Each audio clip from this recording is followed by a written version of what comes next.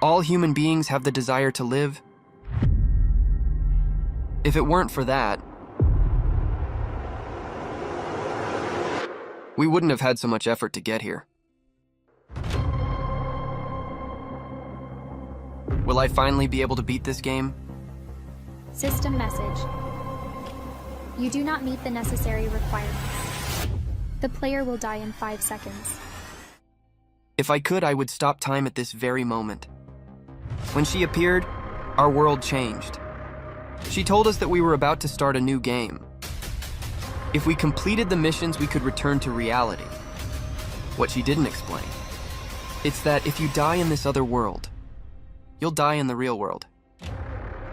I never thought I would return more than 100 times to this beginning. I have no other choice. I will have to play. All humans desire to live. If that weren't true, I wouldn't have made it this far, forcing myself to overcome all these difficulties. These words were spoken by the protagonist after leaving behind the wall of bodies and entering the tower that emitted a golden light. After 99 attempts, he finally arrived at this place. This time, he intended to see it through to the end. The final of the 20th round took place in a grand golden chapel, where, shockingly, dozens of golems resembling angels awaited the challenger. Upon observing the presence of these beings in the area, it was obvious they were there to guard the door ahead. Certain that those guardians would not let him pass easily, the protagonist summoned his weapon. A scarlet shadow took shape until a scythe appeared in his hands. Upon seeing the weapon, the eyes of the golems shone with a strong golden light. Like an army, they advanced, each wielding their typical weapon, intending to destroy the intruder. The first golem attacked, but its target was no longer in the spot. Losing sight of him, it only realized when one of its companions was attacked. With his scythe, the protagonist advanced under the golden glow of the chapel. He prepared to use a seal ability. Above one of the golems, a scarlet symbol with a black skull appeared. Before the golem could react, the protagonist charged toward it, overflowing with a bloody aura. With all his strength, he struck the golem, burying the scythe into that being. The golem suffered the great attack to its neck. After activating the seal on an opponent and successfully attacking it, the seal would activate. With the activation of the seal, a damage increase of 100% was applied. Without expecting this extra damage, the golem was crushed. Slowly, the golden hands of the golem began to dissipate, as it had been destroyed. However, several other giant golems were still standing. They gathered to attack the protagonist together. Knowing their intentions, the protagonist took the initiative. With his scythe of scarlet aura, he used a night ability, exerting all his power. In an instant, the chapel, which had previously shone in gold, transformed into total darkness. Even the golems, which emitted some light, could not orient themselves in the environment. They were no longer able to see anything. Taking advantage of the ability, the protagonist attacked golem by golem. Each of those giant beings was destroyed, releasing an intense golden glow that dissipated into eternity before the young man in black clothes. Despite having defeated many, the protagonist became irritated when he realized they would not give him a break.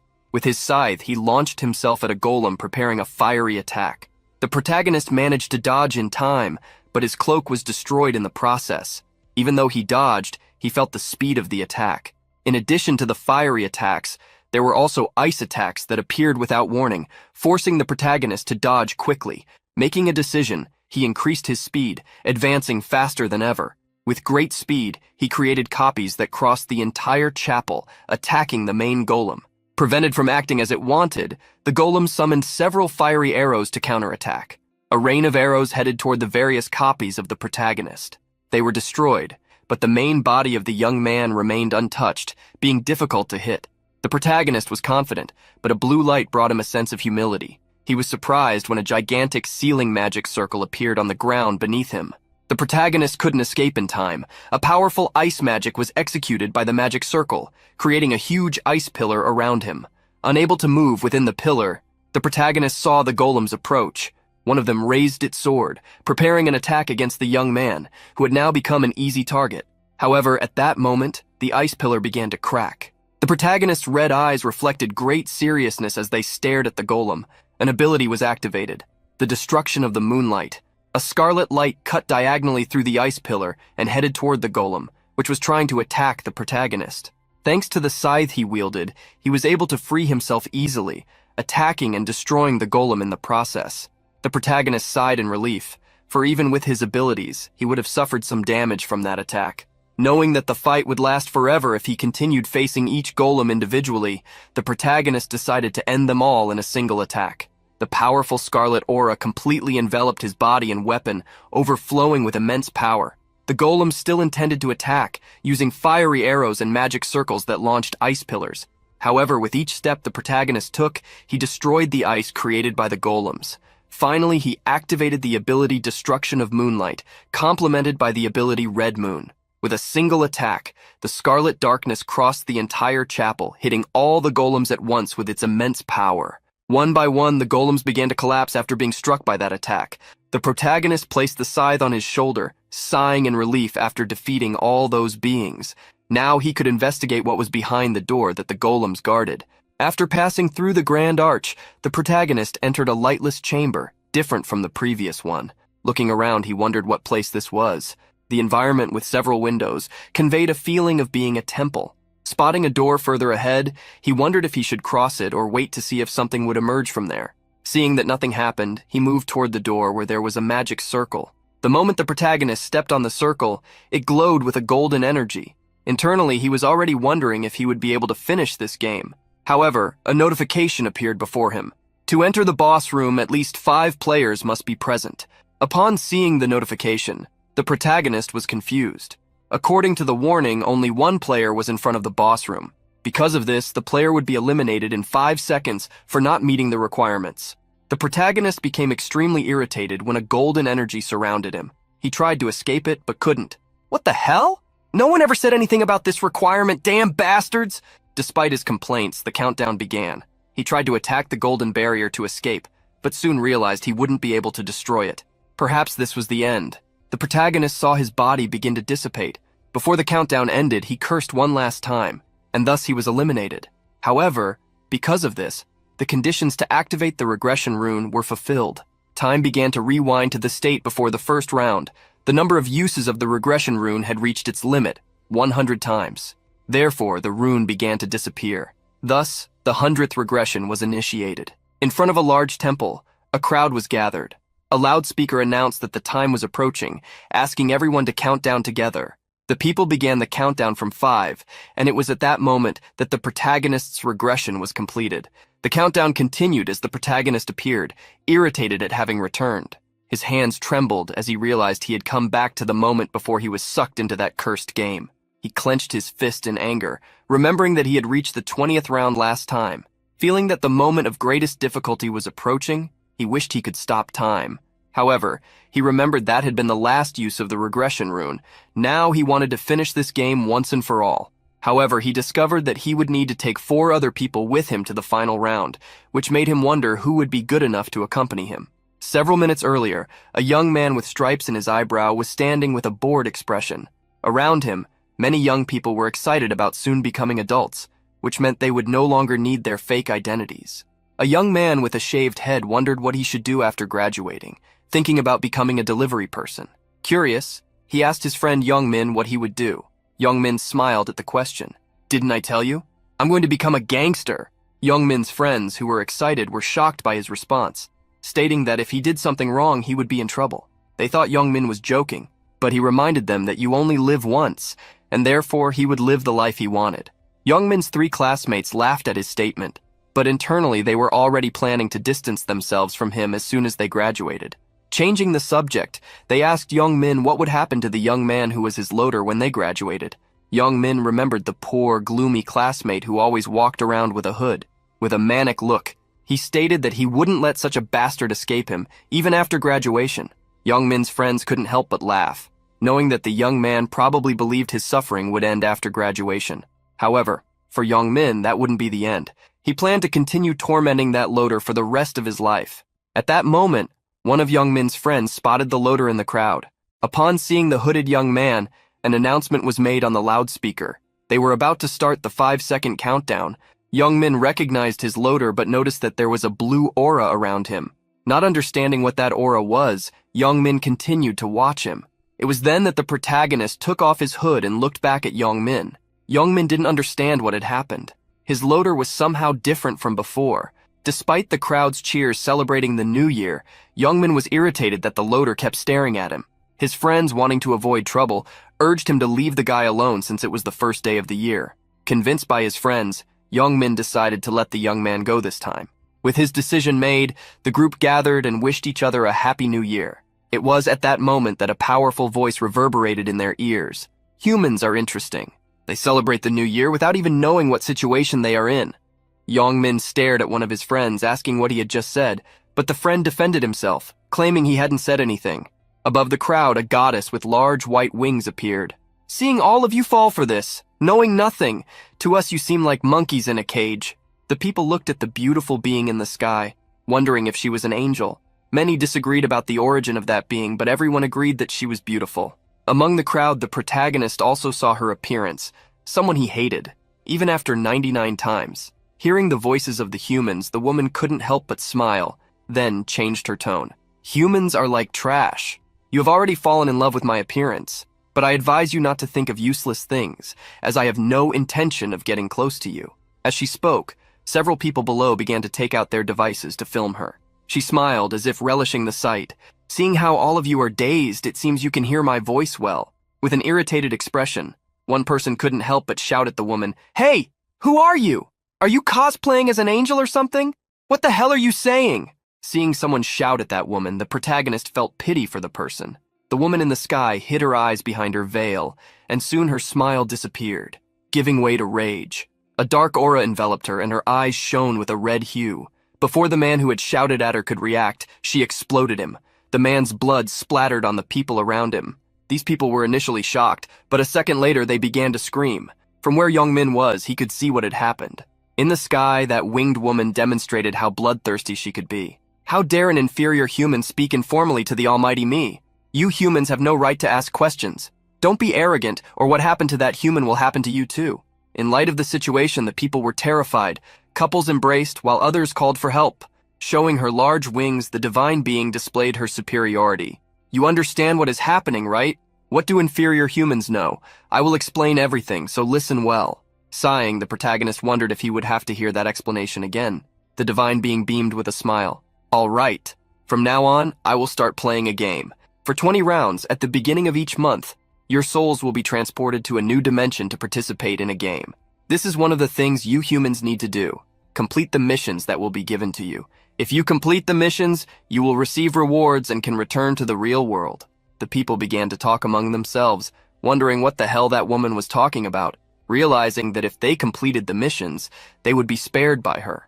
As if she had heard what they said, the divine being continued to explain. "You must be thinking that if you complete the missions, you will be spared.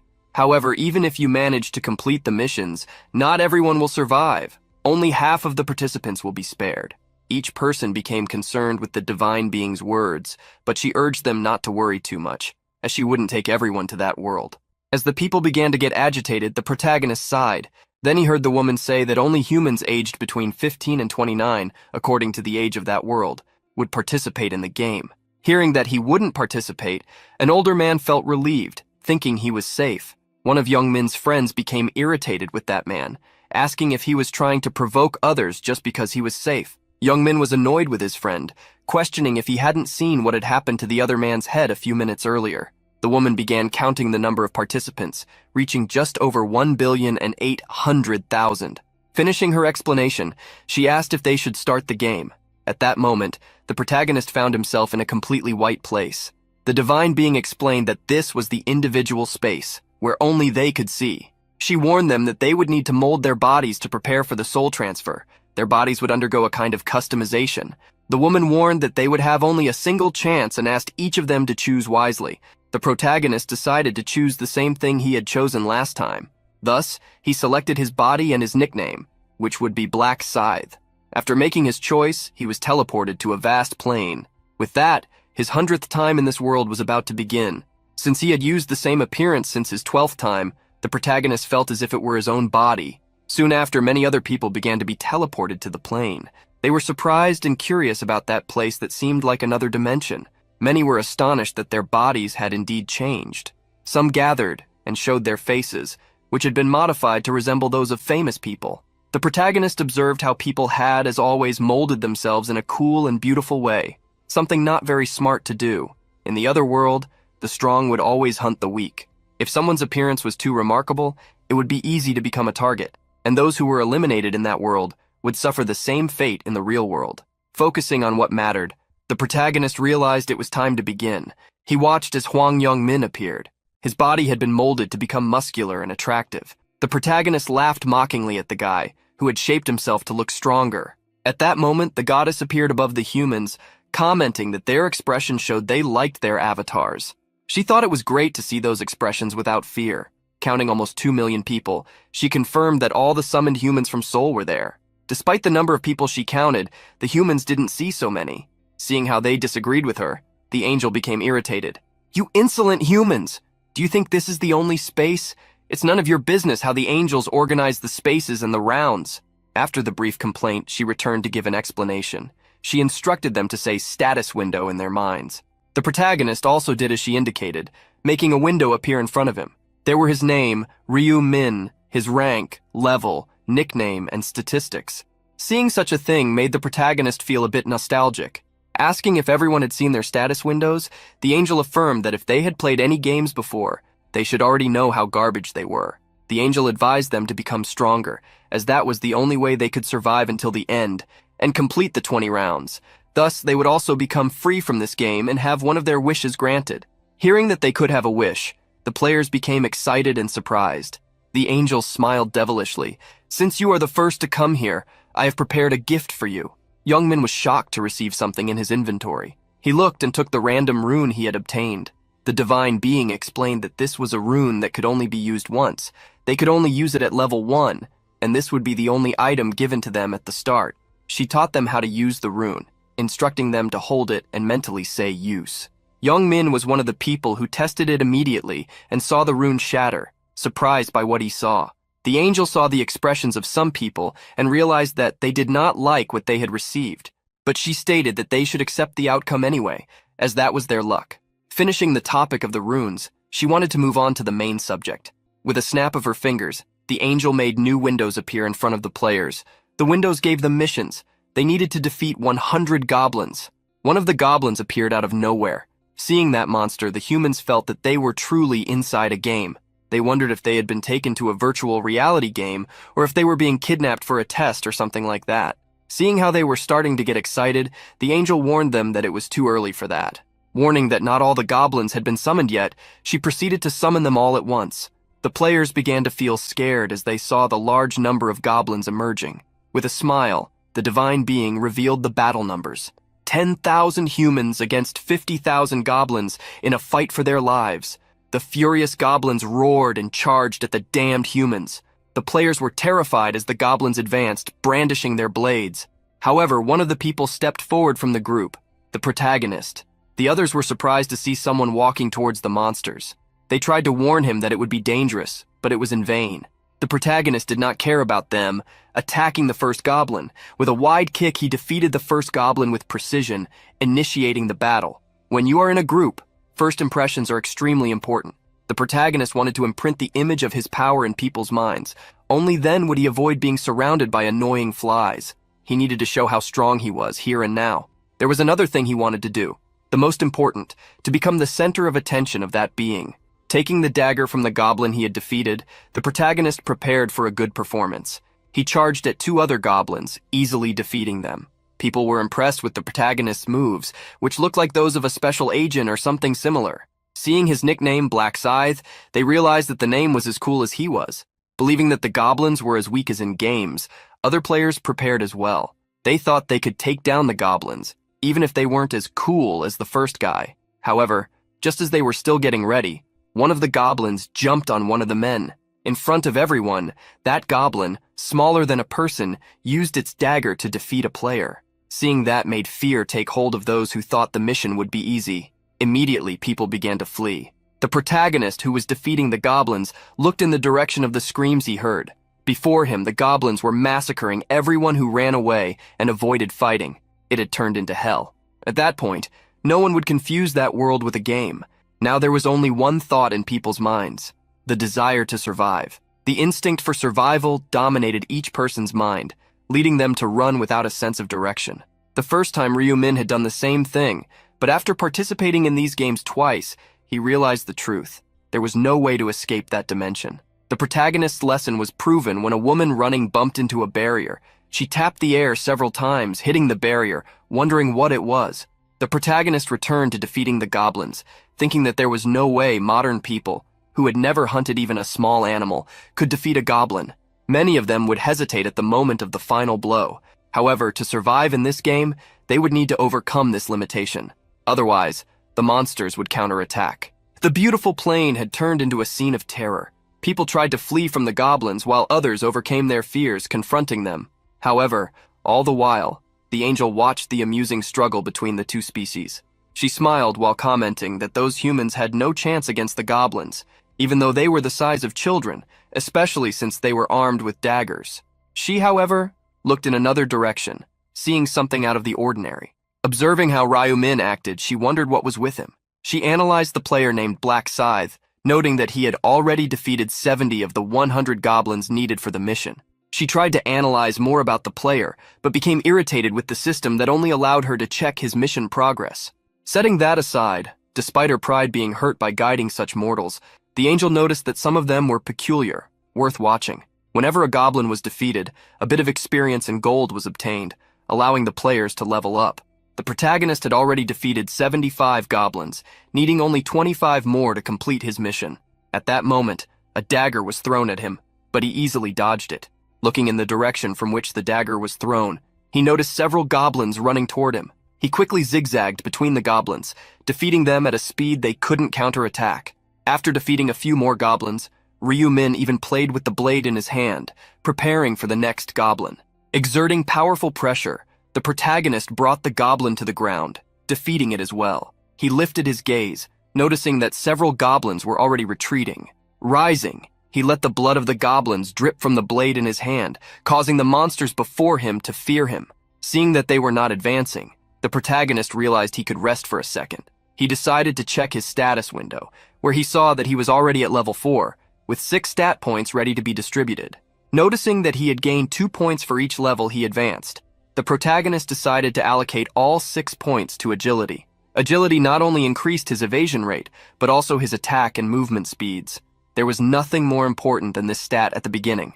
The protagonist already knew that his speed was enough to catch the angel's attention, so he wondered if he could end his mission now. The dagger in his hand flew toward the goblins, hitting one before it could react. The goblins were surprised, and with a challenging look, Ryu-min asked if they were not going to advance. Though irritated, the goblins were hesitant to fight against that human. The protagonist sighed upon seeing that they would not attack him. A second later, he charged at the goblin that had been struck by the dagger to retrieve it. He had decided to attack the goblins directly, since the reverse was not happening. The goblins became furious, but with the strength he currently possessed, the protagonist defeated several of them in a single attack.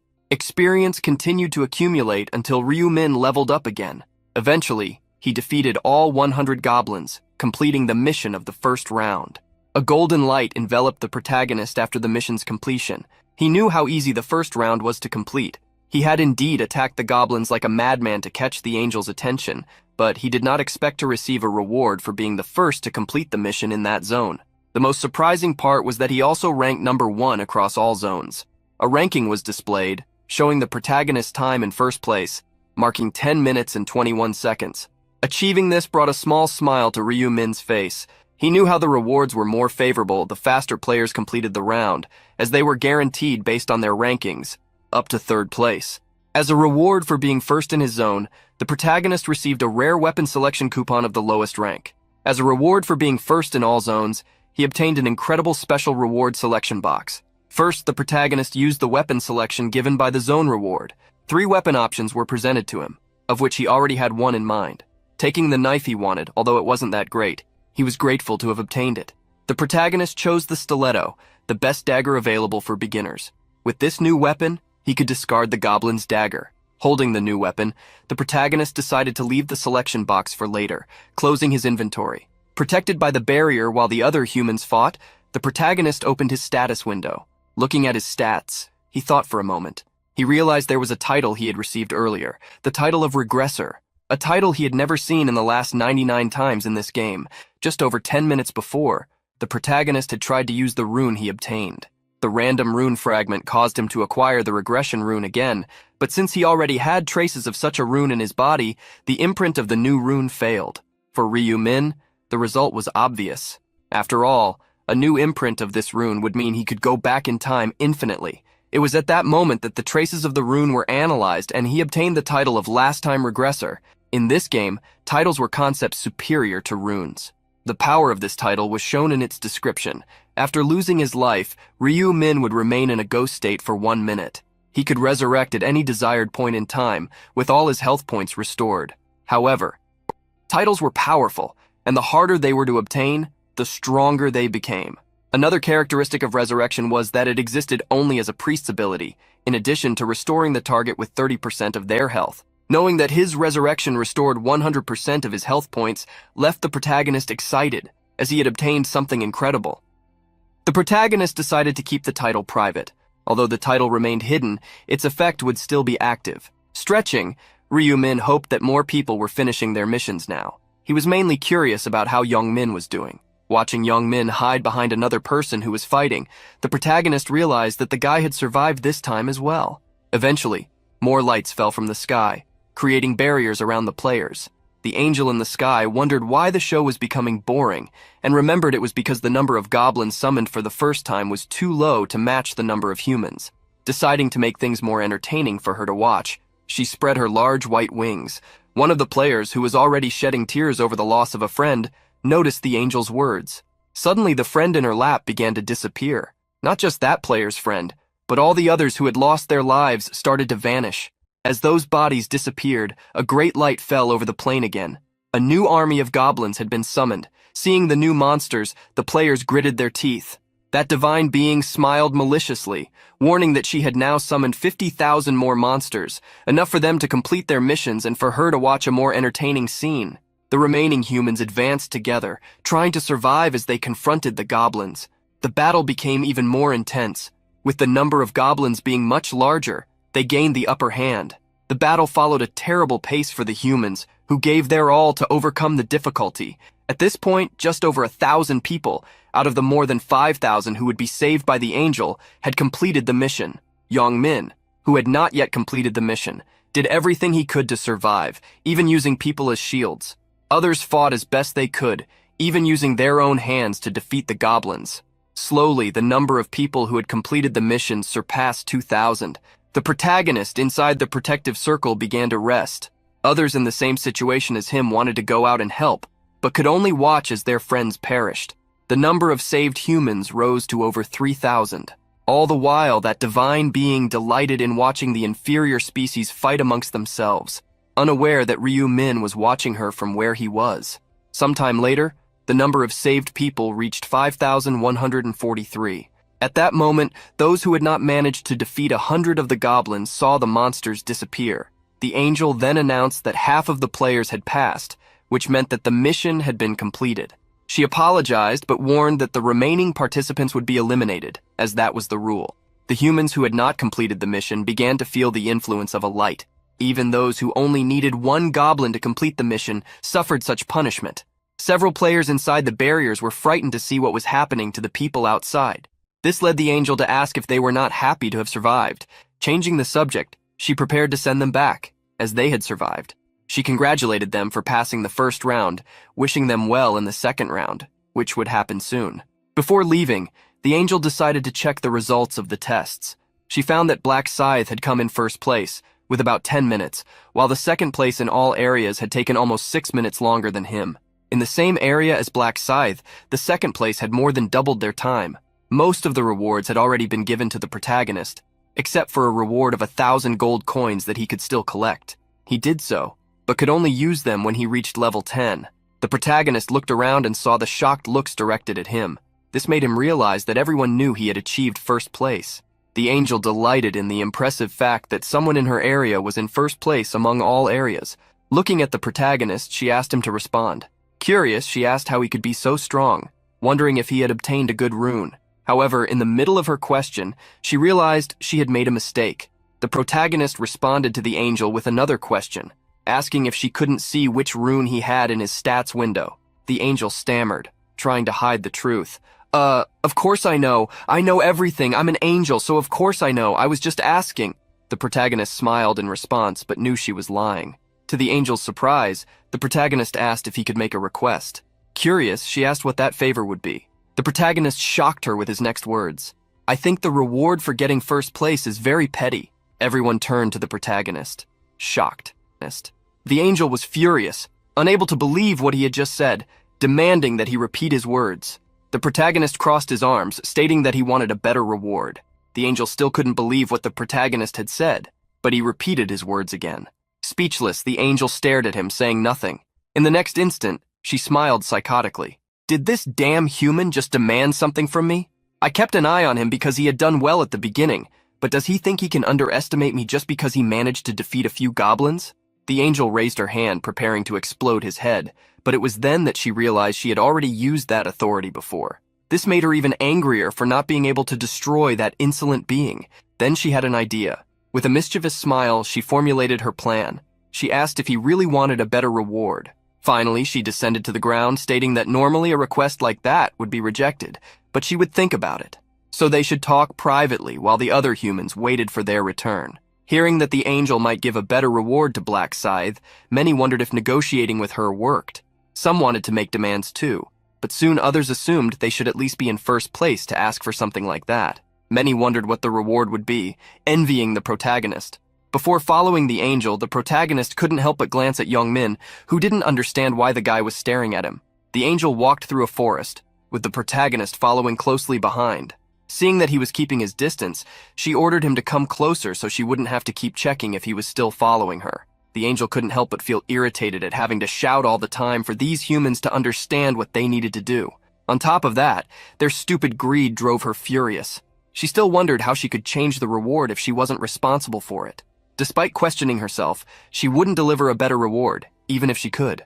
After taking the protagonist into the forest, the angel was already planning to teach him a lesson for being so greedy. She noticed a specific spot in the forest where she could eliminate the player as soon as they passed by. She knew she would have problems if she eliminated a player for personal reasons, especially if the players cried out for justice later, which could make her superiors blame her for ruining the game.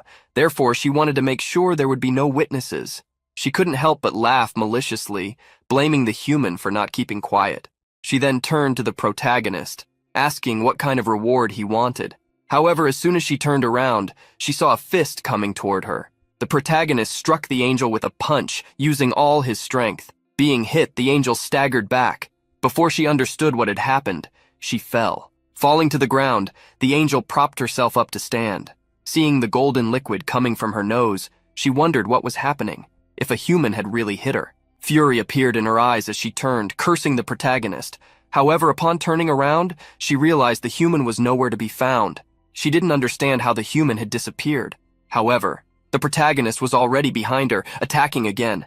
This time, the protagonist grabbed her wings. The angel was surprised to see her wing being seized. As she felt it being pulled, she began to scream. Even though she pleaded for the human to stop, he did not. The angel fell to the ground after being plucked.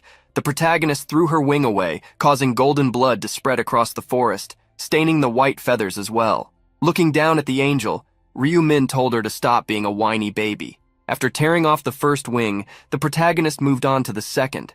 He ripped it off as well, making the angel now incapable of escaping. Seeing her grit her teeth, the protagonist asked if that hurt. She couldn't help but scream, affirming that of course it hurt. However, the protagonist felt no remorse, stating that it should be her laughing and asking him obvious questions. The angel couldn't understand what the protagonist meant, thinking he was insane. However, as he lifted one of her wings, the protagonist revealed how she hid a dagger there, something she intended to use to eliminate him. Seeing the angel fall silent, the protagonist realized he was right. She quickly tried to deny it, claiming it was nothing, that she wasn't planning anything. The protagonist couldn't help but smile. There's no point in lying. I can see the truth just by looking at your face, Biriel. The angel was shocked to hear a human know her name. Taking a dagger from his inventory, the protagonist refused to reveal how he knew her name. Biriel didn't understand why he suddenly grabbed a weapon, but the protagonist taunted her, asking if she really didn't know. With no way to defend herself, Biriel tried to scare the protagonist. Have you gone insane? Do you want your head to explode? With a snap of my fingers, you'll... The protagonist contradicted Burial's words, revealing that he knew she no longer had that ability. Burial gritted her teeth as she was confronted with the truth. However, she continued trying to intimidate the protagonist. Do you think you'll be fine? My companions will definitely not stay quiet. Once again, the protagonist contradicted her words. Companions? Angels are all a bunch of selfish beings who don't care about others. Whether you survive here or not, I doubt they'll care. Cutting off the small talk, the protagonist prepared to eliminate Burial. She tried to stop him, claiming he wouldn't benefit from it. However, he revealed that yes, he would, and she didn't know how. She tried to assert that if he eliminated her, he wouldn't return home, but the protagonist knew how the system would automatically send them back as soon as the mission ended. Seeing all her words rebutted, Burial wondered how he knew all that. Finally, she decided to trade information for her life, begging for a chance. However, the protagonist didn't need that. As if he needed information, he could just rip it from her. Both the ecosystem and her purpose, along with the fact that she was just a chess piece executing a programmed function, he revealed he knew all of this. Seeing how much the human knew about her and them, Burial was shocked. Scared, she tried to back away quickly. However, before Burial could escape, the protagonist caught her with his stiletto. Burial fell to the ground after the attack, no longer moving. A notification appeared for the protagonist, revealing that an angel had been defeated. Confirming that Black Scythe was the first player to defeat an angel, the title of First Angel Slayer was awarded to him as a reward. In addition to the title, the protagonist also received Angel Blood as a reward, along with a kill rune. The rune obtained by the protagonist was used automatically, breaking apart and releasing a golden energy that enveloped him. The title given to the protagonist this time conferred a passive effect. When facing a holy being, all his attributes would be doubled. The protagonist had learned about such rewards when he took revenge on an angel during his 13th resurrection. Observing the information about the kill rune, the protagonist checked that every time he eliminated a target, all his attributes would increase by 1%, with a maximum cap of 100%. Each reward he had obtained this time was compared to a unique item. However, he knew that if the angels discovered he had already obtained this rune, they would be shocked. There was another reason. The biggest one for Ryu Min having eliminated an angel. Its blood. Angel blood could change the player's class to Reaper, the class that was the natural enemy of angels. This item could only be used starting at level 10. It was at this level that players began to obtain their classes. There were 30 different classes in total, and the transition to them was simple. It was necessary to obtain a class change item, usually acquired through hunting monsters or fulfilling simple conditions, although there were exceptions. The exceptions occurred for unique classes, which were given only to players who met certain special circumstances. As it was obvious, unique classes were on a completely different level than normal classes. They had bonus statistics, advanced runes, skill compositions, among other things. With his thoughts aligned, the protagonist opened his inventory. Now he was ready to claim the reward for obtaining first place in all areas. The rewards appeared before Ryu Min: a triple experience buff, 2,000 gold, or information about the second round. For the protagonist, the most important thing now was to reach level 10 as quickly as possible to change classes. Therefore, he selected the triple experience buff for the second round. Since this was his last attempt, the protagonist had no way to back down. He was determined to become stronger by any means necessary. Thus, he watched as Burial's body turned into golden light and began to disappear. As soon as Burial vanished, the first round ended. With half of the players surviving, their souls would return to their bodies, so they could wait for the second round on the first day of the following month. When Young Min woke back on Earth, he breathed heavily. He looked around, realizing he was with many other people in the same place where they had celebrated the new year. He couldn't help but wonder what had happened there, if everyone had collapsed just like he did. Young Min, like many others, thought he had experienced a strange dream. Checking his phone, the delinquent saw that it was already past 5 in the morning. It seemed that the same time he had spent in his dream had also passed in reality. The people around Young Min were suffering from headaches, as well as pain all over their bodies. Looking at a colleague, Young Min asked if he was okay. Hearing the question, the guy asked if Young Min had also passed out, and quickly they talked about how everyone had gone through the same thing. They soon began to discuss their dreams, curious to know if Young Min had also had the same dream. Responding with short answers, Young Min looked around. Everyone around was talking about having dreamed of the same thing, with goblins and the competition in that round. Aligning their dreams, they wondered if it was real, and if they would return for the second round on the first day of the following month. Leaving aside the topic of whether the dream was real or not, Young Min nudged a colleague with his foot, asking why he wasn't waking up. They approached Kim Tae-shik, trying to wake him at all costs, shaking him to do so. However, when they turned their friend, they realized he was already cold. Incredulous, they tried to check his breathing. However, the one who tested it began to tremble upon not feeling any air coming from their friend's nose. Seeing that there was no breath, he tried to check the pulse, but felt nothing there either. Youngmin was shocked, asking if Tae-shik was really not alive. His other friends turned pale, wondering if this had happened because Tae-shik couldn't survive in the game of their dreams. Looking around, they noticed that several other people were not waking up either. Finally, they realized that all those around them who hadn't woken up were corpses. Discovering that such a thing was real left the group in shock. Only half of the people had survived. Moreover, there would be a new round soon, which could be just like this one. Young Min began to tremble and sweat as he realized that all of this was real. He couldn't help but think that this was complete insanity. However, Young Min began to feel excited. In that game, even if others were born with a silver spoon, their lives were the same and there was no need to cry about life being unfair. He quickly told his remaining friends to calm down, asserting that they just needed to survive, so there was no reason to worry. He stated that they were not alone in this situation. Others were also involved, so there was no reason to feel wronged. Seeing how Young Min acted, the bald guy internally cursed him as crazy. He couldn't help but turn away, remembering how Young Min always lived like a thug. Therefore, he wouldn't feel fear, even if he lost his life at that moment. However, he was different because he had many things he wanted to do. At that moment, he noticed Young Min looking around. When he asked what he was looking for, Young Min replied that he couldn't find the damn charger. Young Min didn't understand where Ryu Min could be. He was sure he had seen him before passing out. Not finding him standing anywhere, Young Min wondered if he hadn't made it through the first round. To Young Min, this assumption made sense. He didn't think a weakling could survive. At that moment, Young Min looked in one direction, noticing a guy ahead wearing a chest plate of armor. He wondered what was up with that guy, and where he had gotten those clothes. A thought crossed Young Min's mind. At that moment, he called up the status window. Just like in the dream, the status window appeared in front of Young Min. He was shocked to see the window actually open before him. Young Min's friends couldn't believe it was possible to see the status window, but when they tried, they were equally shocked. Young Min was surprised because his friends were just looking at an empty space, but they also saw it that way, which led them to assume that the owners could see their own windows. They quickly began to realize that they could use what they had in their dreams in reality, as well as their stats and items. Young Min bent down to pick up a small stone. Squeezing the stone, he made it shatter instantly. Seeing the stone turn to dust in his hand, Young Min proved his strength. The incredible fact brought a cheerful smile to his face. As time passed, newspapers began to announce what had happened that morning, about how 10,000 civilians had lost consciousness in one place. Footage showed a woman dressed in angel clothes, appearing above the location and speaking to the civilians below her. The footage continued with a mysterious explosion after a civilian pointed at the woman, losing his life after asking her questions. Finally, the footage showed how the woman had opened her arms, and in the next instant, more than 10,000 people had collapsed. According to the police, those who had collapsed were civilians between the ages of 15 and 29, and similar events had occurred worldwide.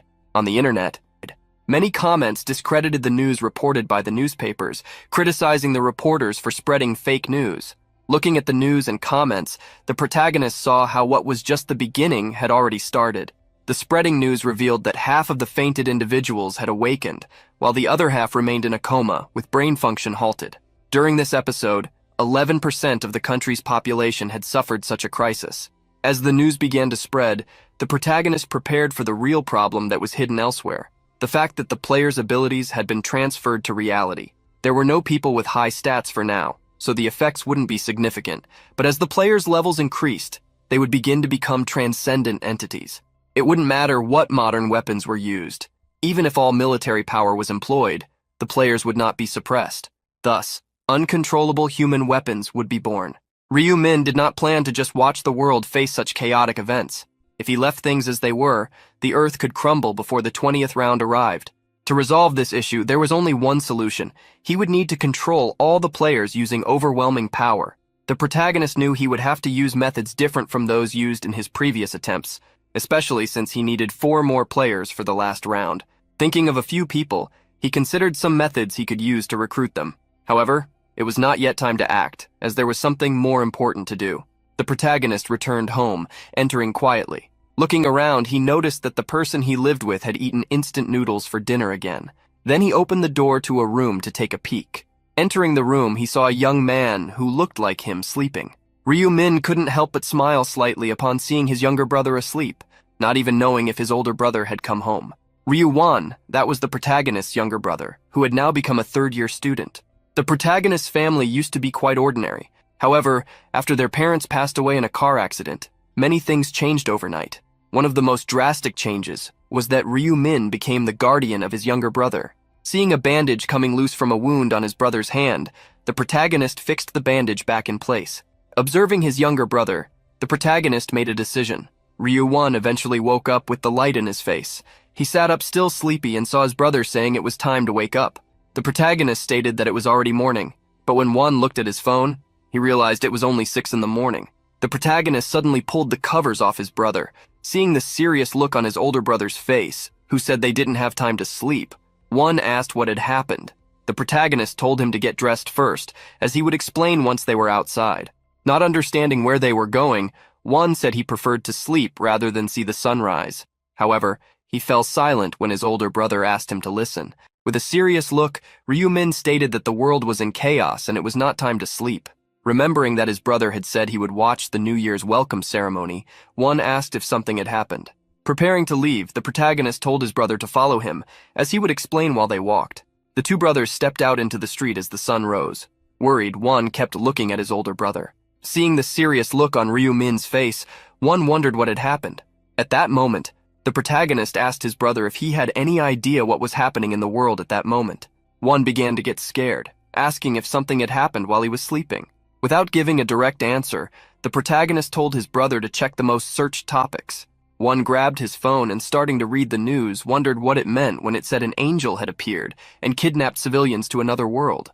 The protagonist explained that, to be more precise, only the souls of the civilians had been taken. One was surprised, asking if even his brother had suffered this. Soon, the protagonist confirmed, revealing that only after hunting 100 goblins had he been able to return safely. Ryu-wan became extremely worried, asking if his brother was hurt anywhere. The protagonist told his brother not to worry, but he couldn't. "How can I not worry about you?" The memory of their parents' funeral still lingered in Ryu-wan's mind. That day, he learned what family was. In the empty ceremony, he learned that the only person left in his life was his older brother. One clearly knew that to fill the void their parents had left, his older brother had to become the strongest mentally of all time. However, being mentally strong and defeating 100 goblins were completely different things. One knew that his brother must also have a weakness, which is why he worried about him. The protagonist smiled, revealing that he knew what his brother was thinking. Stopping to look at his brother, he revealed that in that world, they had a statistics system, like in games, so his physical abilities were not a problem. One was surprised, but still couldn't help but worry. The protagonist warned that when Wan saw him later, he wouldn't need to worry anymore. The younger brother didn't understand what he meant, but the protagonist didn't want to reveal it, telling him only to follow if he wanted to find out. However, Wan stopped, refusing to take another step until he was told where they were going. Ryu-wan sincerely asked his brother to tell him where they were headed. The protagonist couldn't help but notice the wound on his brother's hand, which led him to think about various things. In the end, the protagonist surprised his brother by stating that they were going after Bang Taegyu. "We're going to Bang Taegyu's hideout, the hideout of the leader of the delinquents in your class."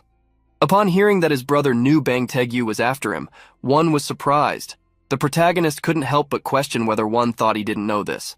One never wanted to show his problems so that his brother wouldn't have to worry about one more thing. The protagonist internally apologized to his brother. In fact, he didn't know about it. He only discovered the truth a few hours after returning from his first round. That day, his brother had gone somewhere. A few hours later, Ryu-min received a call. When he answered, the person on the other end asked him, Ryu-wan's guardian, to go to the hospital. The protagonist rushed desperately to the hospital, where he brought his younger brother, who had gone blind after being beaten by Bang Taegyu. Ryu-min blamed himself for being a weak fool who couldn't protect his brother. However, this time, he wouldn't allow anyone to disturb Ryu-wan. No one. Outside a warehouse, the commotion happening inside could be heard. Earlier that morning, a blonde man was beating a group of young people, angry that they hadn't brought the money he had asked for. Seeing that no one was responding to him made him even more furious. Using his body weight, he continued to kick the group that was on the ground. In a corner of the warehouse, a group was laughing at how Bang Taegyu was acting, being ruthless with his lackeys. Knowing that even the older students from other schools didn't dare to go against Bang Taegyu, this group didn't want to irritate him. After beating the group, Taegyu approached the peaceful group, complaining that he hadn't received the money he would use to buy a motorcycle. Joining the group, Taegyu asked if they knew any place where they could get money. The guys were unsure, but Bang Taegyu told them to think of some way. Finally, one of the guys had an idea. He remembered the man Taegyu always used to carry his things, the curly-haired guy whose name he couldn't recall. Taegyu realized that the partner was talking about Ryu Wan, and revealed that he had already planned to call him anyway, to beat him up and celebrate the new year. Hearing Taegyu's plans, the group began to laugh, claiming that he should blind Ryu Wan in the process. At that moment, Taegyu remembered the poverty situation Ryu Wan was facing. He won't get any money, even if I beat him. His house looks more like a wormhole. The group was surprised by the terrible state of the guy they were talking about, which led Taegyu to comment that Ryu Wan didn't even have parents, living only with his brother. At that instant, they heard someone knock on the door. It was then that Ryu Wan himself appeared, following his brother. Upon seeing him, Taegyu opened a surprised smile. Speaking of the devil, look who showed up, Ryu Wan, you damn bastard! Taegyu, who had been calm a minute ago, became extremely furious. Trembling, Ryu Wan couldn't help but hide behind his brother. Taegyu wondered who the person in front of Ryu Wan was, as just looking at him made him feel irritated. Staring at Ryu Wan, the big guy asked who the subject beside him was, and if he had brought him because he didn't want to carry his things alone. Ryu Wan started to stutter, so the protagonist smiled mischievously and answered for him. I am Wan's older brother. Seeing how Wan's brother had spoken without him asking, Taegyu snapped his fingers, determined to turn him into a punching bag, just like his younger brother. Looking to the side, Taegyu signaled one of his henchmen. The group following him moved forward, ready to deal with the guy who dared to go against Taegyu. As they approached, they taunted the protagonist, asking if he was good at fighting. One of the troublemakers came face to face with him, mocking the height difference between the two. However, before the troublemaker could react, the protagonist hit him with a punch right in the middle of his face. The other troublemakers were surprised to see their partner suddenly fall. One of them rushed in hopes of avenging his companion, but his punch was easily dodged, and the protagonist gave him the same blow as before. With that punch, the second troublemaker was sent flying, landing on a pile of debris. Two more troublemakers joined forces to attack him together, but received the same response. They were instantly taken down. In a matter of seconds, Taegyu's entire group was on the ground. However, this only made Taegyu even more excited, breaking into a big smile. The brute believed that Ryu Wan's brother had learned a bit of boxing. Perhaps thinking he could defeat him just with some skill, Taegyu walked towards the protagonist. Hey, it seems you think you're something just because you learned a bit of boxing somewhere. But don't you know that physical strength is very important in boxing? The protagonist smiled while the big guy stared at him and asked, Haven't you seen the latest news? Taegyu became curious about what news he was talking about, which led the protagonist to sigh. Seeing his opponent dismissing him, Taegyu attacked to get a response.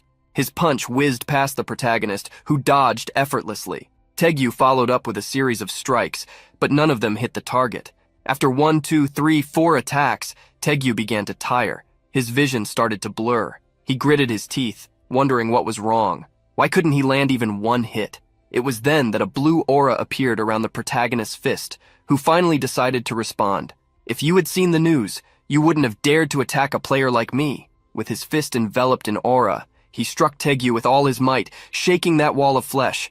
Taegyu staggered back but held his ground. Recovering, he attacked Ryu Min with all his fury. However, his punch missed the enemy, just like him, who didn't know where Ryu Min had vanished to. When he turned his face, he was surprised.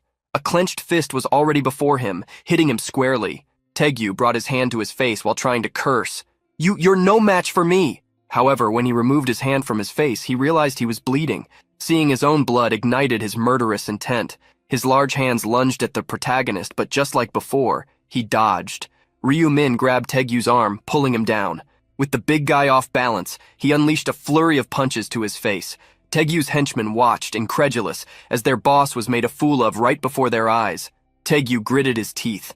Seeing that only his face was being hit, he wondered if the bastard was aiming there on purpose. He cursed that cunning bastard, wishing he could land at least one hit. He lunged again, hoping to land a blow. Internally, he begged for his punch to connect, but to his despair, Ryu Min dodged and countered with a kick. For the umpteenth time, Taegyu's face was struck, this time on the chin. With the impact, the big guy flew away, crashing against a wall. The protagonist then walked towards Taegyu, who was trembling as he tried to rise. Disparaging the big guy, he asked coldly, Are you feeling the pain? Despite having regressed 100 times, Ryu-min couldn't forget what he felt the day he found his brother in that deplorable state. Therefore, he would ensure that it never happened again. Taegyu begged Ryu-min not to come closer. The big guy trembled, pleading for him to stop. It was at that moment that the protagonist held his hand with a smile. "That's why you shouldn't have messed with my little brother." In the next second, the sound of bones breaking echoed through the warehouse. Taegyu screamed in despair as he saw what had happened to his fingers, overwhelmed by uncontrollable pain. At that moment, Ryu-min grabbed his other hand. Seeing what was about to happen, Taegyu tried to plead for him not to do it. However, the sound of bones breaking echoed through the warehouse again, causing all of Taegyu's henchmen to flee in terror. Even Ryu-wan turned his face away to avoid seeing what his brother was doing to the guy who had tormented him for so long. Finishing the job, the protagonist gave a warning to the big guy. "If you mess with him again, you know what will happen, right, Bang Taegyu?" Trembling with fear, Taegyu swore he would never touch Ryu-wan again. The protagonist smiled, satisfied with the response. "Very well, but I'll have to ensure this properly since you might change your mind, right?" Then he grabbed Taegyu's hand again. In the following minutes, a pig's scream echoed out of the warehouse, spreading throughout the neighborhood. After finishing the job, the protagonist left, followed by his younger brother. Ryu-wan was confused about how his brother had done that. Had he learned martial arts? The protagonist revealed that players could use their abilities in real life. Ryu-wan still seemed incredulous, so the protagonist decided to show him. At that moment, a golden energy emerged in Ryu-min's hand. Gradually it took shape, materializing the stiletto he had obtained. Ryu-wan was excited to see his brother's knife, which he explained meant they could summon weapons like that. Curious, Ryu-wan wanted to know more. How did his brother manage to move so fast, dodging all the blows? The protagonist explained that this was possible because he had 11 points in dexterity stats. Upon hearing this, Ryu-wan remembered what his brother had said about that other world being represented as a game. Giving more details, the protagonist explained that ordinary humans had 3 points in stats, while professional athletes had 10. One was intrigued and asked what would happen upon reaching the highest level. The protagonist claimed he didn't know, as he had never reached that point. Obviously, this was a lie, but he didn't plan to reveal that he was a regressor.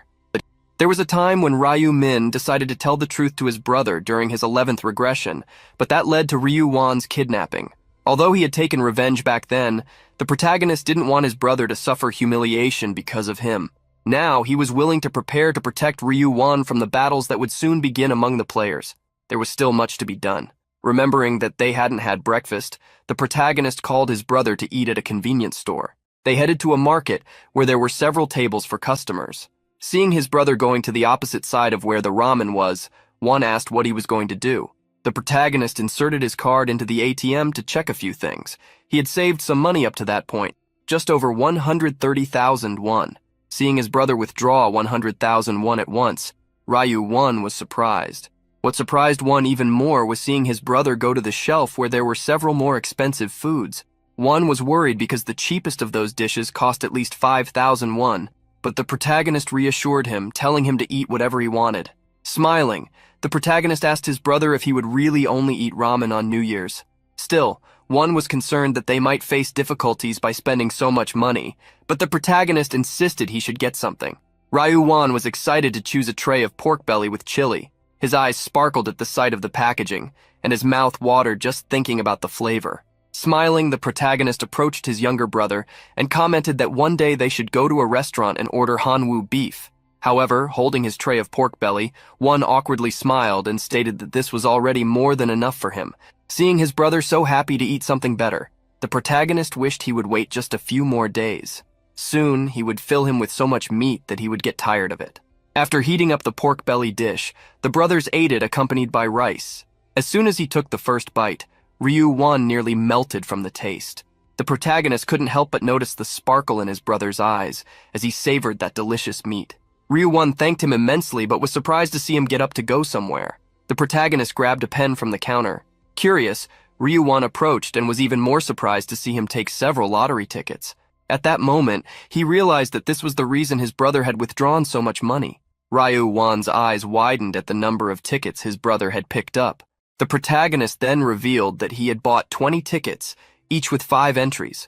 Shock took over Ryu-wan, as he understood that his brother had spent the rest of the 100,000 won on the lottery. However, the protagonist simply asked him to be patient and wait to see. Ryu-1 was even more shocked to notice that his brother had chosen the same numbers on all the tickets.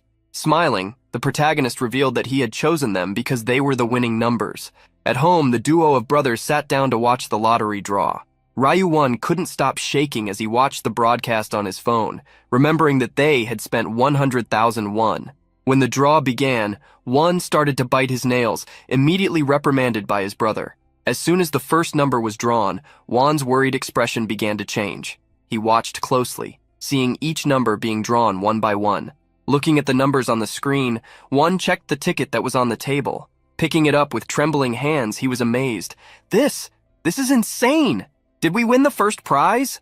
Won started to cry with emotion and asked his brother to pinch his cheeks. Looking at the drawn numbers and then at his brother, Ryu-1 wanted to know if he was dreaming. Seeing his reaction, the protagonist asked with a smile, "Would you prefer it to be a dream?" Won shook his head vigorously. Even so, he struggled to believe it. His dazed expression made the protagonist laugh. This is real. After finally processing the news, Won stood up excitedly, celebrating that they had won the first prize. Quickly, the protagonist told his brother to be quiet so that the neighbors wouldn't hear them. He appreciated Won's reaction and asked if he liked winning. Obviously, Won loved it. The protagonist remembered when he reacted the same way the first time he won, even shouting like his brother. However, after going through that process dozens of times, it had become just a mandatory annual event, a necessity to gather resources after each regression. Due to the number of people eliminated each month, the economy was continuously weakening. Moreover, item exchanges among players, which would become much more frequent in the future, would be made with money. Seeing that all the tickets were for the first prize, Ryu-1 wondered how much money they would receive. The protagonist had no idea of the exact amount, but deep down he knew it would be a sum capable of shaking the world. Outside the Manhwa bank, everything was calm. The protagonist arrived to collect the prize, something he was already used to dealing with. Approaching the counter, he revealed his intention to withdraw the money. The clerk was surprised and immediately congratulated him on his win. Although he heard the young man say he had won the first prize, the employee thought he was very young, probably just a student. The clerk asked Ryu-min to tell him where he had bought the tickets. The protagonist then informed him of the store's location. After conducting the research, the clerk was shocked. He remembered a conversation he had earlier. A man had told him that apparently 115 tickets had won that round. They both thought that was an absurd amount. But what the man told him next was even more impressive. 100 of those tickets had been bought in the same place. The clerk, surprised, understood what his colleague meant. Probably a single person had bought all 100 tickets. Seeing that the clerk had understood, the man warned him. If anyone claimed to have bought the ticket at that store, he should immediately call the bank president, as that person would be a VIP guest. Noticing that the clerk was lost in thought, the protagonist woke him up. The clerk apologized and asked Ryu-min to wait a moment. Sometime later, an older man dressed in a suit approached to greet Ryu-min. The old man introduced himself as Gwon Jun-ho, the president of Manhwa Bank. Seeing how young the lottery first prize winner was, the bank president congratulated him. Suggesting they go to a more private location, Gwon Jun-ho asked the protagonist to follow him. They both headed to the lottery ticket business team room. Inside the room, a woman was already waiting for them. She couldn't help but wonder if the young man next to the president was his son. Without her needing to ask, Gwon Jun-ho introduced Ryu-min as a super VIP who had come to collect his prize and asked her to assist him. Surprised by the treatment given to the young man, the woman wondered if he was the winner who had bought the 100 tickets. Trying to calm herself in front of someone so important, the woman greeted Ryu-min and asked him to take a seat. Quickly, she asked if he wanted something to eat, offering various drink options.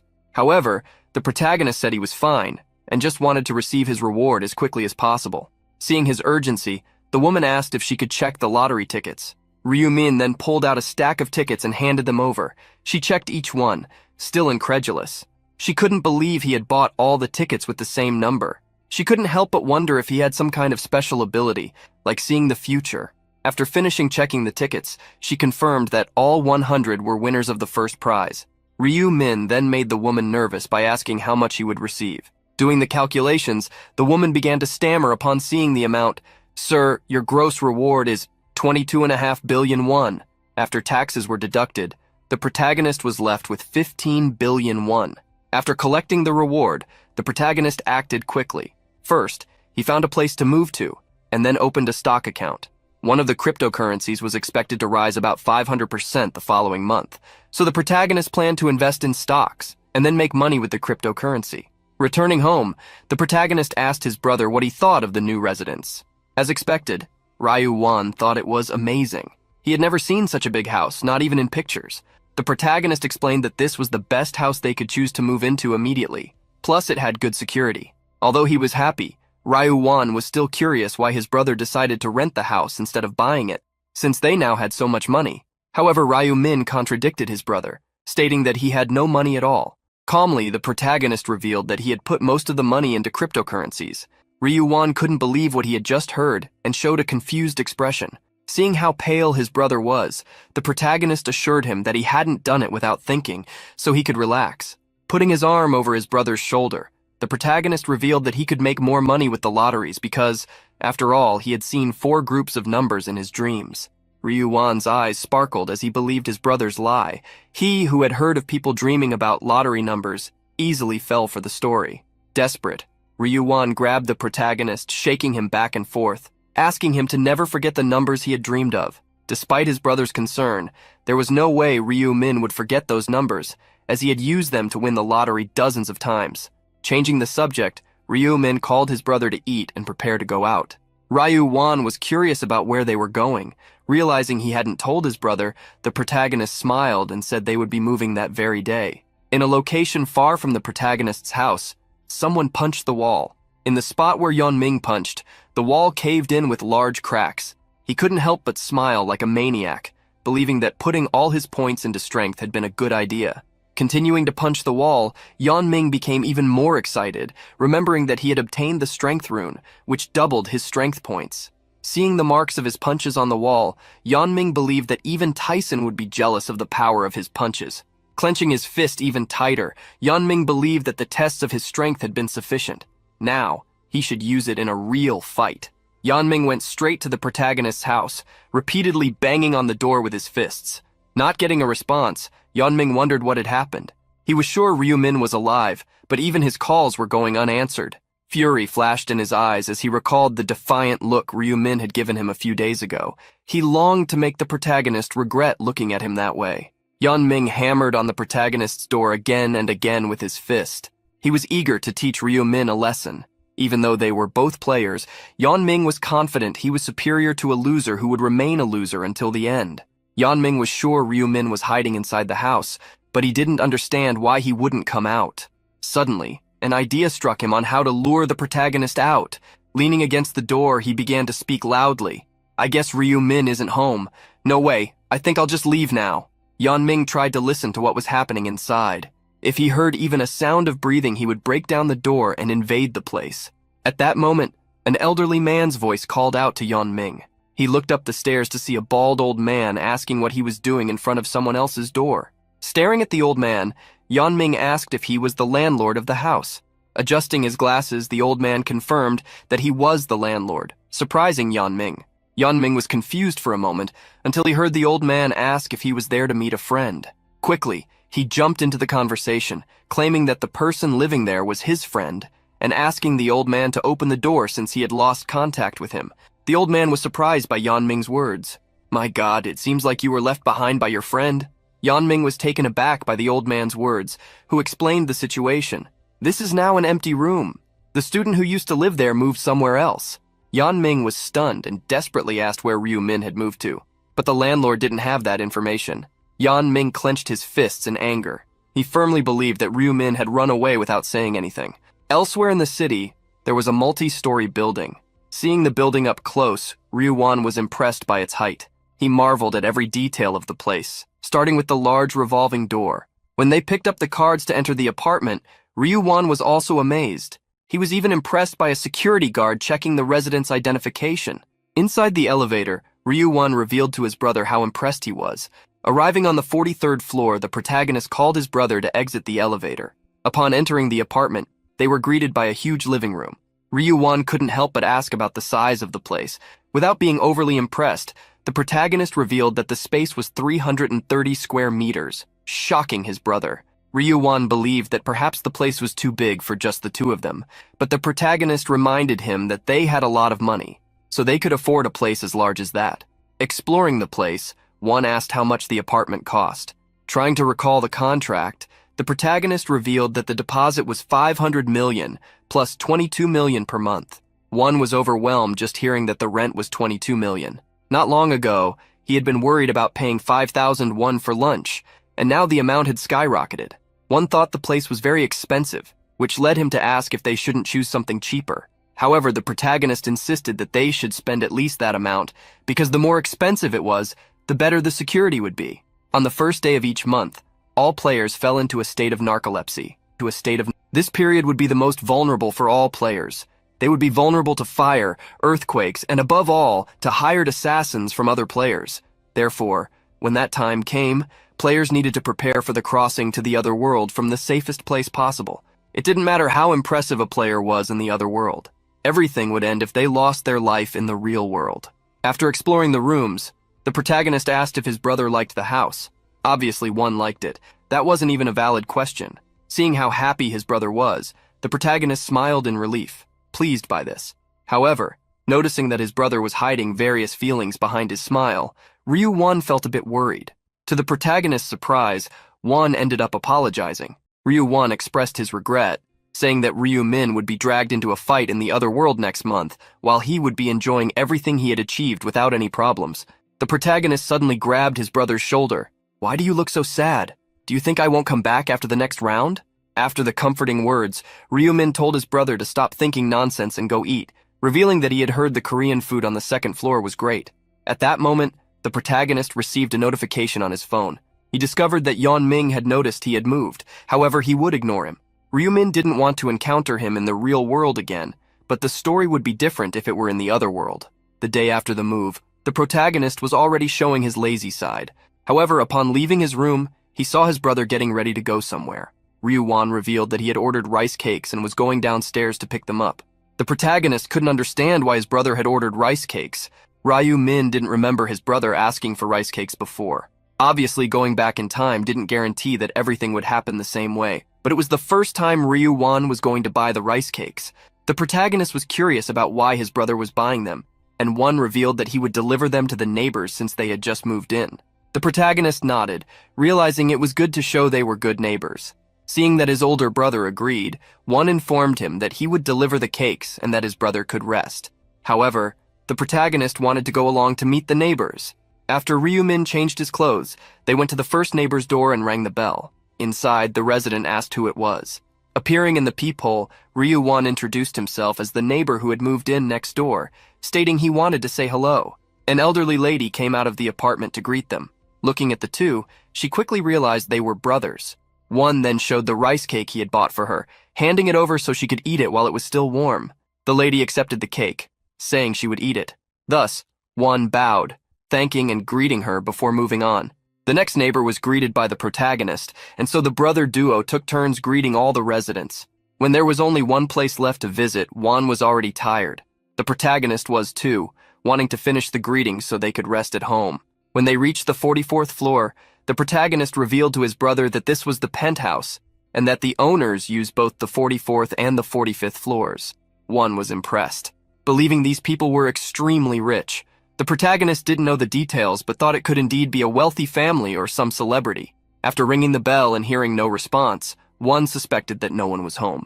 Pressing the bell again and still not getting an answer, one thought it would be better to come back another time. It was at that moment that they noticed someone walking toward them. Ryu-Won was surprised to see the person approaching, even stuttering. Before them stood the young actress Seo Erin. One was enchanted to see the actress. To him, she was as beautiful as an angel. At that moment, a security guard stepped in front of the two, blocking their way. Positioning himself in front of the actress, the guard questioned the two brothers about who they were, asking if they were fans. The protagonist crossed his arms, stating that they were the neighbors from the floor below. The guard was surprised and then noticed the rice cake in Ryu-Won's hands. One asked if they would like to eat the rice cake, but the guard simply walked past him, stating he was fine and that the girl didn't eat that kind of thing. The guard then swiped a card on the electronic lock and called Seo Erin to enter. Before entering, Seo Erin looked back with a concerned expression for the two, although he didn't know who the guard was. The protagonist sensed that he was rude. Seeing how his brother was on cloud 9, Ryu Min told him not to pay attention to them. However, Ryu Wan was focused on something more important. Did you see how beautiful she was? Oh my god! The protagonist was surprised by his brother's excitement. Noticing Ryu Min's indifference, the younger brother scolded him, stating that he had also seen the girl, who was as beautiful as a mermaid. Across the country, reports of various celebrities' deaths were spreading in the news. Seeing the headlines, Seo Arin sighed, wondering how the world was still functioning. At that moment, while reading the news, Arin received a message from someone named Hong Seon, asking if she had seen the news. She opened the chat and saw her colleague talking about what had happened to Gong Seo-jin. While chatting with her colleague, they arranged to go together to the funeral. Witnessing someone much more successful than her being eliminated in the first round was hard to believe. She was grateful for having secured a good rune, otherwise she could also be in the news. Sighing, Arin realized she had grown a lot.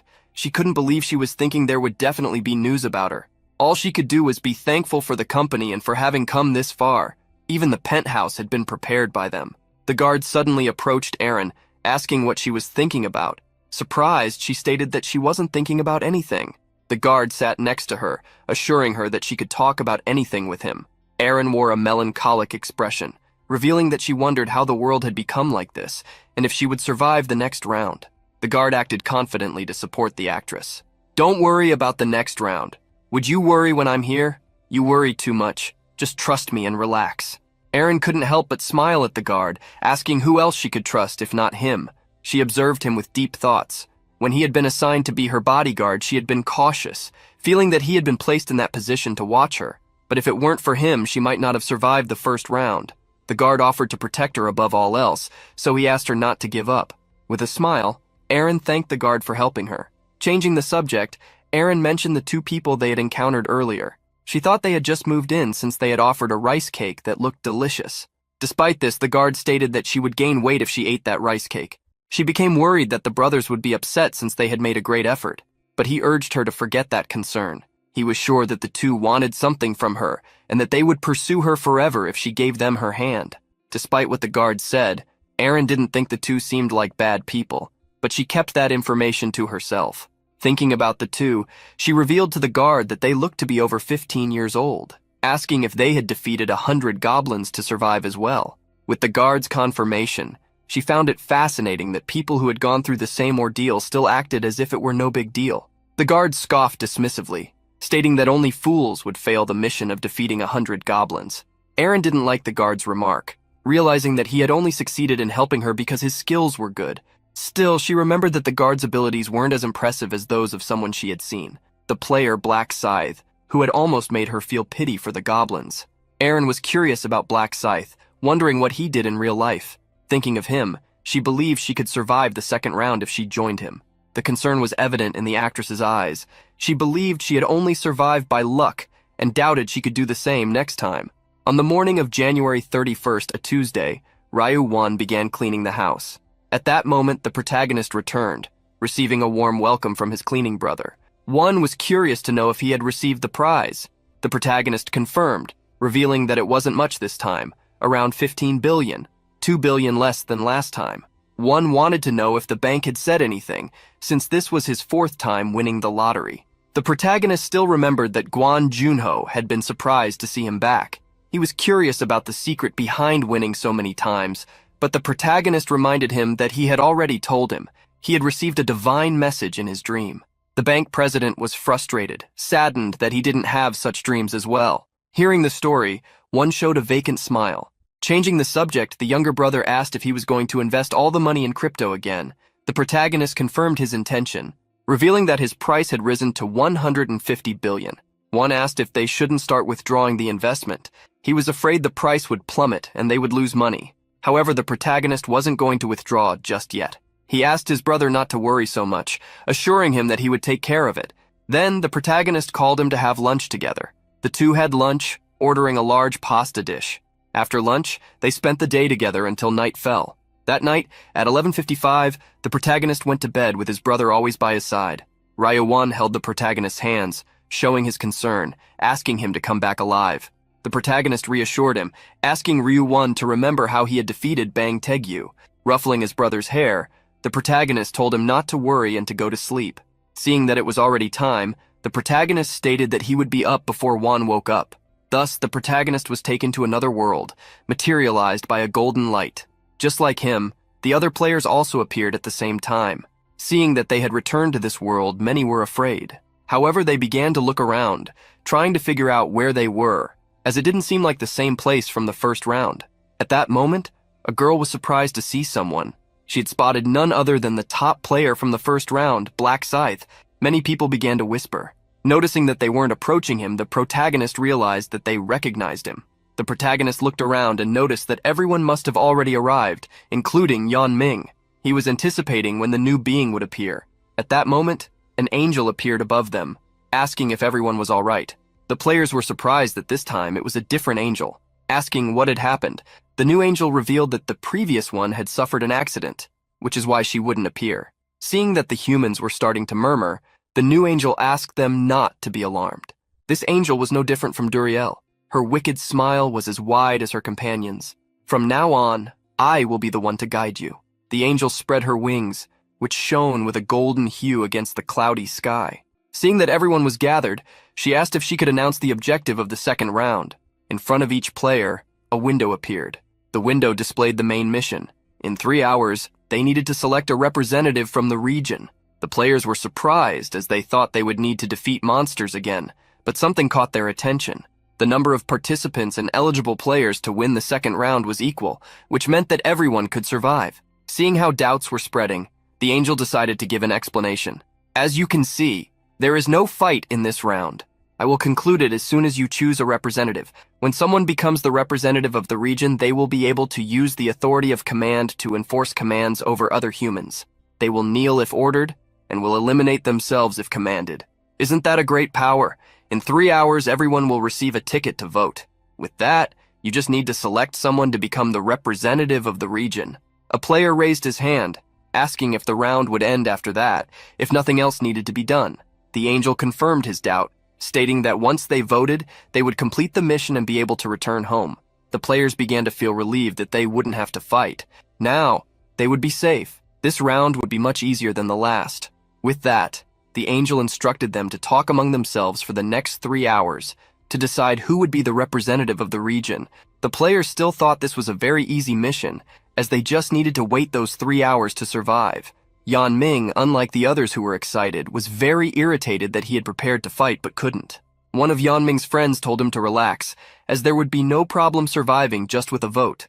Yan Ming was very upset, as above all, he wanted to show his strength. Discovering that Yan Ming had put all his points into strength, the protagonist wondered if he had also obtained a strength rune this time. Including Yan Ming's rune, everything was going according to what the protagonist remembered.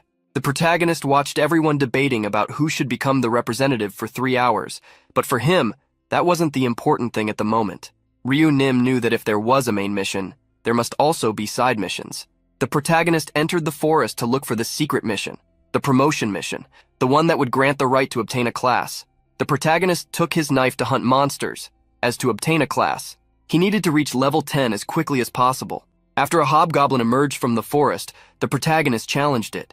Seeing how the hobgoblin advanced, the protagonist used his speed to get closer faster than it. Before the hobgoblin could attack him, the protagonist finished it off as if it were nothing. The protagonist defeated the first of 100 monsters for the mission. Thanks to the triple experience bonus, he gained 9% towards leveling up. All his statistics also increased by 1% due to his rune. Ryu Nim realized that entering the forest to hunt had been the right choice. Moreover, he knew that where there was one goblin, there would be a group of them further ahead. As he ventured deeper into the forest, a group of armed hobgoblins appeared. The protagonist couldn't help but smile upon seeing them. With goblins and hobgoblins coming out from the bushes, he prepared to face them. The protagonist's hunt continued for the next several minutes. He defeated countless hobgoblins until he reached the mark of 50 monsters defeated. It was at that moment that the protagonist leveled up. Checking the time, only 30 minutes had passed. Reaching the halfway point of the mission, the protagonist opened the status window. In 30 minutes, the protagonist reached level 9. Aiming for dexterity for the lower levels, the protagonist invested all the points gained into that attribute. If he had obtained a strength rune like Yan Ming, it would have been more efficient to increase his strength, but it would be very difficult to survive if he allocated all his points into that attribute for now. No matter how strong someone was, there was nothing they could do if they couldn't dodge fatal attacks. Players had 4 statistics: strength, intelligence, dexterity, and luck. Strength increased physical damage, health, and defense. Intelligence increased magical damage, will, and quick thinking. Dexterity increased attack speed, movement speed, and dodge chance. Lastly, luck increased critical hit chance and item drops, as well as providing an additional chance for gold. None of these statistics should be ignored, especially for the Reaper, as he used both physical and magical damage. Therefore, it would be ideal to increase them equally. While analyzing his information, the protagonist noticed a presence. He felt as if someone was following him. He hadn't paid attention before as he was hunting, but now he had picked up their trail. What intrigued the protagonist was that no one had followed him in any of his attempts before. Raising his knife, the protagonist commanded whoever was there to show themselves, or else they would need to leave their will if they didn't declare their intentions. At the protagonist's command, someone stepped out from behind a tree. To his surprise, it was none other than the actress he had met, Seo Aren. The protagonist was shocked to see her. The girl approached, hands raised, apologizing for following him. At that moment, another person appeared behind the actress, also apologizing. The man stated that they were not following Black Scythe with bad intentions, asking him not to be angry with them. The protagonist stared at the player named An Sang-chul with a question in mind. Thinking of An Sang-chul, the protagonist remembered that he was Ma Gyunlok's right-hand man. Ma Gyunlok was the eldest son of one of the largest companies in the country, and his player name was Celestial Demon. He was one of Ryu Min's targets. If he could have him by his side, it would strengthen his growth in many aspects.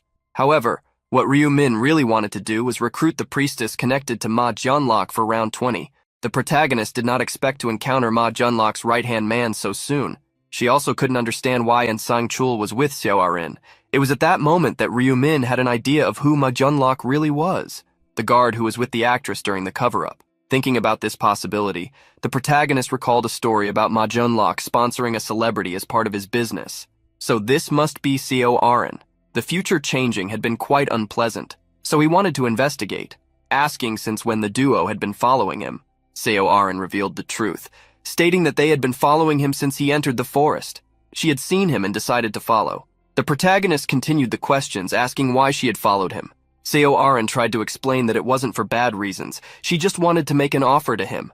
Seo Aren remembered how Black Scythe had placed first in the first round, which is why she wanted to know if he would like to cooperate or something like that. The protagonist frowned at the actress's offer. He sighed, smiling at the proposal. Cooperate? That word isn't used when both need each other's help? Seo Aren confirmed her intentions. However, the protagonist shrugged. What do I need you for? I'm doing just fine on my own. Don't waste my time with useless talk and go away. I have no intention of forming a team with you. The protagonist turned and walked away after finishing his words. Seeing Black Scythe walk away, the guard wondered what was wrong with him, how big his ego could be. Seo Aren suddenly fell to her knees, surprising An Sang-chul. Looking up, Aren stated that she believed Black Scythe deserved first place. The pressure she felt from him was very intense. The guard questioned what pressure she was talking about, stating it was natural for her to be nervous when someone yelled while pointing a sword at her. Aren wanted to form a team with the number 1, but things hadn't gone as she had thought. The guard recalled what he had already told her about how people like him were too proud to even consider allies. Aren regretted the attempt a little, but the guard advised her not to feel that way. However, they had only wasted time trying to follow the player. Remembering how they had followed the protagonist, Aren revealed that she didn't think there were so many monsters in the forest like those. Thoughtfully, she asked if they should also hunt during the remaining time. The guard didn't think it would be a bad idea, so the actress invited him to go with her. The deeper the area of the forest, the denser and darker it became. Amidst some trees, a hobgoblin heard a noise. Before the goblin could react, the protagonist attacked it. Ryu Min was still thinking about the cooperation request at the moment he was busy. All he cared about at that moment was leveling up, not forming a team. With that goblin defeated, the protagonist reached the mark of 60. At that moment, another type of monster appeared. With a wolf's head and walking like a human, it carried a large axe. The protagonist recognized the monster as a gnoll, surprised that they had finally shown up. Not just one gnoll emerged, but many others as well, all carrying their own weapons. Like a pack, they advanced, leaping to hunt the human they had encountered. However, they did not expect that this human would be powerfully fast. Before they had a chance to touch him, the protagonist used his blade to eliminate each of them. The bodies of the 5 gnolls fell to the ground, increasing the protagonist's mission counter and providing him with the experience needed to reach level 10, thus fulfilling the conditions for obtaining a class. The protagonist not only advanced, but also gained permission to use the shop. A secondary mission appeared before him. If he could advance his class before the voting ended, he could acquire a daily ticket for a 50% discount on purchases. People seeing this secondary mission for the first time would usually be confused. Everyone knew that obtaining a class was good, but the problem was that no one knew how to get the class advancement item. This item was typically obtained by fulfilling special conditions. Warriors needed to increase their strength to 10 points and defeat 30 monsters within an hour. Berserkers needed to hunt for a period of time while bleeding. Assassins needed to defeat several monsters with back attacks. This meant they had to perform actions related to their classes to obtain them. Initially, Ryu Min had repeatedly tracked monsters in the forest and fled from them, which granted him the Hunter class. However, after learning about the Reaper class, the protagonist proceeded with it. With angel blood in hand, the protagonist used the item. As a golden light enveloped him, a notification confirming the class acquisition appeared. The protagonist clicked yes without even thinking. The golden blood was consumed, releasing a great amount of power. Thus, he advanced to the Reaper class. As a reward, Ryu Min obtained the Reaper rune. When used during the day, his weapon's attack would be doubled, and when used at night, his attack speed would also increase by 50%. At night, the rune would also reduce the chance of enemies finding him. With the use of the rune, a scarlet energy enveloped the protagonist, imprinting the rune on his body. As a reward for advancement, the protagonist obtained the Reaper's Scythe. With the completion of the secondary mission, the protagonist received the discount ticket. He also upgraded his rank from beginner to apprentice. The protagonist then opened his status window to check his new information, including his rank, which in this world was divided into 6. Beginner, level 1, apprentice, level 10, regular, level 20, expert, level 40, master, level 60, and finally grandmaster at level 99. Just like in a game, advantages would be gained by increasing the rank. Class skills or unlocking functions could be acquired. The protagonist obtained the skill Death Insignia. This skill made the target visible, adding a 100% damage increase when hitting the marked target. Items could also be equipped according to the class, such as the Reaper's Scythe obtained by the protagonist. Advancing in class was essential to avoid getting stuck at the beginner rank. A notification appeared, identifying the protagonist's advancement and gifting him a random bag of gold. As the first player to advance, he also obtained the neutral skill tracking. This skill allowed the protagonist to track a known target. The skill needed to be purchased for 20,000 gold coins, but the protagonist was tempted to use it. As a test, he tracked Huang Yanming. By adding the name and face to the function, the skill was activated.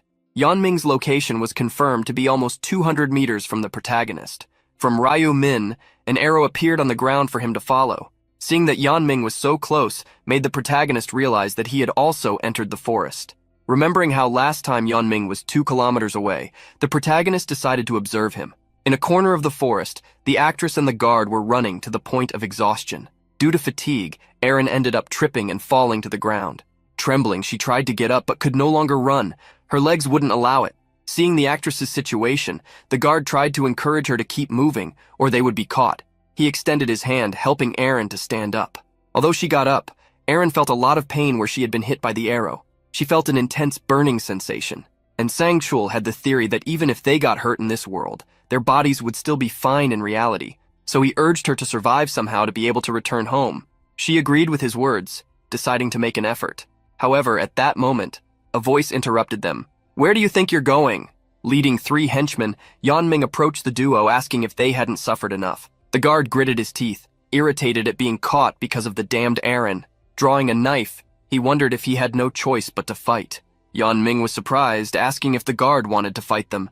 He told them to look and see how many there were, and Sangchul was furious. "Why are you doing this? What the hell have we done to you?" Yanming couldn't help but smile, stating that they hadn't done anything. This left Sangchul even more confused, not understanding why the group was attacking them. Yanming then revealed the reason, which surprised both of them. He stated that he wanted the girl. He didn't want a guy like Sangchul. What he wanted was Seo Aren. The bald guy in the group asked the others if that was really Seo Aren. One of the others then asked if he couldn't see for himself, as both her nickname and her face indicated that she was the actress. However, the bald guy still thought it could be someone trying to impersonate the actress. In the end, they didn't care, as her appearance still matched that of the actress. Hearing their conversation, Erin was scared. Yanming made an offer to the guard regarding Erin. He should leave the actress to them, and in exchange, they would let Sangchul live. And Sangchul was irritated that they hadn't said from the beginning that Erin was the target, because if they had, he would have abandoned her from the start. Among all things, he didn't want to lose his life because of this actress. However, the guard knew that if he couldn't protect Xiao Aran, he would disappoint director Ma Gyeonglok. Seeing the guard take a combat stance, Yeonming got excited, thinking he wanted to fight. The guard gritted his teeth, asking if Yeonming didn't know that what he was trying to do was a crime. Yeonming couldn't help but laugh at the comment. Ha ha ha ha ha ha, that's so funny. But what laws exist here? Well, are you going to report me when we return to real life? You can try, but what evidence do you have against me? You don't even know if this is my real face. The guard gritted his teeth. Although the guy in front of him was annoying, he was right, and Sang-chul knew that this group of assassins could back out of the deal, so he had no choice but to fight with his injured body. At that moment, Sang-chul heard a noise and was surprised to turn around and see who had appeared. Leaning against a tree was the person they had invited to form a group earlier, Black Scythe. Yeonming was surprised to see the top one, as he hadn't noticed when he arrived. The protagonist stepped between the two groups, asking what they were doing there. Yeonming was the first to respond, stating it would be better for Black Scythe to continue on his way, but the protagonist interrupted him, saying he hadn't asked him. Seeing that the question was directed at him, the guard revealed that this group had ambushed them, trying to target Aaron to take her. He offered to owe Black Scythe a favor if he helped them. Seeing that the top one was inclined to side against him, Yeonming clicked his tongue. The protagonist looked at him, asking if what the guard had said was true. Yeonming, however, just shrugged. Who cares if it's true or not? Just go on your way. This has nothing to do with you. At that moment, a scarlet aura surrounded the protagonist. What do you mean? These are people I know. Yeonming was surprised, not understanding what Black Scythe was doing. Standing between the two groups, the protagonist summoned his scythe, which overflowed with that dark scarlet aura. I can't just let someone get hurt. Unlike Yeonming, who was irritated, Aaron was happy that Black Scythe was willing to help them. Obviously, the protagonist was helping because it would benefit him. If he helped, Ma Gyeonglok would have a good impression of him, and if his conglomerate owed him a favor, the reward would snowball, being paid back with a much higher value than the help. Ryu Min was also helping the duo because he didn't like the bastards in front of him. Yeonming tried to threaten the protagonist to avoid a fight, but the protagonist stared him down with no intention of backing down. What's the problem? Don't you want to fight me? Yeonming gritted his teeth. Obviously, he didn't want to fight against the monster that had crushed the goblins and achieved the ranking in the shortest time. The protagonist leaned his scythe on the ground and told Yeonming to be honest about whether he wanted to fight or not.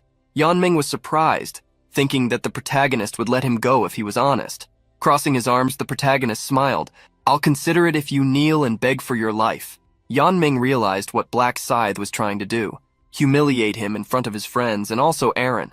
Despite not wanting to fight, the guy in front of him was starting to irritate him. But at that moment, Yeonming remembered he was strong enough to knock down a wall with his bare hands. He believed that if he were lucky, he could send this Black Scythe, or whoever he was, flying with just one punch. Yeonming smiled maliciously as he made his decision. You've crossed a line you shouldn't have, bastard. What do you want me to do, kneel and beg?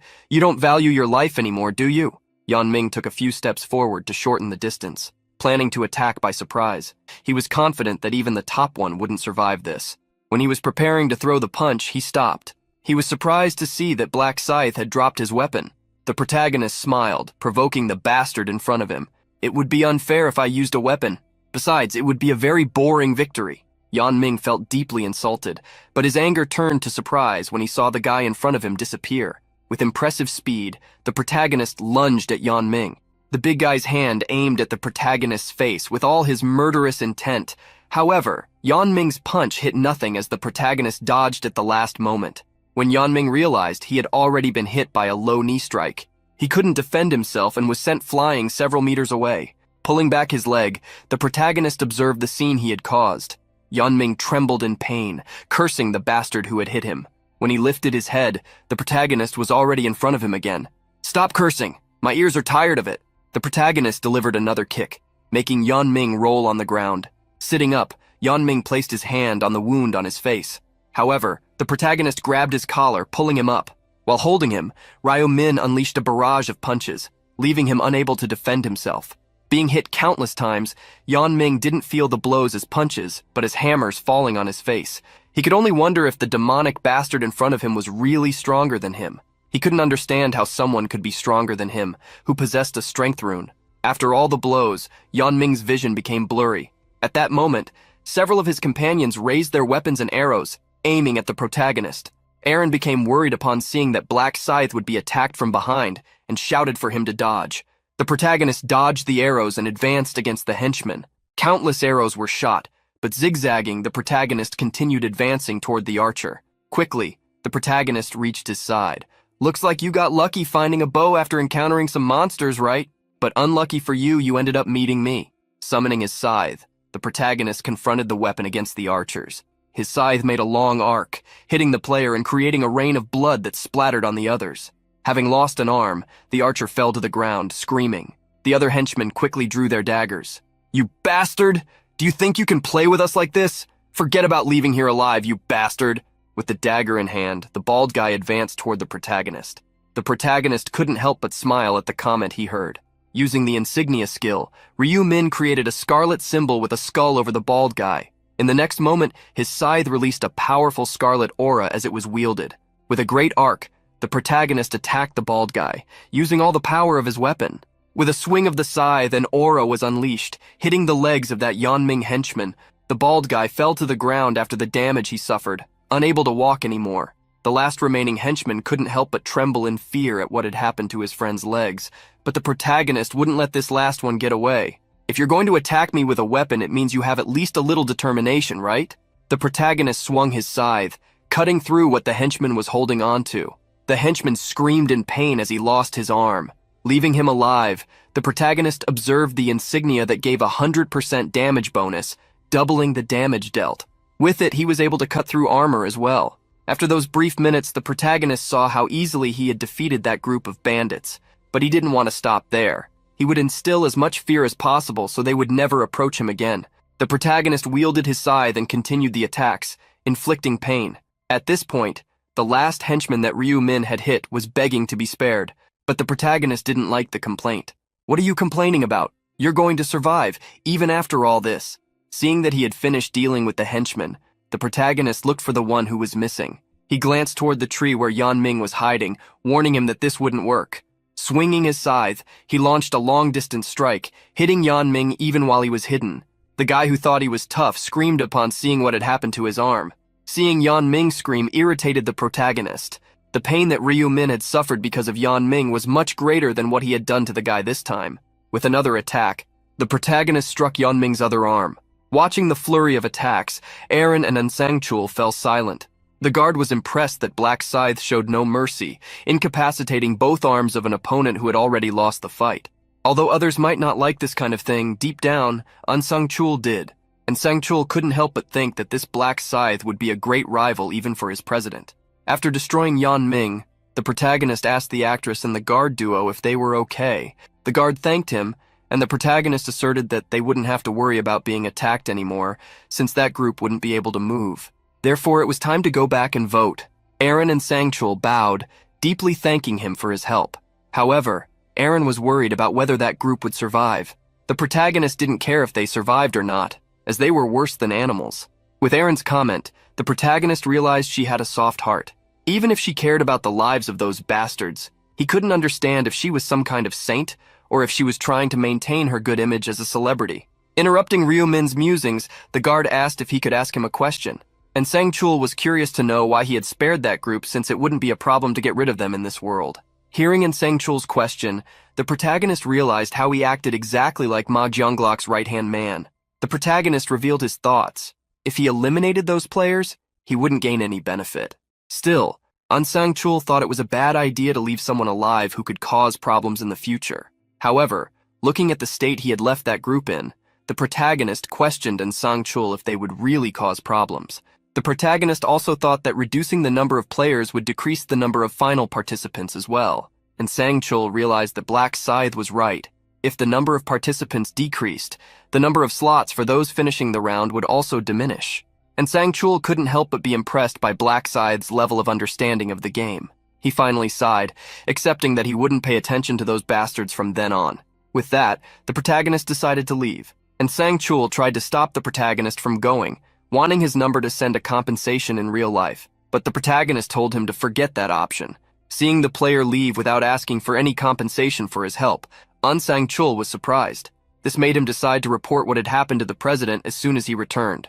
In the bushes around, Yeonming continued to groan in pain, and Songchul wanted to finish him off but decided to hold back because of what Black Scythe had said. To relieve his anger, and Songchul spat on the leader of the bastards. Thus, he and Aaron could leave. In the plane where the players were, many people were asking others to vote for them. The competition for votes led to some people starting to fight. Seeing the fights begin, others tried to stop them. One guy, confident, wanted to become the representative, asserting that those who got easily agitated had no right to the position. Others wanted to become representatives, thinking about the money their families had in the real world. However, there was no way for others to believe those claiming to be rich since they couldn't prove it. At that moment, someone caught everyone's attention. A player named Mint Chocolate Boy announced that there were only 2 hours left until the voting, so they shouldn't waste time and needed to hurry to vote. People then asked for suggestions from Mint, who had something to say. Seeing that he had something important to share, everyone fell silent. Observing how everyone was following his words, Mint smiled mischievously. In reality, everyone was once again under the effect of his persuasion rune. When Mint obtained his rune through the random fragment, he was disappointed. This was a rune that would be effective against beings capable of conversation, but wouldn't apply to anyone with a higher level than his. Mint was irritated because this rune wouldn't have any effect against monsters incapable of speaking. However, he quickly figured out how to use it appropriately. Seeing some people about to defeat a few goblins, Mint decided to try using the power of the rune on them. He pointed at a woman, warning that she was in danger, and instructed the group to help her, leaving the monsters that were attacking. Those people instantly heard Mint's words and ran to help the woman. Mint used this rune to easily defeat the 100 goblins. He was confident that if he used his rune this time, he could easily become the representative of the region. Using the power of his rune, Mint instructed everyone to choose 5 candidates to vote for only them. Falling for Mint's words, people began to agree that this was a good idea. Thus, Mint instructed anyone who wanted to recommend someone to raise their hand to speak the person's name. The guy with the rich family tried to raise his hand, but Mint quickly stated that they couldn't choose themselves. Otherwise, they would remain in the same situation as before. Hearing this suggestion, people began to get upset, but Mint was leading them where he wanted. Everyone started to wonder who they should recommend, but ended up recommending no one. Seeing everyone quiet, Mint became confident that soon the recommendations would focus on those who had stood out. Finally, someone recommended Mint as a candidate. The person recommended him believing that the representative should be someone with leadership skills and logic. Mint pretended to be surprised, and then the guy who recommended him stated that he was the one who had controlled the situation when they needed it. Mint thanked him for the vote and asked if anyone had another person to recommend. At that moment, someone raised their hand, recommending Black Scythe. Mint believed it made sense for the top one to be recommended. Another person raised their hand, recommending the top 2 from the previous round. Life is a documentary, as the representative, and then another person recommended the 4th place. Mint assured that they now had 4 candidates, and asked if anyone had more suggestions. Seeing that everyone was silent, Mint stated that they should go with these 4 candidates. Then he asked those chosen as candidates to step forward for a speech. Obviously, he wanted to go first. He wanted to easily convince everyone with his rune. The moment Mint began to speak, someone behind him interrupted. "Stop all this nonsense." Mint looked back, surprised. The player named Life is a Documentary had interrupted him. That player gritted his teeth. "I can't take any more of this crap you keep talking about." Mint was surprised and asked what the man was doing. Documentary tried to intimidate Mint with his large size. "Do you think life is that easy? People do everything you want with just a few words, right?" Mint was surprised because it seemed the man had discovered his ability. The veins on Documentary's face bulged. "Who do you think you are to decide who will be the representative? You damn instigator." Mint immediately used the power of his rune. "You've crossed the line." There's a saying that goes, "The words of a person reflect their face and personality." Do you really use such hostile words? Mint believed that would calm the man down, but it only worsened the situation. Documentary became even more furious. "Damn! Are you really trying to lecture me?" Mint couldn't believe that his ability wasn't working on this guy. Furious, Documentary threatened all the players present, demanding that they vote for him. Mint seized the opportunity to humiliate the man in front of others. "This guy is really an idiot. Do you think anyone will listen to you like this? Stop embarrassing yourself and go away." It was at that moment that Documentary pulled out a dagger and attacked Mint before he could react. Mint placed his hands on his neck, trying to stop the bleeding, but it was in vain. He slowly lost consciousness.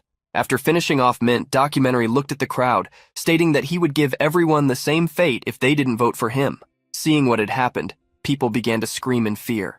Documentary raised his dagger, still stained with red. What are you going to do? Come fight me if you think this is a problem. The guy who had recommended Mint Chocolate Boy became furious, calling Documentary a madman. Seeing everyone insult him but no one attacking, Documentary decided to attack them instead. As a great assassin, he rushed toward each of the players, using his dagger to finish them off. The expression on Documentary's face showed the ecstasy he felt. There were no police, cameras, or reporters there. He could do whatever he wanted with those people. After taking out a group of people, he pointed at others, warning that if they didn't vote for him, they would be next. People were tremendously scared by the threat, not knowing what to do. Documentary believed that everyone would vote for him out of fear, and as soon as he became the representative of the region, he would go after Black Scythe to take him out first, thus becoming the top one. While Documentary was creating a great chaos, the protagonist was defeating nulls. He had already defeated over 260 monsters, now reaching level 16. Seeing that his level was already high, Ryumin realized that he would evolve more slowly. Even after defeating monsters for the last 2 hours, he had only leveled up. Despite this, the hunt had been easy, thanks to his Reaper rune and Assassin rune. One of the runes doubled his damage, while the other doubled his stats. After hunting so much, the protagonist realized it was time to return. A golden light fell upon the protagonist. A summoning was being made to take all players back to the starting point. All the players were summoned back to the starting point, along with Yunming's group. When the players who had been in the forest returned, they were surprised by what had happened. Seeing all those bodies, they wondered what had occurred. Arin covered her mouth, incredulous at the scene. Noticing her reaction, the protagonist realized that Cho Jung-sik had once again gained the upper hand. Cho Jung-sik was the leader of the Jung-sik gang, and the second most talented fighter in that district, which was a shame because his personality was horrible. The protagonist had already planned to disarm this bomb before it exploded, but that wasn't the exact moment for it. Documentary walked toward the protagonist, asking where he had been since he hadn't seen him until then. The protagonist was not intimidated and asked what he wanted. Cho Jung-sik replied with a smile on his face, "It's not a big deal, just getting straight to the point. Be my servant." The sudden request caught the protagonist by surprise. Playing with his dagger, Cho Jung-sik offered his clemency in exchange for servitude, but this only made the protagonist laugh. Likewise, he went straight to the point. "Do you want to fight? Then kneel. If you do that, I'll let you go unharmed." Cho Jung-sik became irritated, believing that Black Scythe still hadn't understood the situation he was in. The protagonist interrupted his complaints, releasing the Reaper's aura to summon his scythe. "Is it so hard to understand? Or do you want to be eliminated this round to get it?" Cho Jung-sik gritted his teeth, realizing he had messed with the wrong guy. Looking at that large scythe, he couldn't understand where Black Scythe had gotten such a weapon. Seeing Cho Jung-sik silent, the protagonist couldn't help but provoke him. "What happened? Did the cat eat your tongue?" Cho Jung-sik tried to use his identity to intimidate the protagonist. "I am Cho Jung-sik, the leader of the Jung-sik gang. Do you think I'm going to kneel before you? Try to attack me with that weapon if you can, you bastard." The protagonist couldn't help but mock how temperamental Cho Jung-sik was, but now, enough with the jokes.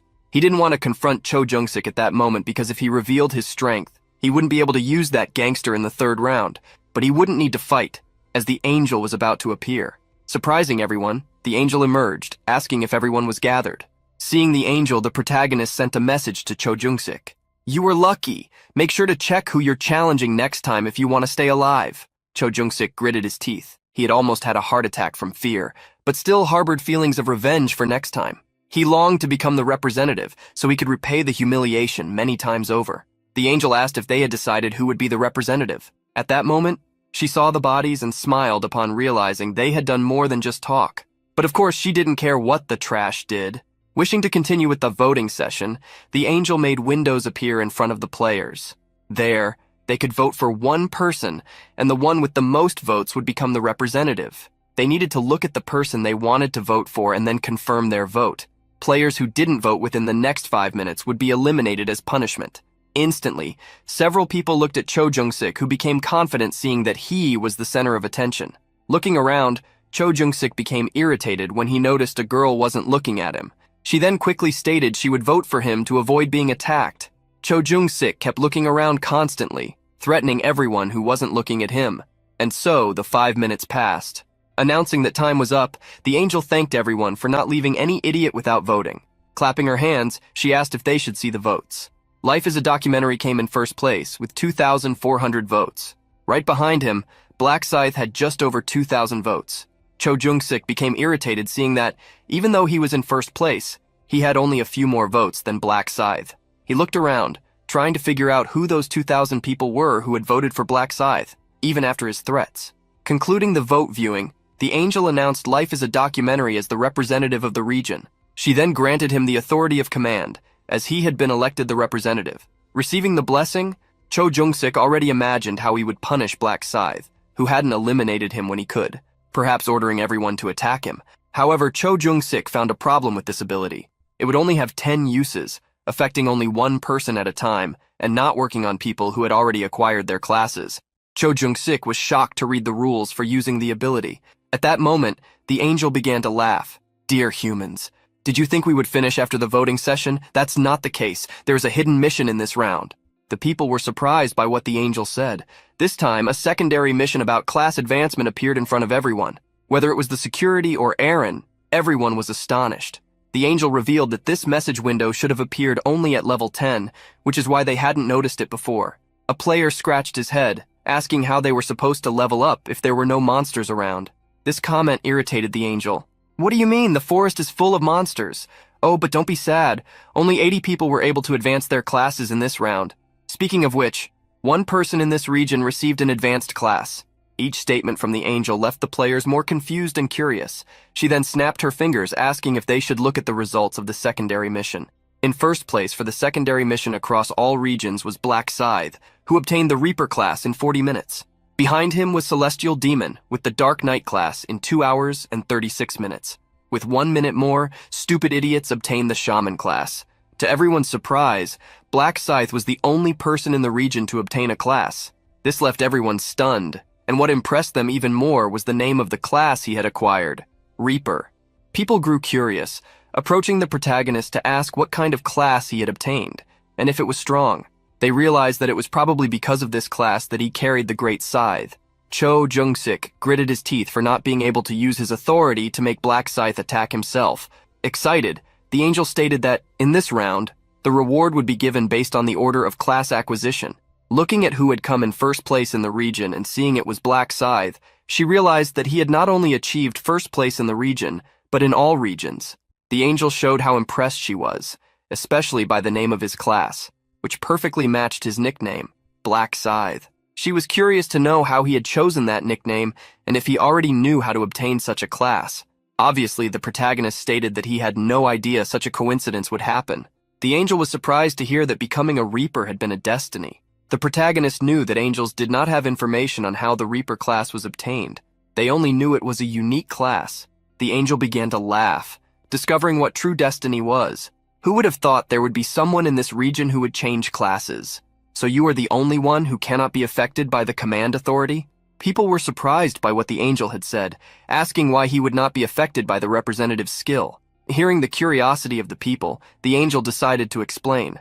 The command authority does not apply to humans with a class. Besides, this skill can only be used 10 times, so even if someone becomes the region's representative, it doesn't mean they have infinite power. Ha ha ha. Cho Jung-sik cursed the angel for revealing everything about the skill he possessed, as people began to whisper about it. The angel smiled and asked if she should now give Black Scythe his reward for being the fastest to obtain his class. Then, she handed the rewards to the protagonist. A card for armor choice and a chest for special reward selection. With the armor ticket, the protagonist could choose between heavy armor, light armor, or a mage's outfit. Since the first option was too heavy and the last offered little defense, the protagonist chose the light armor. In the choice chest, the same options appeared as in the previous round's chest. Triple experience for the next round, gold, or information about the next round. Since there were many monsters in the third round, the protagonist chose the experience buff. Now that the angel had distributed the rewards, she cast a light over the players to send them back, warning that the third round would be quite fun. She smiled, assuring them it would be. This time, only a small number of people had not returned from the second round. The next round would take place in a month. Yang Ming woke up in despair. He looked at his arms, realizing they were in place. Relief appeared on his face as he noticed they were fine. Despite the relief, concern quickly returned to his face. Remembering what had happened, he decided to never mess with Black Scythe again or get involved with heartless people. Inside the apartment, Sang-chul praised Aaron for doing a good job. However, the girl thought she hadn't done anything, believing it was he who had worked hard. The actress couldn't help but thank the security guard for protecting her. and Sangchul cleared his throat, stating that he had only done his job. Aaron said she wanted to thank Black Scythe, asking the security guard if there was any way to contact him. Since they didn't know Black Scythe's true appearance, the security guard didn't believe there was a way to reach him. And likewise, he also thought that Black Scythe wouldn't want to reveal his identity. Aaron was surprised to hear this. Then the security guard reminded her that he had requested Black Scythe's contact to compensate him, but he had immediately refused. This meant that Black Scythe knew he could be tracked in real life. The security guard had an idea and suggested that Aaron gift the player with an item in the next round if she wanted to reward him. Aaron thought that could be a good idea. She would still have some time to think about how she could compensate him. Thus, the security guard prepared to leave, wishing Aaron to rest until the next day. While in the elevator, Unsung Chul's phone rang. He answered the call from President Ma, who, when asked if he hadn't gone to sleep, revealed that he wanted to drink some whiskey after returning from that world. And Sangchul congratulated the president on the results he achieved and for changing to the Black Knight class. Ma Junlok wanted to know what had happened on their side, so the security guard revealed that he and Seo Arin had managed to reach level 8, but ended up unable to hunt anymore due to injuries. Ma Junlok wanted to know how they had gotten hurt. Arriving at the building's garage, the security guard stated that he was about to report the incident, something related to Black Scythe. Ma Junlok immediately ordered him to go to the hotel so he could hear it. As the security guard got into the car, he didn't notice that someone was hiding behind a pillar. The person, wearing a hood, watched the security guard get into the car and leave the building. The protagonist, who was wearing the hood, wondered if the security guard was going to meet Ma Junlok. The protagonist had woken up 10 minutes earlier.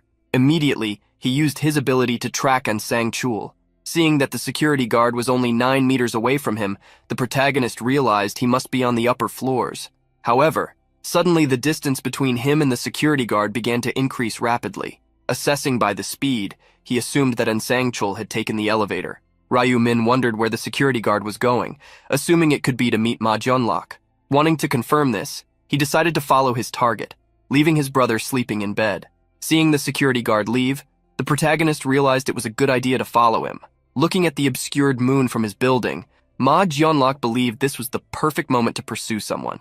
But since the report came first, he would wait to find out who Black Scythe was and what kind of player he was to obtain first place in the first 2 rounds.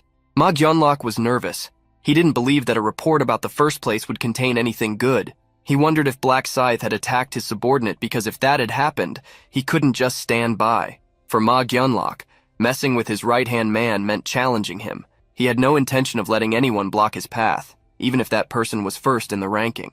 After some time waiting, Sangchul arrived at President Ma's apartment. Ma Junlok stood up to greet the section chief, who also greeted him back. And Sangchul stated that they were doing well because of him, but the president knew he hadn't done anything since they weren't even in the same region.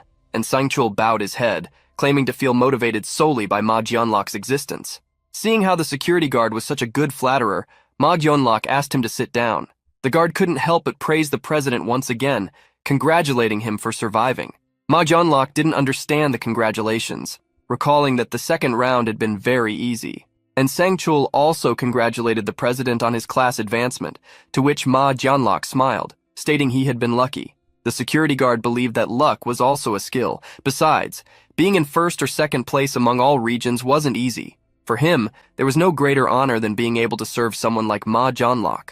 Noticing how the security guard was flattering him, Ma Junlok assumed he wanted something. He asked Sangchul to say what he wanted right away. Realizing he had been found out, Sangchul humbly asked where he could obtain a class advancement item. The president smiled, revealing that it wasn't difficult. He had obtained his item just by defeating monsters. Ma Junlok hid the fact that he had acquired his class thanks to the Black Knight rune he got in the first round. At that time, Ma Junlok obtained a rune that increased all his attributes and developed his weapon with a dark aura to deal damage to enemies. The rune would also advance him to the unique class at level 10. Ma Junlok was very lucky in the first round to get such a good item from his random rune. However, even though Sangchul was such a valuable subordinate, he couldn't reveal such important information, as people could change suddenly. That was human nature. Getting to the main topic, Ma Junlok asked the security guard what had hurt him, wondering if it had been Black Scythe, and Sangchul quickly denied it. "What? Absolutely not. In fact, he was the one who saved my life." Ma Junlok was surprised and ordered his subordinate to tell him the details. Ma Junlok listened to the entire story and confirmed it with Sangchul, who remembered that if Black Scythe hadn't appeared, both he and Aaron would no longer be alive. He recalled that, according to the situation, Aaron might have survived but would end up with psychological trauma that would prevent her from continuing her future work. Ma Jianlok realized how close he had come to losing his precious subordinate and how his business had almost gone into crisis. He wanted to know what had happened after the attack, if Black Scythe had eliminated the group of bandits. However, the security guard revealed that, although Black Scythe made them feel a pain worse than anything, he had still left them alive. Ma Jianlok didn't understand why he would do that, and Sangchul explained that Black Scythe had said there was no benefit in it, as reducing the total number of participants would also decrease the number of spots for survivors. Ma Jianlok agreed with that thought, but believed they didn't know what could happen in the future. Still, Ma Jianlok was grateful because, thanks to Black Scythe, his subordinate and his possessions remained intact.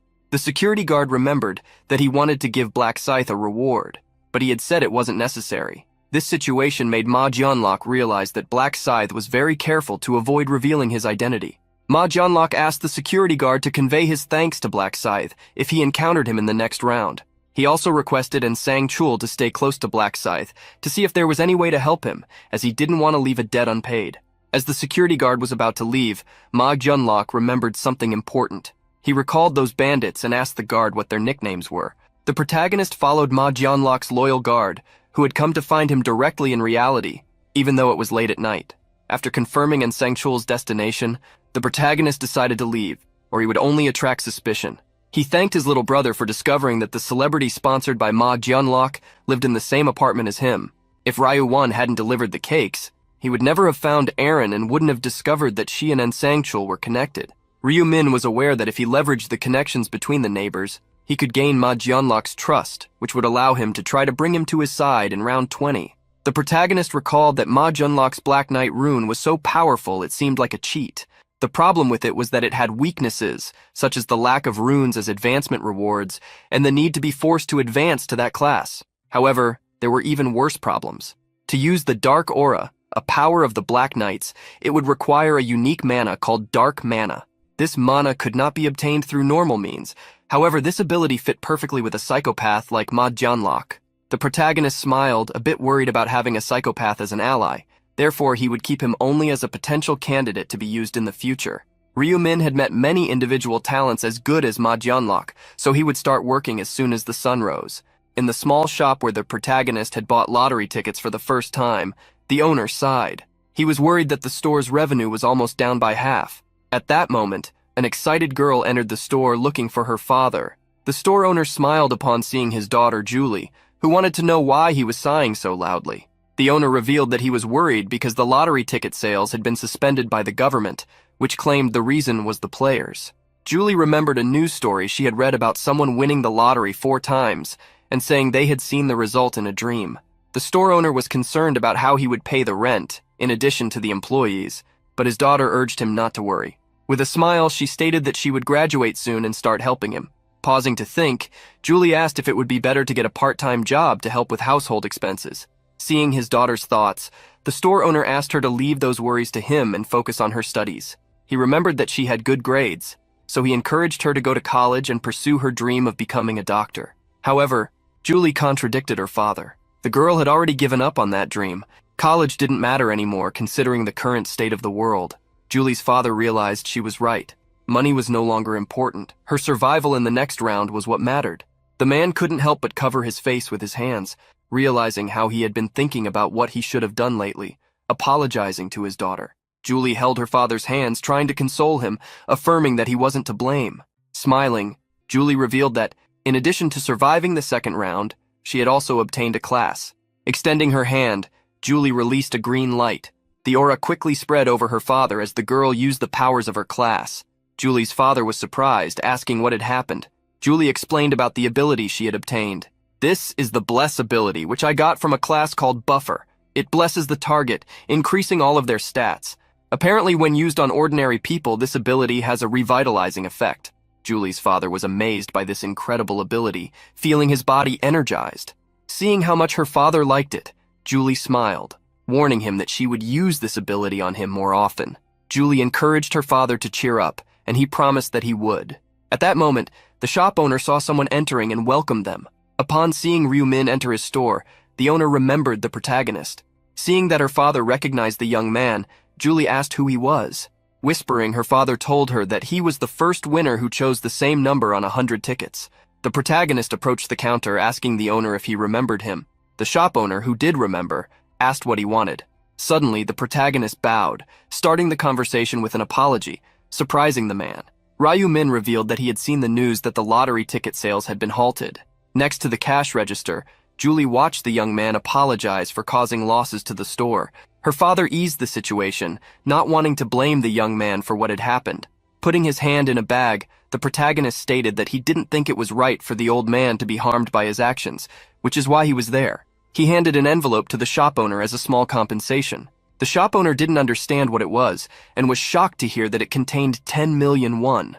The shop owner refused to accept the money, thinking it wasn't right, but Ryu Min insisted. Leaving the envelope on the table, the protagonist walked away. The shop owner scratched his head, wondering how he could accept such a large sum of money. Seeing her father's concern, Julie took the envelope, intending to return it. When the protagonist was already far from the shop, he heard a girl's voice calling him.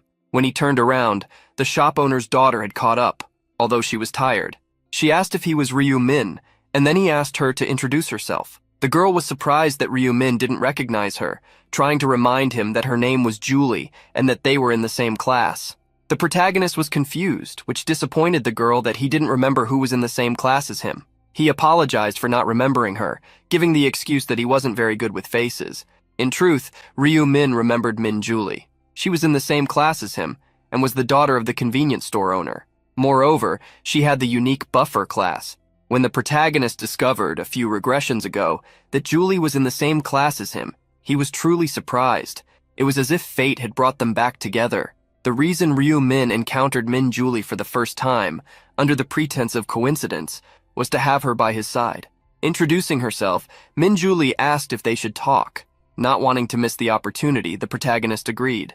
The two headed to a square where the trees had lost their leaves. Sitting on a bench, Julie returned the envelope with the money. The protagonist was surprised, asking if that wasn't the money he had given to her father. Not wanting to accept that amount of money, she asked him to take it back. By giving that money, the protagonist knew they wouldn't accept it, as it didn't matter what kind of circumstances they faced. Julie wasn't the type of person who liked to owe favors. Seeing that Ryu Min still hadn't taken the envelope, Julie asked him to hurry as her arm was already hurting. Leaning against the bench, the protagonist refused to take the money back. Julie was surprised by his attitude, remembering that he had told the shop owner earlier that the money was like an apology for the damages caused. At least that could ease his conscience. Julie was worried that this was a large sum, but the protagonist insisted that they keep the money, using psychological pressure by stating that he would be sad if they didn't accept it. Julie still tried to insist as that amount was too high, but in reality it was the perfect amount to attract her. Ryu Min asked the girl to repeat his words to her father, saying that the amount wasn't much for him, so they could keep the money without feeling guilty. Julie was irritated by the protagonist's insistence, which made him laugh. Before the girl could refuse the money again, the protagonist stood up, stating that he would leave since the matter was settled. The girl prevented him from escaping. Opening the envelope, she stated that she would only keep 1 million won, as 10 million was too much money. But the protagonist rejected her negotiation. "Do you have the power to decide that? You should ask the shop owner." Julie countered that her father would definitely feel uncomfortable with such a large sum of money, which led Ryu Min to ask, pretending not to know, if she was the daughter of the convenience store owner. Seeing the girl confirm, the protagonist stated that this was a fascinating coincidence. Julie used the same words to express herself, not believing that the lottery winner was a friend from her class. Being called friend by the girl stirred some feelings in the protagonist. Unaware of this, she asked if he really didn't know they were in the same class, as she recognized him the moment he entered the convenience store. The protagonist couldn't help but apologize again, with an awkward laugh. Changing the subject, he asked if this wasn't the first time they had talked so much, surprising Julie, who felt upset realizing that this was the first time he had discovered her name. Seeing the girl look away, upset, the protagonist felt bad for pretending not to know her, but he knew he needed to do that for her to take an interest in him. Julie made a decision as she stood up and pointed to her own face while approaching the protagonist. "My name is Min Julie, and this is my face. Will you remember now?" The protagonist couldn't hold back his laughter at the girl's actions, who blushed upon realizing how close their faces were to each other. Julie quickly turned away, avoiding Ryu Min's gaze as she was hit by reality, wondering what she was doing introducing herself to a classmate when graduation was just around the corner. The protagonist smiled warmly in response. At least now I know who you are, but it's not like we're going to lose contact after graduation, so could you give me your number?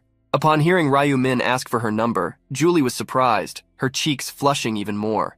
The protagonist, noticing her surprise, asked if there was something wrong with asking for a classmate's number. Realizing he was right, Julie asked for his phone to write down her number. After jotting down her contact, Julie returned his phone. Once they exchanged contacts, the protagonist suggested they keep in touch. It was fate that brought us together like this, so let's stay in touch frequently from now on. With that, the protagonist said goodbye, claiming he had something urgent to do. As Ryu Min walked away, Julie realized she hadn't handed the envelope to him. She felt upset for not delivering the envelope, but was super excited about something else. Who would have thought he would ask for my number so suddenly? I'm so happy my heart feels like it's about to burst. Even though I know he asked for my number as a friend, I still like Ryu Min. Julie still remembered the first time she encountered the protagonist.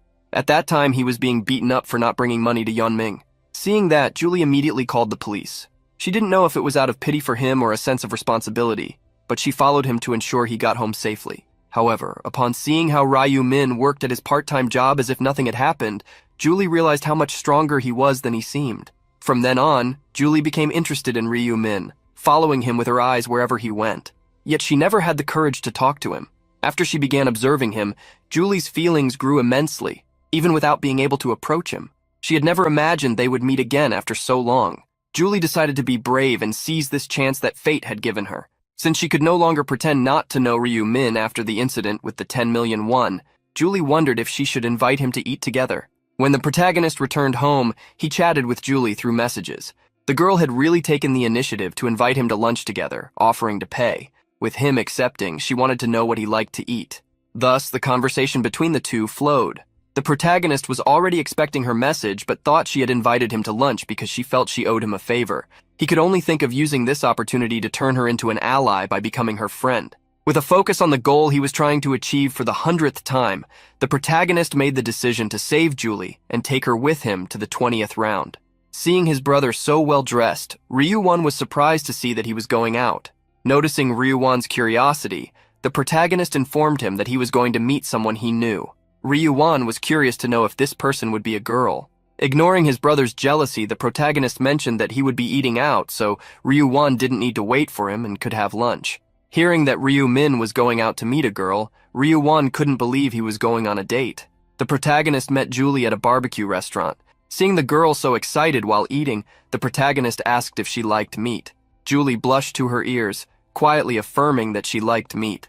Julie couldn't believe she was eating alone with Ryu Min. This day would be marked in her memories forever. While they were eating, the two talked, letting time pass. However, at a certain moment, when the conversation paused, Julie felt that the atmosphere was strange and thought of something to say. Remembering the news, the girl asked how he had won so many times in the lottery. The protagonist used the same answer as always, claiming to have seen the results in his dreams. Thinking of a dream god who delivered winning numbers, Julie asked how much Ryu Min had won with the 4 drawings. The protagonist thought for a moment before answering. I don't think I'll have to worry about money for the rest of my life, although now I need to worry about my life. Julie realized this was a topic they hadn't talked about yet, so she asked how his first round had been, wondering if defeating the goblins hadn't been difficult. Pretending humility, the protagonist claimed he spent a lot of time on that mission.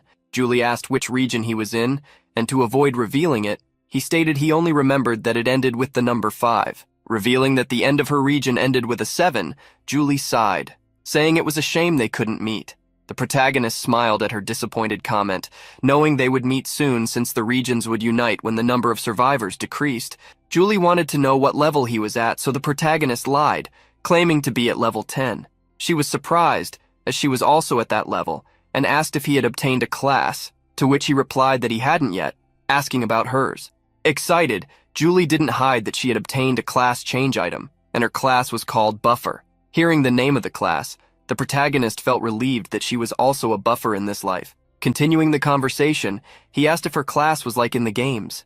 Seeing Ryu Min interested in her class, Julie volunteered to use Bless on him. The protagonist allowed the girl to cast the spell on his body. Extending her hand, Julie channeled the magic, and a symbol appeared in front of her hand. the protagonist received a 50% bonus to his stats, which would last for 3 hours. Reading the notification, he found the effect incredible. He remembered that the effectiveness of the ability would double once Julie reached the maximum level, becoming 100% buff. The protagonist felt relieved with Julie using Bless on him, as that was the reason he wanted to meet her. The reward Ryu Min had received from the side quest for the class change was a random gold pouch. As the name suggested, it was a pouch that would give him a random amount of gold, with the amount affected by the luck stat. The protagonist made sure to thank Julie, which made her happy to hear the gratitude. Julie offered to use the ability whenever he needed. He just had to tell her. At that moment, the protagonist remembered that Julie had sent him a message saying she had something she wanted to tell him, so he wanted to hear it. Realizing she had almost forgotten about that topic, Julie thanked him for the 10 million won, stating that her father had also sent his thanks. Finally, she insisted that she would pay the money back at any cost, which made the protagonist feel awkward, asking her not to worry about it. Seeing him refuse to accept the money again, Julie believed he would like something else in return. Thinking of something, she took it out of her inventory. Julie handed a purple crystal to the protagonist, revealing that she had obtained it while hunting. Asking him to accept it, she was sincere in giving it to him. After finishing lunch and saying goodbye in front of the barbecue restaurant, each went their separate ways. On his way home, the protagonist passed by the park. There, he took the opportunity to open his inventory. The protagonist examined the item he obtained from Julie, the low-level purple magic crystal, from which he could sense a faint mana. Due to the brief explanation about the item, the protagonist still didn't know what it was for, but he was aware that when he reached level 20, he would discover how rare this crystal was. There was a combination function that would be unlocked for players who reached level 20. Using this system, players could combine weapons with magic crystals, allowing them to add additional options to the weapons. There were 7 colors for magic crystals: red, orange, yellow, green, blue, dark blue, and purple. The red color was for damage, orange for strength, yellow increased luck, green boosted dexterity, while blue enhanced intelligence. Finally, dark blue increased damage reduction, and the purple crystal, the rarest of all, had the potential to increase all stats. Obtaining this item out of nowhere brought a dose of happiness to the protagonist. It made him realize that his luck in real life was quite high. Storing the crystal to use at level 20, the protagonist wondered if he should open the gold pouch before his buff expired. However, before doing that, he needed to increase his stats with his assassin rune. The protagonist took out a small bag containing 100 worms. The assassin rune increased the protagonist's stats by 1% for each target he defeated, and this also counted for insects. They just had to be living beings. Since there were no insects in the other world, he would be forced to defeat monsters, but that was different in the real world. Throwing the bag on the ground, the protagonist apologized to the worms as he stepped on them. Quickly, the rune's count increased, boosting the protagonist's stats by 100%. Opening the status window, the protagonist saw that he had 45 luck points, unlike the 15 initial points he had. With that luck rate, the protagonist opened his inventory to see what he would get. The first random gold pouch appeared in his hand. Anticipating how much he would obtain with the help of his luck, the protagonist used the gold pouch, which floated above his hand with a golden aura. He expected to receive between 3,000 and 6,000 gold coins based on his past luck. However, upon seeing the result, the protagonist was surprised.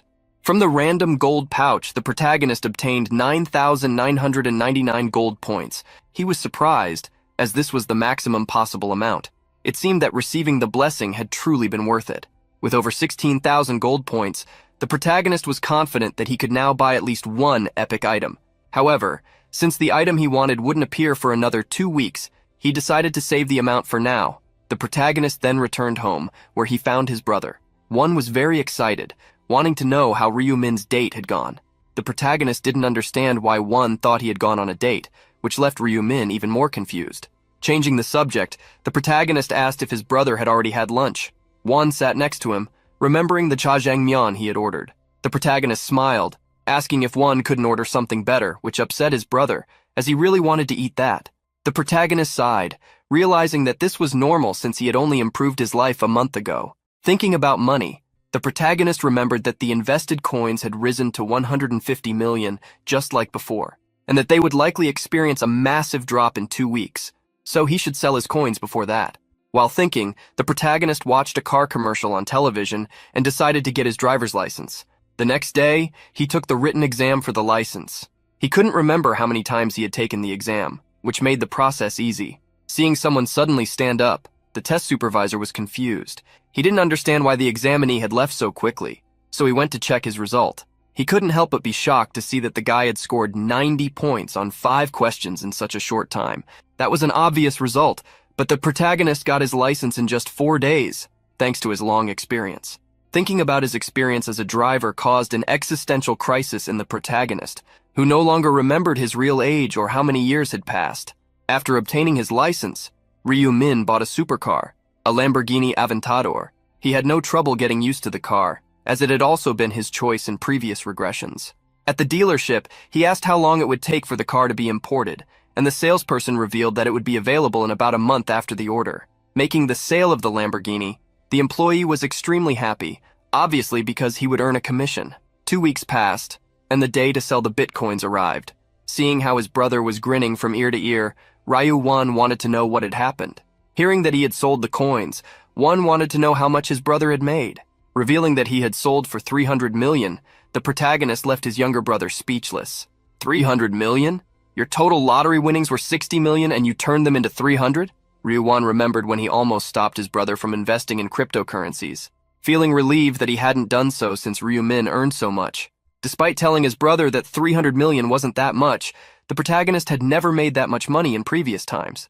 Ryu-won asked if his brother was going to withdraw the money, and upon hearing that he was, he took a sip from his bear cup. However, he spat out all the hot chocolate upon hearing that Ryu-min was now going to invest in stocks. Ryu-won almost cried, reminding his brother that investing in stocks was dangerous. However, the protagonist asked him not to worry, as he saw in his dreams which stocks he should buy. Ryu-won was even more surprised after this story. Unable to stop his brother, Ryu-won told him to do whatever he wanted. The protagonist didn't blame his brother for worrying, but he couldn't reveal that he knew the future. The company the protagonist would invest in was ranked 85 on the Korean Stock Exchange, valued at approximately 900 million. The corporation consulted the Celestial Demon. This was a company under the leadership of Gyeonglok. Although it hadn't grown yet, it would formulate a special system after the 4th round, experiencing explosive growth. Therefore, there was no reason not to invest in this company while it was ranked low. If it was possible to acquire a large share of its stock and gain operational control, Ryu-min would be greatly benefited by exercising his influence as a majority shareholder. The protagonist initially invested 280 million to obtain 31% of the shares. Seeing the protagonist make the investment, Won was pleading to the gods that he was right. Setting his brother aside, the protagonist bought the shares. All that was left for him now was to buy the items. After midnight, the protagonist opened the shop. He had saved all his gold for that moment. In the shop, it was allowed to purchase common items and skills using gold. Although the equipment was of normal rank, it wasn't as if there was no way to buy rare or epic items. There was a function where the player could buy a random item that changed every day. Normally, it was difficult to get what one wanted since it was never known which item would be available. But this wasn't a problem for Ryu-min, who knew which items were in the random option that day. That day was the day an epic item he needed would be available. The protagonist visualized the skeletal necklace, which had an effect of 3 intelligence points, along with 1% attack speed gained for each defeated enemy until the end of a round. Moreover, this necklace was very cheap for the effects it delivered. As he needed this item, the protagonist used the daily discount ticket he obtained by completing the advancement mission. Using the ticket to buy the necklace, the price dropped to 2,300 gold points. Seeing that he had almost 14,000 gold coins left, the protagonist realized he could buy more things. He considered the possibility of buying a set of armor, but soon realized that if he gathered another 6,000 gold coins, he could obtain another skill, which would be better than the equipment. Seeing that he needed to acquire more gold, the protagonist felt relieved as there would be many monsters in the next round.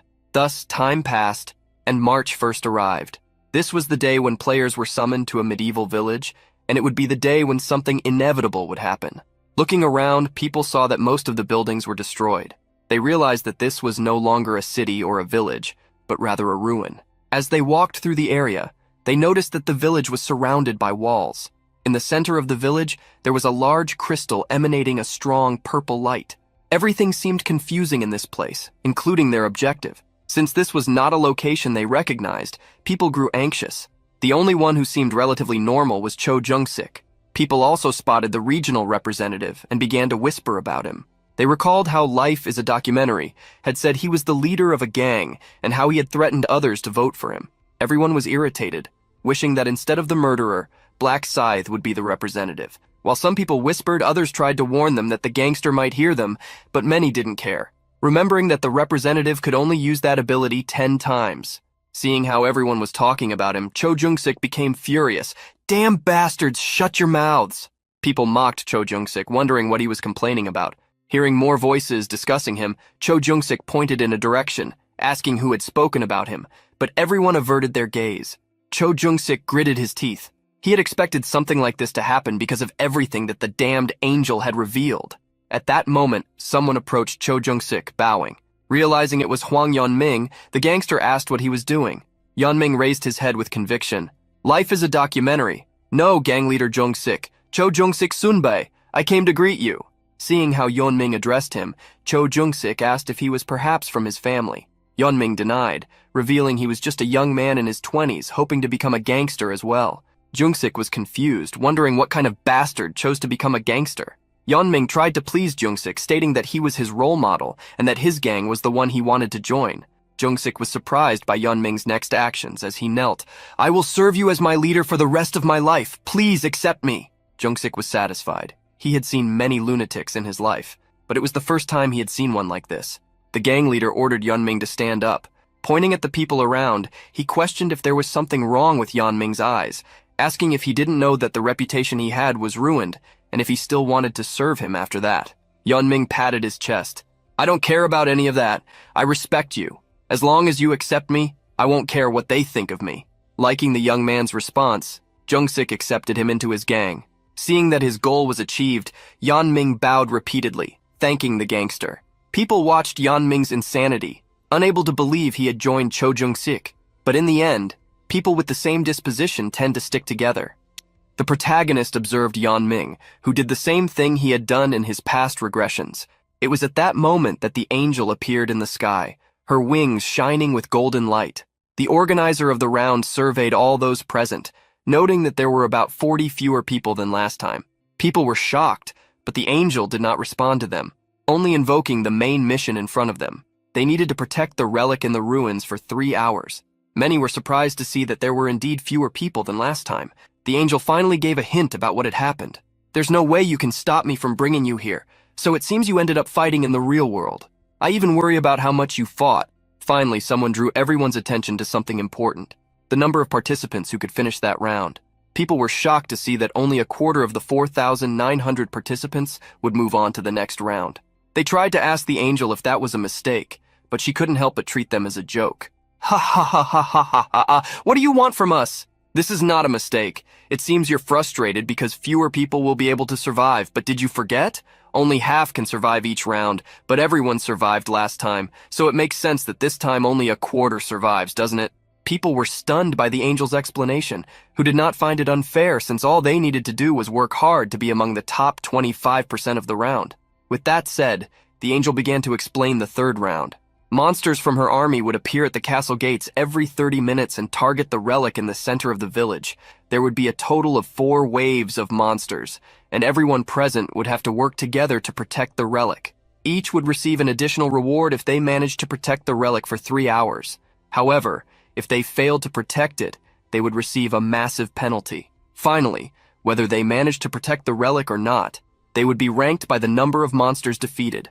The angel warned that many more monsters could appear than normal due to the nature of the round, but all of them would have only 1/3 of their strength, which would make things easier, although the gold and experience provided by them would also be reduced by the same amount. Jung-sik was excited to know that he would only need to fight monsters, and since he had the authority of command, this round would become much easier. The angel then remembered something, calling the attention of the chosen representative from the last round. "He can use the authority of command starting from this round, but I bet everyone here is curious to know what will happen if the representative is eliminated." Only the first part of what the angel said sent a chill down Cho Jung-sik's spine. She then explained the topic she had raised. If the representative is eliminated, whether by a monster or by natural causes, their seat will become vacant. However, what will happen if they are eliminated by another player? In that case, the one who eliminates them will immediately become the representative of the region and will receive 10 uses of the authority of command. Immediately, all eyes turned to Cho Jung-sik. With that said, the angel announced that the monsters would appear in 10 minutes. I hope you work together to survive in the next 3 hours, although I'm not sure you'll be able to do that. Looking at the spot where the angel had been before disappearing, Cho Jung-sik cursed her eternally. Grinding his teeth, he looked back and saw that several people had already drawn their weapons against him. Cho Jung-sik pulled out a dagger, challenging them to attack him. Come! I will eliminate all of you, so start whenever you want. The group that was preparing to attack Jung-sik smiled, eager for one of them to become the representative after eliminating the gangster. At that moment, someone walked toward the group. The protagonist passed by them, positioning himself between them and Cho Jung-sik. The gangster was startled to see Black Scythe approaching him. As he got closer, the protagonist told him not to be so scared, as he only wanted to talk. Cho Jung-sik smiled upon hearing someone call him scared, telling Black Scythe to say what he wanted.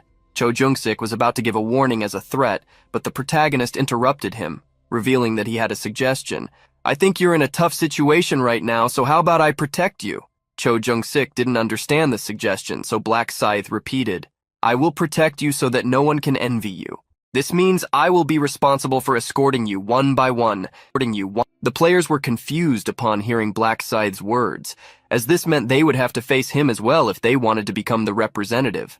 Thanks to the protagonist's actions, people began to give up on attacking Cho Jung-sik, who, noticing the reactions of the crowd, was tempted to accept the offer. However, knowing that everything has a price, he asked what Black Scythe wanted in return.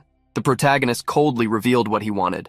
I don't want much, just that you follow all my commands. That's the condition. Cho Jung-sik was surprised, as this meant he would have to become Black Scythe's subordinate. The gangster wanted to know why Black Scythe was making that offer, but the protagonist refused to answer. Cho Jung-sik then asked what kind of commands he would give him, but the protagonist again refused to speak, only repeating that he would have to follow his orders unconditionally. Cho Jung-sik gritted his teeth. He didn't want to follow someone unconditionally, but he wondered what would happen if he refused. He suspected that Black Scythe might attack the moment he declined. The protagonist urged him to respond quickly, as others were waiting for his answer. Cho Jung-sik gritted his teeth, thinking about the response he would give, and then he refused the offer. The protagonist had already expected the gangster to do this. There was no way such a bastard would set aside his pride so easily. Hearing Cho Jung-sik refuse the offer, many people became excited and surprised that he hadn't accepted the offer that would bring him safety. Many realized that the reason was pride. Some believed that the gangster valued pride more than his own life, while others thought he was looking down on them. The comments progressed exactly as they had in the protagonist's last regression. Who knew what he should do next? Fine. Since you rejected, there's nothing I can do. Now that you've rejected, I won't get involved in this matter. Whether you are eliminated or not, it has nothing to do with me anymore. People watched as Black Scythe turned his back on the gangster, hearing everything he said. They felt they now had free rein to attack the damn gangster whenever they wanted. Cho Jung-sik gritted his teeth, practically regretting refusing the offer. At that moment, it was announced that the first wave of monsters was about to arrive, asking everyone to prepare to protect the relic.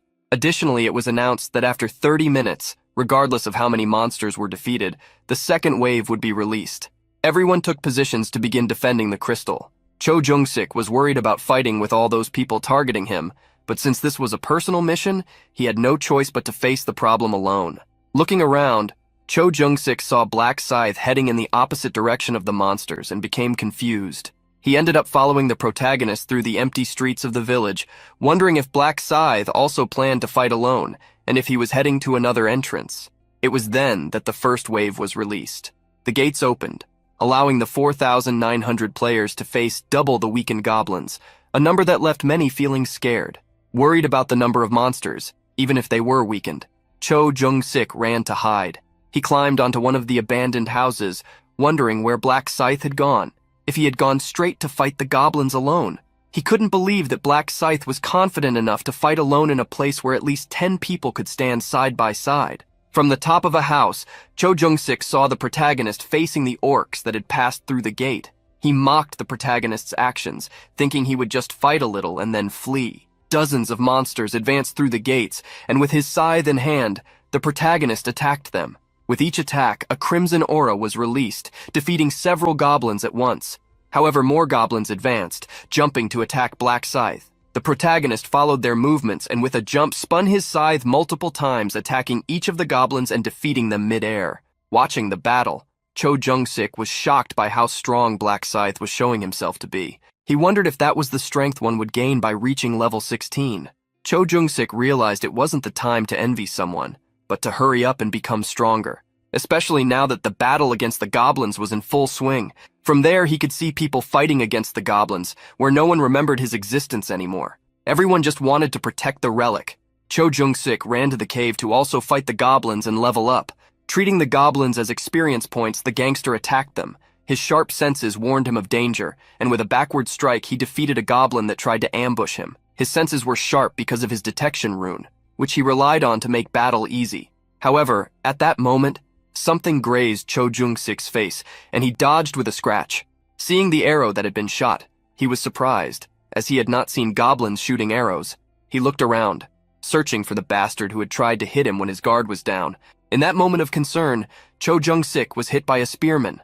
However, instead of falling, Cho Jung-sik grabbed the spear, cursing the bastard who struck him.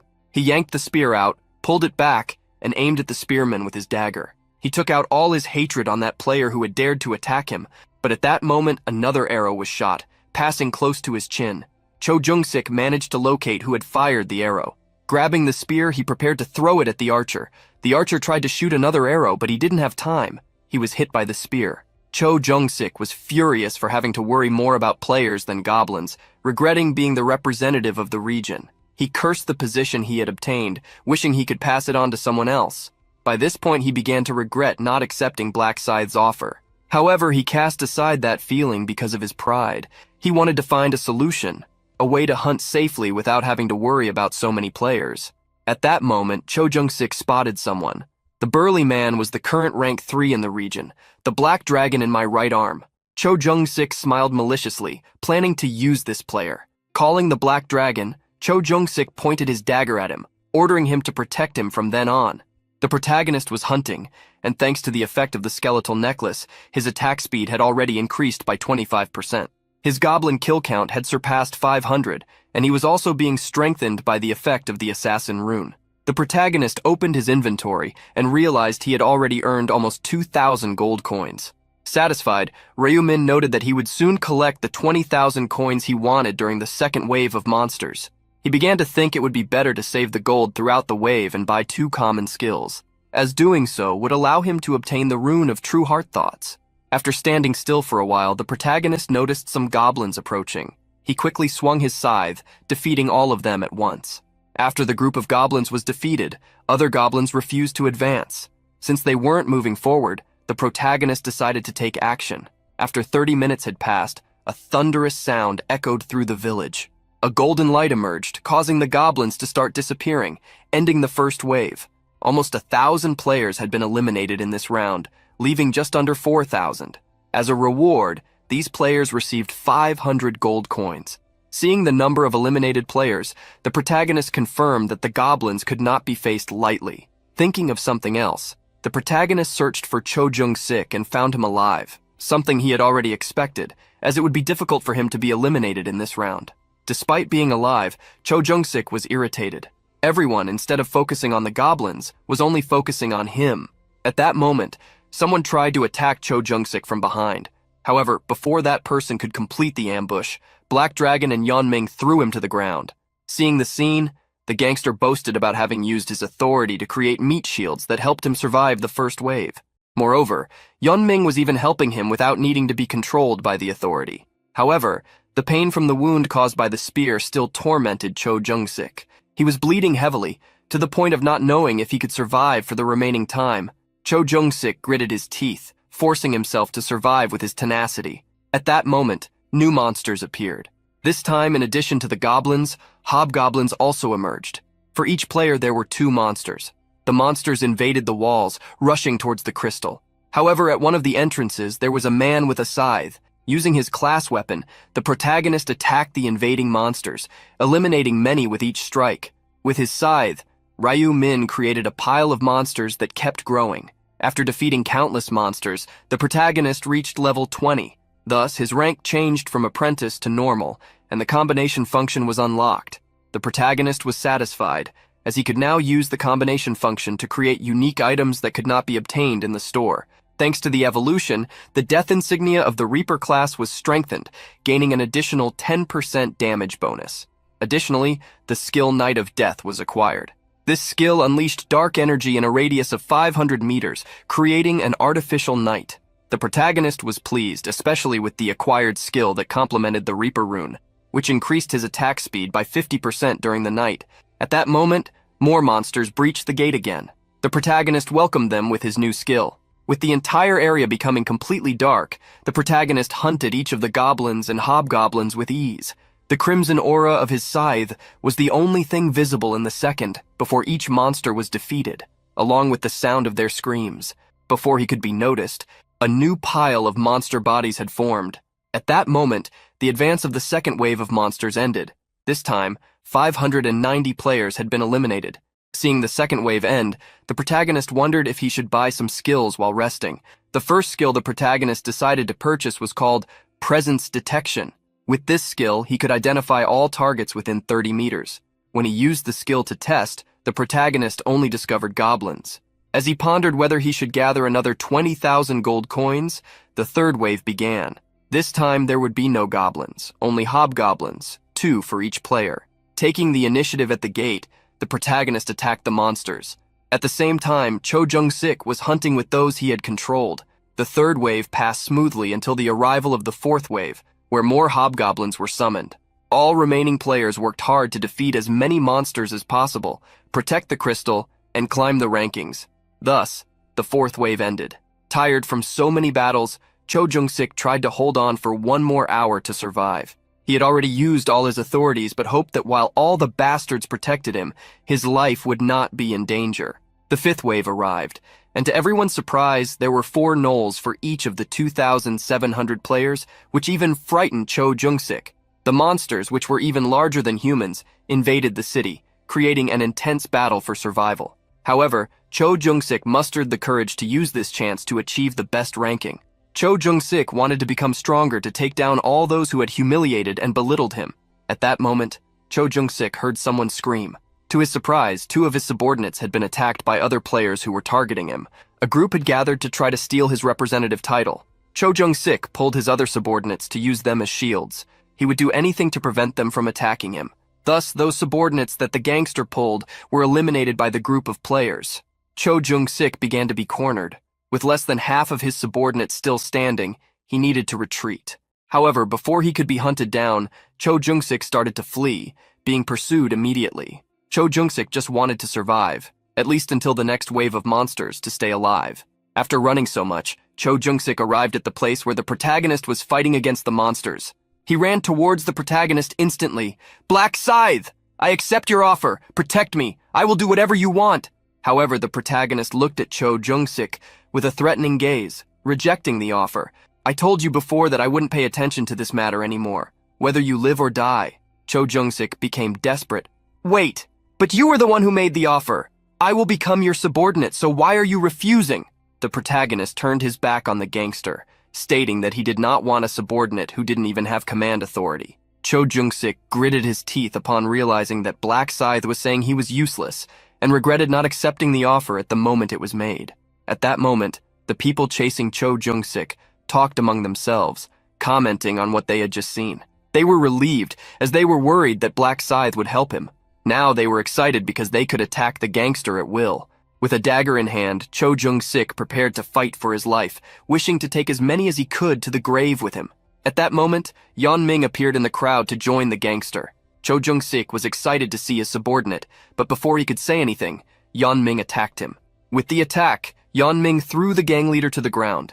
He approached Cho Jung-sik with a wicked look.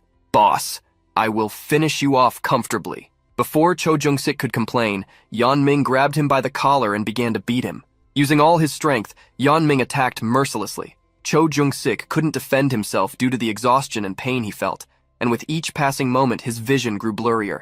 He could only curse the bastard who betrayed him.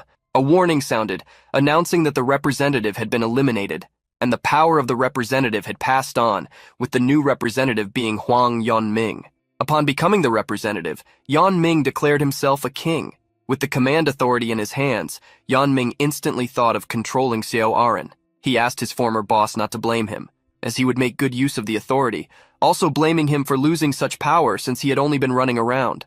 Yeon-ming called his henchmen, asking if they had seen how he defeated Cho Jung-sik.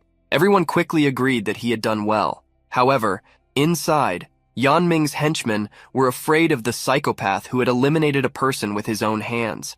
Several people approached the scene, and upon seeing Yanming, wondered if he wasn't the guy who had allied with the gang leader, surprised that he was now betraying him.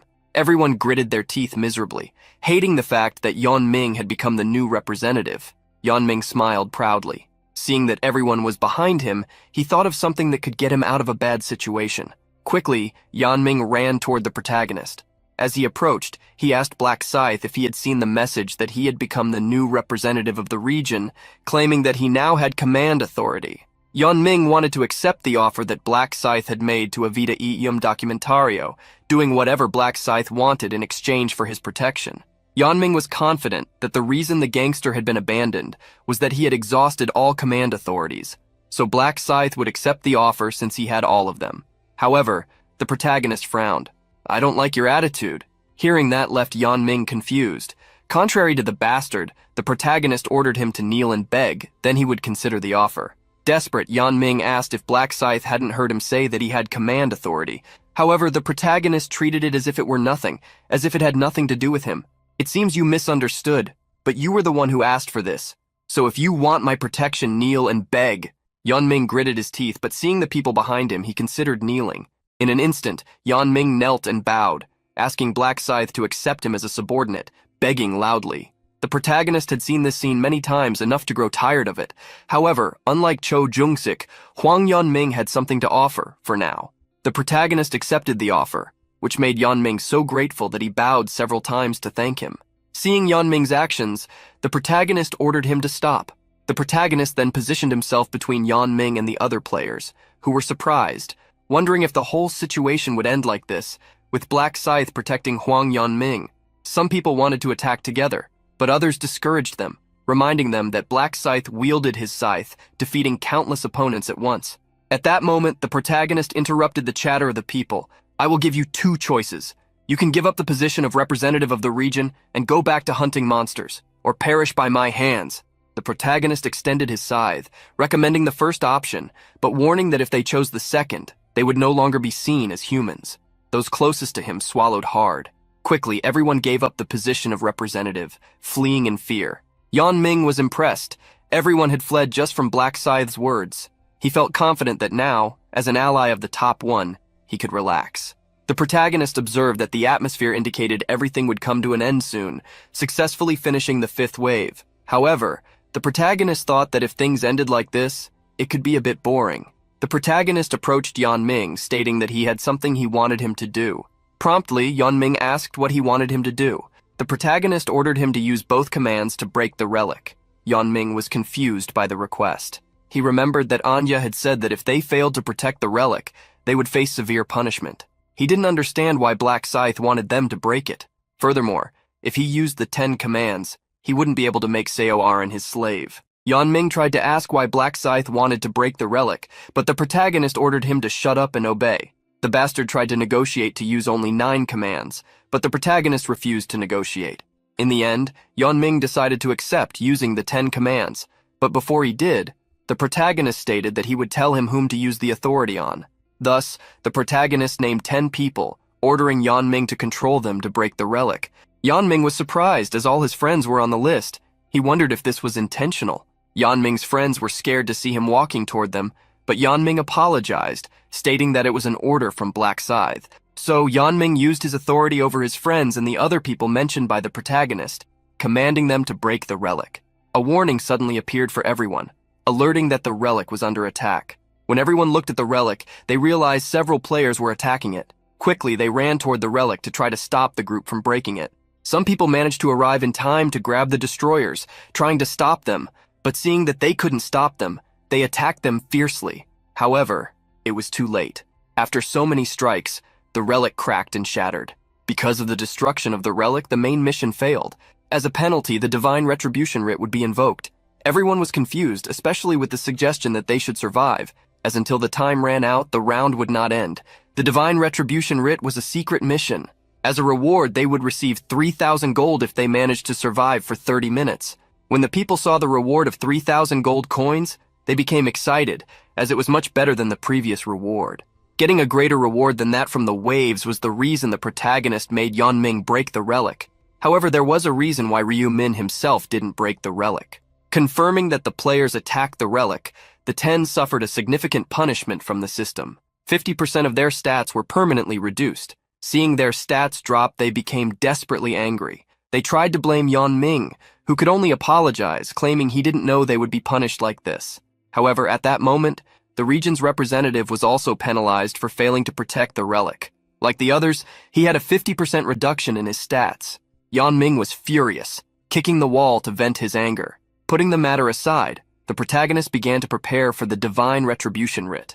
Opening the shop, he bought items with the extra gold, starting with a hood that increased agility and boots with the same effect, in addition to an increase in movement speed. Next, the protagonist opened the combination feature. He placed the skeletal necklace in one slot and the mana stone, the purple crystal he obtained from Julie, in the other. The combination was successful, and the necklace received a point in all stats. Since the protagonist could only place one mana stone in each item, he proceeded to place the other stones he had on his other equipment, putting a damage reduction stone in his light armor and a strength stone in his scythe. The low-level mana stone wasn't very helpful, but it was better than nothing. A dark mist emerged in the center of the village, sending chills down many players' spines. Some tried to motivate themselves, warning that they only needed to hold on for another 30 minutes. They didn't need to fight, just run if necessary. However, the protagonist knew it wouldn't be easy to run from the divine punishment agent. He remembered his last life, where only 500 of nearly 3,000 players survived. Just trying to survive was difficult. Originally, the divine punishment agent was a monster that could force at least 5 level 40 players to attack her. However, Ryu Min had a plan to defeat her. In the sky, lightning began to strike to summon the monster. Ryu Min planned to defeat it using the title he had obtained by defeating an angel. This title doubled his stats when fighting against divine-type monsters, and that was the type of the divine punishment agent. Seeing the angel that appeared, the people wondered if he was the divine punishment agent. Noticing that he wasn't that big, they thought they could just run and dodge the attacks, believing it would be an easy mission.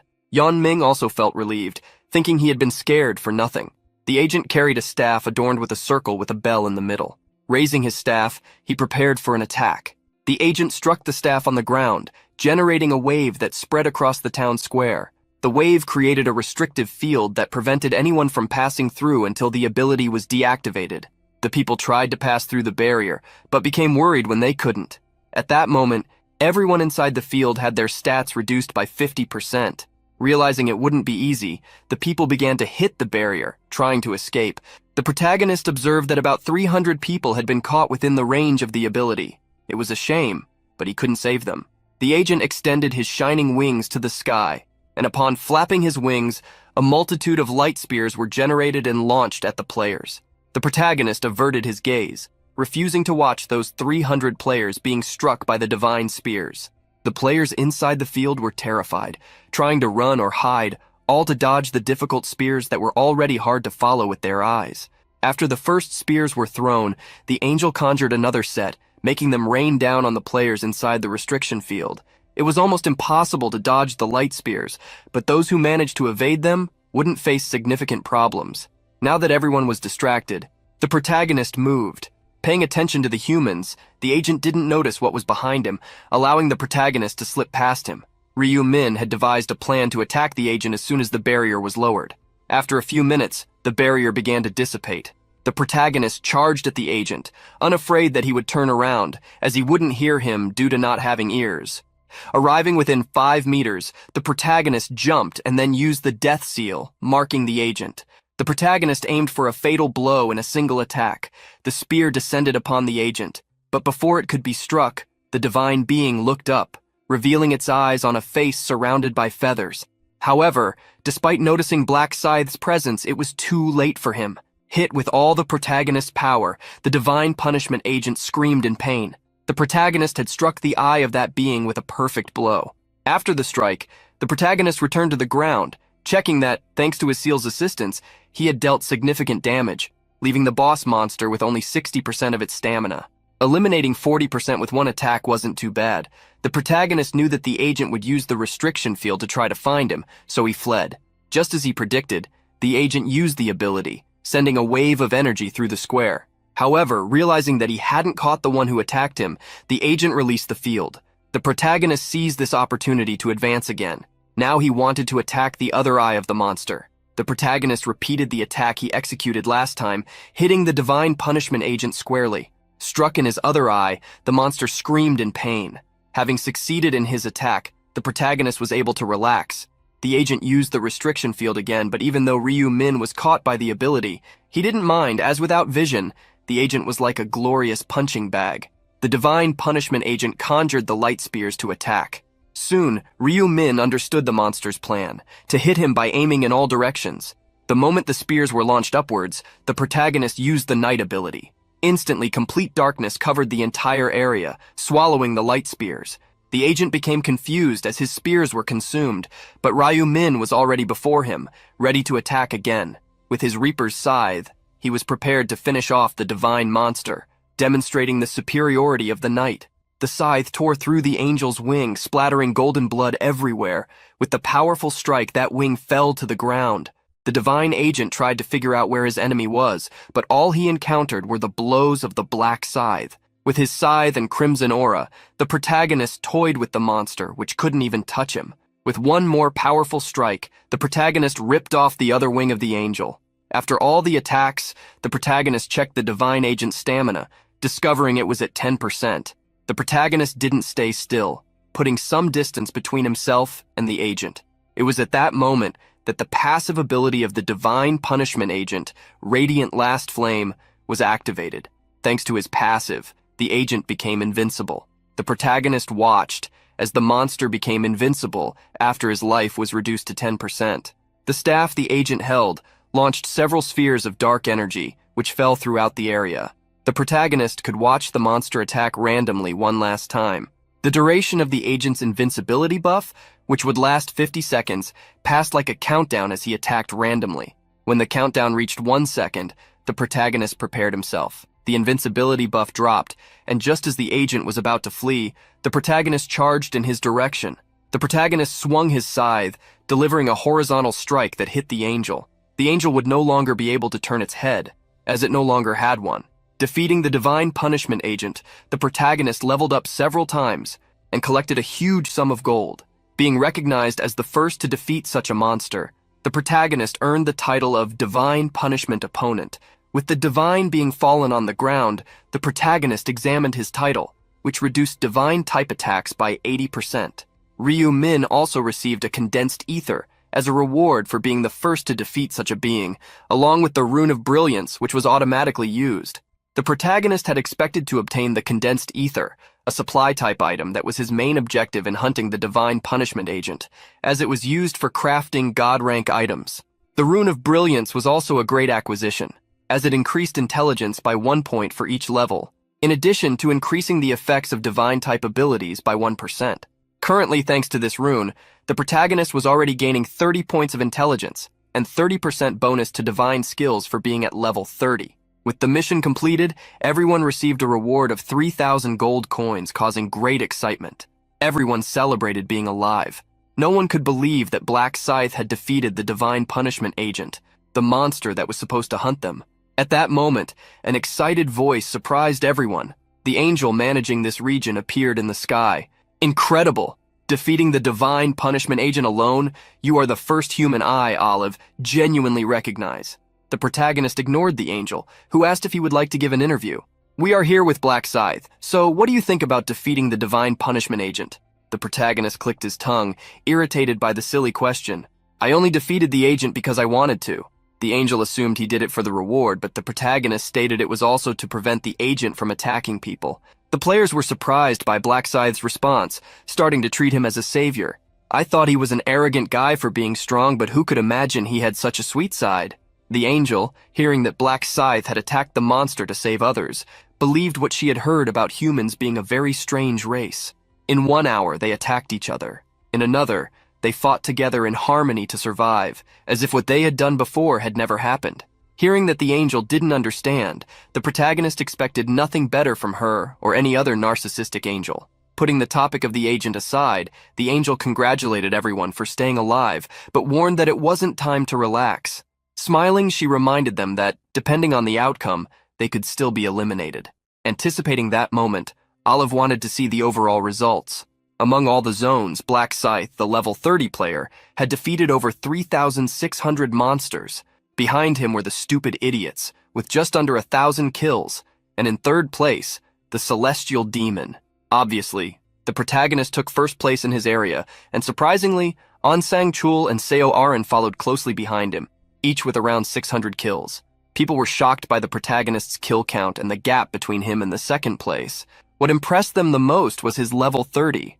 Many suspected he had somehow obtained experience bonuses because of this. The protagonist had indeed received experience bonuses, but he didn't know if there was a way to obtain them other than becoming the top rank across all zones. He was congratulated and received the rewards for his 2 first places. The first prize he opened would grant him a mid-rank ring.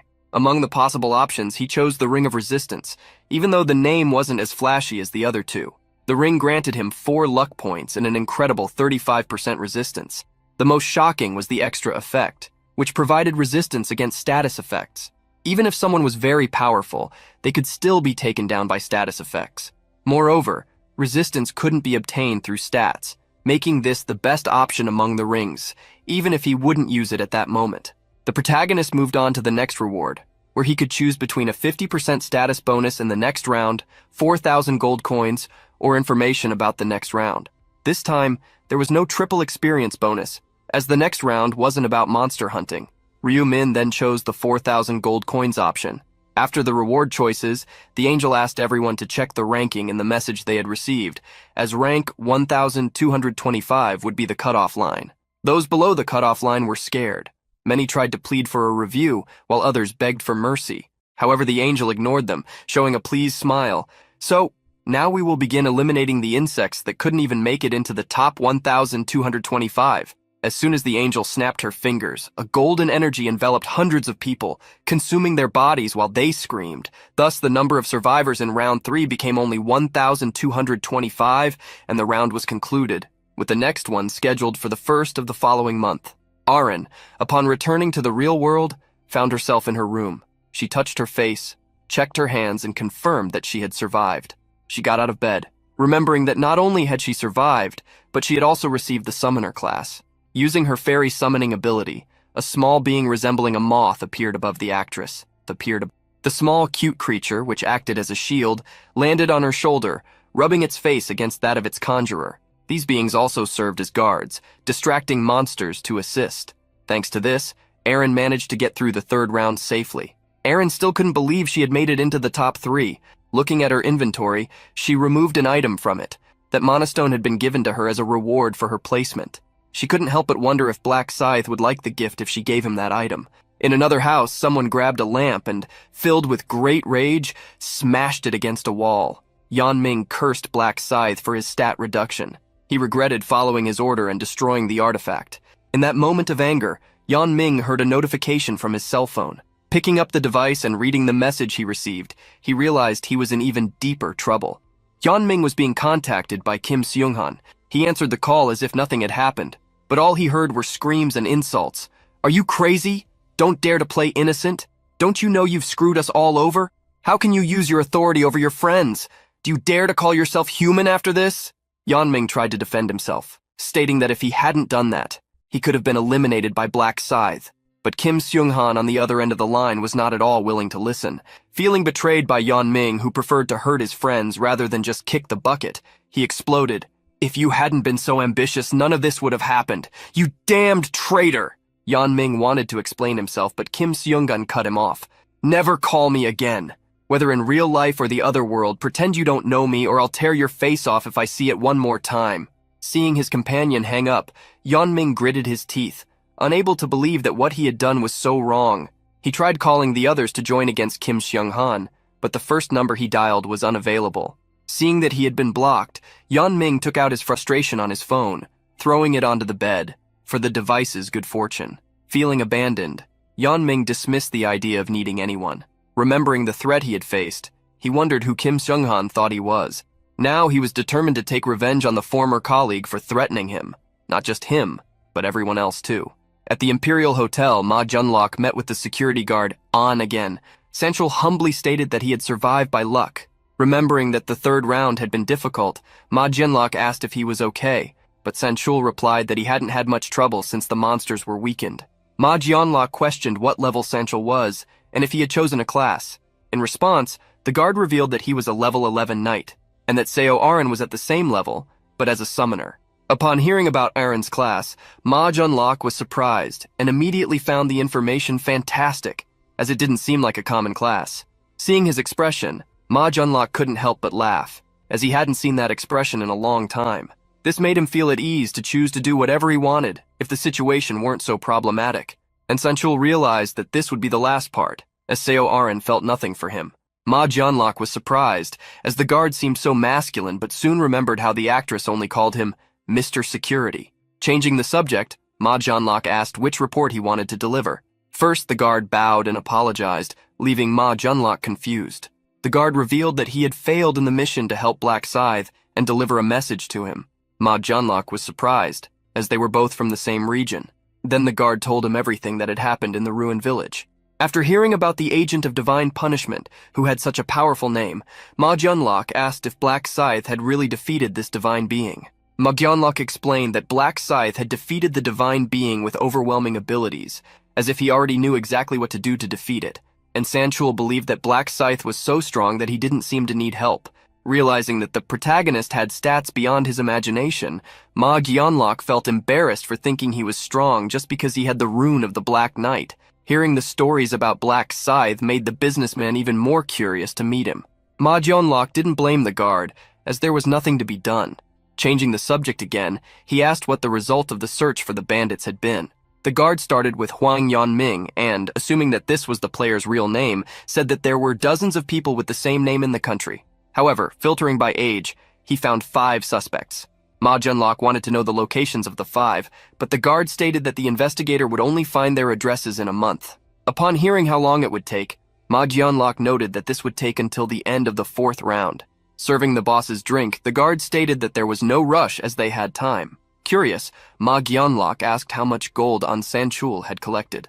When the guard replied that he had 10,000, Ma Jianlok commented that he was still halfway to buying the tracking skill, which cost 20,000 gold coins. Before the conversation ended, An Sanchul remembered another topic, revealing that in the last month, someone had bought a large amount of shares from his company. Ma Jianlok did not suspect which company the guard was talking about until he revealed that it was the Celestial Demon Consulting, the company that was currently receiving total attention. Hearing the boss ask what percentage was bought, the guard asked him not to be surprised. It had been 31%. Ma Jianlok couldn't help but be shocked to hear that a single person had bought such a large amount of shares, something that also surprised the guard. Ma Jianlok did some quick calculations and discovered that the person must have invested 280 billion gold coins to acquire 31% of the company. He couldn't believe that someone had that amount of money to invest, thinking it must be some wealthy individual he didn't know. At that moment, Ma Jianlok suspected that one of his brothers might be involved. Knowing that the person had bought the 31% to be part of the management, Ma Jianlok picked up his phone to contact someone. Meanwhile, he asked department head Anne for the contact information of this buyer. The protagonist, lying in his bed, awaited contact from Ma Jianlok. He didn't want to call the man first to maintain his pride as the majority shareholder. It was at that moment that the protagonist accidentally dropped his phone on his face, startled by the sudden entrance of his brother, who shouted, "Brother, what level are you at?" The protagonist sat up and asked why he wanted to know that all of a sudden. One was talking about a kid who boasted about his brother's high level. This irritated the protagonist's brother, remembering how the friend kept saying that the brother was already level 11 and had a class. Hearing that the friend's brother was at level 11, the protagonist sighed and asked him not to worry, as his level was higher than that. One then asked what level Ryu Min was, which made the protagonist hesitate. He wondered what he should answer, as telling the truth could attract trouble. Smiling, the protagonist claimed to be level 12. This excited one who was eager to know what class his brother had obtained. His face seemed to shine as he asked Ryu Min what his class was. Going back to sleep, the protagonist replied that his class was a secret. Ryu Wan became frustrated, not wanting there to be secrets between brothers.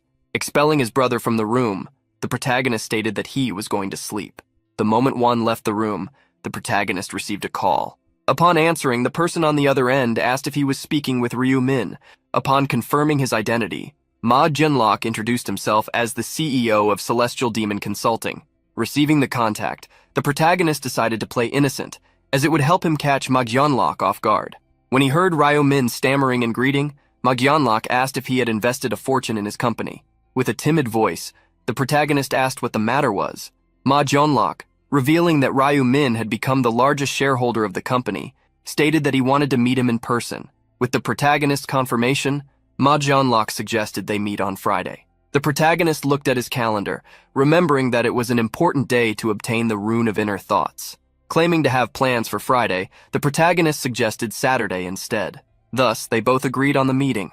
The protagonist already knew that Magyeonlok would call, as the CEO had founded the company to gain his father's approval, so there was no way he would treat his majority shareholder casually. Thinking about the meeting, the protagonist prepared to get the rune he needed before that day. There were many ways to obtain runes, such as going to certain places during specific rounds, receiving them as special rewards, or defeating boss monsters. In extreme cases, even defeating common monsters could yield runes. One of the things that few people discovered was that it was also possible to obtain runes in real life. But of course, the method for the appearance of runes was extremely restricted. Entering a warehouse, the protagonist hid on a staircase, waiting for Jang Seo-kyun to appear. The player using his real name had a name that Ryo Min would never forget, as he was the criminal who had kidnapped his brother. The protagonist clearly remembered the face and voice of that bastard. On that day, with one tied up, Jang Seo-kyun had ordered the protagonist to deliver what others did not have. The protagonist had been surprised at the time, claiming he didn't know what the thug wanted, which made Jang Seo-kyun laugh out loud, but he cut through the protagonist's lie, accusing him of being a regressor. Seeing the surprise in Ryo Min's eyes, Jang Seo-kyun revealed that he had the Rune of Inner Thoughts, which he used to probe Ryu 1. Since that incident, the protagonist had sought revenge against Jang Seo-kyun since his 11th regression. Therefore, Ryo Min held no unnecessary feelings. He just wanted to obtain the Rune of Inner Thoughts before that bastard could get it. Putting on a mask, the protagonist waited. A few minutes later, Jang Seo-kyun entered the warehouse carrying someone over his shoulders. He threw the woman to the ground. Ripping off the tape that sealed her mouth, he ordered her not to scream. Immediately, the woman began to plead for her life, begging to be released. Jang Seo-kyun grew irritated upon hearing the same old lines telling her to try something different. He didn't want to hear about letting her go, money, or anything else boring. The woman apologized, asking if he was doing this to her because she had looked at him the wrong way a few days earlier. Jang Seo-kyun looked at her with disdain, finally hearing what he wanted. That day, I felt terrible, did you know? 2 days ago, Jang Seo-kyun had been walking down the street, looking for someone who could help him forget his problems. Finding a pretty woman, he followed her. Even after entering a dark alley, the woman didn't realize she was being followed. When they were far from the main street, Jang Seo-kyun moved, appearing before the woman in the blink of an eye. His body shone, and upon facing the sudden light, the woman's eyes were blinded. Jang Seo-kyun approached her, causing her to scream in despair. After the scare, Jang Seo-kyun fled. He loved his current life, where he could run away after doing whatever he wanted. His life after getting out of prison was so boring that he didn't want to live anymore. But the Rune of Luminescence, which made his body shine and blinded opponents, brought fun back into his life. After blinding the first woman, Jang Seo-kyun went to a cafe. The waitress greeted him with a smile, and upon seeing that smile, Jang Seo-kyun was surprised by how beautiful she was. Approaching the counter, he ordered an iced Americano. Paying for the coffee, Jang Seo-kyun asked if she was working part-time there since he had never seen her before. Awkwardly, the young woman revealed that all the other part-time workers had quit due to the chaos happening lately. Jang Seo-kyun thought it made sense for people to want to live their lives instead of working if they could end up in a coffin the following month. Investigating further, Jang Seo-kyun asked if the woman was the owner, and she confirmed that she was. When he asked her age, Jang Seo-kyun found out she was 32 years old. Learning that the woman was not a player satisfied Jang Seo-kyun. He then asked for her number, saying that he liked her, which left her confused. Seeing the expression on the woman's face, Jang Seo-kyun began to get irritated. "What's wrong? Don't you like my face? Are you disgusted by the spots on my face? This is ridiculous. I'm not drinking this coffee, so give me my money back, you filthy brat." Trembling, the woman returned his money. Jang Seo-kyun left the store with a scowl on his face, cursing the woman for thinking she was too pretty. That night, Jang Seo-kyun ambushed the woman. His intention was to make her pay for having looked down on him with that cursed look. Remembering the incident, the woman deeply apologized. Bending down, Jang Seo-kyun taught her that she should never underestimate someone's appearance again. The woman swore she would never judge anyone again, but for Jang Seo-kyun, that was not enough. She was surprised to hear him say that she wasn't being sincere. Jang Seok-hyun then threw the woman to the ground again, saying she was just pretending to escape. He approached her with a devilish look, asserting that she should pay the price for feeling guilty. Seeing the woman squirming, Jang Seok-hyun ordered her to stay still. At that moment, he was surprised to hear a voice from behind him. "You're the one who should stay still, understood?" Jang Seok-hyun was startled, believing there was no one else there. He looked back, thinking the person might be a detective. He stood up furious, asking who was there. In the dark, the protagonist advanced with his scythe. "Don't get upset. You'll be complaining a lot more later anyway." Jang Seok-hyun was confused to see someone with a huge scythe and wearing a white mask. Seeing the appearance of the man who appeared, Jang Seok-hyun couldn't help but mock. "Crazy miserable. Do you think this is a place for playing around?" Noticing that the man hadn't understood the situation he was in, the protagonist extended his scythe, asking Jang Seok-hyun if that really looked like a toy to him. To show he was serious, the protagonist swung the scythe through the air. Jang Seok-hyun realized that it was a real weapon, which led him to ask the protagonist if he was a player. Looking at the woman, the protagonist said, "Now is your chance. Go away." However, before the woman could get up, Jang Seok-hyun displayed his aggression. "Who said you could leave?" Seeing the man distracted, the protagonist charged forward. Before Jang Seok-hyun could react, the protagonist attacked him with the shaft of the scythe, causing him to make an omelet in his pants. Jang Seok-hyun fell to the ground, howling in pain. The protagonist couldn't help but remember that he had warned him he would end up complaining. Once again, Ryu-min told the woman to leave. She did so after thanking him. With the woman gone, only Ryu-min and the man remained in the place. With a smile behind the mask, the protagonist sent chills down the thug's spine. Let the games begin. The pain that Jang Seok-hyun felt turned into fury. "You bastard, I will end you!" The protagonist liked his attitude, as it would be fun if he didn't give up. Seeing the young man laugh at him, Jang Seok-hyun tried to attack him. As if fighting in slow motion, the protagonist skillfully dodged the dagger attacks. Jang Seok-hyun gritted his teeth, wondering why he couldn't land a hit. The protagonist couldn't help but comment on his dissatisfaction. "I can't believe you're still wielding that piece of goblin trash." When Jang Seok-hyun reached out again to attack, the protagonist swung his scythe, cutting him. A red fountain gushed from the spot where the protagonist's scythe struck, making Jang Seok-hyun roar. Seeing how much he screamed, the protagonist asked if it hurt. Jang Seok-hyun was already gritting his teeth but turned pale upon hearing the man say that this was just the beginning. At that moment, the protagonist lunged again, attacking with his scythe. After 2 strikes, Jang Seok-hyun realized he wouldn't survive if he stayed there. Seeing the masked man stop moving, Jang Seok-hyun planned to blind him. At that instant, a light exploded from Jang Seok-hyun's chest. "Screw you!" However, the light in Jang Seok-hyun's chest was suppressed, barely shining. Not understanding why his ability didn't activate, he began to tremble with fear. The protagonist smiled internally, telling him to try to shine as much as he wanted, but that it wouldn't be allowed within his night ability. Knowing Jang Seok-hyun's ability, the protagonist conjured his ability in advance. Regardless of the ability or not, the protagonist already planned to leave Jang Seok-hyun immobile in every way. Passing by Jang Seok-hyun, the protagonist attacked his legs with the scythe. The thug fell to the ground, unable to stand anymore. He crawled toward the protagonist, screaming, "You damn demon, why are you doing this to me? Why?" Attacking Jang Seok-hyun with the tip of the scythe, the protagonist questioned him about why humans eliminate insects. Attacking him again, the protagonist answered his own question. Humans eliminate insects because they cause problems. Suffering at the hands of the protagonist, Jang Seok-hyun cursed how much of a psychopath he was. Seeing that Jang Seok-hyun was still cursing him, the protagonist wished to see how long he would maintain that attitude. In the following minutes, the protagonist continued to make Jang Seok-hyun suffer. The man didn't even know why he was suffering so much, or what the protagonist had against him.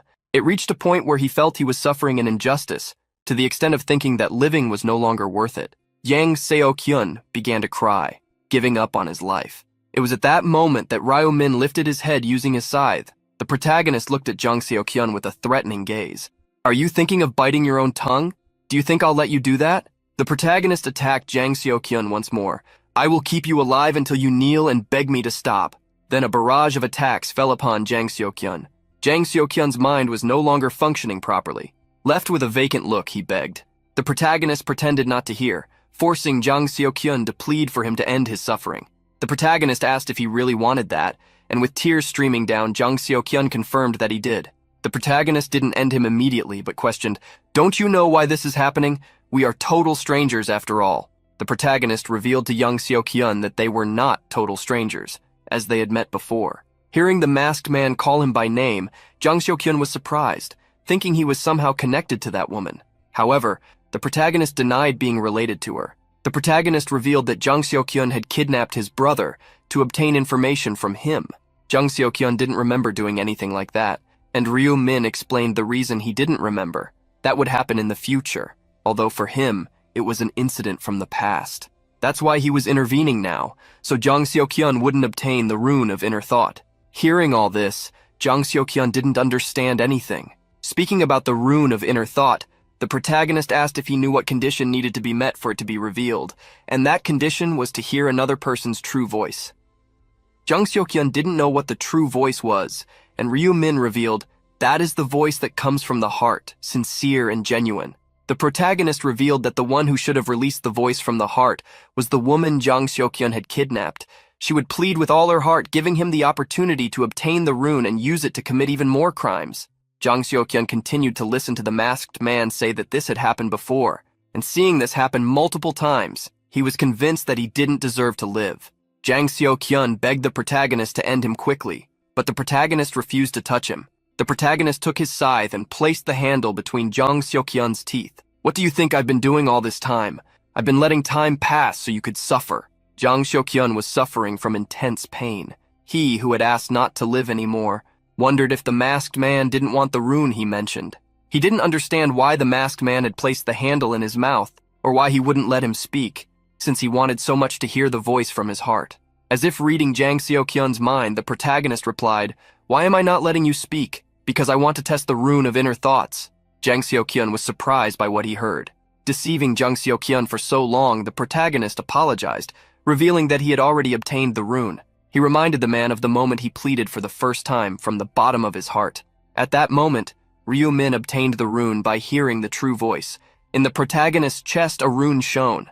It shattered, being imprinted on his body. With the power to read the thoughts of the target in front of him, Ryu Min only needed to observe the person to read their internal intentions.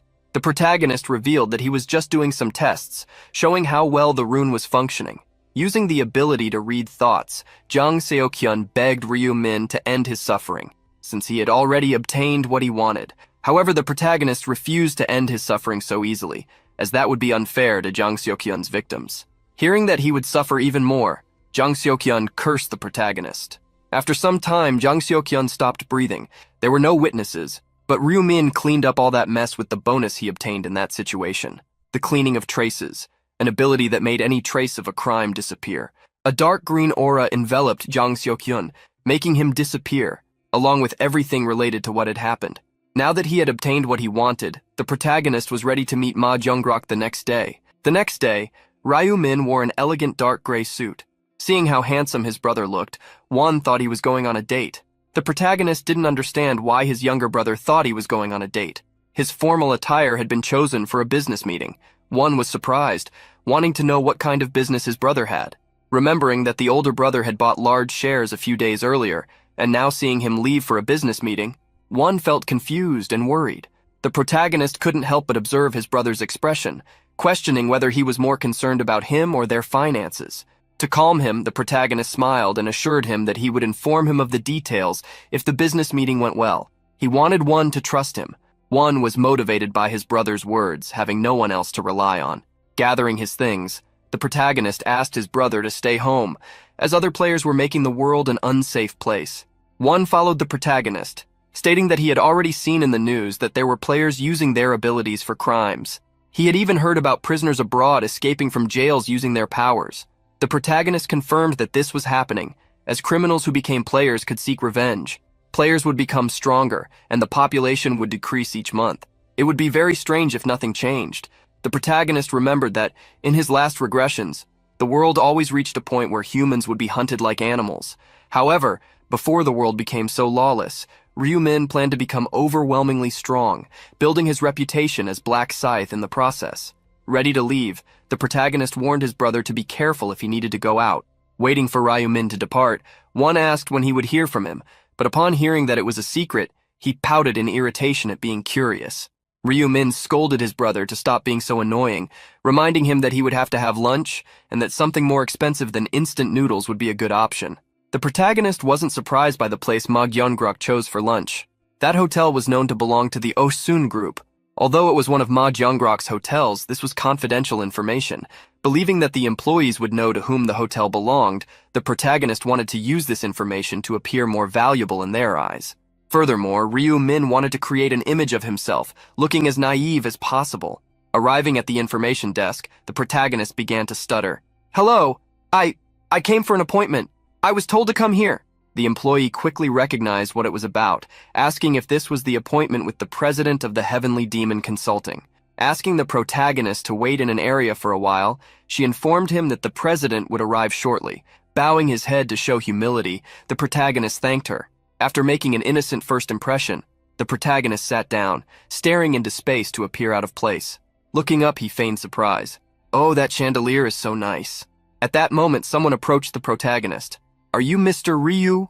Believing Ma Gyungrok had arrived, the protagonist stood up to greet him, but came face to face with Aaron's bodyguard.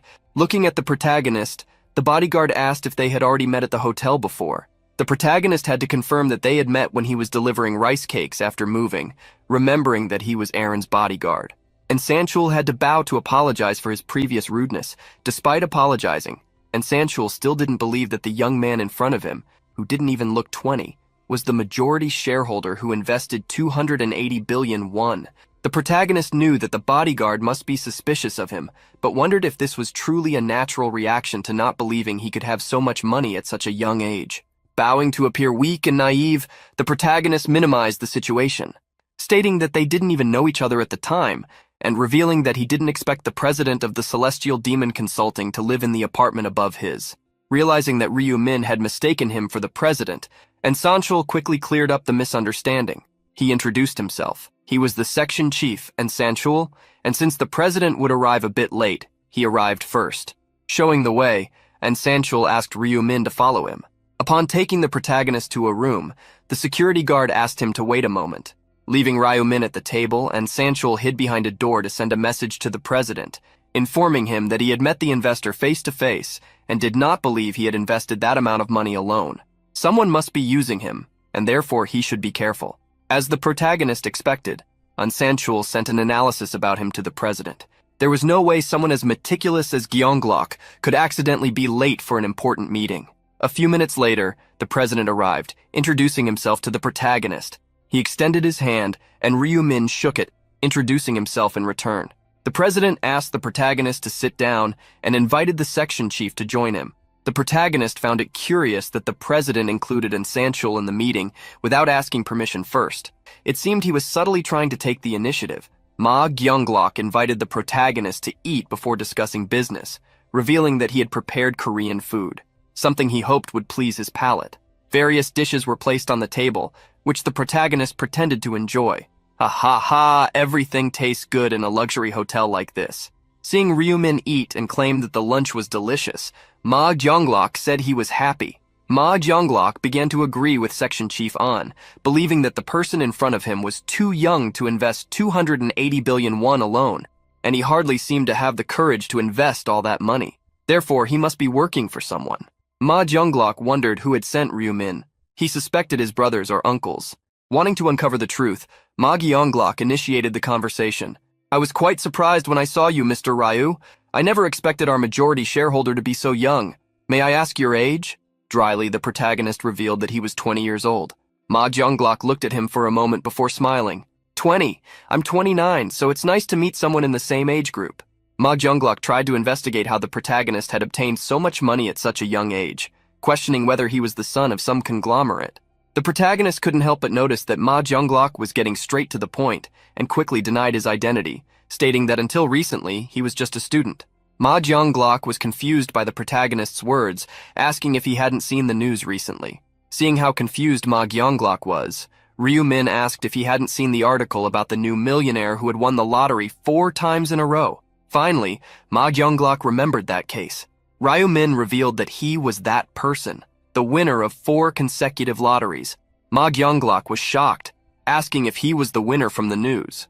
Upon hearing Ryu-min confirm, Ma Gyunglok questioned that, According to the article, the total prize amounted to about 60 billion, and he wanted to know how he had obtained 280 billion. The protagonist simply revealed the truth. He had invested in cryptocurrencies. This left Ma Jianglok even more surprised as the story ended there. Ma Jianglok couldn't believe the story. This led him to want to know why Ryu Min had invested 60 billion in cryptocurrencies. During the meeting, and Sanchul stated that Ryu Min seemed very lucky, but the protagonist denied having been lucky. And Sanchul finally remembered the article, where Ryu Min claimed to have seen the lottery numbers in a dream. But at that moment, he stated that he hadn't obtained the numbers through a dream, which left the duo curious. The protagonist looked at Ma Jianglok, ready to use the card that would bring him to his side. This is the first time I'm revealing this to others, but I have the rune of future sight. Ma Jianglok was shocked. Then the protagonist shocked him even more by stating that this rune allowed him to see a few years ahead. In other words, he was a prophet who could see the future. Silence fell in the room after Ryu Min's revelation. Ma Jianglok couldn't believe what he had heard. Neither he nor An Sang-chul believed the explanation that had been given. Ma Jianglok asked the protagonist if he was serious, and Ryu Min returned with another question. Why would I lie? Ma Jianglok connected the dots and asked if the lottery numbers had been chosen thanks to the rune of future sight. The protagonist confirmed that he had made money in the same way with cryptocurrencies. He had invested all his money because he could see the future. For reassurance, Ma Jianglok asked Ryu Min to prove he had such a rune by predicting his actions in the near future. Since the protagonist could read Ma Jianglok's thoughts, knowing what he would do was easy. However, at least for later, he would create some restrictions for this ability. The protagonist apologized, stating he couldn't use his power, as it activated by itself. Ma Jianglok was not surprised, as restrictions would be natural for a rune that could see the future. Ma Jianglok finally thought of something, speculating on why Ryu Min had invested 280 billion in his company. Before Ma Jianglok could speak, the protagonist confirmed his thought, stating that he had invested because he knew that the Celestial Demon Consulting would experience rapid growth in the future. Ma Jianglok wanted to know precisely how great this growth would be. To the question, the protagonist replied that the company would be listed on the Kospi, the main stock group in Korea, within a year. Ma Jianglok was pleased to hear about the success of his company. He wondered how great it would be if this were true, as not only would his father recognize him, but he could also become the next president. Ma Jianglok quickly composed himself, not believing he had been so happy about something he didn't know was true. At that moment, Ryu Min broke Ma Jianglok's train of thought by stating that for him to succeed, he would need to renew his industry. And Sang-chul, who had been silent, became furious. This is extremely irrational. Change industries now? You might as well tell us to change the name of the company. Ma Jianglok tried to stop the section chief, but he became furious again upon hearing Ryu Min claim that if they were changing industries, they obviously also had to change the name of the company. Seeing how An Sang-chul was behaving, the protagonist gave him a cold look. Do you think I came here to make jokes? You both are players, so you know the great penalty it is to casually reveal your runes like this. And yet I risked revealing my rune to you because, as the majority shareholder and a business partner who will participate in management from now on, I want to help the company grow. Who else would invest 280 billion? For your company to succeed, you need to join hands with me. The protagonist's brief speech left Ma Jianglok silent. Seeing this, the security guard asked if he believed it. Seeing Ma Jianglok silent, the protagonist sighed. It seems you don't believe in my power. Without beating around the bush, An Sang-chul stated that was exactly the case. Seeing how the security guard was being an obstacle, the protagonist sought to convince him. Department Chief An, have you ever considered why I moved to the floor below yours? Do you think it's pure coincidence? And Sang-chul was shocked by what those words meant. Ma Jianglok, who didn't know they lived one above the other, was surprised and questioned his right-hand man about what Ryu Min was talking about. And Sang-chul then had to reveal that 2 months ago Ryu had moved to the floor below Seo Aren's penthouse. The protagonist confirmed this fact, stating that he had done so a few days after obtaining the rune of future sight. Ma Jianglok became irritated to hear this from An Sang-chul only at that moment, and the security guard quickly apologized, revealing that he had only covered this that day. Putting the facts together, Ma Jianglok believed it wouldn't be possible for Ryu Min to move close to someone related to him and invest in cryptocurrencies without seeing the future. But he quickly changed that thought, assuming it could also be the work of someone who knew he was sponsoring Seo Aren. Reading Ma Jianglok's thoughts, the protagonist knew that what he had said so far wasn't enough. Your face says you still don't believe me, so how about this? The hotel we are in now, you own this place, don't you? You are in fact the eldest son of the Osung group and created the Celestial Demon Consulting to have your father recognize your abilities.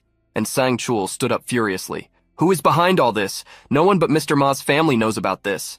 Seeing his subordinate's actions, Ma Jianlok ordered him to calm down. Sighing, and Sang-chul apologized. Ma Jianlok stated that Ryu Min was right about everything, but it still wasn't enough to convince him that he could see the future. As like Department Chief An had been, all the family members were aware of this information.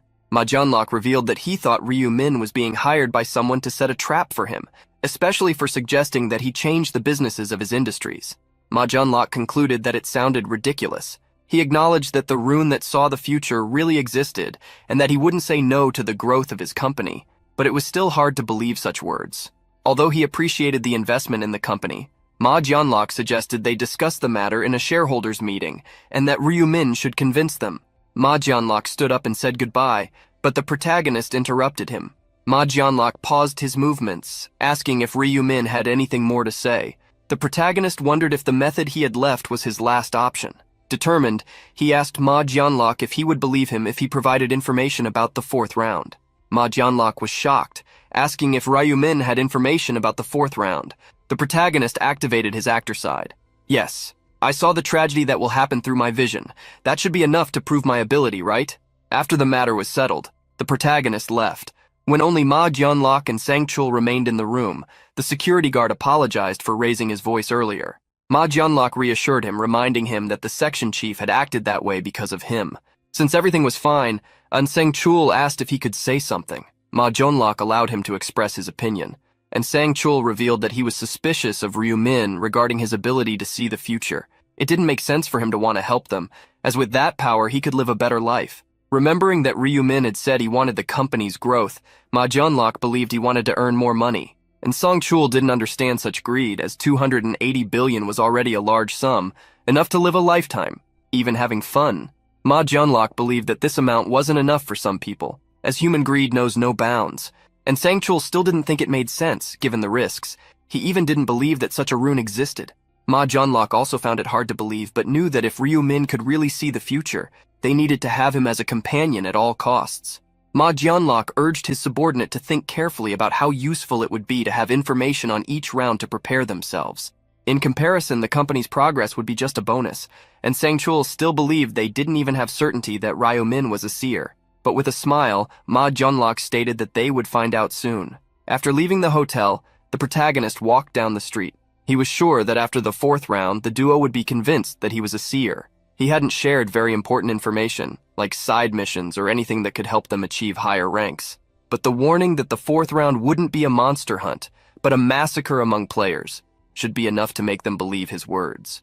The protagonist was convinced that after this, they would treat him differently, with the utmost respect, even protecting him, as he would be a seer, especially since having someone like that as an ally would be better than having him as an enemy. Since the protagonist had started pretending to be a seer, he decided to follow this path. Taking out his phone, he decided to contact a certain person.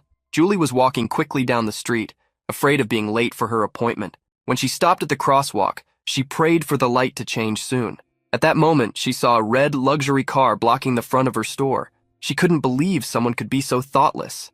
However, at that instant, Ryu Min rolled down the car window and called out to Julie, who was surprised to realize he was the driver. As she crossed the street, Julie went to the driver's window and asked the protagonist if that car was his. Immediately, the protagonist apologized for stopping in front of the store and invited his friend to get in the car for a drive while they talked. Still surprised, Julie accepted. The car sped down the road, and Julie felt a bit nervous since it was her first time in such a car. The protagonist smiled, revealing that it was also his first time, as he had just received it. Julie was curious about the car's price, and after thinking for a moment, the protagonist revealed that he hadn't paid much, just about 900 million won. Julie was shocked by the amount, and since Ryu Min said it wasn't much, she asked if he knew how many convenience stores she could open with that money. Seeing her reaction, he stated that it wasn't much considering what he had won in the lottery. This made Julie remember that Ryu Min was now rich, having won 60 billion in the lottery. It made her feel like they were in different worlds. Seeing the situation, Julie associated the moment with a date and felt embarrassed. At that moment, as the girl blushed, the protagonist shocked her. Actually, there's something I need to confess to you. Julie started to stutter, asking him to speak. Seeing her reaction, the protagonist assured her that it wasn't anything strange, so she didn't need to misunderstand. Julie felt like jumping out of the car from embarrassment. Trying to hide her shyness, she urged him to speak. The protagonist recalled that he had told her the lottery numbers had appeared in his dream and confessed that he had lied. Seeing the girl confused, he explained that he obtained the information from his rune of the future, not from a dream, and that with this rune, he had acquired the class of seer. Julie became excited, as being a seer sounded like a totally unique class. She congratulated the protagonist, believing that the rune of the future also sounded amazing. She couldn't help but thank him for telling the truth, as it must have been difficult to reveal, even to a friend. The protagonist asked her not to treat it as something significant since she had also revealed her class, but Julie reminded him that she hadn't informed him about her rune. Seeing they were on that topic, she asked if she should just reveal it at that moment. The protagonist didn't mind her keeping the information, but Julie revealed that she had obtained the rune of protection in the first round. This rune created a barrier around her, based on the number of people within a 10-meter radius. If there were 5 people, for example, there would be 5 barriers.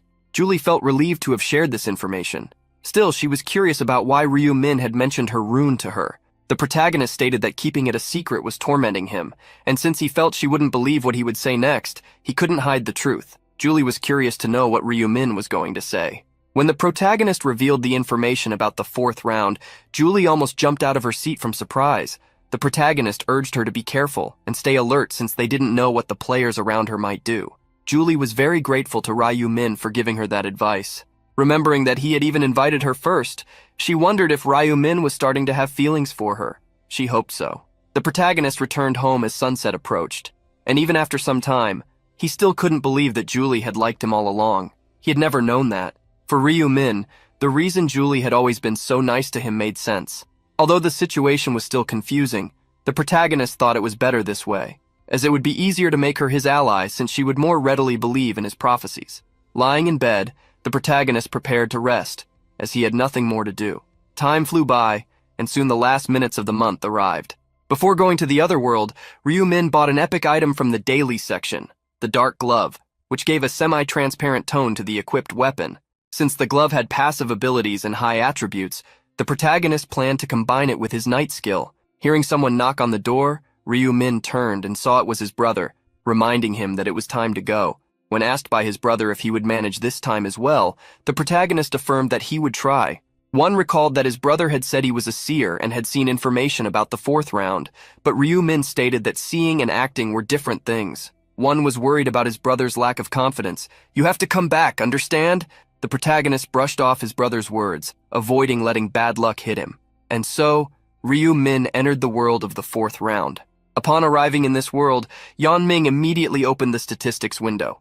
Seeing that he had a 50% penalty, he gritted his teeth, as this was the result of his betrayal against Cho Jung-sik. What frustrated him more was that he had spent all 10 command authorities. He quickly looked around, trying to figure out if anyone would hunt him down for being a representative, or if any old friends were coming for revenge. However, another thing caught his attention: the unknown place they were in. Wherever he looked, he only saw white walls as if he were in a maze.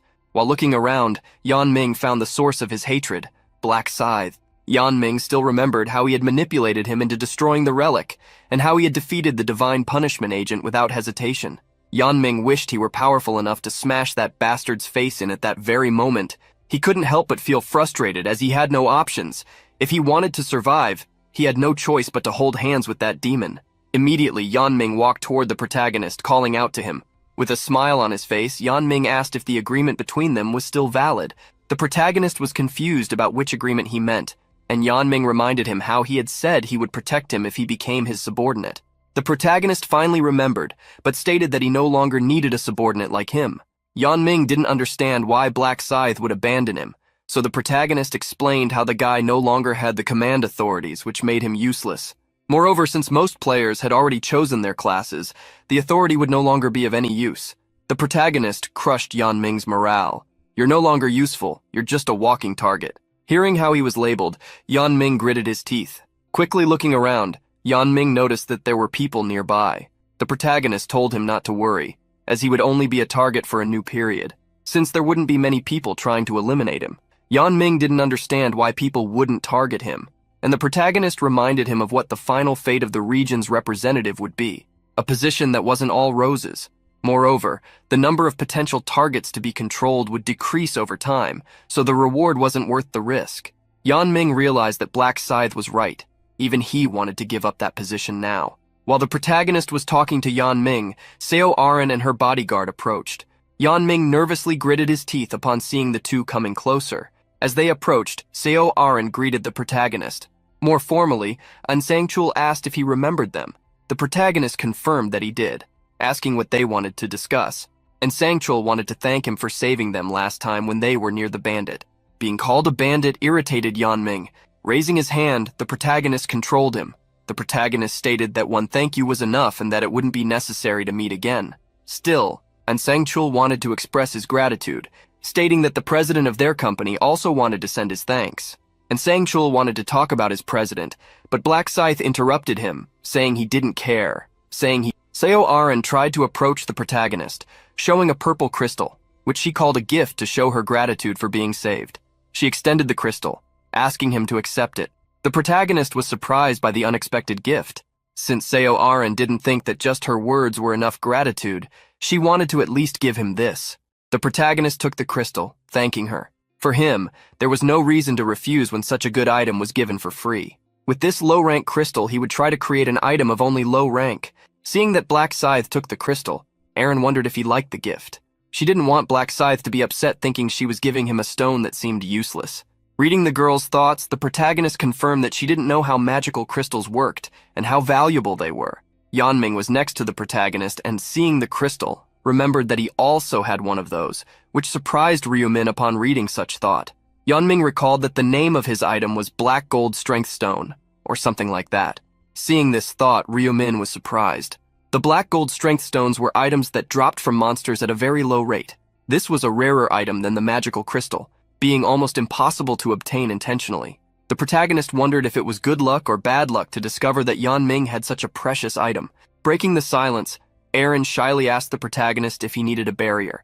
The protagonist appeared confused by the question, which made Arin reveal that she had advanced to summoner and could summon a fairy to conjure a barrier if necessary. The protagonist thanked her for the offer but stated that he didn't think he would need one.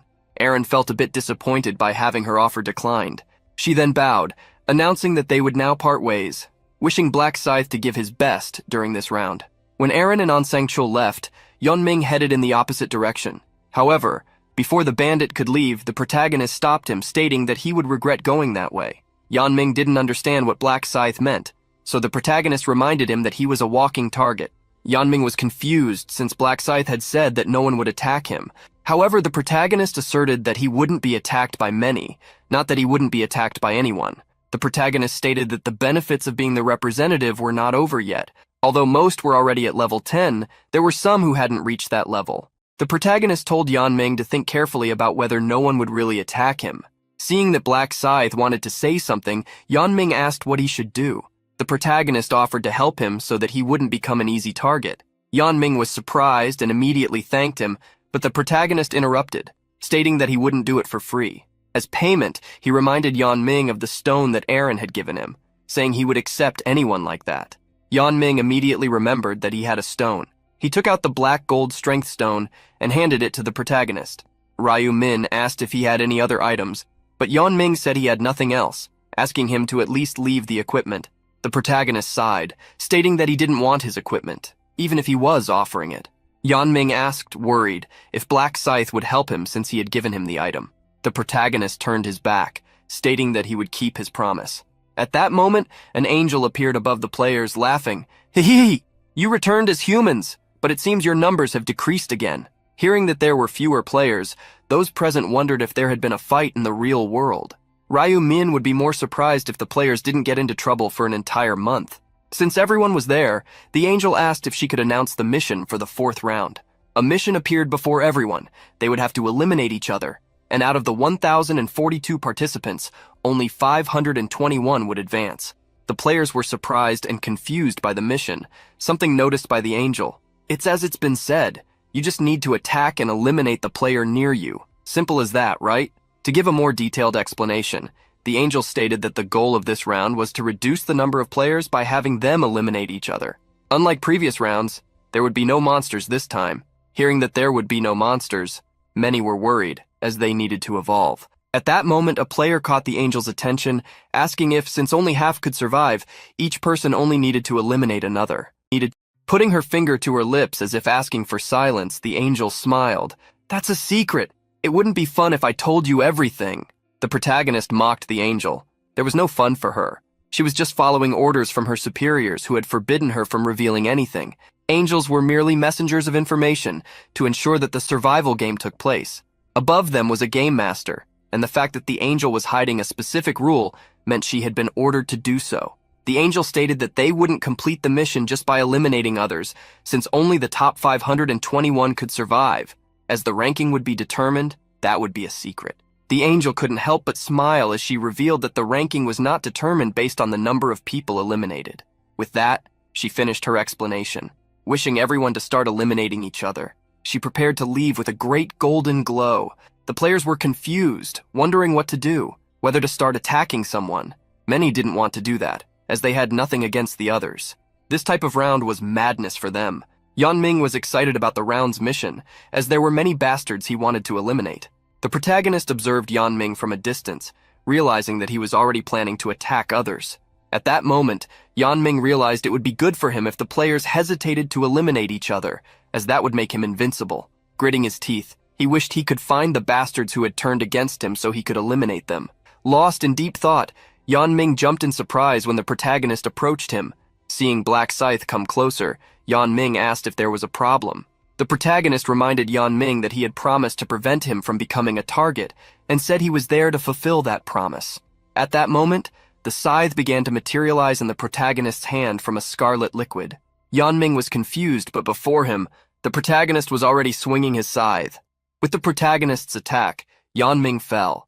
There was a hidden side mission: eliminate the representative of the region within the time limit, with the reward being a low-rank mana stone lottery token. The token randomly guaranteed between 1 to 5 mana stones, mandatory for that round. The protagonist received the reward he wanted, although that was not the only reason for his attack. People were quickly shocked to see Black Scythe eliminating someone. Noticing how they watched, the protagonist noted their hypocrisy, as not long ago, they were the ones wanting to eliminate the representative of the region. Quickly, several people surrounded the protagonist, criticizing him for having eliminated someone in cold blood. The protagonist didn't care about the criticism, as he knew it was genuine. He himself had eliminated Jang Seokyun in real life, and he wouldn't stop there. He would do the same to countless people until he reached round 20. However, Ryu-min would never do that without a good reason, especially in this round, where he had no choice if he wanted to move on to the next. Everyone criticized him, but no one knew the truth. Internally, many people were already imagining how to eliminate Black Scythe, formulating plans to attack him together, or at least ruin his image. Reading everyone's thoughts, the protagonist couldn't help but smile. Seeing the smile, many became irritated. "Do you think this is funny? Are you a psychopath? After what you did, how dare you laugh?" At that moment, the announcement that Black Scythe had become the representative was presented to everyone. This startled many, as now the guy who was already powerful had gained even greater power. The protagonist smiled, provoking them. "What happened? Why aren't you cursing anymore? Or have you suddenly become afraid now that I've become the representative of the region? If you're afraid of the authority of command, I bet you still haven't obtained a class, have you? Read like a book." Many were surprised. At that moment, someone pointed in the direction of the protagonist, catching everyone's attention. The color of Black Scythe's name had changed. Many were surprised, wondering why only his name had changed color. The protagonist had already expected his name to turn red. In a round like this, his nickname would turn red after eliminating someone. And the more people were eliminated, the darker the color would become. The color change served to facilitate the identification of who was a murderer and who was not. People tended to choose to attack murderers instead of innocent players, as this made their conscience feel lighter. However, the person who dealt the final blow would also have their name color changed, and as a result, others would encourage them to be attacked. The protagonist knew that people were hesitating now, but that would be the reason many would be eliminated in no time. The protagonist crossed his arms and asked why they were standing still, as there was no time for small talk. Hearing Black Scythe's provocation, several began to criticize him again. The protagonist couldn't help but retort the criticisms. "You make it seem like I'm the only one who wants to become the representative. And what about the people who attacked Jongsik in the last round? This round is about eliminating or being eliminated. Don't tell me you survived until now without knowing such a simple principle. Stop the hypocrisy and face reality. If your head were at risk, there would be no way not to point a knife at the person threatening your life. Now is not the time to stand still. If this bothers you, hold a debate and decide, just like the last time we voted. After the brief speech, the protagonist fell silent. Even if he hadn't provoked those present, they would have started fighting anyway. But that might happen too late. If Ryu Min had stayed quiet, everyone would have just wasted time, and if that happened, it was possible that the number of people qualifying wouldn't reach 521. Even if it meant fighting each other, encouraging them to fulfill the mission was the best way to keep the maximum number of people alive. After hearing what Black Scythe had said, a woman questioned whether they shouldn't do something. A man next to her gave a sarcastic smile asking if they should just talk. The woman was irritated by his tone and sarcasm, explaining that she just wanted to discuss what they would do. Quickly, the conversation between the two became more aggressive, until they started arguing. Seeing the argument, Aaron asked the security guard what he thought, whether they really should eliminate someone, as Black Scythe had suggested. And Sang-chul agreed with Black Scythe, as if they didn't eliminate others, they would be targeted and eliminated. This wasn't the time to care about the lives of strangers. And Sang-chul revealed that he completely agreed with Black Scythe and asked Aaron to make a decision as well, since this wouldn't exactly be a pleasant experience. Aaron was worried about the way the security guard spoke, as if he had already committed such a crime.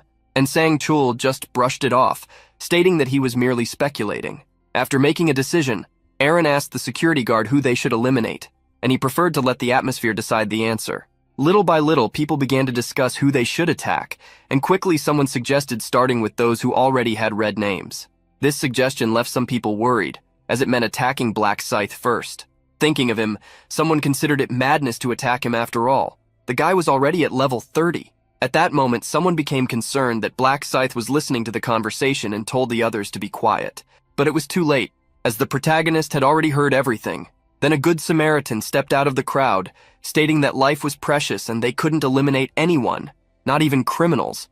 Seeing that some people disagreed, someone suggested that they give a proposal, as for someone to live, another would need to be eliminated.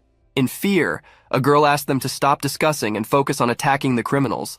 A woman mocked this comment, asking how they would identify the criminals and sarcastically wondering if they should just come forward voluntarily. Seeing the woman's sarcasm, a man became irritated. "Who asked for your opinion, bitch?" When insulted, the woman shot back, asking if she should eliminate him. Hearing this, the man laughed mockingly. "What? Go ahead and try, idiot." Nearby, a guy started encouraging the fight instead of the discussion. The man involved in the argument glared at this guy, grinding his teeth at seeing him trying to stir the pot. The woman did the same, criticizing him. With that, someone else got involved in the argument, and people began to display their magic. The protagonist was irritated. The discussion had escalated, but no one seemed willing to take the initiative to fight. Still, he wasn't worried, as he knew this would happen soon. At that moment, someone trying to calm the fight noticed something strange. He was shocked to see Yan Ming suddenly yawn, as if he had woken from the dead. In fact, this was the secret rule of this round. After 10 minutes, they would come back to life. Yan Ming stood up, not understanding why everyone was looking at him that way. He was surprised to realize they were staring at him as if he were an aberration or a zombie. Not comprehending the situation, Yan Ming remembered that a moment ago, he was talking to Black Scythe. A man began to tremble at the sight of Yan Ming coming back to life. Immediately, someone commented that the system had probably resurrected him. One person analyzed this information with curiosity, which made another think there would be no problem in eliminating others. Several people began to draw their weapons, convinced they could kill without consequences. A woman tried to prevent the fight from starting, stating that no one was sure they would be resurrected. However, at that moment, someone attacked her from behind. The person who attacked the woman continued to strike her repeatedly. After eliminating her, the man cursed at her, telling her to come back to life so he could attack her again. People were shocked by the scene before them and by the state of the woman. They waited for a moment, but seeing that the woman did not come back to life, some suggested waiting a bit longer. One person thought rationally and remembered that about 10 minutes had passed until Yan Ming was resurrected. Hearing this, someone shouted, suggesting they wait to see if she would also resurrect, and everyone agreed. 10 minutes later, a light enveloped the woman's body. Her wounds began to close, her body regenerated, and upon coming back to life, she stood up. The woman stretched, as if she had just awakened from a deep sleep. However, right after stretching, she remembered what had happened. Immediately getting up, she asked who the hell had attacked her. At that moment, the same guy who had attacked her before repeated the blow, but before he could even touch her, A man struck him with an axe. The man saved the woman, knocking the assassin to the ground. He smiled maliciously and asked if everyone would indeed come back to life after 10 minutes.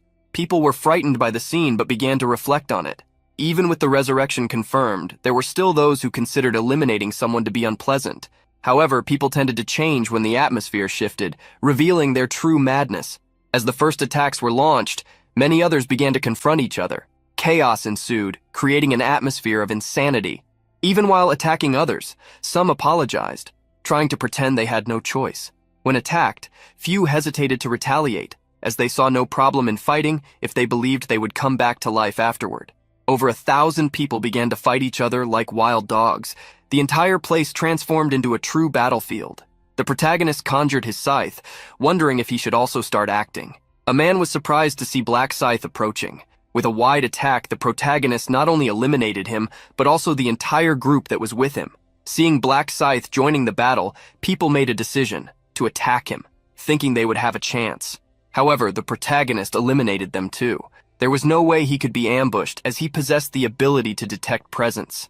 The protagonist observed others fighting. Watching Black Flame Dragon enjoy himself, he didn't think it was an exaggeration to believe that the 4th round had been made for him.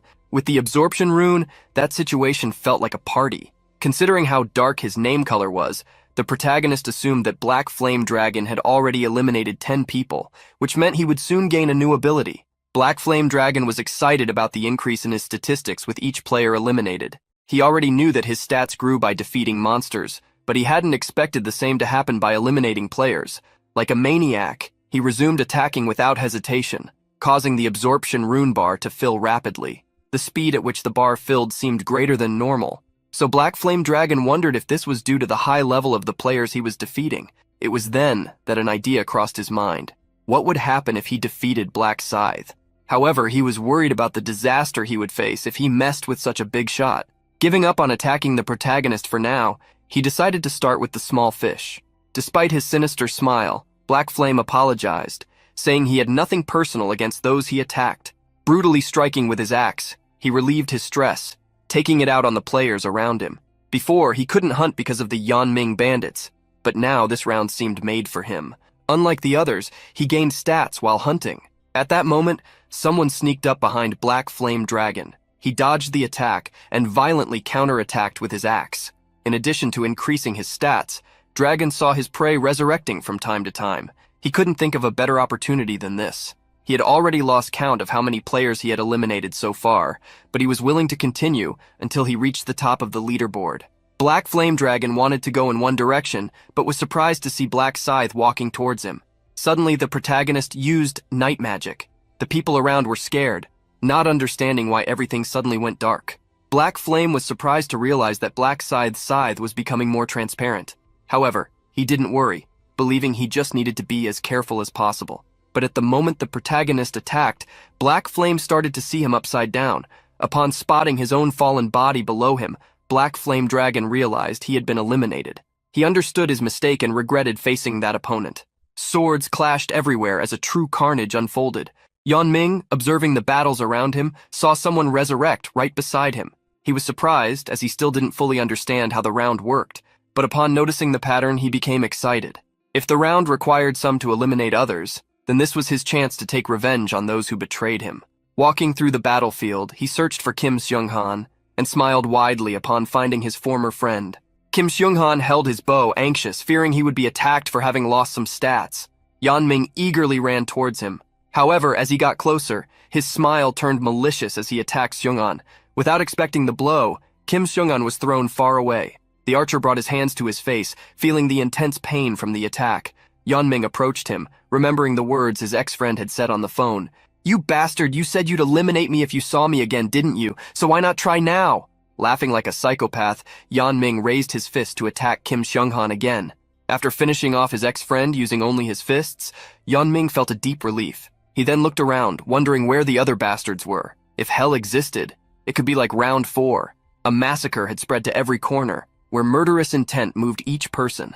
In this terrifying scenario, Aaron had frozen, and Sangchul, who was attacking a player, looked back and asked if the actress was tired. However, instead of feeling tired, Aaron was suffering mentally.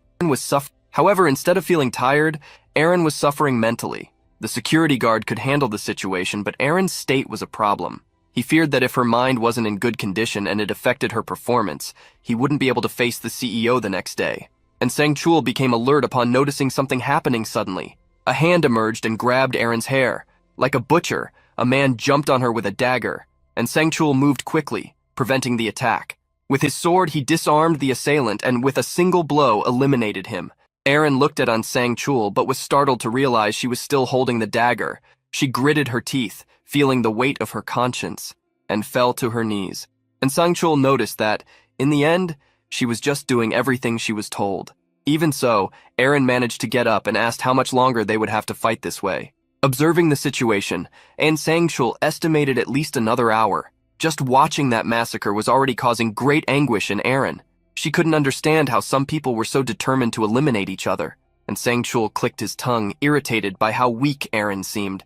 He advised her to rest if she was exhausted, reminding her that she had already eliminated about 50 people. And in Sang-chul's view, that would be enough to place her on the leaderboard. So he asked her to leave the rest to him.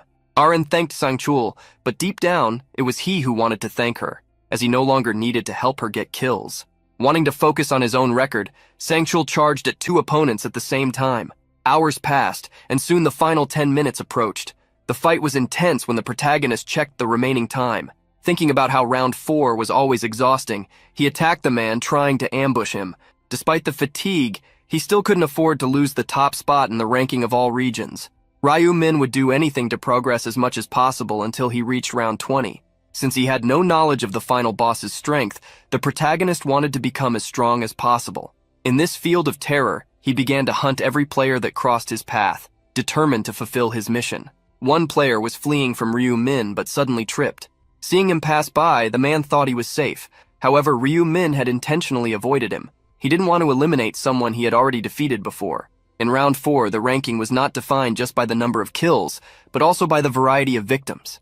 Even if he eliminated the same person multiple times, only 1 point was counted. That's why he wasn't hunting the same way Yan Ming was. The brute spent all his time chasing the friends who betrayed him. Ryu Min couldn't believe what he was seeing. Yan Ming was attacking the 3, one after the other, always in the same place. Surely this would prevent them from surviving the round. Yan Ming, seeing another of his ex-friends resurrect, immediately attacked him. As he attacked them every time they resurrected, none of the 3 could score points, while Yan Ming's points remained the same forever. In the final minutes, the protagonist hurried to accumulate as many points as possible. He analyzed the battlefield, observing each of the people he had already eliminated, until a new face entered his line of sight. Not remembering having attacked that player before and with little time left, the protagonist charged at him quickly. In the last minute of the round, a golden light fell upon the players, forming barriers around each one. With the players trapped in their individual barriers, the angel appeared, smiling as she looked at them. "Did you have fun attacking each other?" The angel's words irritated the protagonist, who didn't find anything fun about it. Looking at the blood-soaked ground, the angel made a disgusted expression.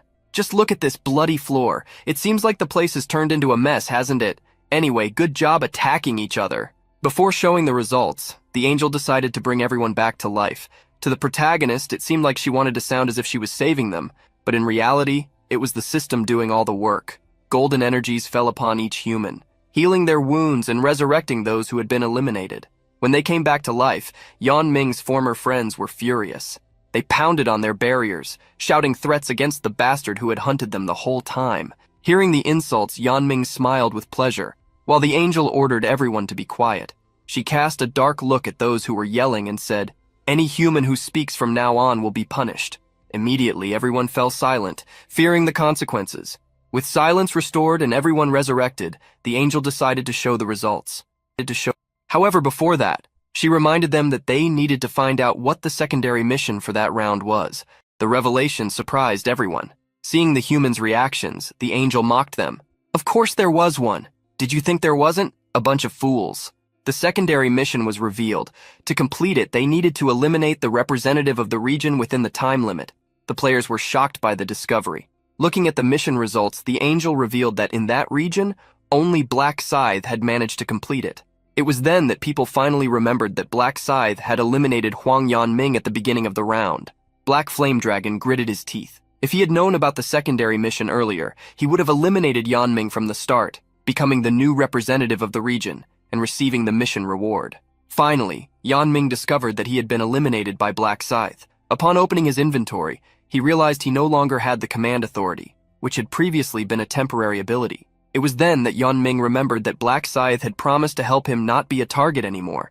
Now, he realized that Black Scythe had fulfilled that mission by taking his title. Setting the secondary mission aside, the angel moved on to the final score. But before revealing the results, she asked if they were curious to know how the ranking had been decided.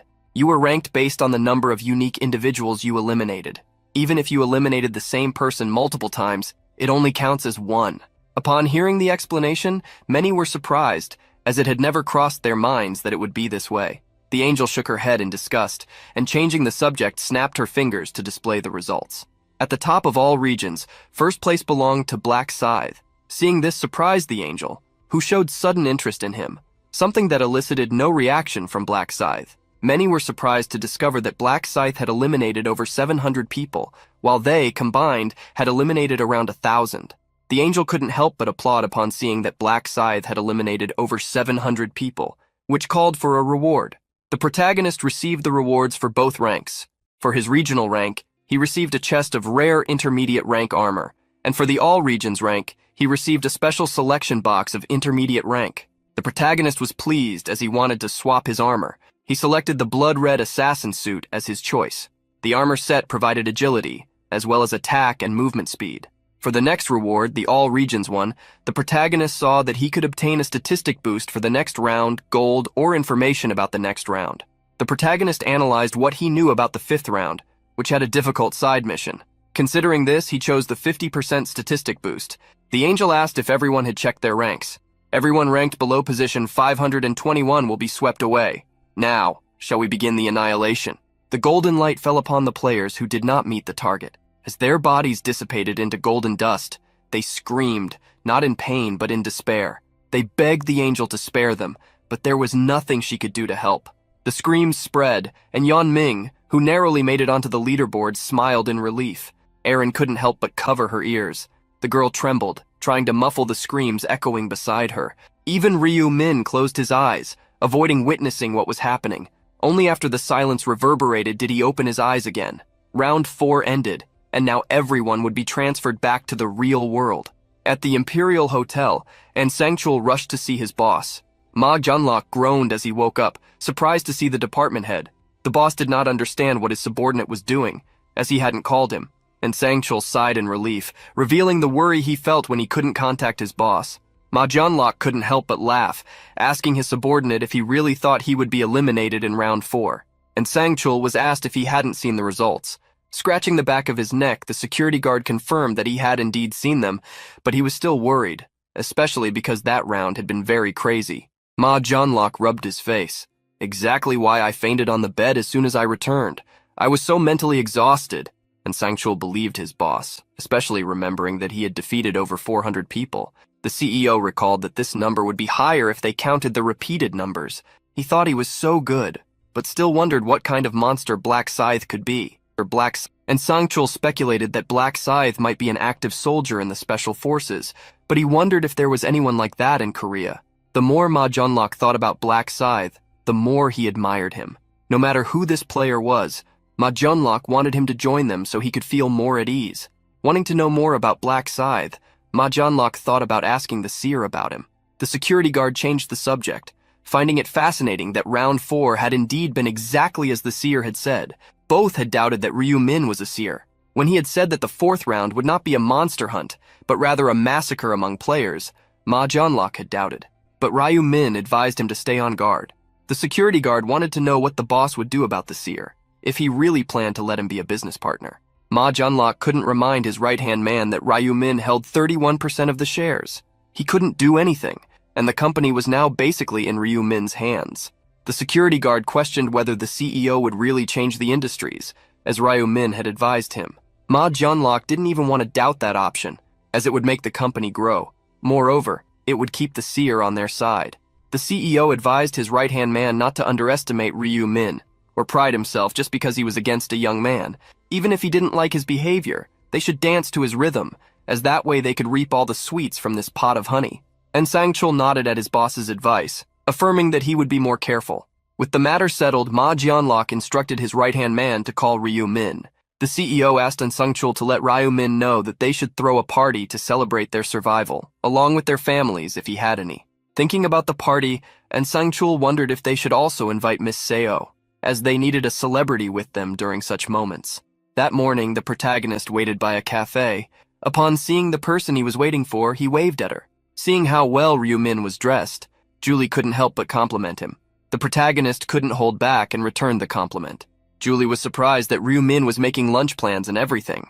The protagonist just shrugged, stating that he thought they should celebrate. With Ryu Min insisting that he would pay, Julie revealed that she wouldn't hold back from taking advantage of her rich friend. While they traveled in the car, Julie thanked him for the tip about round 4, as it had helped her survive. The protagonist couldn't help but question her if she thought he had lied, but Julie quickly affirmed that she would never do that, and he wouldn't gain anything by lying to her. The protagonist thanked her for her trust, but Julie was the one who wanted to express her gratitude. As if he hadn't told her that she needed to eliminate at least 30 people, she wouldn't be alive. Ryu Min didn't think the girl should have any reason to be grateful, as even if he hadn't advised her, she would have survived thanks to the protection rune.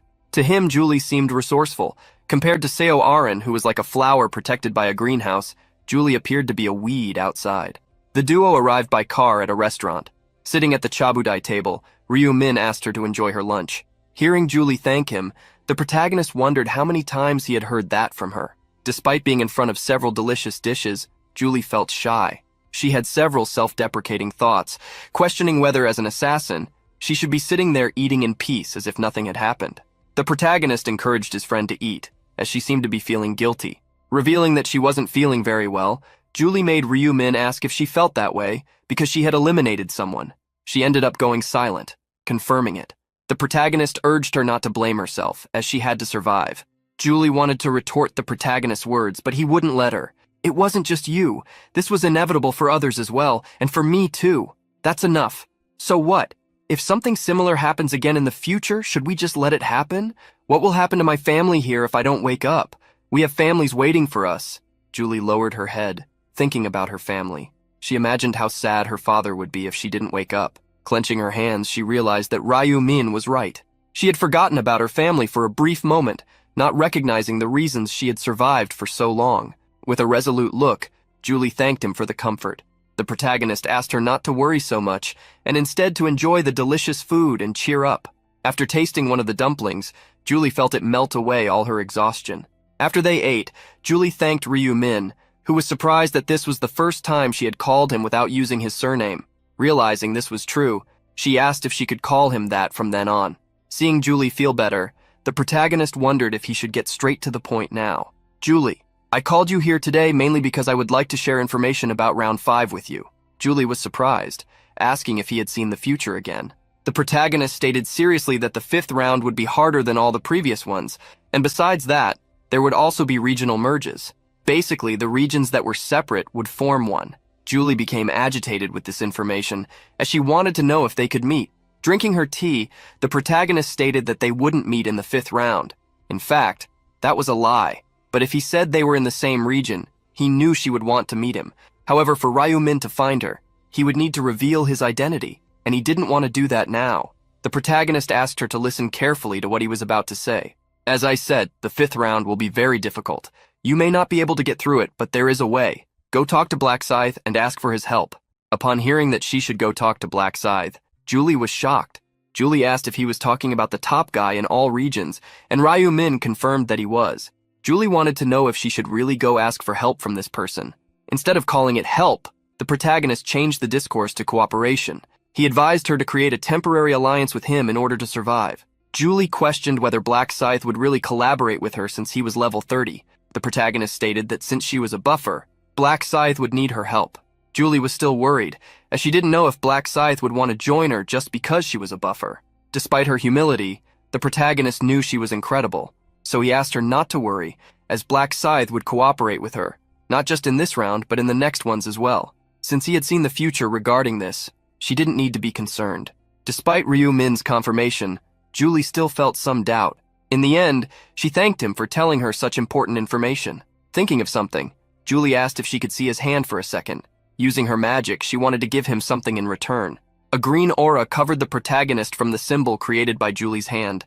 The protagonist thanked Julie for the blessing. In fact, he had expected this, as he thought she couldn't live in debt to anyone. But thanks to this, he could go home and use something specific. All of Ryu Min's stats were increased by 50% thanks to the blessing. He also stepped on 100 more worms to gain an additional 100% increase with the rune. With these two combined effects, his stats grew significantly. Opening his stats window, he saw that his luck already totaled 84 points. Taking the lowest rank magic crystal ticket, he hoped to obtain good amounts of crystals. If he were a normal person, he would have prayed to God for good results, but he would never do that again, as he knew that behind the angels ruling this game, there was the work of a god. He didn't know who could pull almost 2 billion people into a game, but it definitely had to be a god who liked to play with humans. The protagonist hoped that if he had the right to a wish after conquering the last round, he would wish for the annihilation of this god who created the game.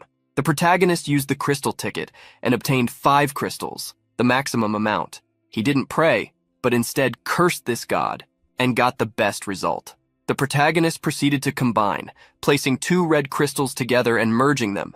This transformed the 2 lowest ranked crystals into 1 low rank crystal. This was the effect of combining crystals, to obtain one of the next rank. With the crystal he obtained from Seo Arin, and the one he just got from the ticket, the protagonist created a low-rank purple crystal. Now, Ryu Min was ready to combine the crystal with an item, placing the red crystal in the hood and gaining 2% damage. He moved on to the next combinations, placing the crystal that gave 2 points to all attributes in the glove and 2 points of luck in the ring using a yellow crystal. Finally, he placed 2 points of dexterity in the boots and 1% damage reduction in the armor. With that, he used all the magic crystals, making the buff he gained by exchanging information with Julie worth it.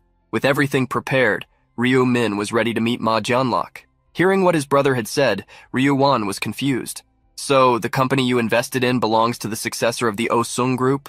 The protagonist confirmed what he had said, revealing that he had been invited to a business partners party and that they would work together in the future. Wan trembled, wondering if he could really be in a place like that. Ryu Min adjusted his brother's tie, revealing that the president had said he could bring his family. Hearing the doorbell ring, Wan stood up trembling as he realized that the other guests had arrived. The duo of brothers went to the door, and Wan was surprised. In front of them, An Sang-chul bowed, stating that he was there to escort them. Wan quickly hid behind his brother, remembering his last encounter with the security guard.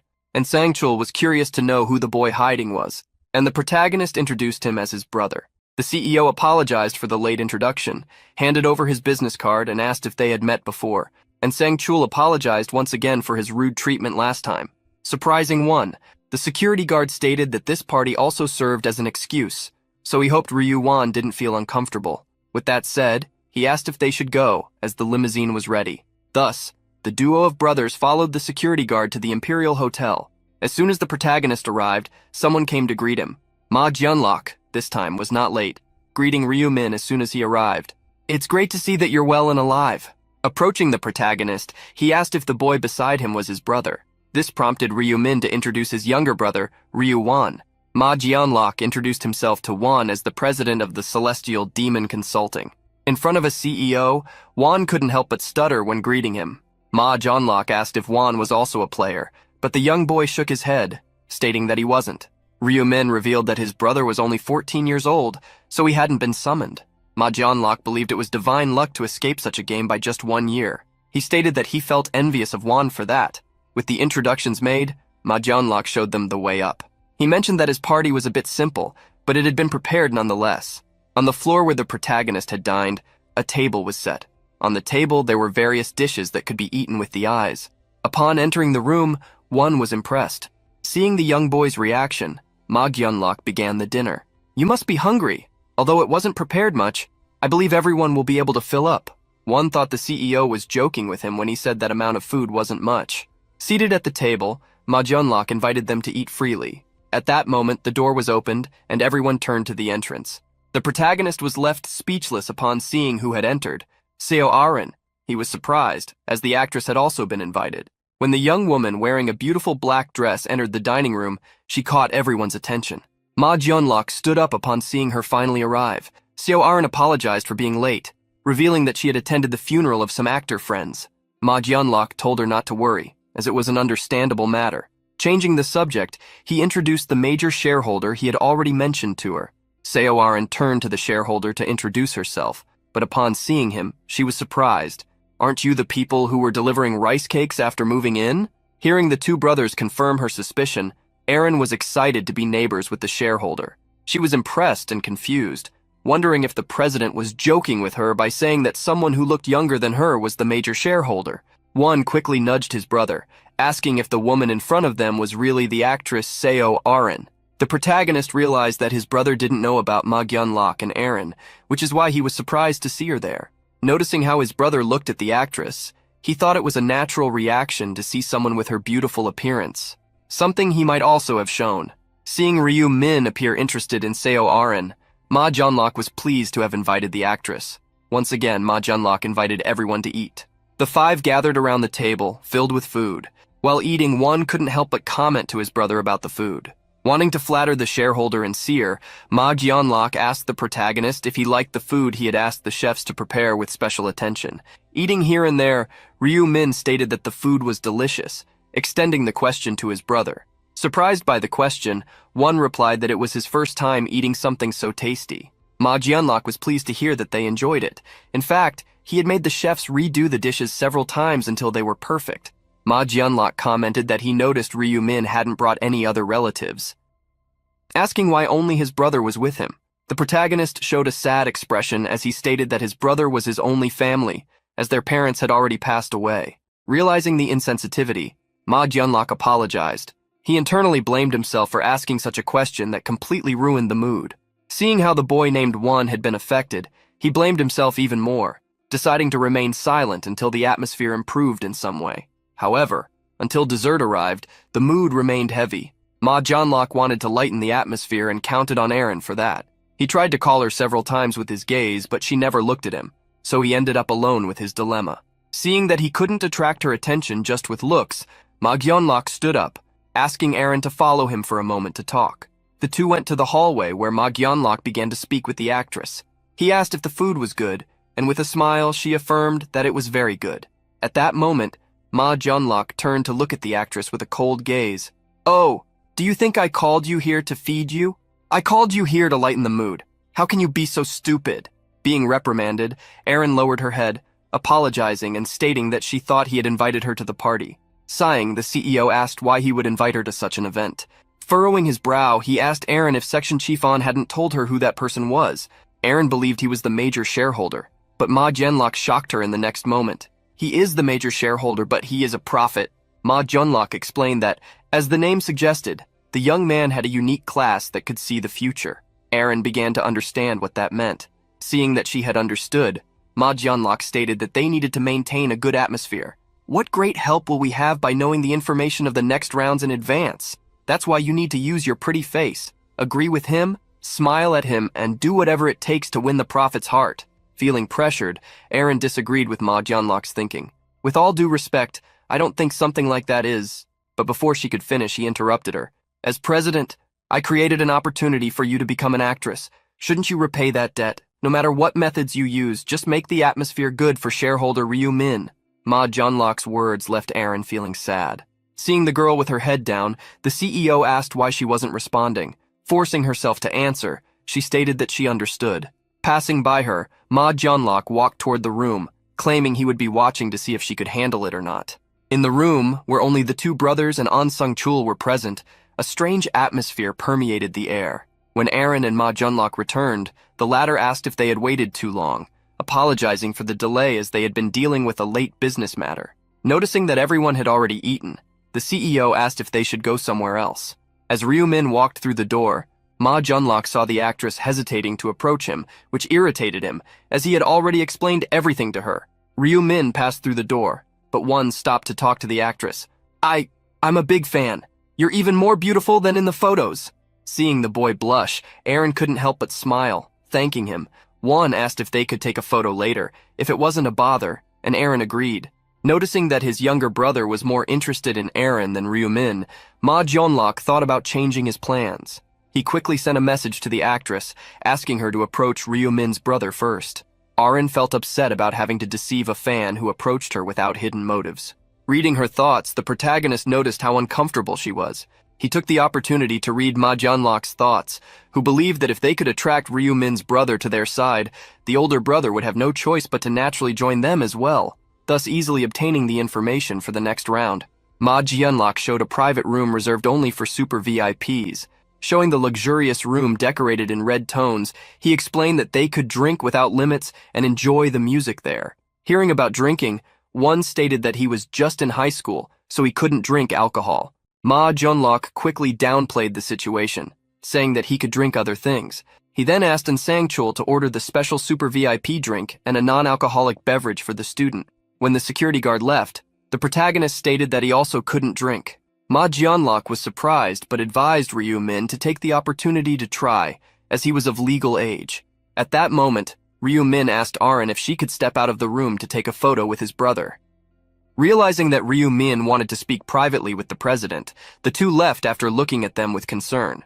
After seeing the two leave, Ryu Min's voice turned serious. "Mr. President, do you think I'm that easy? Did you forget that my class is being a prophet? With me who can see the future? Did you really think I wouldn't know about your conversation with actress Seo Aren? How can we do business like this?" Feeling pressured by Ryu Min's words, Ma Jianlok felt his back against the wall. The protagonist crossed his arms, frowning. "Mr. President, you should stop hiding things from me." Ma Jianlok was shocked to hear that Ryu Min knew about his conversation with Aren. He wondered if the prophet had seen this in his vision of the future as well. The protagonist asked if he had also told her to gain her support. Seeing that he had been discovered, Ma Jianlok apologized, stating that he simply wanted to get closer to him. However, Ryu Min put Ma Jianlok in a dead end by asserting that he had gone too far in trying to use his brother as well. Ma Jianlok, surprised to see that Ryu Min even knew about that, lowered his head, apologizing for making such a foolish judgment and claiming that he would fix everything he had done to make Ryu Min feel offended. Hearing the sincere apologies, the protagonist stated that he would let it go, pretending he had never heard their conversation with Seo Aren. Ma Jianlok deeply thanked him for the second chance given to him. At that moment of gratitude, the security guard entered the room. Upon seeing the guard, Ma Jianlok cleared his throat, asking him to leave. Sounding cold, the CEO stated that he had something serious to discuss with Mr. Ryu Min, so he could join the others in the next room. Understanding the boss's command, Sang-chul left the room. Ma Jianlok was stressed. He thought everything would work out because of Aren, but he only managed to offend Ryu Min. Suddenly, the protagonist asked the CEO if he wanted information for the next round. Responding affirmatively, the CEO asked if he knew anything about it. The protagonist continued on the subject. "I accepted your invitation mainly to talk to you about the 5th round. However, considering your actions, it wouldn't be easy to be your business partner or give you information." Desperate, Ma Jianlok sincerely apologized, asking Ryu Min not to hold a grudge. The protagonist reprimanded the CEO. "Not only should you not hide anything from me, but you should also completely trust me. There should also be no unnecessary discussion about the management of the company. You can convince the other shareholders in a meeting, right?" Faced with the demands, Ma Jianlok agreed to make the other shareholders accept, no matter what. Hearing the CEO's words, the protagonist stated that this way, the company could grow. With that settled, the protagonist moved on to the information the CEO wanted. "The 5th round will be harder than any previous round, but you don't need to worry. You won't have difficulty getting through it." Hearing the contradictions, Ma Jianlok asked what the mission of the round was for Ryu Min to be saying that. The protagonist explained that the mission would be to defeat 300 orcs, but it wouldn't be that easy, as there would be another thing, a merger between the regions. Upon hearing about the merger, Ma Jianlok was surprised. The protagonist explained that the mergers would happen due to the smaller number of players. Hearing about the merger also excited Ma Jianlok, as he believed this meant they would be able to find players like Black Scythe. However, the protagonist stated that the CEO would not be in the same league as Black Scythe. With Black Scythe entering the conversation, Ma Jianlok asked the protagonist if he knew who he was. The protagonist shattered Ma Jianlok's expectations by stating that he was not aware of that, but encouraged him by saying they would meet soon. Changing the subject, the protagonist asked the CEO if he was looking for someone named Huang Yanming. Ma Jianlok was surprised to discover that the seer also knew about this. The protagonist scoffed, reminding the CEO that hiding things from him was useless. Ma Jianlok thought that the rune of the future was beyond his imagination. He was about to ask for information about Yan Ming, but the protagonist told him to stop tracking the criminal. Ma Jianlok didn't understand the request. In response, Ryu Min stated that if the CEO messed with the criminal, he would suffer greatly. Ma Jianlok wanted to know what would happen, but the protagonist refused to elaborate on the matter. Ma Jianlok couldn't help but be pensive. In fact, Ryu Min was only saving Yan Ming because he would be of some use. Ma Jianlok agreed with the protagonist not to try to locate the criminal anymore. With the conversation concluded, the CEO called Ryu Min to return to the party without any drinks. After the conversation, Ma Jianlok sighed, wishing he could relax after that night. Later that night, in a place distant from the hotel, a man was running through some alleys in the rain. The man who had lost an arm was looking for a place to escape, but realized he had reached a dead end. At that moment, footsteps were heard coming from the path the man had taken. The man trembled in fear as a sword was raised before him, and before he could defend himself, the attack struck him. The man, who continued to be attacked, fell to the ground. His screams echoed that night. However, Ma Jianlok, standing before the man, advised him to stay quiet, or he would never be able to speak again. The man crawled on the ground, asking why the young man was doing this to him when he had done nothing. Ma Jianlok couldn't help but scoff, revealing the crimes the man had committed against children, and now he was begging to be spared. The man pleaded, claiming he had already served his sentence, that his crimes were in the past. However, despite the plea for mercy, he was not spared by the sword. Ma Jianlok ordered the man to be quiet if he didn't want to suffer slowly, as if he continued screaming, he would only cause the witnesses to suffer the same fate as him. The man cried pitifully at the orders. Seeing the man quiet down, Ma Jianlok praised him. "Good boy. I'm glad your ears are working, old man. For a piece of trash like you, being alive is a sin, don't you agree?" From Ma Jianlok's sword, shadows emerged, spreading throughout the alley. The man became even more terrified upon seeing those shadows, which began to consume him. Not long after, the shadows spread all over the man's body, and before Ma Jianlok, they completely covered him. Ma Jianlok clicked his tongue. If it weren't for the fact that dark magic needed to be recharged, he would have finished off that man with a single attack. But there was nothing he could do, as he needed dark magic to use the shadow aura. And to recharge the dark magic, Ma Jianlok would need to take the life of living beings. After the shadows completely enveloped the man, Ma Jianlok waited for him to be consumed. In addition to being able to obtain magic this way, Ma Jianlok always enjoyed hunting criminals. He couldn't help but smile as he reveled in what he was doing. "I think being a dark knight really suits me." Now that he had dealt with the walking trash, the stress Ma Jianlok felt disappeared. After the shadow aura returned to his sword, he commanded it to consume. Ma Jianlok pointed the sword at the man on the ground and ordered it to devour him. Thus, the shadow aura present in the man was absorbed. Looking at the sword, Ma Jianlok did not feel completely satisfied, as it only consumed auras and not bodies. Just as Ma Jianlok was busy, he heard a noise coming from a trash can. He immediately looked in the direction of the sound, but realized it was just a stray cat wandering around. He sighed, realizing there was no way anyone had seen him hunting. Ma Jianlok had deliberately lured the man into a deserted alley. Moreover, it was early morning. However, he realized there could be a witness, and that was the seer Ryu Min, who might have seen this scene with his rune of the future. Ma Jianlok assumed that Ryu Min had approached him even knowing what he was doing. Realizing this, he couldn't help but smile at how interesting this seer was. Finishing up the mess, Ma Jianlok called his right-hand man, ordering him to clean it up. 2 weeks after the party with Ma Jianlok, the protagonist spent the entire day at home, as he had no plans. Considering the future, this prolonged rest was necessary. However, that would change that day. Looking at his phone, the protagonist opened a forum about players changing the world. Pressing the button to enter the forum, he was ready to take action. One of the 5 runes that could be obtained in the real world was the Rune of Incarnation, which was about to appear in that rune he wanted, Rune He. The news of the tragedy spread. The nearly 2 billion people taken to the other world had become just 90 million. The economy was at risk due to the tragedy affecting the younger generations. Schools had been closed, and an endless mourning spread, with parents and siblings crying all over the world. In a room completely stained with blood, a young man was reading the news on his cell phone. He smiled upon seeing the news of how the city had become lawless, where the number of attacks by players had increased after the 4th round. Despite seeing that everyone was afraid of the players, the young man thought they were being hypocritical because, in the place of those young people, everyone would do the same. He put away his cell phone and grabbed his axe. "What's the problem with doing what I want while I'm still alive? Damn old folks. That's why they shouldn't have pressured us so much. Don't do this, don't do that. It's all because of these rules and restrictions that we're going crazy now." With the axe, the young man struck heavily at the ground, causing the classroom floor to tremble. Releasing his anger, the young man set the matter aside, thinking that no one could stop him now.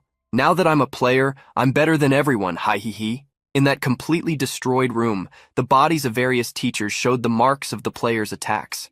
Looking around, he wondered who he should attack next. Even doing this to those people, he felt nothing. He questioned whether this was because he had already faced the hell that was the 4th round. Focusing on the situation, he wondered if he was getting a point per person because they were civilians. For Black Flame Dragon, the 4th round was amazing. The amount of points obtained through the absorption rune had been much more useful against players than when he was hunting monsters. Wanting to hunt other players, he remembered that there was a community forum for players. He couldn't help but laugh maliciously at the thought of whether he should join the group to find other players in real life and attack them. To enter the forum, there was a list of questions to prevent non-players from trying to enter. He would need to answer things like name, address, level, class, region, among others.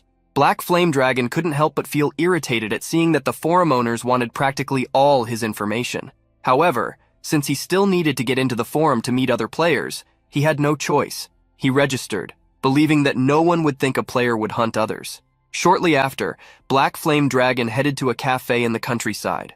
This had been the place where the interviewer asked him to go for his identity to be confirmed. Confirming he was at the correct location, he was extremely irritated to have to go to such an isolated place. He entered the cafe, grinding his teeth at the thought that he would deal with that interviewer if he got on his nerves. The interior of the cafe was much more modern than Black Flame Dragon expected. In the corner of the cafe, there was a man accompanied by another person wearing a pink hood. Looking at Black Flame, the man stood up and asked if he was the person they were going to interview. The man approached the young man and asked his name. Black Flame Dragon introduced himself. The man shook the young man's hand, also introducing himself. His nickname was his age, 30. Discovering that the man was also a player shocked Black Flame Dragon, as he looked much older than he appeared. 30 invited Black Flame Dragon to sit next to the hooded person, introducing them as Little Cockle, someone who was also there for the interview. Black Flame Dragon observed the person next to him, unable to believe that the young man was also a player since he seemed even weaker than the man who looked like an old man. Black Flame looked around and commented that it seemed like business wasn't going well since he saw neither customers nor part-time workers. 30 confirmed that there weren't many customers due to the remote location. That was exactly why he had rented that place for the interview. Black Flame Dragon was surprised to hear that the man had rented the place. He looked around for the owner and saw no one. 30 explained that the owner was preparing food in the kitchen since, although it was a cafe, they also served meals. Black Flame continued observing the place and noticed that there were no cameras. This meant that no one would find out if he attacked the two present there. However, Black Flame dismissed this thought, as he didn't want to lose the opportunity to join the group. The young man wanted to know if they would start the interview, but 30 asked them to wait a little longer, as they were still expecting one more person. Hearing that there would be someone else, Black Flame Dragon asked if the interview would be with all 3 of them. 30 confirmed it, and noticing that a bit of time had passed, asked them to wait just a little longer. It was at that moment that he spotted a man in a suit approaching the cafe. When the man entered, 30 stood up, asking if he was there for the interview. Asking for the man's name, 30 was surprised to hear that his nickname was Black Scythe. A few days earlier, some people had gathered in a video call. The one who seemed to be the leader noted that everyone had joined except for Honey Jelly, so they could start the meeting for the 3rd week of April. He started the meeting by asking Lost Yark how many people had joined the forum that week. The man with short hair explained that 2,000 people had registered more than the previous week, which was incredible since the number of players was decreasing. Remembering that a news article had mentioned the forum, the president asked who had hired the journalist. A woman raised her hand, revealing that it had been her, which surprised the president, as he didn't know she had connections in that area. Returning to the conversation with Lost Yark, the president asked how many of the new people were skilled. The man then reported that about 1,200 people, excluding the classless and those below level 10, were among the most skilled. The president questioned how many of them would actually be useful, which made Lost Yark adjust his glasses before replying. A noteworthy player is Black Flame Dragon. He is a level 10 warrior but managed to achieve 3rd place in his region.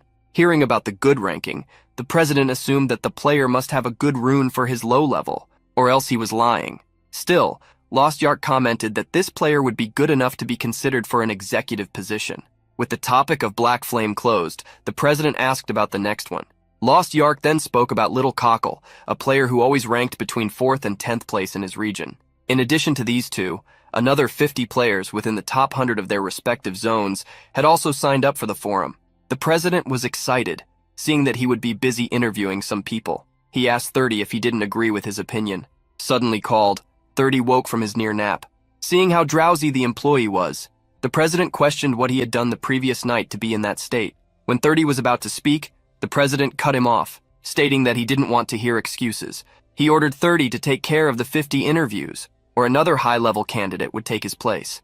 Realizing he could lose his position, 30 accepted the job. Changing the subject, the president asked Lost Yark if Black Scythe had been in contact. Hearing the question, Lost Yark confirmed that he would inform him if that happened. The president couldn't help but sigh, remembering that he had kept an executive position waiting for Black Scythe to join. Returning to talk to the woman named Yami, he told her to ask the journalist to write more articles, thus creating marketing work to attract Black Scythe. Yami confirmed that she could do that as long as she was paid. The president had no objections, stating that he would pay for her hard work. Hearing that she would receive more money, Yami made a heart gesture for the boss. Just as the president was about to change the subject, Lost Yark interrupted him, announcing that a name had just requested to join the forum, and that person was Black Scythe. Everyone in the meeting was shocked by the breaking news. Back in the cafe, 30 greeted the player he admired, asking if it hadn't been difficult to get to the place. Hearing from Black Scythe that it had indeed been difficult to get there, 30 scratched the back of his neck, giving the excuse that it was the best place for privacy. 30 couldn't help but compliment Black Scythe on his appearance, saying that it must make him popular among women. Showing the way, he asked Black Scythe to sit down, introducing the other two people who were also there for the interview. Black Flame Dragon gritted his teeth upon seeing Black Scythe, who had eliminated him in the last round. The young man in the pink hood with his head down greeted Black Scythe. With an arrogant look, the man in the suit introduced himself as Black Scythe. Meanwhile, the protagonist, the real Black Scythe, raised his head and introduced himself as Little Cockle. Black Flame Dragon began to sweat upon hearing the nickname Black Scythe, the one who had eliminated him 5 times. All this time, he wanted to ask the other player why he was so obsessed with attacking him. Seeing Black Flame Dragon in silence, 30 asked if something was wrong, as he wasn't introducing himself. Thus, with his head down, Black Flame Dragon introduced himself. The fake Black Scythe looked at him, giving only a nod. Seeing that Black Scythe refused to respond verbally, Black Flame Dragon believed that the man didn't even recognize him or remember his username, despite having eliminated him 5 times in the previous round. Reading Black Flame Dragon's thoughts, the protagonist took a sip of his strawberry drink, wondering if he had acted so arrogantly. The protagonist was also impressed, as the Black Scythe before him was a total fraud. His real nickname was Kukurubingbong, and he was a professional scammer who had committed all sorts of crimes to make money. He wasn't much at the moment, but in the future, he would obtain the clone rune and become very famous. This was because he would use the rune to commit all kinds of crimes. Reality became bitter when even criminals gained powers from another world. But Ryu Min was pleased to have found this guy as planned, as he would use him to obtain the clone rune for himself. With the introductions complete, 30 grabbed his laptop to confirm each person's personal information, starting with Little Cockle. The protagonist repeated the information he had given on the form. My name is Kim Seong-yeon. I am 20 years old and just graduated, so I don't have a job yet. Reading the information, 30 wanted to confirm if Little Cockle was a level 13 assassin, and Ryu Min confirmed that yes, and that he had reached 4th place in his region's ranking. Obviously, everything was a lie, except for the nickname used by Ryu Min. Little Cockle was a real nickname. In other words, Ryu Min was just stealing his identity. However, he needed to do this to meet the conditions to obtain the clone rune. This rune required the player to commit a fatal attack at the location where it was hidden while pretending to be someone else. In the past, the bastard Kukurubingbong had committed murders while pretending to be Black Scythe, thus obtaining the clone rune. 30 then moved on to Black Flame Dragon after finishing the interview with Little Cockle. Black Flame introduced himself as Sim Hung Tak, a 16-year-old high school student. 30 was surprised, noting that Black Flame was the youngest there. Internally, 30 was shocked to discover that the coconut piece of pork was actually a high school student. Hearing 30's thoughts, the protagonist wondered if the man would continue to underestimate Sim Hyung Taek if he knew what he had done to his classmates. 30 asked Black Flame if he was sure he was a level 10 warrior, as he had ranked 3rd in his region. Hearing the question, Black Flame became irritated. Are you doubting me? Do you think I'm lying? 30 cleared his throat and apologized, saying that the question was part of the process and he didn't want to offend. Moving on to the man in the suit, 30 asked for his name. The fake Black Scythe introduced himself. I am Kim In-hong. I am 28 years old. and I'm a fund investor. I have never lost first place in my region, and I am level 30. I'm sure you know my class is Reaper. What else do you need to verify? Feeling intimidated, 30 held the tablet in front of his body for protection, quickly thanking him and ending the identification. The protagonist couldn't help but internally mock. In-hong was a fraud, not a manager. He was still trying to use the name Black Scythe to steal money from players. After confirming everyone's identity, 30 was ready to start the interview. Everyone just needed to state why they wanted to join the forum. The protagonist was the first to respond with a frightened look. "Oh, well, the world is dangerous these days. It's so scary to go out and do things. I thought it would be nice to be with other players." 30 nodded at the response and moved on to Black Flame Dragon. Obviously, Black Flame couldn't reveal his true intentions, so he decided to mimic the young man next to him. I'm just like Little Cockle. I can't even go to school. Besides, I'm worried about the next round."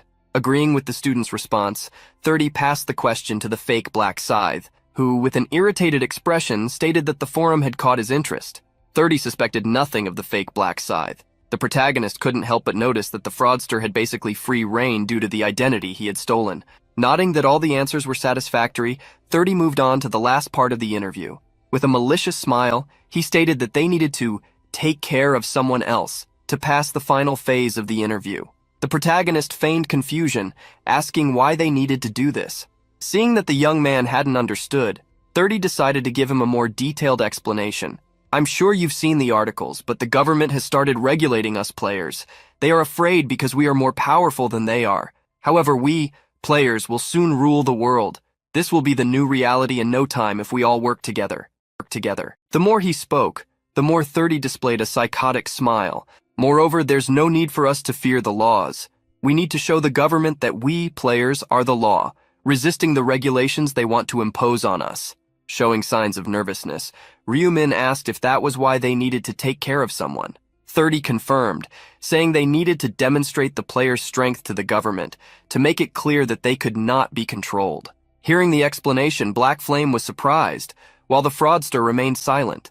After the explanation, 30 asked if Little Cockle had understood, and the protagonist quickly confirmed. 30 stated that if anyone didn't have the courage to fulfill the last part of the interview, they could leave at that moment. However, if they did so, they couldn't expect help from them in the future. Ryumin realized that what the man meant was that they would be put on a blacklist.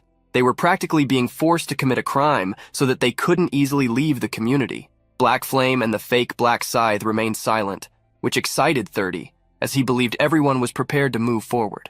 However, Black Flame did not understand what 30 meant by saying they would proceed, as there was no one else there to carry out the mission. Smiling maliciously, 30 reassured him, stating that they were already ready for this. As the rain began to fall outside, 30 invited them to stand up. At that moment, the cafe owner was surprised to see the group leaving, as they had rented the entire place.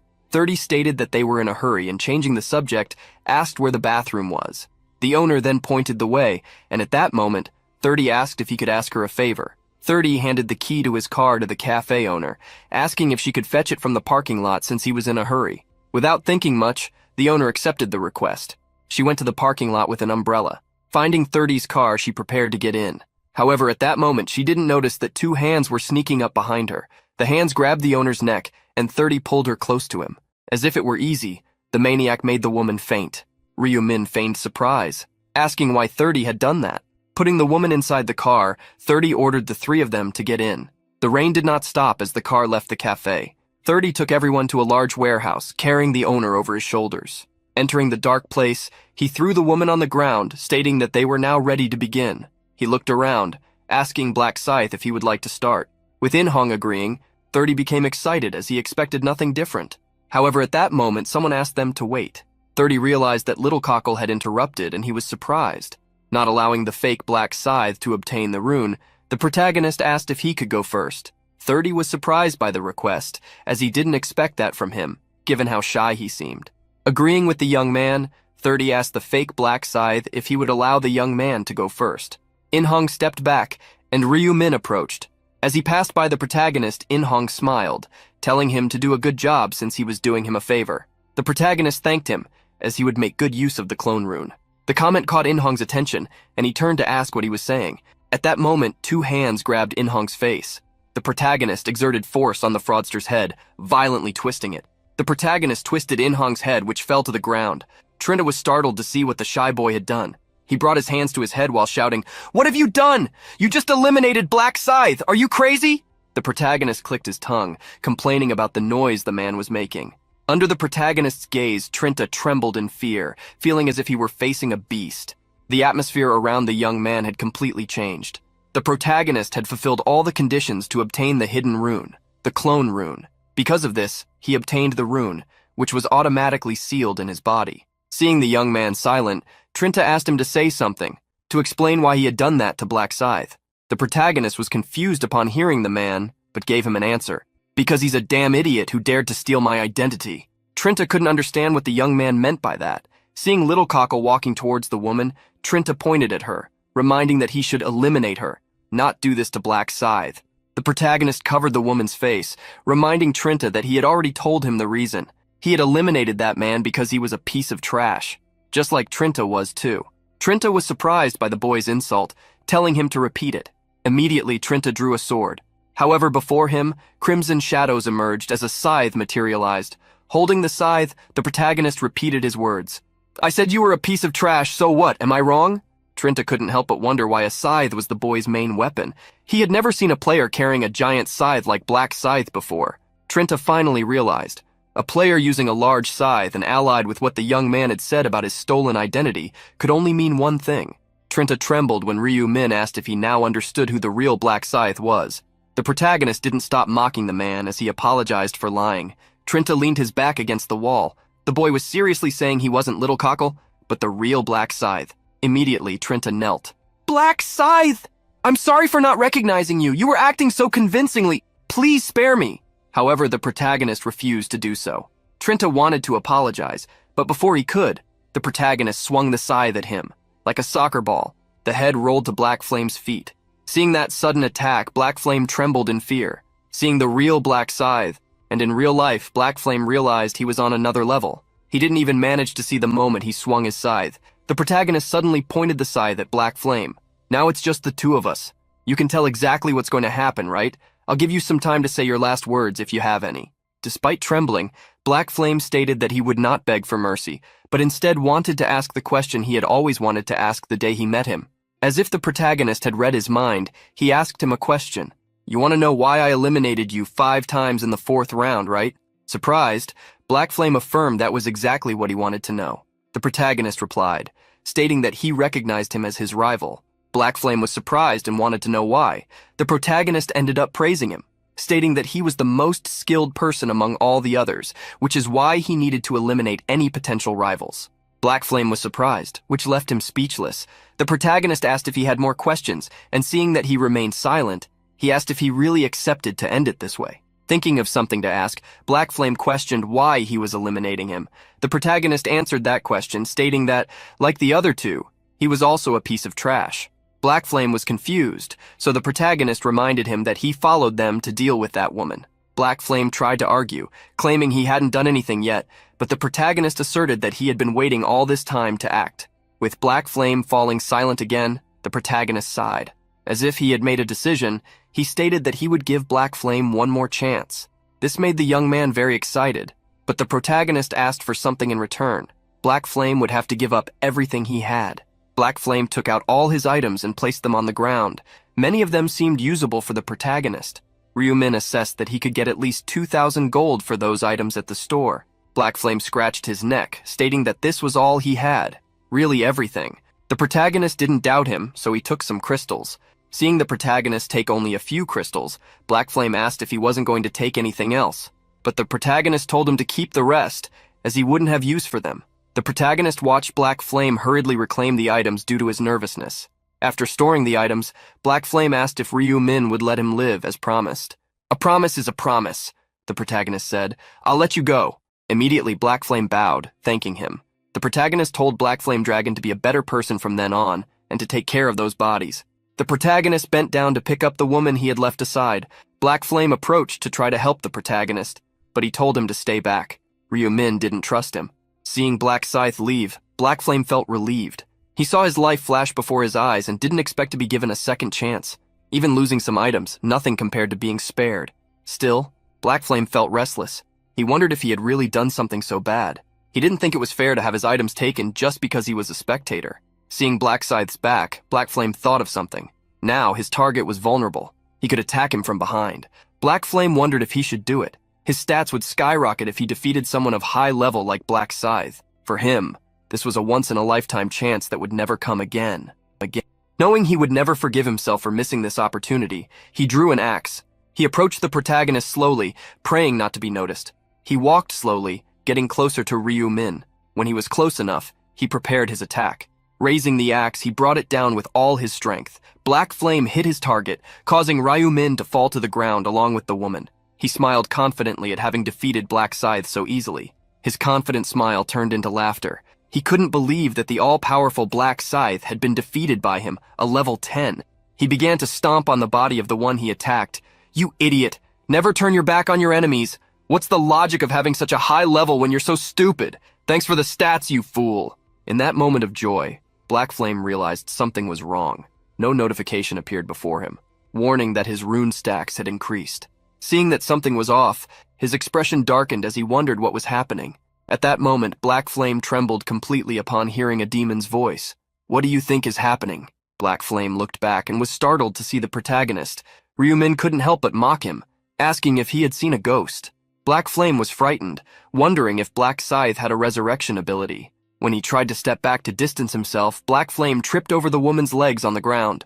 Looking back, he saw that the Black Scythe he had hit was disappearing, leaving not even a drop of blood behind. The protagonist revealed that he had attacked a clone, a result of his clone rune, which allowed him to create a doppelganger exactly like him. This clone couldn't fight, but was very useful for deceiving people, as he had done with Black Flame now. Feeling deceived, Black Flame gritted his teeth. The protagonist found the young man's actions very strange. "Why are you pretending to be the victim when I'm the victim here? You almost hit me." Black Flame was irritated by Black Scythe calling himself a victim, but Ryu Min didn't care. Drawing his scythe again, he advanced toward the bastard. As Black Flame's head fell forward, he could only wonder why he couldn't move his body. For Ryu Min, it would be a waste of time to keep talking. Using the Erase Traces ability, he magically disposed of the bodies. Now, no one would be able to say that place was a crime scene, except for one person. The protagonist approached the woman, asking how long she would pretend to be unconscious, reminding her that she couldn't fool a player, especially since he could read her thoughts. With the bag over her head, the woman got up, apologizing. Placing her hands on the bag, she asked if she could remove it, but the protagonist told her to keep it on until he left. The protagonist stated he would leave after a few questions, so he asked her to cooperate. He wanted to know how many clients there were, and if she could remember their faces. The woman stated there were 4, one of whom looked to be in his 40s, and she could remember his face since they had talked. But the story was different for the others. The protagonist verified that she was telling the truth, so he was satisfied. Hearing that was all, the woman asked if she was safe now, if it was all over. The protagonist told her to go home and advised her not to report what had happened to the police, as there could be retaliation. Finishing his advice, he informed her that she could remove the bag after 1 minute. She nodded at the order and began to count. When she reached 60, she removed the bag, able to breathe freely. The woman looked around, wondering what had happened. Seeing that there was nothing around, she questioned if she had been dreaming. As the sun was about to set, the protagonist arrived home and found his brother, who welcomed him. One was surprised because Ryu Min was wearing his hood. Asking where he had been, Ryu Min felt awkward answering. He ignored his brother's question, stating that he was tired. One followed his brother, asking if he had eaten. The protagonist, taking off his jacket, informed him that he hadn't eaten yet. This made one ask if they should order food, and he received a confirmation. The protagonist knew the jacket was clean, but couldn't return it to his brother. Seeing Ryu Min throw his jacket in the trash, one was surprised. He quickly tried to retrieve it, but couldn't. The protagonist made the excuse that the jacket was old, and that he would get him a new one since he had used it for a long time. Seeing tears in his brother's eyes, the protagonist assured him he would buy a better one. One, however, stated that it was okay. Despite everything, school had closed, and he couldn't go out. The protagonist realized it must be boring to stay at home and not be able to go to school because of people like Sim Hyung-taek. Thinking a bit, the protagonist asked One if he wanted to go out, suggesting they go to Everland the next day. One got excited about the invitation to go to the amusement park. With the invitation, the protagonist called his brother to eat so they could sleep early. When they arrived at the amusement park, One was in awe.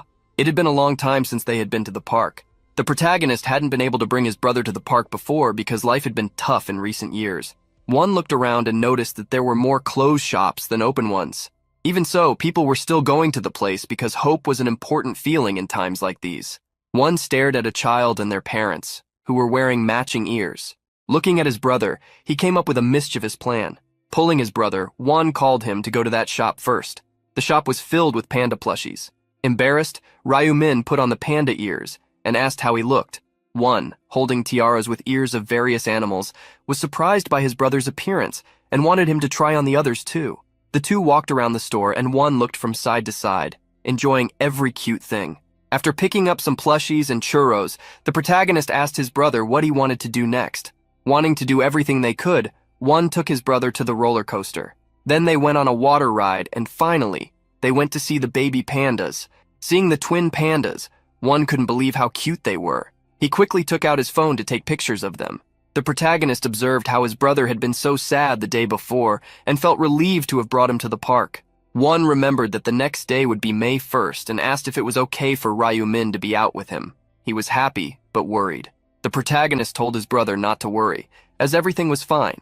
He also informed him that it would take about 10 hours and asked One not to worry the next day, even if he slept a little longer. Hearing that the round would take 10 hours, One realized it would be dangerous and begged his brother to come back home safely. The protagonist gave his brother a small head pat, asking him not to worry. After all, Ryu-min had promised he would never leave him alone. Changing the subject, the protagonist asked if they should do something else, like a safari ride. With 10 minutes to midnight, the protagonist was already back home. However, almost expecting to be called to the other world, he received a message from Julie. The girl sent a tearful message stating that it was almost midnight. She urged him to do his best, encouraging him to strive harder. This showed how nervous Julie was. The protagonist set his phone aside. Julie didn't need to worry. From now on, he would be protecting her. As midnight arrived, the players were transported to the other world as usual. In that place with red grass, people looked around, wondering if that small number of people was really the total. Some assumed that the rest hadn't arrived yet, but a woman reminded them that there should be about 500 players in the last round. Many agreed with her, realizing that the place seemed somewhat empty. The protagonist knew that the reason the place felt empty was that there were about 10,000 people in the first round. However, that feeling of emptiness would soon fade. At that moment, the angel appeared in the sky with her golden wings. "It's good to see all of you. Congratulations on making it to the 5th round." The angel noticed the expressions on everyone's faces. Asking them to smile, she reminded them how fun the last round was, as they had worked hard to try to eliminate each other. Seeing that they were getting irritated, the angel decided to stop teasing them. Recalling how boring their reactions were, the angel announced that a total of 442 survivors had been summoned. There should have been 521 of them, but the number had dropped by about 80. As people discovered that there were even fewer of them, they remembered how this happened every time. The angel interrupted their thoughts, stating that everything they had done in real life had nothing to do with her. However, they wouldn't be able to have a game with such a small number of people, which is why she had prepared something very special for them. The angel revealed that there would be an integration of the regions. A player raised his hand, asking for more details. The angel became irritated and told him to understand the matter on his own instead of making her work more. She explained that exactly what she had said would happen. There were hundreds of regions like the one they were in, 875 to be precise. People were shocked, wondering if there was such a large number only in their country. The expression of shock in the eyes of the humans amused the angel. Revealing that this was a small number compared to several other nations. Some players realized that it made sense. As if there were 10,000 people per region, then there were nations with many more regions. They understood that if there was one angel per zone, there should be a large number of these divine beings. The angel explained that they were correct. There was one angel per region. This explanation prompted someone to ask an important question. "So it wasn't you who created this survival game?" The angel gritted her teeth at the question and retorted, asking why the young man thought that. The player stated that he believed it was impossible for tens of thousands of angels to work together just to create a survival game. The angel descended from the sky before that human. Looking into his eyes, the angel showed her demonic side. "What if we are working together? Will you praise us? Don't ask unnecessary questions or you might not make it to the end of this round." The man couldn't help but tremble, apologizing. The angel clicked her tongue, angry with the humans.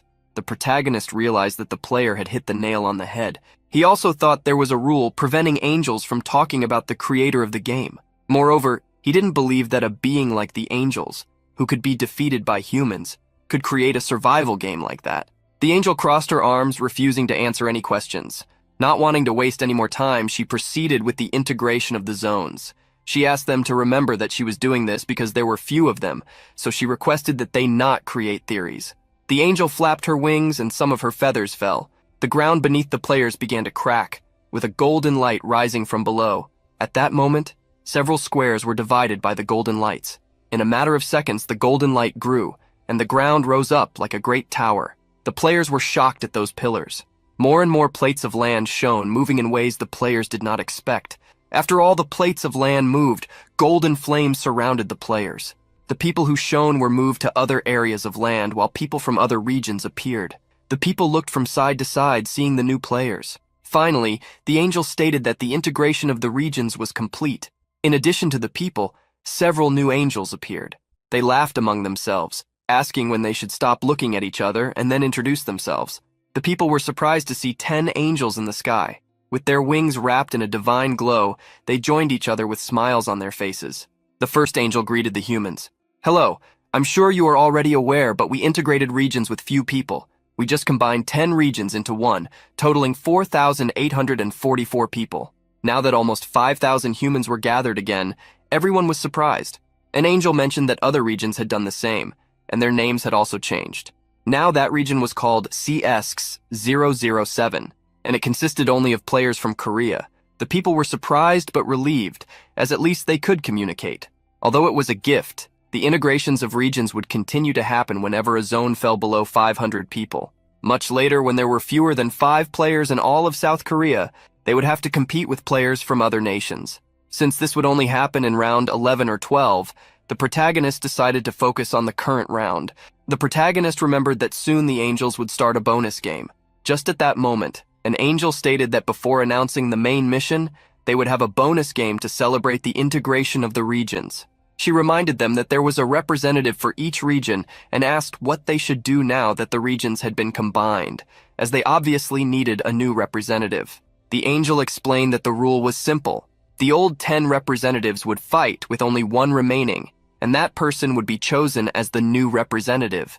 The representatives were surprised to hear that they would have to fight each other. However, those who were not representatives thought it would be quite fun. They wished they had popcorn to watch. One representative gritted his teeth at seeing those who could laugh because they wouldn't have to fight. Another representative was afraid of the battle that would choose the new representative. Many regretted having taken the position, while others wondered if they would resurrect after being defeated. In the end, practically everyone was wondering if they should give up the position of representative. There was no merit in being the representative of the zone anymore. But starting from that round, it would be different. That's why Ryu Min wanted to win this battle and become the representative, no matter what happened. Seeing the scared looks, the angel asked them not to be like that, as everyone would remain alive. Everyone would be resurrected after the game. The angel's comment relieved everyone, but it irritated her. You must be thinking that there is no merit in becoming the representative of the region. The new representative will receive the position of ruler instead of the position of authority. This will give them the power to govern players with a lower level than theirs. This is an improved version of the position of authority, allowing control over players regardless of their class, as long as they have a lower level than yours. Of course, you can still use it 10 times and the position will be handed over to whoever eliminates the representative in the future. Quite tempting, isn't it? Having a governing ability in your hands? Hearing that they could control anyone below their levels made some people rethink whether they should give up, and hearing that they could govern, regardless of whether the other had a class, removed any remaining doubts. Seeing that they had received the motivation they needed, the angel decided to start the game. Another angel revealed that now that they had integrated the regions, they would also choose a representative. They organized themselves in a circle, and that angel asked if anyone would volunteer for the position, but everyone remained silent. She realized she shouldn't have even asked. One angel joked, stating that anyone who volunteered wouldn't be in their best shape. An angel with purple hair asked what they should do, questioning if any of them had a good idea. One angel suggested rolling a die, but another thought that leaving it to chance didn't sound too bad.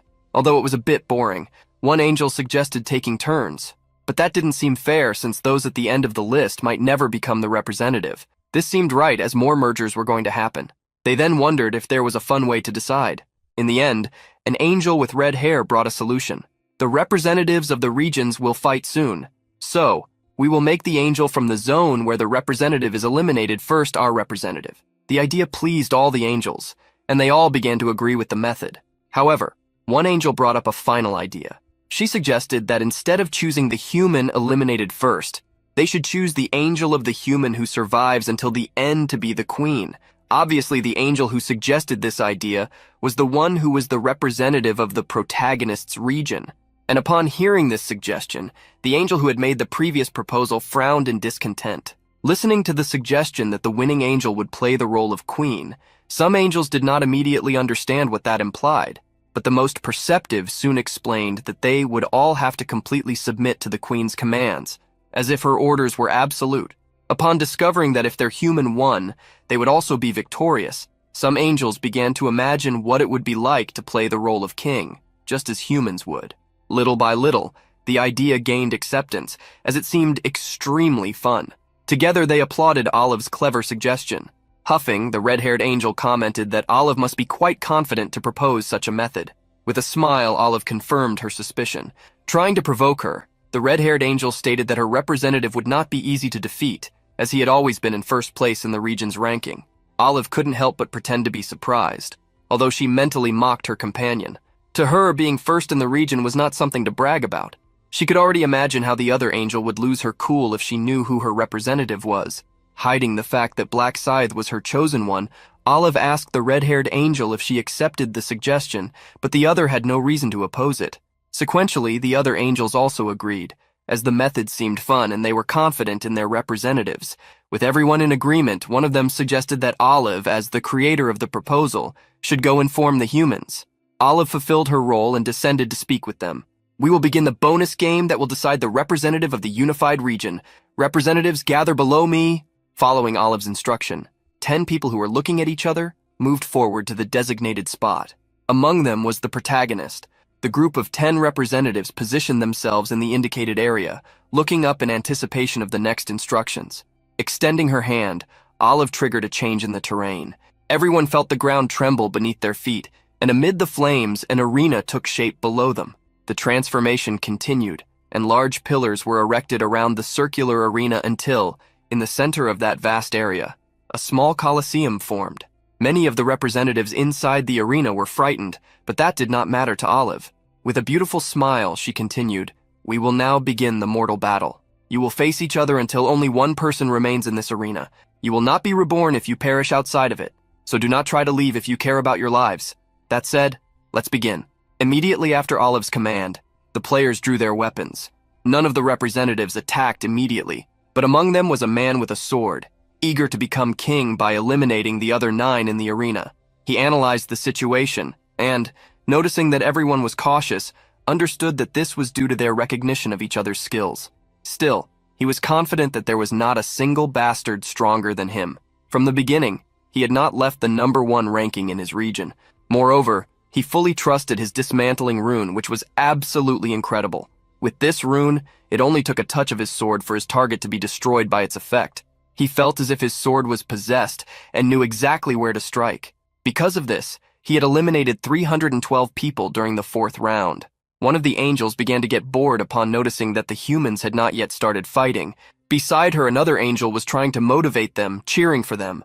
The owner of the dismantling rune looked at the anxious angels and wondered if they had placed any bets to be so impatient. Determined, he began to move, confident that no one there was stronger than him. Furthermore, this would also be a great opportunity to make a strong impression and make everyone fear him. Upon reaching the center of the arena, he looked around. He wanted to choose one of the participants to be the sacrifice that would lead him to a great performance. He remained in the center of the arena, waiting for someone to attack him, as he was ready to eliminate any of them. At that moment, Ryu Min stepped out from the group and walked towards the man. Carrying his scythe, he stopped in front of the other representative. The man gripped his sword, wondering if his first sacrifice had finally appeared. Still, he felt a slight fear in front of that immense scythe, knowing that such a large weapon could not be ordinary. He had seen several people with nicknames that contained the word scythe before, but the number of warriors who actually used one was practically 0. Looking more closely at the player with the scythe in hand, the representative realized that the nickname above his head was Black Scythe. Discovering that this player's name was Black Scythe, the man became frightened. He tried to convince himself that it must be someone with the same name, but he remembered that it was not allowed to have the same nickname as someone else. Finally, he realized that the person in front of him was the #1 ranked player from all regions, Black Scythe, the one who had already reached level 30. Seeing that representative, who until then had been extremely confident, become so shocked, the angels were confused. One of them asked Priscilla, the red-haired angel, if that wasn't the representative of her region. Nervously biting her nails, Priscilla remained silent. She didn't understand what her stupid human was doing.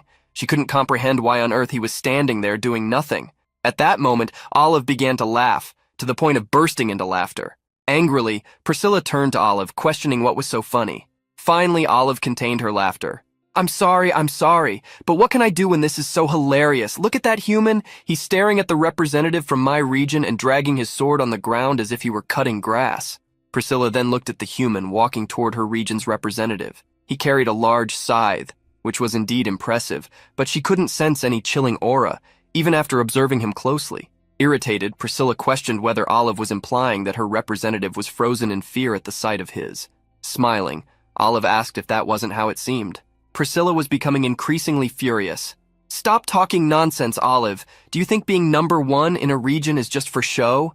My representative has never lost his first place in my region's ranking since the first round. Hearing Priscilla's words, Olive couldn't help but mock. In your region? Is it even possible not to be #1 in a region? Unlike yours, my representative has never lost his first place in the overall ranking among all regions since the beginning. The angels did not believe Olive's words and began to accuse her of lying. However, Olive didn't care and instead told them to look at her representative's name, a name they would recognize if they had paid attention to the rankings. All the angels immediately looked at the protagonist's nickname and, at that moment, remembered his name. This was the human who always appeared when the results window was released. Priscilla refused to believe that Black Scythe was Olive's representative, because if the human below them really was that person, her representative would be no match for him. Suddenly, all the angels were shocked by what they saw. Without the representative of Priscilla moving, Black Scythe attacked him with a clean strike. Without any resistance, the protagonist eliminated the first among the other 9 representatives. Olive smiled, commenting on the obvious. Oh, it seems Priscilla is eliminated. The other representatives also noticed the name above the protagonist's head and began to wonder why Black Scythe was in that arena. The representatives realized that they wouldn't be able to defeat Black Scythe even if they worked together, and that they might be eliminated like the man who hadn't even managed to react. One of the representatives, who was only at level 13, saw no way to win against someone who was already at level 30. After eliminating the first representative, the protagonist walked toward the others. The man at the front took a step back, trying to flatter him. Hi, Black Scythe. I'm so happy to be in the same region as someone famous like you. I could even cry tears of joy. Ha ha ha. However, upon realizing that Black Scythe was ignoring him, he tried to change his approach and asked to talk.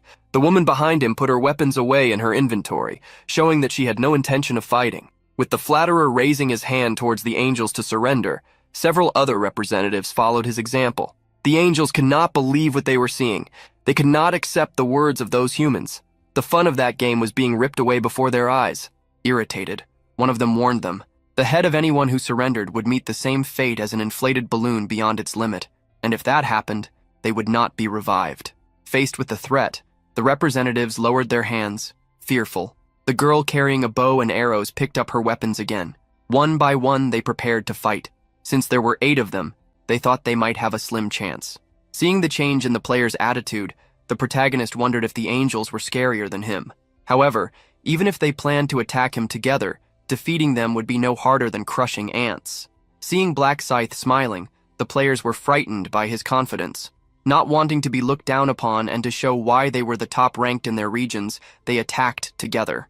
All at once, the 8 charged with daggers, swords, and axes, while others prepared to shoot arrows. Without any warning, the protagonist crossed the arena in an instant with his scythe. Zigzagging among a group of representatives, he attacked them before they even noticed. The group that wasn't attacked was shocked to see how oppressive Black Scythe was, but in the next moment, they felt the power of that scythe firsthand as Ryu Min hunted one of them down. The angels flying in the sky fell silent, as they had no words to describe what they felt. After a brief moment of shock, they began to express their disbelief and surprise at seeing Black Scythe win the challenge.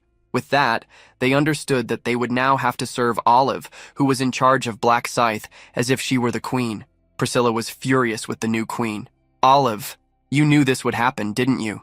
Irritating Priscilla even more, Olive confirmed that she had known Black Scythe would win. Immediately, Priscilla tried to rally the other angels to go against Olive, since it was she who had suggested the idea. Seeing Priscilla's actions, Olive reprimanded her. "Of course I knew. Isn't it obvious? I suggested it precisely because I knew it would be favorable for me. Why else would I have done it? Did I threaten any of you to accept the bet? No, not a single one. You all said it sounded fun and agreed. Now you want to backtrack?" Irritated, Priscilla clenched her fist. Seeing this, Olive challenged her to attack. "Angels fighting each other in front of humans? That's so undignified. I bet if the head angel finds out about this, you'll be sent to the insect cell." Hearing about such a place, Priscilla recoiled. She would be willing to go anywhere but there. That was the place she hated the most. Seeing Priscilla remain quiet, Olive asked if she wasn't going to fight. Without a response, she declared herself queen, handing Priscilla the task of being the guide. Priscilla asked how long she would have to perform this function, and without caring much, Olive gave her a short answer: "Until I feel better." Seeing Priscilla standing still after her order, Olive quickly urged her to start doing her job. Approaching the humans, Priscilla regretted having accepted that bet. Thus, Priscilla began to work. As you saw, humans, the new representative has been chosen. Everyone received the notification that Black Scythe was the new representative of the zone. He had gained the temporary skill of ruler's position, which allowed him to give orders to players under certain conditions. Many people who knew Black Scythe realized he could become the representative. He was at level 30, so he could control whoever he wanted, which is why everyone began to prefer not to be on his bad side. After declaring Black Scythe as the representative, Priscilla proceeded with the resurrection of the other representatives. Extending her wings, she dropped some of her feathers over them, making their bodies shine with a beautiful golden glow, restoring the vitality they originally had. One by one, the former representatives began to wake up. Some didn't even remember what had happened, while others only recalled the feeling of having a scythe against them. As they were confused, Priscilla explained what had happened. They had been eliminated by Black Scythe, the new representative of the unified region. Quickly, they understood the truth upon hearing the angel. Now that they had a new representative, Priscilla prepared to remove the rights that the former representatives had. Still, she asked them not to be sad, as they would have the chance to regain their powers. Now that the bonus game was over, Priscilla would explain the main mission. In front of all the players, a window with the mission appeared. For the main mission, each of them needed to defeat 300 orcs in 10 hours. The window also mentioned a secondary mission, to obtain 4 equilibrium stones. What would happen in case of success was unknown. Furthermore, this time, only a quarter of the participants would survive. Seeing the mission and the number of participants who could advance to the next stage, some people were surprised as well as worried. Noticing that they were complaining, Priscilla sighed. "Are you complaining about the number of people who can complete the mission? Do you want me to reduce the number even more?" Faced with the threat, those who were complaining fell silent. Priscilla continued with her threats, stating that the round so far had been too easy. Therefore, this time she had prepared something more difficult. Despite the angel's words, some people didn't think this mission would be hard, at least for them, who didn't consider themselves weaklings. Seeing the confidence of those few, Priscilla left them to discover personally how difficult the mission would be. With Priscilla putting the matter aside, a competitor asked about the secondary mission and why its reward was a secret. Priscilla decided to answer the question, pointing out that unlike the previous rounds, the secondary mission was now visible, which is why the reward was a secret. Ryu Min was already tired of so many secrets. He remembered perfectly that the reward for the secondary mission of the 5th round was the Equilibrium rune. This was one of the 8 runes needed, and only one person per zone could obtain them at a time. Obviously, there were opportunities for other players to obtain the Equilibrium rune, but the difficulty would be even greater than that of a main mission. Ryu Min knew that even if they completed the secondary mission, it would be difficult for many to meet the conditions of the Equilibrium rune. Priscilla then reminded them that they would need to obtain 4 equilibrium stones if they wanted the mysterious reward, revealing that only one person could receive the reward and that there would only be 4 of these stones within the zone. Discovering the limited number, one of the former representatives asked what would happen if a person couldn't find all 4 stones, realizing that the secondary mission would be useless in that situation. Seeing their concern, Priscilla urged them to calm down, as they could still steal the equilibrium stones by eliminating those who possessed them. Hearing how to obtain the equilibrium stones from others, they realized it was exactly like obtaining the position of representative. Priscilla confirmed it was indeed just like obtaining the position of representative, but reminded them that only the equilibrium stone would drop. no other items. Furthermore, anyone who was eliminated would be permanently eliminated. Finishing her explanations, Priscilla wished that each of them would do their best. As the angels disappeared, the protagonist cursed how irritating they were. Formulating a plan, the protagonist decided to first fulfill the quota of 300 orcs, and then return to help Minjuri. As Black Scythe walked through the crowd, everyone looked at him, but no one had the courage to attack him to seek the position of representative. Seeing him walk away, many even sighed in relief, as they felt a chill in their stomachs when Black Scythe walked in their direction. Setting that aside, the former representatives wondered where they would go, and one of them suggested they follow Black Scythe. One man couldn't believe someone had such a crazy idea.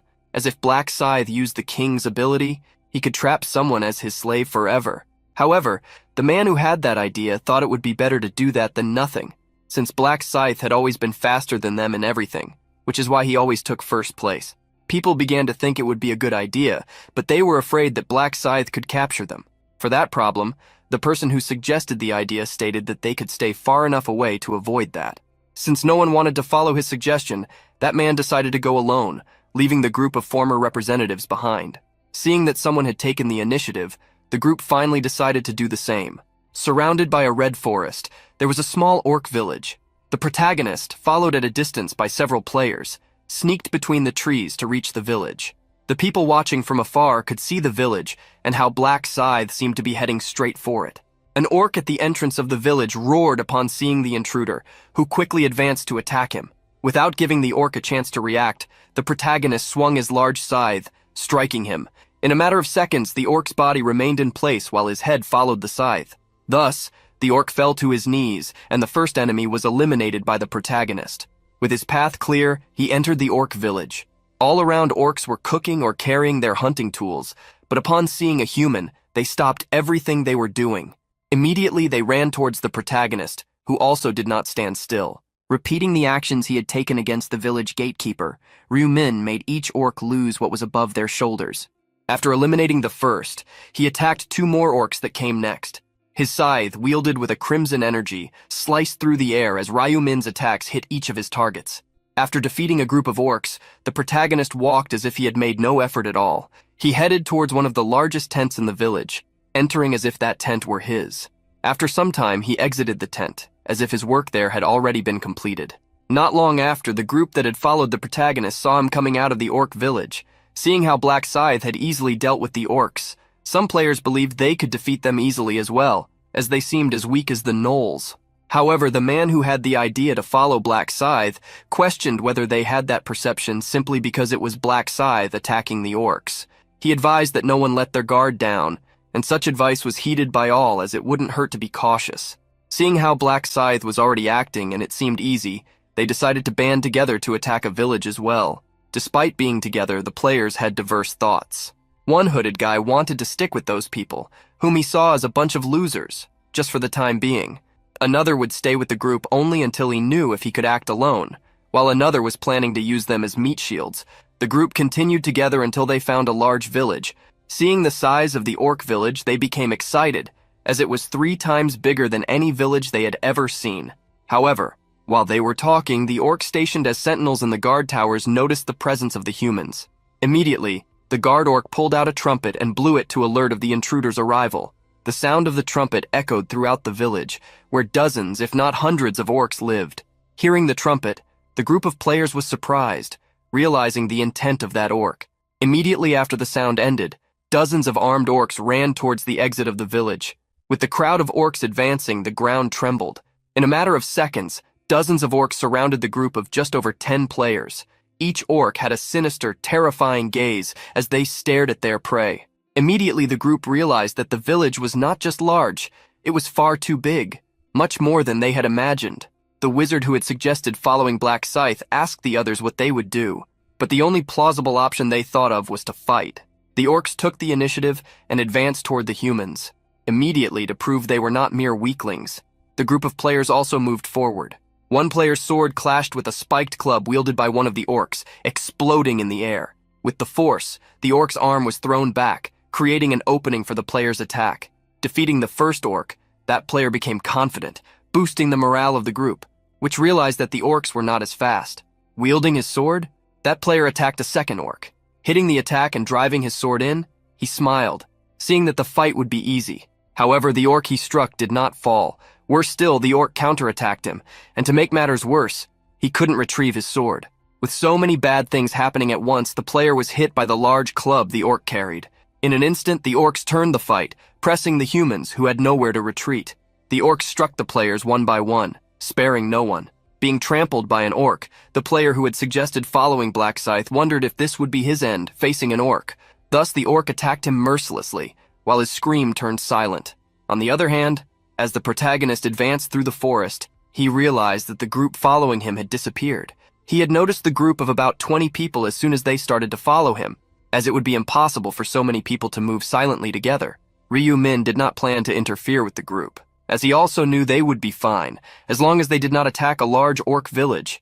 Even the protagonist thought it was better to stay away from orc villages that had watch posts, because the moment the guard orcs sounded the trumpet, more than 50 orcs would advance. Moreover, there were over 200 such orc villages. The protagonist was used to hunting these orcs, who had a very different muscular structure from humans, which made it impossible to retrieve swords if they were stabbed into these monsters. That is why, throughout his journey, Ryu Min always aimed for the most vulnerable point of the orcs, their heads, even attacking several orcs at once as long as he aimed at the right spot. He could easily defeat them one by one with his scythe, which made the job easier. After defeating yet another orc village, the protagonist walked on, taking down the last one from that place, a large, burly orc who fell under his attack. After an hour had passed, the protagonist opened his progress window. He had already defeated the 300 orcs needed for the main quest, becoming the first player in the entire region to achieve such a feat. Seeing that it had only taken him an hour to complete the mission, the protagonist decided to return to help Minjuri. Immediately thinking of his friend, he used his tracking skill. Elsewhere, Choi Manji, a member of the Young Explorers Club, approached Cho Young-ho, the club leader, to check if everything was all right. Despite being quite tired, the leader was fine. Still, he didn't believe that the orcs were that strong. Even though these orcs seemed to walk like pigs, the club decided it would be better not to underestimate them. The club leader asked member Mankey how many orcs they had defeated so far, and the club member testified that it was around 50. Cho Young-ho realized they were behind schedule and would fail in their attempt to defeat 300 in 10 hours. Even though Cho Young-ho was worried, his group was confident they wouldn't fall behind. They needed to move forward if they wanted to survive. However, thinking realistically, Cho Young-ho believed they would need to attack a large village. Mankey asked if it wouldn't be too dangerous to do that, and another member agreed with him, noting that if fighting 3 orcs at once was already difficult, fighting a larger village would be impossible. Another member also thought it would be safer to hunt smaller villages. Since everyone thought the same way, Cho Young-ho didn't want to argue with them or force them to do anything. However, he reminded them that at this pace, they wouldn't meet their goal. Therefore, he stated that even if it was difficult, they had no other choice. With a stern look, he asked his club to keep one thing in mind: there was no future for a sinking ship. Hearing Cho Young-ho, his club entered the forest of red leaves. In the distance, they could see the large village they had spotted earlier. Mankey immediately noticed the village's guard post and alerted the leader, who instructed them to approach from the side of the village. The group followed a narrow path, avoiding detection by the orc in the watchtower. Once they reached the village's fence, they found a small opening through which they could enter. Mankey peeked through the gap in the fence, and looking inside the village, couldn't find any orcs. With Mankey leading the way, the club entered the village. Exploring the village stealthily, Cho Young-ho asked the others if the orcs would be in their tents. Mankey thought so and believed there should be at least 5 orcs in each tent. With Cho Young-ho worried because the size of the village was larger than he had imagined, one of the club members asked if they should ambush each tent one at a time. Cho Young-ho thought it was a good plan. Mankey also agreed, believing it would be safe to attack 5 orcs if they ambushed them. The group then moved toward one of the huts, with Cho Young-ho asking them to wait for his signal. Slowly, the group, led by Cho Young-ho, entered the tent. Further inside, they found a wooden door leading to the interior. In an instant, they broke down that door, entering the tent to confront the orcs. However, they were surprised. Inside the tent, there were many more orcs than they expected. About 10 of them. The orcs, upon seeing the humans, stood up. Counting the number of enemies, one of the club members asked what they should do, and the leader suggested they defeat the orcs one by one. With the orcs advancing, Cho Young-ho also moved forward, commanding them to attack the orc on the left first. The orc in front attacked with his club, but the blow was blocked by a shield. Cho Young-ho seized the opportunity to advance toward him. Cho Young-ho managed to strike the orc's leg, causing him to lose strength and fall. Manky attacked next with a sharp sword, aiming above the orc's shoulders. Teamwork paid off, and in an instant the group managed to defeat the first of the 10 orcs while the others watched. Seeing one of their companions fall, a blonde-haired orc became furious. Like a giant boar, he charged toward the Explorers Club. In an instant, the bloodthirsty orc reached one of the club members, swinging his mace and hitting Manky, who fell to his knees, worrying the leader of the group. Furious, Cho Young-ho charged at the orc. His attack was precise, hitting the orc's weak point as it prepared for a new attack. Thanks to Cho Young-ho's quick movement, Manky was saved, and a second orc was defeated. The orcs who had not entered the fight remained on alert. On the other hand, the small group of players now had an injured member. In light of the situation, both groups felt pressured. Cho Young-ho faced the 8 remaining orcs and wondered if they could defeat them. Another member of the group no longer believed they could, so he suggested they retreat.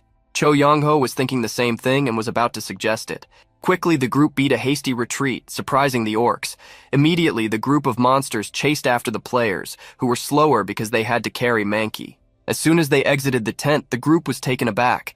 The area that had previously been free of orcs was now filled with them, all heading in their direction. Looking around, one of the group members asked how many new enemies there were, and quickly, another member counted about 10 new orcs. Faced with so many enemies, the companion carrying Manky thought they were doomed. Manky wondered if this would be the end for the group, but Cho Young-ho was still ready to fight. Coldly, he asked everyone to raise their weapons. The group looked toward their captain, asserting that they had no chances. Accepting defeat, they began to say their goodbyes to one another. Seeing the group's reaction, Cho Young-ho questioned them if they knew why the orcs weren't attacking them immediately. To deliver the answer, Cho Young-ho told them to look at the faces of the orcs. The group quickly realized that the orcs were maliciously laughing at them. In light of these smiles, Cho Young-ho gave them an answer. They are laughing because they find it amusing to see us trembling like scared little mice. Doesn't that irritate you? Being ridiculed by orcs like these? Do you like being treated like zoo animals? Don't give up until the end. Take down at least one more orc. That way, we won't be so humiliated. The group was motivated by Cho Young-ho's words and raised their swords to fight. Even the injured Manky joined them, deciding to fight until his last breath. Seeing the humans' actions, the orcs decided to stop playing and slowly walked closer to them. In response, Cho Young-ho instructed them to attack the same orc as soon as he gave the signal. At the moment Cho Young-ho gave the signal, the orcs surrounding the group were alerted by a loud noise. Several of them began to ignore the group of players, running toward the sound they had heard. Seeing where the orcs had run, the club saw a large flame spreading. They didn't quite understand what was happening, or why the orcs had left them behind at that critical moment. Although some of the orcs ran in that direction, Cho Young-ho drew the group's attention, as other orcs were still focused on them, the original 8 that were in the tent. Noticing that the number of enemies was smaller and feeling motivated, Cho Young-ho encouraged his companions to fight. Trusting their captain, everyone united to attack the group of orcs, starting the battle. Sometime later, the group, surprisingly still standing, panting but victorious against the 8 orcs. Seeing that they had succeeded, one of the team members credited the merit to Cho Young-ho. Everyone knew they were alive only because of him. However, Cho Young-ho did not want to accept all the credit, as they had all decided together to fight with everything they had. If it weren't for his companions, even he wouldn't have survived.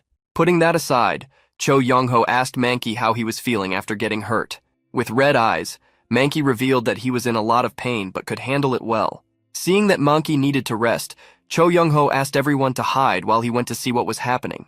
The team thought it would be dangerous for Cho Young-ho to go alone, but the leader asked them not to worry. Thus, Cho Young-ho left the group to head in the direction the orcs had run. Sneaking between the tents, Cho Young-ho noticed that the place was strangely quiet. He hadn't seen any orcs for some time. As it seemed safe, Cho Young-ho walked more calmly through the village, trying to explore it. Hearing some noise, Cho Young-ho looked in a certain direction. Immediately, his eyes widened. In that location, there were several fallen orcs. From their bodies, a golden power caused them to begin to dissipate. Cho Young-ho walked among the orcs, wondering what had happened and who had caused this. Suddenly, he noticed that there was a person standing further ahead, and that person was none other than Black Scythe. Seeing someone calling him, the protagonist looked back, realizing that there were people there before him. Looking at Cho Young-ho's nickname, the protagonist thought for a moment and remembered who owned that nickname: the famous Mercenary King. Mercenary? This is one of the close-range combat classes. Mercenaries used various types of weapons, like warriors, and had similar skills to theirs. But there was something that set them apart. They could become stronger through contracts with other players. For this reason, most mercenaries formed groups with people they knew, or with the mercenary king. The mercenary king was a solo class that allowed someone to govern all mercenaries through contracts. Those who signed with him received additional effects. There was no reason for anyone to refuse a contract with the mercenary king. The protagonist recognized that the man in front of him was Cho Yong-ho, the one who possessed the solo class mercenary king. He did not expect to meet him. Cho Yong-ho scratched the back of his neck with a shy smile, greeting Black Scythe. The protagonist was a little surprised to be recognized, but Cho Yong-ho explained that everyone already knew the top-ranked player of all. Cho Yong-ho himself didn't believe he would meet the guy who had broken all the records in all zones. He wanted to ask for a handshake, but preferred to keep the request to himself, as Black Scythe might not like it. Observing Cho Yong-ho's behavior, the protagonist realized he was not the type to betray others. That was why he had so much success as the mercenary king. It was necessary to have a leader's mentality and a good heart to qualify for such a class. After looking around, Cho Yong-ho asked Black Scythe if he had defeated all the orcs. He was surprised by the confirmation, but that only reinforced how incredible Black Scythe was. Suddenly, Cho Yong-ho bowed. "Thank you. I survived because you distracted them." Despite the thanks, the protagonist explained that he didn't even know Cho Yong-ho was there. Even knowing that Black Scythe didn't intend to save him, Cho Yong-ho stated that it was still a fact that they had been helped. Sighing at the persistent apologies, the protagonist told Cho Yong-ho to gather his companions and leave, since all the orcs in the village had already been defeated, so they didn't need to worry. Cho Yong-ho became curious about how Black Scythe knew he had a team. That was when he noticed Black Scythe was looking behind him and turned around. When he saw his team approaching, Cho Yong-ho was surprised. "Guys, why are you here? I told you to wait." But his companions were afraid of being left behind. Cho Yong-ho was shocked by such accusations, as he would never abandon them. The protagonist looked at the four approaching and concluded they must be mercenaries hired by Cho Yong-ho. He assumed they had come to check the situation because they were worried. It was amazing that Cho Yong-ho had already won companions who genuinely cared about him. Cho Yong-ho's team was surprised to see Black Scythe and asked why he was there. Holding his scythe, the protagonist indicated the surroundings. "I'm here just for a quick hunt." The protagonist wanted to quickly get those five away. The mid-level boss would appear soon, and that would be dangerous for them. Immediately, one of Cho Yong-ho's companions saluted. "See you around, Black Scythe," while another with shining eyes said, "It was an honor to meet you." Thus, they thanked the protagonist as the monsters continued to dissipate. It was at that moment that Cho Yong-ho's companions heard something. Everyone looked around, trying to listen carefully. The protagonist explained what was happening. The mid-level boss was approaching, so it was better for them to leave. Cho Yong-ho was surprised by what Black Scythe said. Then, with the crimson sky darkening,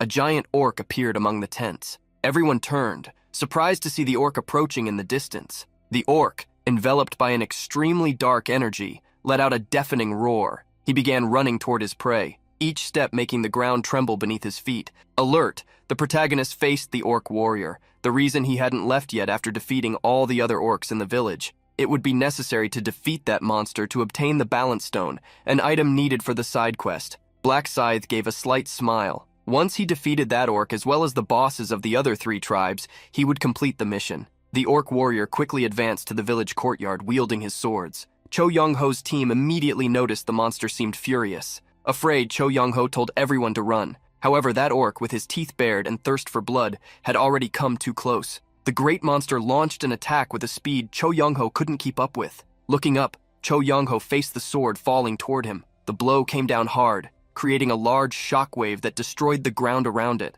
Luckily, Cho Yong-ho managed to dodge the blade, which fell right in front of him. He trembled, shocked by the strength of that attack. It was at that moment that Black Scythe ran to him, lifting him with the long handle of his scythe. In an instant, the protagonist threw Cho Yong-ho away, out of the monster's reach. Facing the mercenary, the protagonist asked what was wrong with him. Seeing he had been saved, Cho Yong-ho thanked him once again. While keeping his eyes fixed on the orc warrior, the protagonist warned, "Keep your distance, at least if you want to stay alive." The great orc, wearing a mask, walked toward the protagonist. Seeing the two humans before him, he let out a slight laugh. Noticing the provocation, the protagonist advanced, wielding his scythe. As he approached, he struck the orc's foot hard. The laughter stopped and gave way to a cry of pain. Furious, the orc raised his sword, releasing a powerful energy wave. The protagonist jumped back, dodging the attack that hit the spot where he had been seconds before. The orc didn't retreat and raised the other sword for a new strike. This time,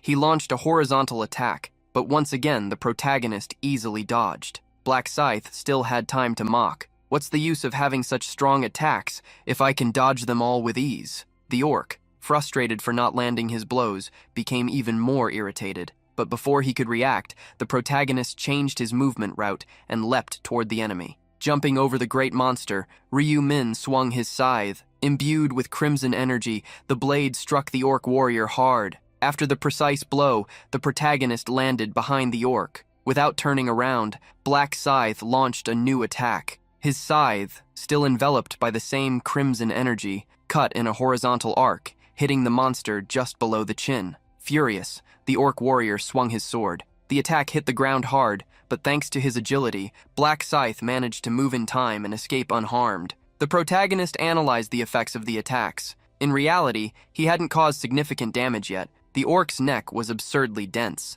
Without wasting time, Black Scythe launched a new attack. Reaching the front of the orc, he swung his scythe and caught it on the monster's neck. Leaning on the weapon's handle, he pulled the orc down, and using the monster's own leg as leverage, spun his body and intensified the movement, delivering a powerful blow. For the first time, his attack was strong enough to pierce the enemy's defenses. Spinning his body once more, he released the crimson energy of the scythe, finishing the attack. Like a king losing his crown, the orc warrior lost what was above his neck. The monster's body fell heavily to the ground, while Black Scythe landed lightly on his back. With the red moon illuminating the battlefield, Black Scythe defeated the first of the 4 bosses on that floor. With the monster defeated, Cho Yongho's group approached again. They could hardly believe that Black Scythe had actually defeated that giant monster. Slowly, the protagonist climbed down from the boss. He had gained a good amount of experience and gold, as well as the pommel ring sword, the orc heart, a mana stone, and the balance stone. Black Scythe concluded that defeating the boss had been much more rewarding than eliminating all the previous monsters. Moreover, the items obtained were excellent. The pommel ring sword had a higher attack than his current scythe, with the additional benefit of increasing attack speed with each strike. There was also the orc heart. Some might not understand its value and discard it, but that would be a grave mistake, as it was an essential ingredient for crafting a unique rank item. Cho Yongho approached the protagonist now that the danger had passed. "Thank you for taking care of that monster, Mr. Black Scythe. You saved us." Grateful, they asked how he knew the monster would appear. The protagonist quickly thought of a good excuse. A boss like that also appeared when I defeated all the orcs in other villages. Impressed, Cho Yongho and his team understood why Black Scythe had insisted they stay away. Stating that he had already completed everything he wanted there, the protagonist warned that he would leave. As he said goodbye, Cho Yongho and his team bowed, thanking him once again. Encouraged, Cho Yongho urged his group to continue hunting. However, Mankey felt a sharp pain and fell to the ground, alarming everyone. Kneeling, Mankey confessed he could no longer continue. Cho Yongho was shocked. Earlier, Mankey had said he was fine. Mankey's expression made clear how debilitated he was. "I only said that because I didn't want to worry you, but I've reached my limit." Cho Yongho tried to help him up. "Come on, you have to hold on until the end if you want to survive in real life too." But Mankey reminded him that mere survival wasn't enough if they couldn't complete the mission. "Just leave me behind. I don't want to be a burden to you." Cho Yongho gritted his teeth. He thought of alternatives, maybe weaken the orcs so Mankey could just finish them off. But Mankey knew that would only hinder the group's performance. And even with help, he wouldn't have the strength to continue for long. The whole group began to cry, which caught the protagonist's attention. He hadn't expected that. Cho Yongho was destined to lead hundreds of mercenaries, but at that moment he acted with extreme kindness. It made sense if the group was very close, but still, it surprised Ryu Min. However, seeing how much they cared for each other reminded him of how he cared for his brother. Stopping his steps, he approached the group again. "I think I'll help you. I know how that feeling is." As he got closer, the protagonist asked to examine the injured man. Immediately, Cho Yongho brightened, asking if there was any way to save Mankey. The protagonist found that Mankey's injuries were serious but still treatable. Black Scythe extended his hand, placing it on Mankey's wounded shoulder, activating a skill. A stream of magic flowed through Mankey's arm, restoring it little by little. Before Cho Yongho and the others' eyes, the wound began to disappear. They couldn't believe what had happened and asked Black Scythe what he had done. The protagonist explained he had used the emergency care skill, something anyone could buy in the shop. Cho Yongho's team recalled having seen this skill before, but that it cost an incredible 20,000 gold. They didn't know it was so powerful. The protagonist realized the misunderstanding. That skill wasn't that amazing. It could stop bleeding and heal light wounds, but normally wouldn't be enough to heal a severely injured shoulder. However, the healing power of emergency care varied according to the intelligence stat, as it was a divine-type skill. With his intelligence at 123 points, thanks to the Radiance rune, this became possible. The protagonist instructed Mankey to move his arm. There would be a scar, but he was healed. Following the instructions, Mankey was amazed. The protagonist warned that he might not be 100% healed, so he shouldn't overexert himself, as the wound could reopen. Still, hunting wouldn't be a big problem. As soon as he heard he could continue hunting, Mankey got up and bowed 90 degrees. "Thank you very much. You are my savior." Everyone else on the team, including Cho Young-ho, also bowed in thanks. On both sides, the members thanked the protagonist. To try to repay him, Cho Young-ho took a golden stone from his inventory. The other members also gave a red stone as a sign of gratitude. In an instant, everyone began offering their items to Black Scythe. The protagonist tried to refuse, but they treated it as gifts of thanks, which made it hard to reject them. In the end, they gave several items that alone didn't have much value, but together, they could yield something. However, besides the average equipment, Black Scythe obtained something more interesting. For having given new hope to the team, Cho Young-ho said they would return the favor one day. He treated Mankey like a brother, and that made Ryu-min realize who Cho Young-ho really was. The king of mercenaries was now indebted to him and saw him as an ally. For the protagonist, that was much more valuable than spending gold on a skill. Thus, they said their final goodbyes. Inside the Red Leaf Forest, a girl was in trouble. Looking at her mission, she was clearly worried. An hour had already passed and she still hadn't defeated any orcs. At this rate, she knew she wouldn't be able to hunt the required 300. She blamed herself intensely for having gotten scared and lost sight of Black Scythe. After the 5th round, finding him hadn't been difficult, as he had been one of the representatives in the bonus game. However, she couldn't follow him. She wondered what was happening. Remembering how Black Scythe had defeated those players made her afraid. When the game ended, she wanted to talk to him, but her feet wouldn't move. Julie tried to convince herself that Black Scythe wouldn't hunt her, that she didn't need to fear him. She told herself he wasn't a psychopath who would attack her at their first meeting. But while thinking that, she ended up losing sight of him. Out of her range, she no longer knew what to do. She had told Ryu-min that hunting 300 orcs wouldn't be easy since they moved in groups,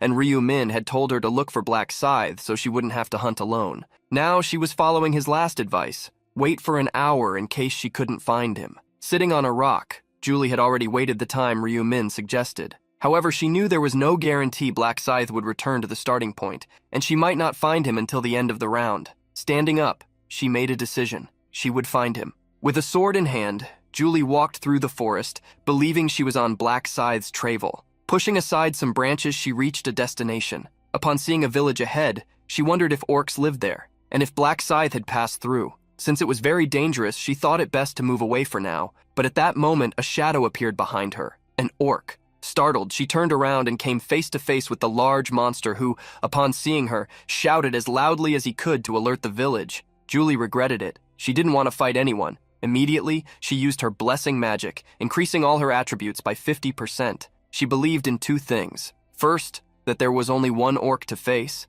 Second, that she knew its weak spot. As the orc attacked her, she dodged, trying to find an opening to strike the monster's neck, a way to minimize its flaw: low accuracy. Raising her sword, she launched the fastest and most precise strike she could. The blade's tip approached the orc quickly, but he was even faster, blocking the blow. With a simple block, the orc stared at the girl with red eyes full of fury. Julie gritted her teeth, realizing she had missed. She had only left a small cut on the monster and quickly retreated. She managed to avoid a counterattack and recover her sword, which luckily didn't get stuck in the enemy. However, the orc was fast and strong. He advanced with a series of violent attacks. Julie had to dodge them all while the blows hit the ground and trees, destroying everything around. After retreating several times, she found a new opening. Her second strike was more precise than the first, hitting the monster's trapezius. The orc roared, wounded at its weak spot. Julie felt relieved to see her attacks were having an effect. Advancing with several thrusts, she hoped to land more decisive hits.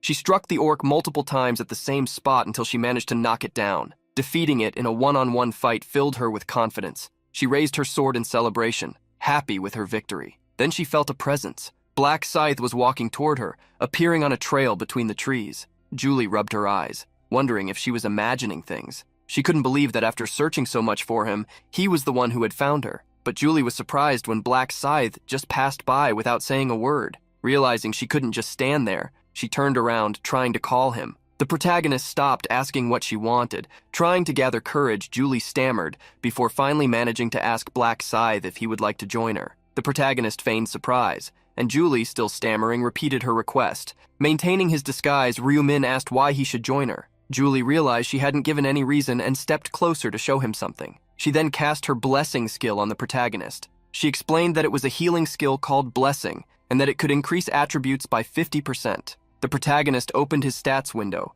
confirming what she said was true. Julie then asked if, with that demonstration, she had answered his question, since she could help him hunt. Black Scythe asked if he would have to join her group to receive the buff. Confidently, Julie replied that she wanted him to help her hunt. The protagonist thought for a moment. I don't know. I have the temporary ruler skill, so I could just use you as my assistant instead. Julie was shocked to hear that. However, she brightened when he asked if she could promise not to betray him. She immediately agreed. With her confirmation, Black Scythe extended his hand. The protagonist introduced himself as Black Scythe, a level 32 Reaper. Julie introduced herself as Democracy. At level 13, she had a support class. The protagonist showed curiosity, seeing that she needed help hunting since she had done well against the orc earlier. Smiling self-deprecatingly, Democracy revealed that had been her first orc defeated. The protagonist was truly surprised to learn that had been her first orc in 90 minutes. Seeing she didn't have much time left, Black Scythe offered to help her. Surprised, she asked how he would do that. Without answering, he just went ahead into the forest, and she followed him. The protagonist told her to stay close to him, as he wouldn't be able to protect her if she left his line of sight. Getting closer to Black Scythe, the girl realized he wasn't as cold as he seemed. She was glad she had followed Ryu-min's advice. Democracy's thoughts dissipated when they spotted monsters ahead. They had walked until they came face to face with 3 orcs. Democracy gritted her teeth, realizing she would have difficulty against 3 since she had barely managed to defeat one. With sword in hand, Black Scythe told her to stay back and wait.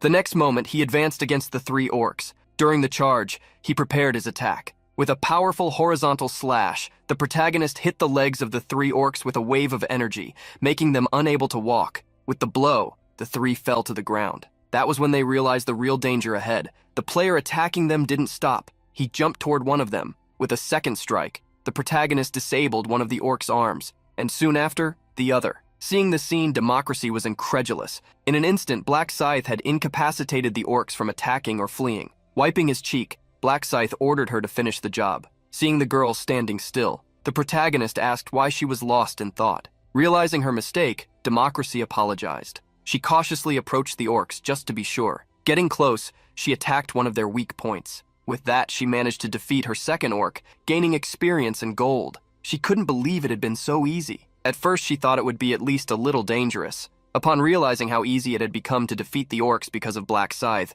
she understood that he must be really powerful. Seeing her start to attack the orcs, he called her to leave. Noticing that she hadn't defeated them all yet, Democracy hurried. Having defeated the 3 orcs, she ran toward Black Scythe, happy to have formed a team with him. Sometime later, Democracy was facing a new orc. Seeing how many Black Scythe had immobilized, she couldn't help but comment, "You really are skilled. I didn't expect hunting to be so easy because of you." Ignoring the compliment, the protagonist asked how many she had defeated. She replied that she had defeated 52 in 30 minutes, which she considered a pretty fast pace. The protagonist, however, didn't think that was a fast pace, at least not for him, although it was for ordinary players. The method they were using took time. However, he knew going to a village would be dangerous. He wouldn't be able to fully protect Julie if they were surrounded by 50 orcs at once. With that in mind, he realized they needed to find an orc shaman. Democracy then excitedly commented that she thought they could complete the 300 orcs in 3 hours, easily. However, Black Scythe said that was very slow and that they should finish in an hour. Surprised,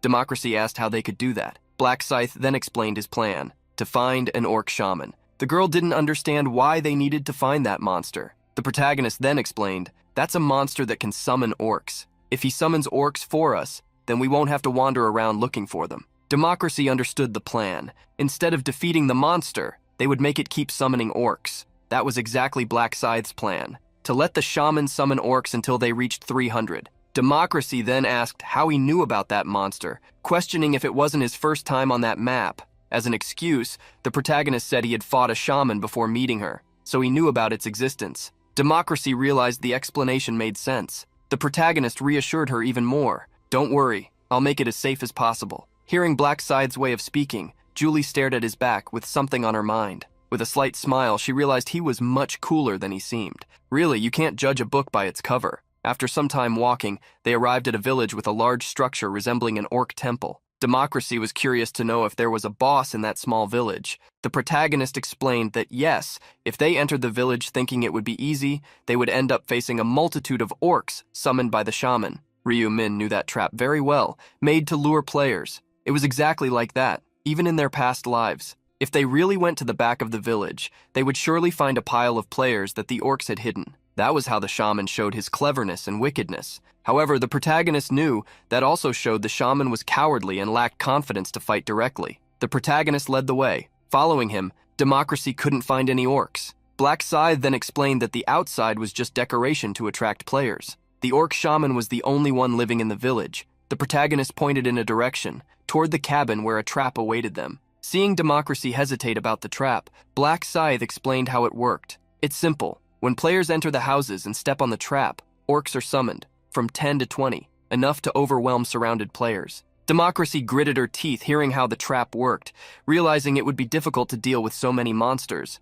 The protagonist confirmed her thought, but explained there was a way to get around it. Surprising Julie, Ryu Min crouched to whisper in her ear. Hearing his plan, the girl, who blushed slightly, was surprised. Really? He's really going to fall for that? The protagonist reassured her, saying he had already tested his own plan. Trusting him, Julie volunteered, "Then leave it to me." The protagonist was surprised to see her trying to take responsibility alone. Democracy shouted with conviction, "That's right. We don't have to do everything together, right? I feel bad that you have to do all the hard work. I can do some things too." Seeing how confident and determined she was, Ryu Min let her act, warning he would be waiting outside. Democracy then approached the door of one of the houses. Carefully, she opened the door slowly. Looking into the dark hallway, she found only a small tray of embers serving as lighting. Alert, she entered the house, carefully observing her surroundings. After walking down the hallway, Democracy reached the central area, finding a large red carpet. Remembering that this was the trap Black Scythe had mentioned, Democracy realized she would need to act wisely from then on. The protagonist had explained to Democracy that the orc shaman was hiding inside the house. When she entered, she would see the red carpet. The moment she stepped on it, orcs would be summoned and the exit would be blocked. Black Scythe explained that she should step on the carpet and quickly retreat, so the orc shaman would send some scouts to look for her. That way, they could capture them. The strategy Black Scythe had taught her was simple. Democracy wanted to do as he said, step on the carpet and then run away. As soon as Democracy stepped on the carpet, the shaman at the back of the room unleashed a wave of energy, frightening her. She stared into the red eyes of that shaman with shining magic. Immediately, Democracy turned and ran out of the house. Closing the door behind her, Democracy sighed with relief. That was nothing, but my heart is racing. Hearing Black Scythe ask if she was okay, Democracy smiled. Ha ha ha. Of course, I went straight to the carpet and came back like you said. Looking at the door, Democracy asked if the shaman would really send some scouts. The protagonist stood still, asking her to wait and see. Shortly after, the door opened. Armed, some orcs came out of the house. It was then that Black Scythe's voice caught their attention. "What are you looking for?" Releasing the crimson energy of his scythe, he jumped onto one of the orcs. "I'm here!" In an instant, the protagonist passed through all the orcs, breaking their defenses as well as their chances to counterattack. With the protagonist's strikes, the orcs fell to the ground, just like the previous ones, unable to flee or attack. Thus, he asked Democracy to come out of hiding. The girl was hiding behind some tents and came out to defeat the orcs. After some time, she finally finished eliminating them all. The protagonist then ordered her to repeat the process. Democracy questioned if the shaman would fall for the same trick twice. The protagonist explained that although the shaman was smart, his memory was as good as a goldfish's. With a charming little smile, he asked her not to worry. With a bright smile, she listened to his advice. After some time, a considerable number of orcs lay on the village floor. The player Democracy was excited. Having counted the number of monsters she had defeated, she approached the protagonist. "Black Scythe, I defeated all 300. Ryu Min was satisfied with the time spent completing the mission. Exactly 1 hour. Having taken so little time, Democracy continued to express her gratitude. "Thanks to you, the hunt was quick and easy. I have so much to thank you for." Putting the thanks aside, the protagonist asked how many levels she had gained. Confidently, she punched the air, declaring, "I'm already at level 19. The considerable level increase of the young woman meant she was only 1 level away from ranking up her class. As soon as Democracy evolved, she would learn new skills, as well as strengthen the ones she already had, benefiting those she supported. In this case, Black Scythe. The protagonist was determined to make Julie as powerful as possible within that cursed game, so she could help him defeat the final boss. Ryu Min decided to help the girl level up to 20. She would also be able to handle the orcs more easily upon reaching that mark. Receiving all the support from Black Scythe, the girl, surprised, blushed slightly, not understanding why he was going so far for her. While shyly looking away to accept the offer, a group of players approached the village. The duo quickly had their attention drawn by the noisy group. "Hey, look over there. Isn't that Black Scythe? Who's the person next to him?" Besides being surprised to find the most famous person of all, they were also shocked by something else. "But what's with all these orcs?" The player leading the group scratched the back of his neck, feeling embarrassed as he greeted Black Scythe. Without beating around the bush, the protagonist asked what they wanted. The player looked around, revealing they had come to the village to hunt some orcs but didn't know someone was already there. Looking around, he couldn't believe that only 2 people had defeated those several hundred orcs. Many questions arose in the minds of those players. How did this small village have so many orcs? Who was the girl beside Black Scythe? And why was he forming a team with someone? One of the players in that group smiled maliciously, staring Democracy up and down while thinking, maybe she's his type. She's really pretty. Suddenly, the sharp shaft of a scythe was stuck into the ground, exuding a strong, dark energy. Black Scythe gave a single warning to the group: "Don't bother us and leave." The protagonist would not accept them crossing a line they shouldn't,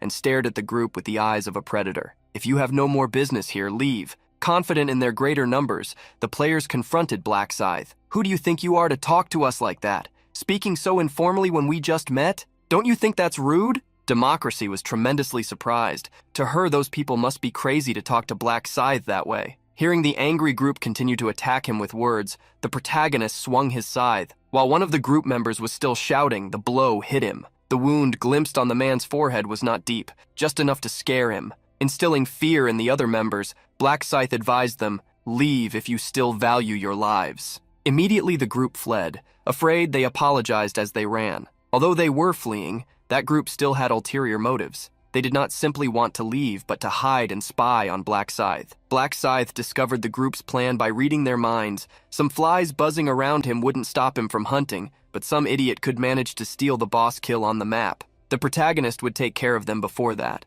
but first wanted to get Julie to level 20. Addressing the girl, he called her to continue since the pests had gone away. Entering the forest, the group stopped fleeing. Thinking they had left Black Scythe's sight, the man who had been hit looked back. Seeing the expression on his companion's face, another player asked what he was planning. Grinding his teeth, the man who was not intimidated asked, "Aren't you curious to know how that bastard Black Scythe hunts?" A second player agreed with him. "I want to know too. Where did he find so many orcs?" Crossing his arms, the player who had introduced himself when they arrived at the village asked if they were going to spy on Black Scythe. The man who had been attacked confronted the other player, taunting him. "We won't be attacked if we stay at a safe distance. Don't be a coward." Being ridiculed, he ended up agreeing to participate in the spying. The group carefully sneaked back to the village, hiding behind some rocks near the entrance, a place where they could see Black Scythe. More orcs came out of the main house looking around. They soon spotted the man in black with a scythe in his hand. Aggressively, the orcs ran toward Black Scythe, raising their threatening clubs.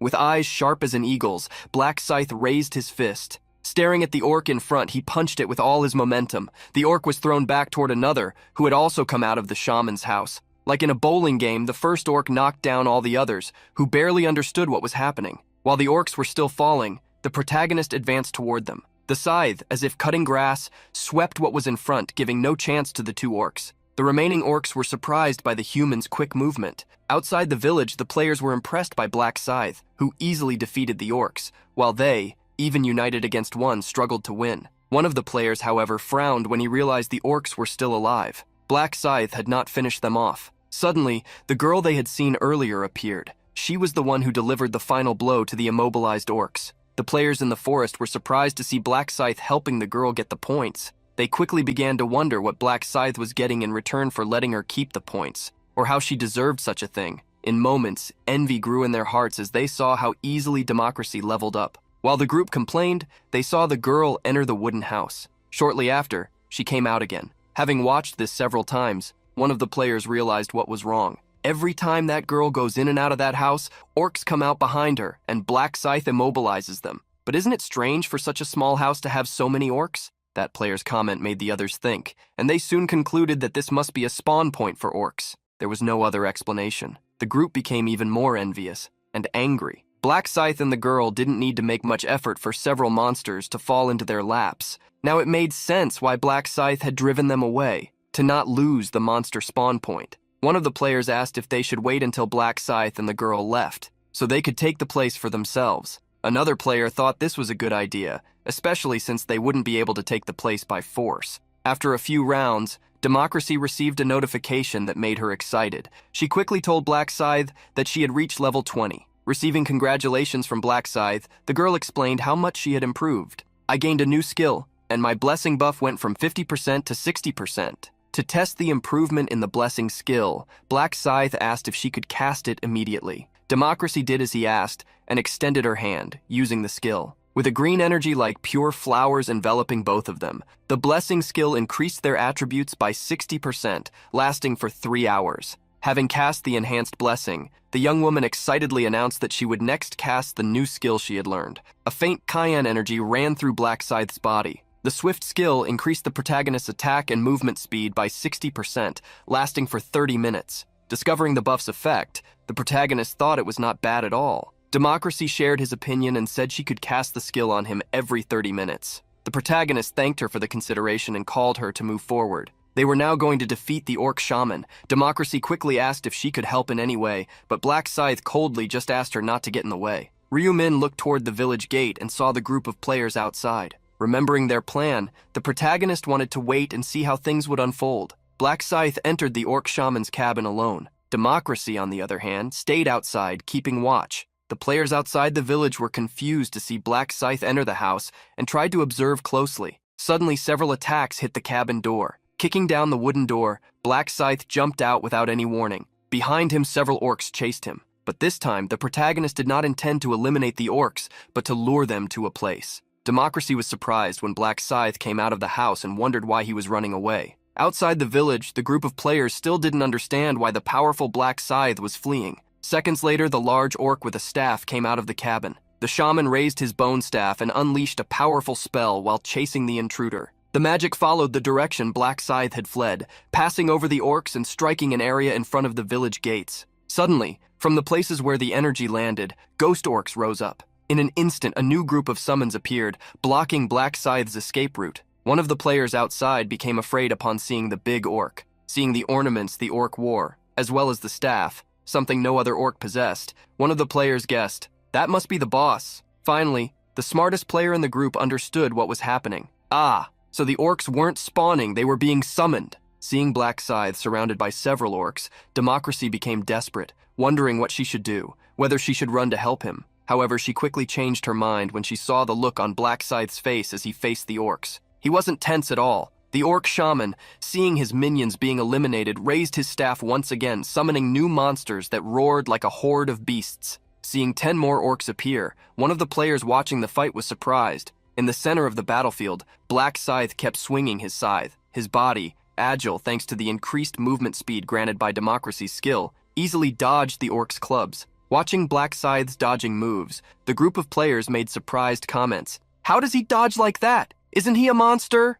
Seeing his companions focused on watching the battle, one player warned them, guys, that orc who looks like the boss, doesn't he seem to have his guard down? When everyone agreed with him, the young man smiled maliciously and suggested something dangerous. Should we steal the boss kill? One player hesitated, unsure if they should do it. Another, thinking the same, asked if Black Scythe wouldn't catch them, but the player who suggested it reassured them, he won't catch us, he's too busy dealing with the orcs. Even Black Scythe must have problems being surrounded like that. One player agreed with the plan and quickly stood up. If he asked why we attacked the boss, we can say we wanted to help. While watching Black Scythe fight, everyone quickly agreed to follow the plan. The players sneaked around one side of the village and upon entering, ran toward the orc shaman's house. Democracy noticed the presence of the intruders and wondered what they were trying to do. A sudden realization came to Democracy's mind. She understood that the group was trying to eliminate the orc shaman while Black Scythe was busy. Earlier, while still heading toward the village, the young woman had asked if she was hindering Black Scythe's mission. Hearing the girl's concern,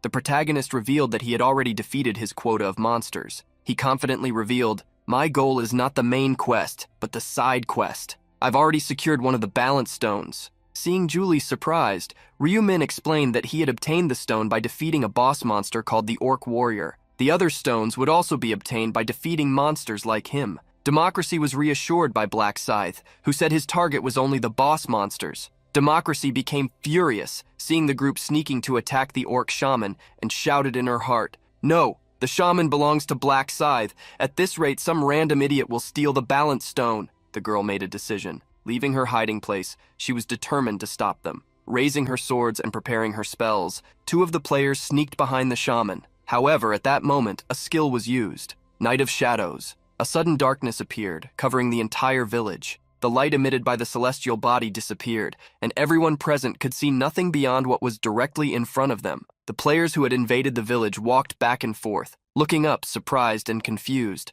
When one player was about to ask what was happening, the one who had the idea to attack the boss covered his mouth. Then both looked forward, and fear appeared in their eyes. The orc shaman had noticed their presence and was now staring at them. The shaman's eyes glowed with an intense red, and madness overflowed from his being. Discovered, the two players who had approached the shaman fled toward the other companions, who were frightened. The goblin shaman would not allow them to act freely. He cast a spell that chased the humans on the ground. Quickly, the summoning magic took effect, and 10 orcs appeared, surrounding the group of 5 players. With bloodshot eyes, the orcs raised their axes and clubs. Before the players could defend themselves, they were attacked. The first axe hit its target. On the other side, an orc lifted a player, while another was thrown to the ground. As they screamed, one of the players crawled away. However, he stopped and looked up when he faced 2 giant feet. The orc in front of him raised his foot, attacking with whatever was closest to the prey. The player screamed in fear, but his voice was not enough to stop the blow. Meanwhile, a scythe danced with the wind,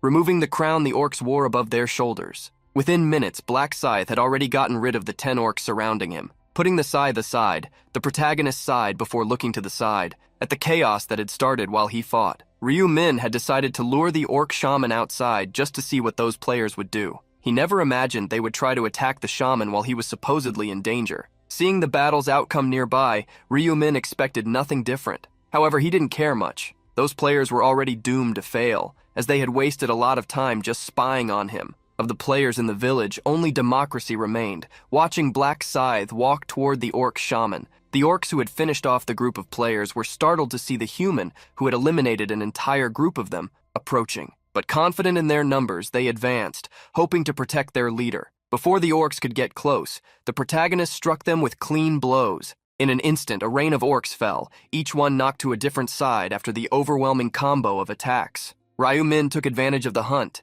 His attack speed had greatly increased, with the buffs from Blessing, Swift, and 50% from his Night skill. The combo made him attack incredibly fast. Besides these buffs, there was also the Reaper's Rune, the rune that doubled damage caused by scythes, and during the night, increased attack speed by another 50%. Dealing with the group of orcs, Black Scythe advanced toward the orc shaman. Hissing fiercely, the shaman moved his staff to cast a spell, but before he realized it, Black Scythe was already behind him, and the scythe was within reach. The orc tried to dodge, but Black Scythe said his goodbye, removing from the shaman the plume and mask he wore with such pride. After his farewell was delivered, the orc shaman fell to the ground. His movements had ceased. By defeating the orc shaman, Black Scythe gained more than 37% experience, enough to level up. He also obtained 4,000 gold coins and the Orb of Eternal Rest, along with other items like a mysterious wooden totem, mana stones, and most importantly, his second balance stone. Having reached level 33, the protagonist looked at the necklace around his neck,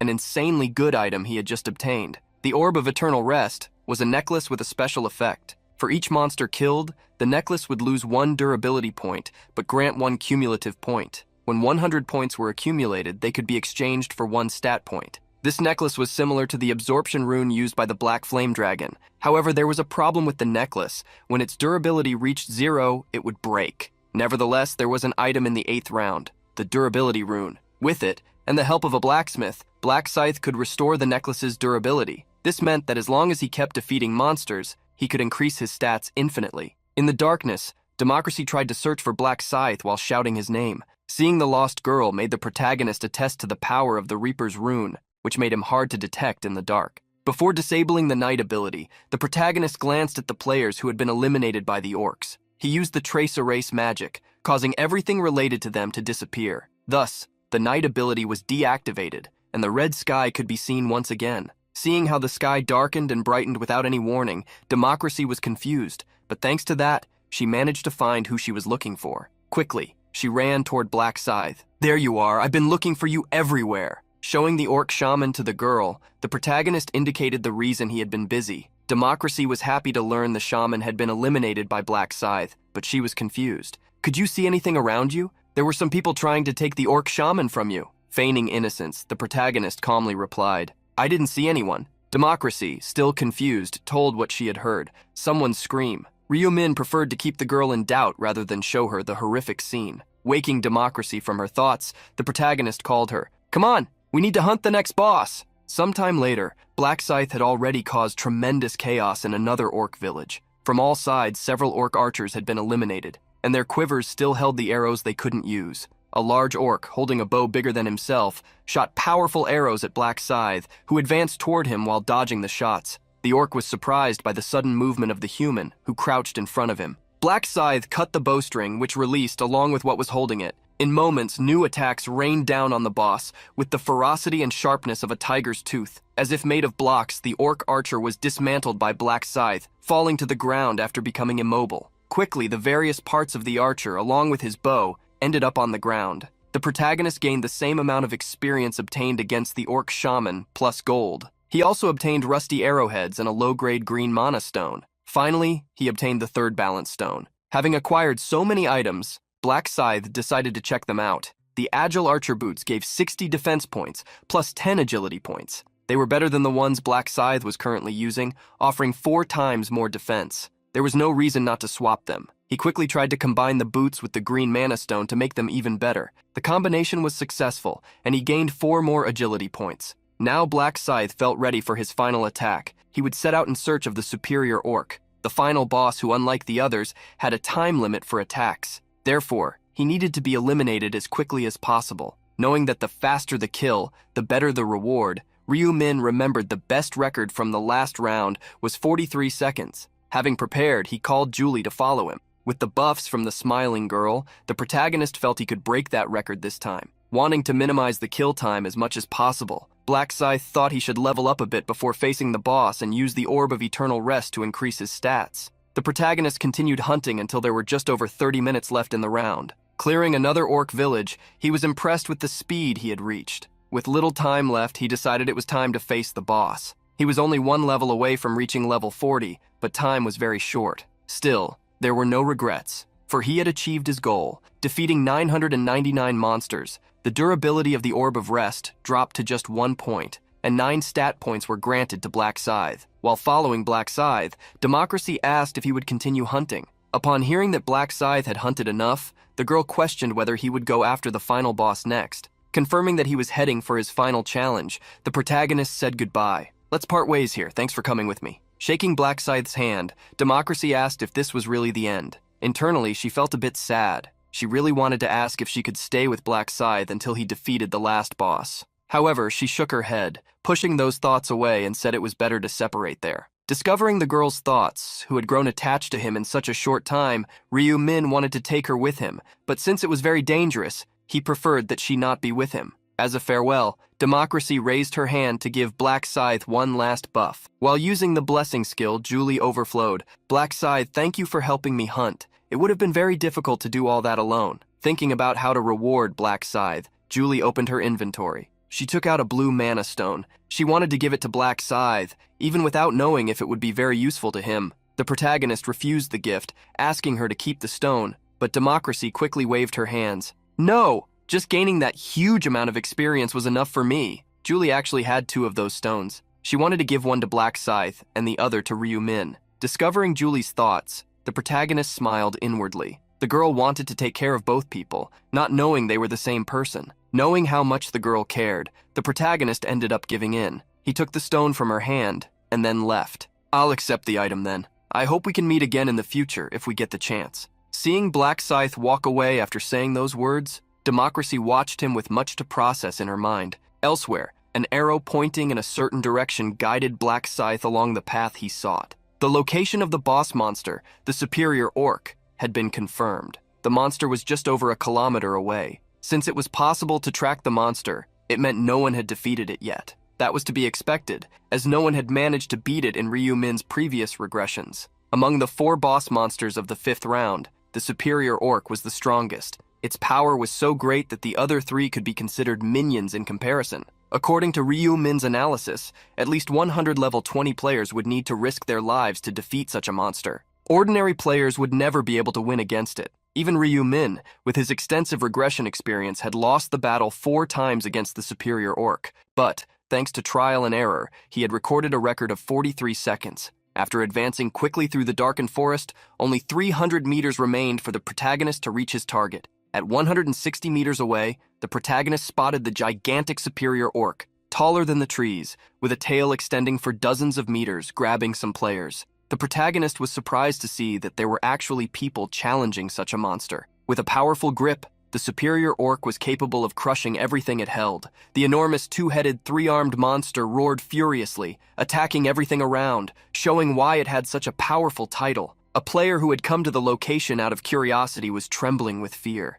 In his eyes, terror was evident, as he had never expected to face such a great horror. He couldn't even imagine how things had ended up that way. For the player, everything had been going well until just moments ago. Since orcs traveled in packs, he and other players decided to gather and do the same. That player was the first to introduce himself. His nickname was Junseok, and he was a level 12 warrior. An archer was the next to introduce himself, Brady Pitt of the hunter class. A man wearing a cloak was the third. He was level 13 of the martial artist class. His nickname was Byuk, but for a reason. I know the name is hard to pronounce, but I panicked and just typed anything. All the others also introduced themselves, and thus a mutual benefit agreement was made. For a newly formed team, their teamwork and atmosphere proved better than expected. With Junseok attracting the monsters, Brad was able to use his bow. Junseok had a controversial technique to lure enemies, shouting, "Hey, you ugly orc, come here!" With good coordination, attacking small orc camps became easy. The young lancer in the group also helped immobilize orcs so that Brad, who attacked from a distance, could finish them off. The 5th team member helped in the rear, warning Byuk when a monster approached from behind. After nearly 6 hours of uninterrupted fighting, the entire group had reached their quota of 300 orcs. The main mission had been completed by all. Since there was still some time left, Junseok suggested, "Should we keep hunting?" Brad thought it was a good idea. The blonde hunter wanted to reach level 20. The hunt was restarted, and soon they reached level 20, advancing from apprentice rank to officer. They could now also use the combination function. Upon reaching level 20 and learning new skills, they became confident. They could easily trample the orcs now. They had become strong. Byuk suggested hunting one last large orc camp, but before they proceeded, Junseok glimpsed something through the trees. A gigantic monster was on the other side of the forest. Even the tallest trees didn't reach its waist. Since no one had seen an orc so large, Junseok asked the group if they thought it was a boss. Confidently, the girl in the group asked if they wanted to try to defeat it. The 5th member liked the idea, imagining the items obtained would be valuable. Agreeing to split the items equally, the group decided to attack the giant orc. However, as soon as they approached the superior orc, it sensed the presence of the 5 and stared at them with its 2 heads and 4 fierce eyes. The group felt the orc was looking directly into their souls. The terror was immense. Junseok had thought he had become stronger, but before that 2-headed monster he seemed more like an ant. With long strides, the monster, despite its colossal size, leapt into the sky. As it landed, an earthquake shook the ground around, unbalancing the group of players. With one of its 4 hands, sharp claws were swung. The girl was the first to be attacked. She didn't even have a chance to dodge. Then the orc looked at the 5th member of the group, who had fallen sitting on the ground out of fear. The superior orc's foot moved quickly, crushing him as if stepping on an ant. That monster was not prey. It was the hunter. After eliminating 2 of the 5 group members, the orc reached out to grab the hunter Brad, who was trembling with fear. The orc grabbed him, lifting him off the ground. The muscles in its arm showed its strength, transmitted to its hand, which closed around Brad. Roaring fiercely, the superior orc instilled terror in the hearts of the group, or at least those still alive. Junseok, shocked, faced his end. The superior orc's tail didn't stay still and was swung toward Byuk. The orc grabbed the martial artist with the tail, lifting him toward one of its mouths, but deciding not to eat him, it simply threw him to the ground. Having finished off 4 group members, the superior orc's eyes turned to the last member. With extreme fear, Junseok couldn't even retreat. He was sweating as if in a sauna. Laughing, the orc approached the boy as if mocking him. Tears ran down Junseok's face as he begged the monster not to come closer. However, the orc didn't listen. Raising one of its arms, the superior orc prepared a crushingly powerful attack. At that moment, Black Scythe flew above the orc. Without giving the monster a chance to perceive his attack, the protagonist swung his scythe. Of the 2 heads the orc had, one was hit. The orc's second head slowly turned as it realized the human had landed on its shoulders. However, Black Scythe repeated his attack, now against it. In seconds, the great superior orc collapsed before Junseok. Incredulous, Junseok looked at the person in front of him. He recognized who had landed on the orc and was now staring at him. It was Black Scythe. Ignoring the boy, the protagonist focused on the orc. He hadn't expected the monster to fall with a single blow. Defeating the superior orc, Black Scythe gained a large amount of experience, enough to level up and reach level 40. He ranked up, moving from officer rank to expert rank. He could now also use the trade function. With the level up, Black Scythe's skills were enhanced. His mark skill had its damage multiplier increased from 120% to 140%. Additionally, the Knight skill's range was expanded from 500 meters to 1 kilometer. He also learned the Reaper's exclusive skill, Moonlight Strike, and received a notification that the next skill would unlock at level 60. The protagonist felt relieved to finally have obtained the Reaper's only offensive skill. Moonlight Strike was a channeled skill. After 1 second of charging,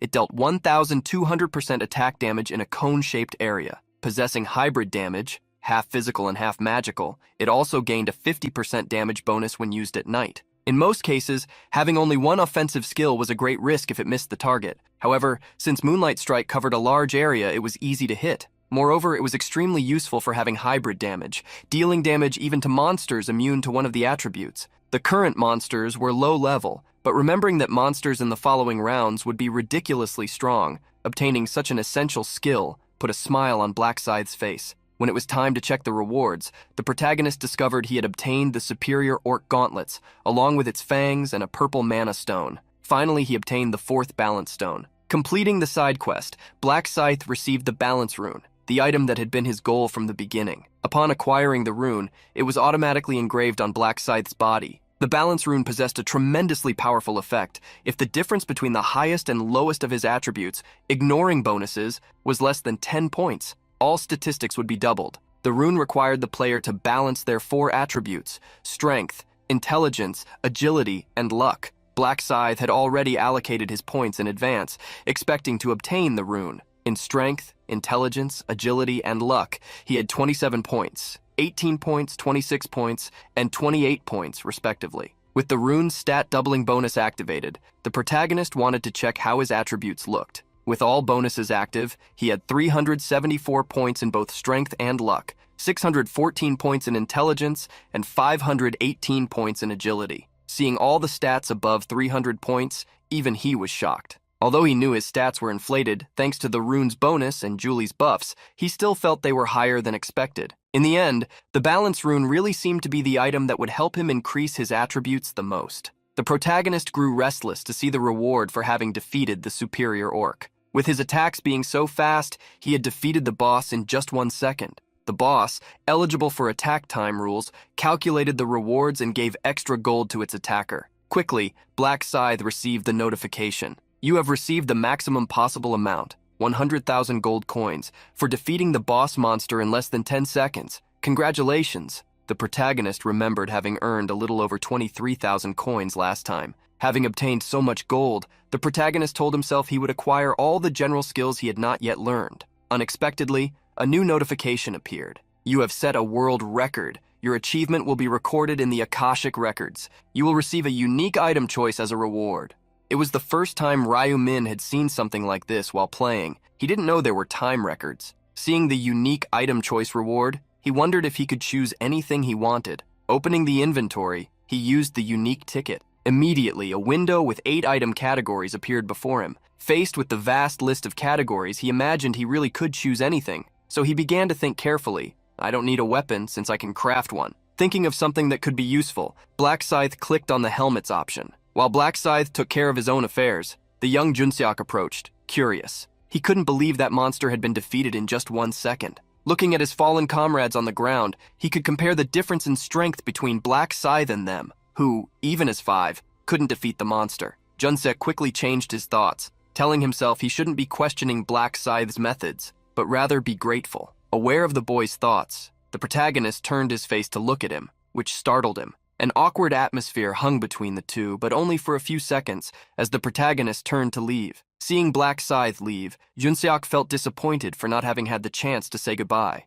Sometime later, Priscilla, flying in the sky, looked down at the humans below. So, have you all finished your missions? Seeing many silent, Priscilla counted the numbers around, realizing many had been eliminated. Priscilla's words, though expressing pity, were said with a smile. I didn't think you would be defeated by those weak orcs. Or did you fight each other? Putting the provocations aside, Priscilla extended her hand, opening the results window. Surprisingly, in first place among all zones was Black Scythe, level 40. He had completed the mission to defeat 300 orcs in 1 hour and 6 seconds. Below him, a player named Idiotas Estupidos, a level 25 shaman, had completed the mission in 2 hours and 30 minutes. In the ranking of that same zone, obviously Black Scythe was first, and surprisingly, Democracy was second, completing the mission with their support class in 2 hours and 55 minutes. Upon discovering that Black Scythe had reached level 40 and completed the mission so quickly, many were shocked. They wondered if it was even possible to defeat 300 orcs in such a short time. The protagonist scoffed, annoyed by the looks. He just wanted to get his reward quickly. As soon as he wished, 2 notifications appeared for him, delivering the zone's own reward, the choice of an epic necklace, and the first place reward for all zones, a special random reward box. Another notification hit the protagonist. It has been confirmed that you ranked first in all zones in the first 5 rounds. This is an incredible achievement. You have received the title the first ahead of all. This was a title that Ryu Min hoped to obtain, as it increased experience gain by 150%. Now he could become even stronger quickly. Next, he proceeded to choose a necklace. 3 options were given to him: the Skeleton Knight necklace, the Java necklace, and the Strength necklace. Anyone could randomly choose one of the 3, but having already used all of them in previous attempts, Ryu Min knew which was the best. He chose the Java necklace. The epic rank necklace increased all stats by 3 points, in addition to 35% resistance. The protagonist was not worried about his offensive power at the moment. He wanted to increase his resistance to control statuses, like freezing.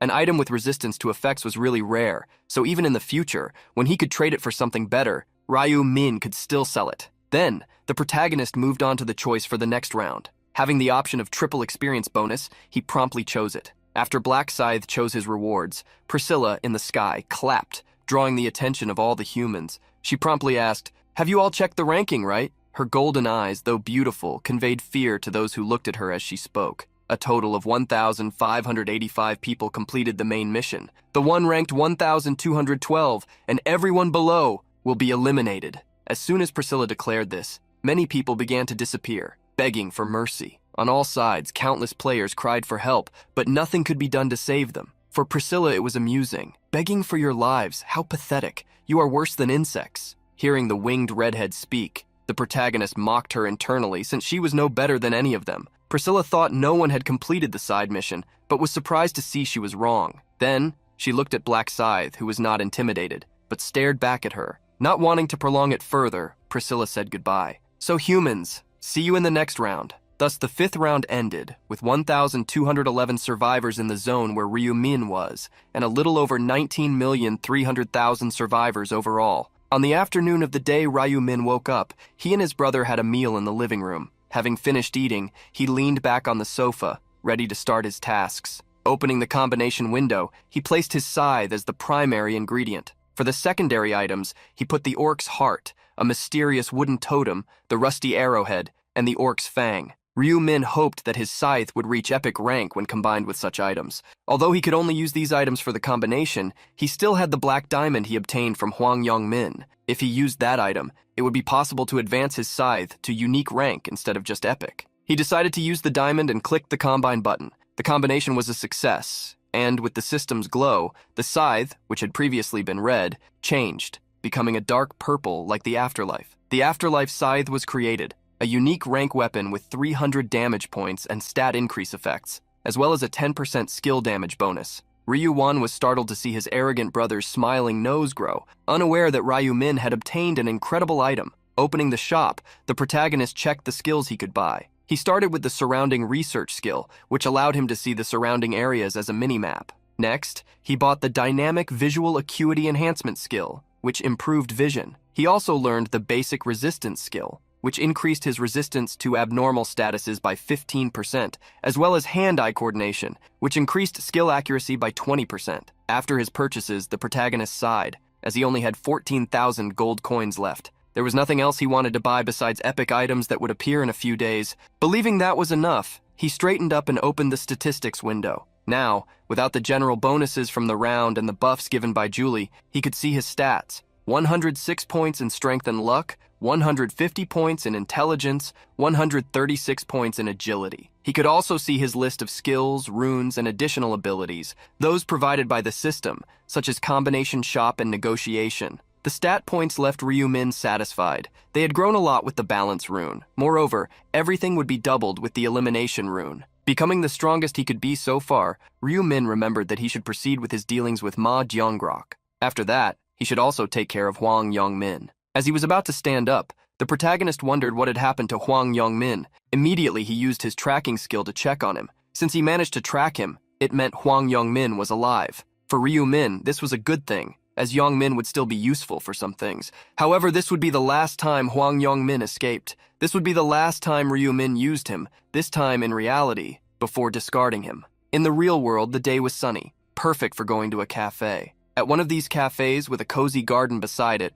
a young woman sat alone at a table, waiting for someone. The girl was none other than Julie, who, frequently glancing at the door, wondered why Ryu-Min had asked to meet. A fantasy formed in the girl's mind, imagining Ryu-Min touching her hair, looking deep into her eyes and saying, "Julie, I missed you." Julie quickly shook her head, pushing away such fanciful thoughts. Trying to calm herself hastily, she didn't want to show her feelings. After waiting for some time, Ryu-Min arrived at the cafe. Attracting attention as he entered, the protagonist walked to the table where his friend was. "Oh, you were already here. Did you wait long?" Startled for not noticing Ryu-Min's presence, Julie hurriedly stood up. "No, I just got here too." Blushing, she said she was going to place an order and asked if Ryu-Min wanted anything since she was willing to pay. Since she offered, Ryu-Min chose an iced Americano. Sitting down after receiving his coffee, the protagonist smiled, thanking Julie for the refreshing drink. For some reason, Julie couldn't look Ryu-Min in the eyes, feeling a strange emotion because of the earlier thoughts she had.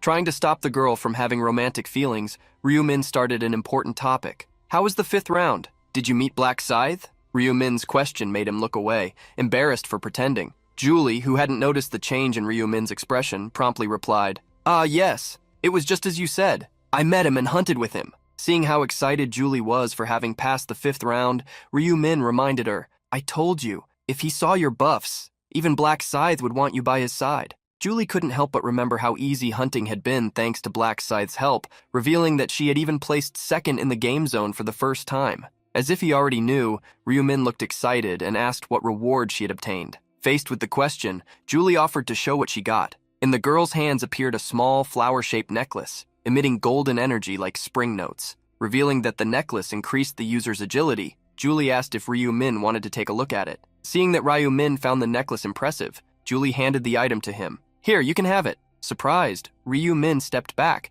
asking why she was giving him the item. Julie wanted him to keep the necklace as thanks for the tip. However, Ryu-Min refused to keep the reward. "You worked hard to get it," Julie insisted, using Ryu-Min's own words against him. "It wasn't hard. Black Scythe practically did everything, so the hunt was easy." Trying to refuse the gift, the protagonist asked her to give it to Black Scythe instead of him. But the girl didn't think someone of a high level would need her low-rank necklace. Ryu-Min played his trump card to refuse the item, saying he couldn't use it since he didn't have a high enough rank. Surprised to hear her friend say he hadn't reached the regular rank yet, Julie asked worriedly what level he was at. Sighing like a good actor would, the protagonist answered, "I'm at level 19. I barely managed to defeat 300 orcs alone." Remembering that Ryu-Min had said his class wasn't exactly combat-oriented, Julie put away the necklace, hiding her bitterness. Changing the subject, Julie asked Ryu-Min how a seer fought. The protagonist said he had some magic skills, although it was a bit embarrassing to show them. Since magic users needed intelligence points, Julie realized Ryu-Min wouldn't need her agility necklace.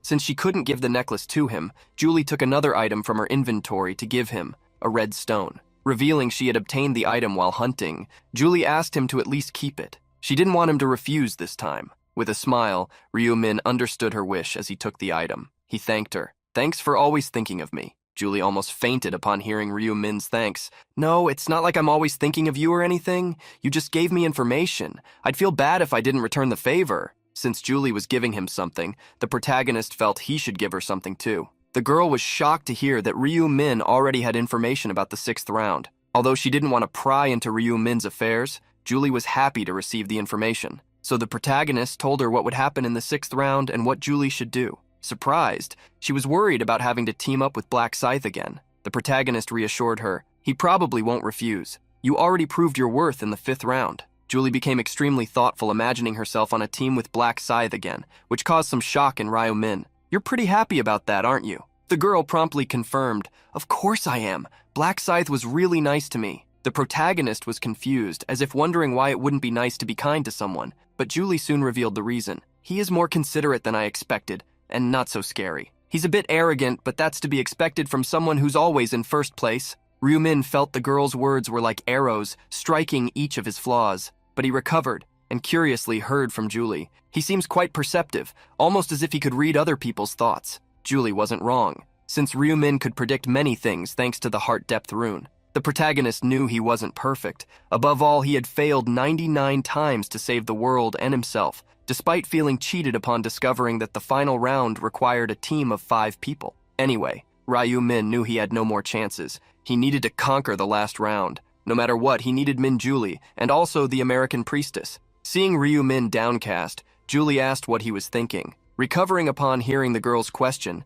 the protagonist changed the subject. With a worried look, Julie asked if he was concerned about the next round. To avoid revealing his thoughts, Ryu Min nodded, saying he wasn't that strong. Julie was quite upset by this. "If only our zones had merged, I would have helped you, for free." Downcast, Julie revealed she was very aware of what it's like to always be helped, since she could never really be of help herself. The Black Scythe inside Ryu Min wanted to praise how helpful the girl was. It had been precisely because of her that he managed to defeat the superior orc in a single attack. Offering a word of support, Ryu Min asked her not to get so stressed. "Eventually, we will meet in the other world." Julie became extremely excited by Ryu Min's encouraging words. "Then let's both do our best until then." The protagonist had to pretend to be equally enthusiastic, but inwardly, he was worried about how she would react when she found out he was Black Scythe. During the afternoon, the protagonist arrived at the Chianma group building. The head of security, An, announced Ryu Min's arrival to his master. "Sir, the majority shareholder Ryu Min has arrived." Immediately, Ma Gyeonlok stood up to receive Ryu Min, his esteemed shareholder. Walking beside Ryu Min, the businessman guided him to a seat while asking the steward An to bring some teas. After sitting down, Ma Gyeonlok immediately began treating Ryu Min in the best possible way. "Majority shareholder, no profit master, was your trip here comfortable?" Dressed in casual clothes and unusual glasses, the protagonist settled comfortably in the armchair. "The trip was very good. The driver you sent was very polite." Smiling, Ma Gyeonlok revealed he was happy to hear about his comfort, asking him to inform him if anything made him uncomfortable. "I will take action immediately if something is worrying you." Ryu Min knew exactly what Ma Gyeonlok, who cleaned up the neighborhood criminals weekly, meant by saying he would take action, so it was better not to say anything unnecessary. While manager An brought the teas for the two who were talking, Ma Gyeonlok asked if they should eat together, but the protagonist said there was something more important than dinner. The comment made Ma Gyeonlok excited. "You're here to give us information about the next round?" Ryu Min could notice in Ma Gyeonlok's haste that he was desperate. He then reassured the man. "Of course, I will share information about the 6th round." Just as Ma Gyeonlok was about to thank him, Ryu Min brought a condition. "In exchange, I would like to call an emergency meeting among the shareholders." The protagonist was direct with his request. "It's time to talk business. We need to change both the sectors of operation and also the company's name." Pressed, Ma Gyeonlok asked Ryu Min what he wanted to be done. The protagonist asked that, in the meeting, Ma Gyeonlok support him with the project to be proposed. Ryu Min was clear in reminding him, "As I said before, I don't want objections, which means you will need to convince the other shareholders." The protagonist finished by reassuring both Ma Gyeonlok and his guard. "From the future I saw, they won't need to worry about anything." Frowning, Ma Gyeonlok asked what kind of business he wanted to propose. From Ma Gyeonlok's expression, Ryu Min knew he was extremely curious. Of course, he had heard a bold claim that changing sectors would bring success. Ryu Min revealed what he planned to propose. "I intend to launch a social marketplace open exclusively to players." Confused, Ma Gyeonlok asked if he planned to launch something like a website. However, Ryu Min explained it would be a bit different. Only players would be allowed to use it, as it would be exclusively for selling items, rather than common objects. Ma Gyeonlok questioned whether it would be possible to buy and sell items with money, and Ryu Min explained that yes, it would be possible to let the seller decide what they wanted in exchange for the item, whether they would receive a sum of money or some compensation. Everything would have to be listed at the time of sale. Although he understood the plan, Ma Gyeonlok asked if players really needed money. The protagonist nodded. "Some people need money. There are no other means at the moment." With just that brief comment, Ma Gyeonlok asked curiously, "At the moment? So there will be in the future?" Ma Gyeonlok's intelligence and shrewdness did not surprise Ryu Min's eyes. The protagonist stated he had had a glimpse of the future. I saw someone close to level 40 making exchanges with gold instead of money. Since Ma Jianlok looked even more confused, Ryumin explained that in the future, once they reached level 40, a trading function would be unlocked, allowing the exchange of gold between people.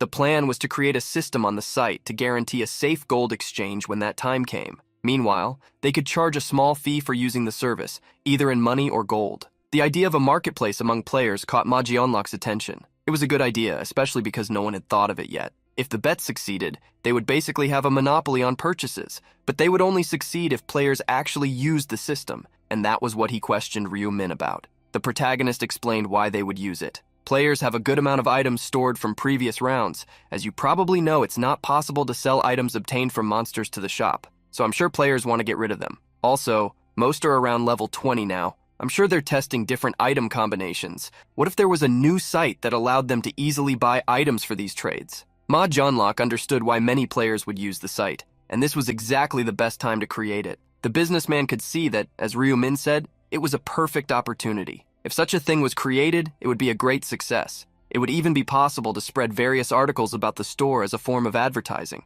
Ma Jianlok's investor side was triggered. He imagined they could create a mobile app to facilitate access, maybe even an auction system. Seeing Ma Jianlok's thoughts, the protagonist realized he had liked the idea. It made sense to trust a seer. The creation of the system would also benefit Ryumin, obtaining a monopoly on synthesis ingredients, which people still didn't know how to use. He would be able to create unique, legendary, and even divine items. Determined to change the company's style with Ryumin, the businessman asked what name they should change to. Ryumin asked if Ma Jianlok had any ideas, but the businessman returned the offer. Don't think about my ideas. We should go with yours. You are the largest shareholder after all. The protagonist made a suggestion. How about using the name Player's Place to emphasize that we are a store for players? Ma Jianlok liked the name. It would even be easy to abbreviate with the double P initials. Now that everything was defined, Ryumin asked how long it would take to develop the idea. The businessman said about a month, which coincided with the start of the 6th round. Remembering the next round, the protagonist changed the subject.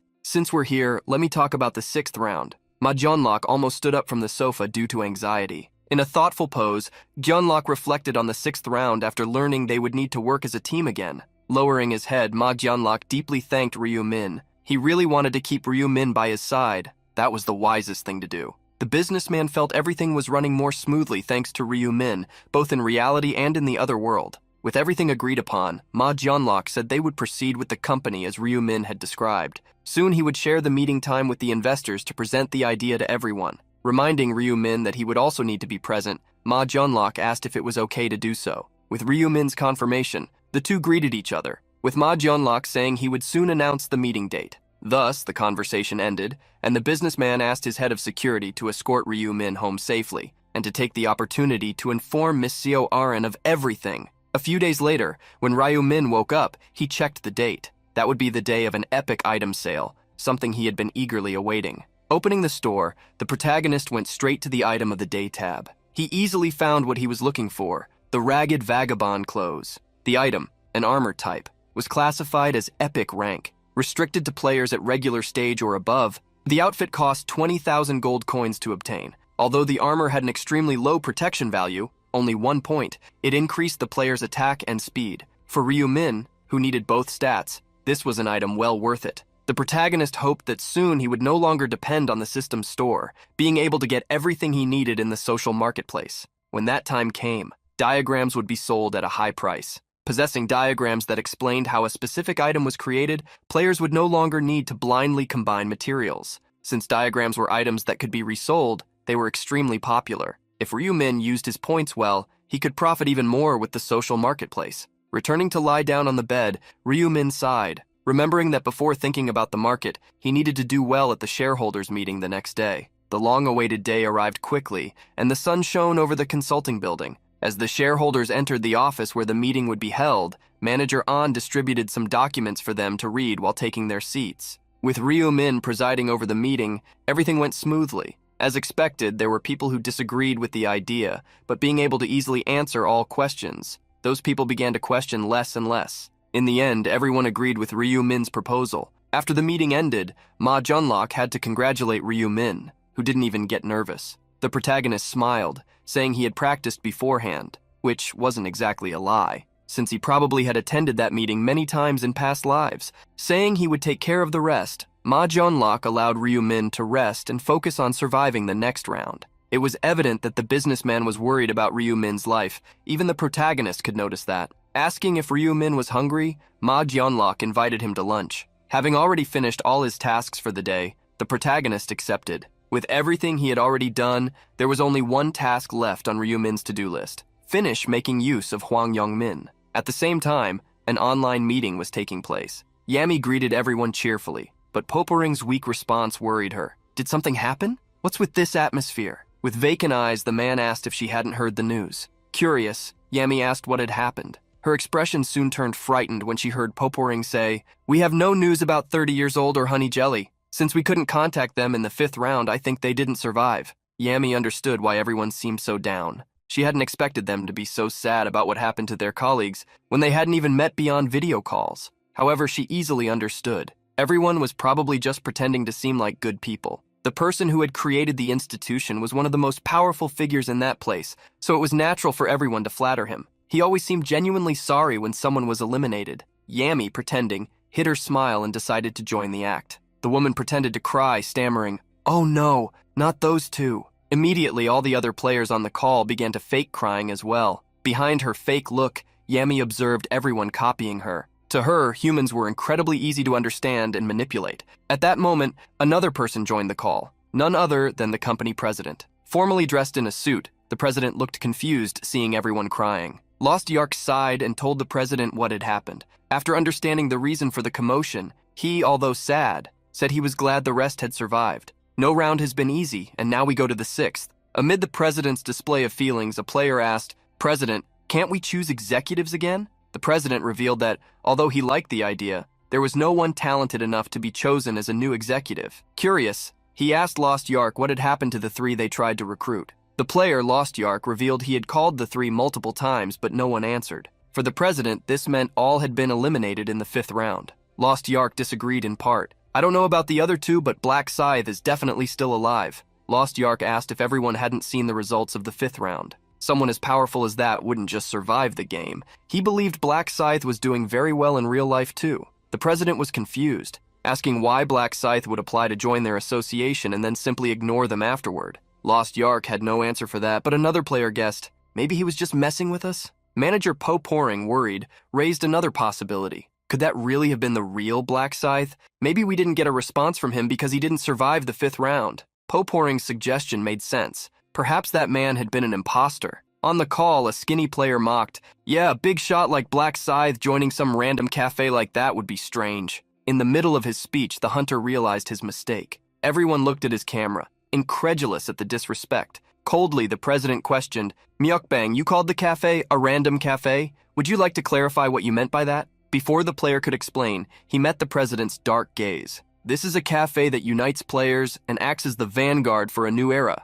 Do you have a problem with that?" The player hurriedly stood up, trying to explain to the president that he didn't intend to belittle the cafe. However, the president didn't want to hear excuses. "So Myeokbang, you are removed from your executive position. No, you are permanently banned from the cafe. We are at a time when we need unity, not someone who belittles the cafe. I cannot accept someone like that as a member." The player fearfully tried to explain himself, but he was already being banned and blacklisted, receiving a final warning from the president. "When the new era comes, you'd better learn to adapt." Before Myeokbang could say another word, he was removed from the chat room. Now that the deserter was removed, the president asked them to continue the meeting. But immediately, he noticed an alarmed change in Lost Yark's expression. The player revealed the reason for his expression. Someone just applied to become a member, and their nickname is Black Scythe. The revelation from Lost Yark surprised everyone, even the president. Lost Yark confirmed the new application, but upon checking the information, he reported that the real name of this new Black Scythe was different. This applicant was named Hwang Yong-min.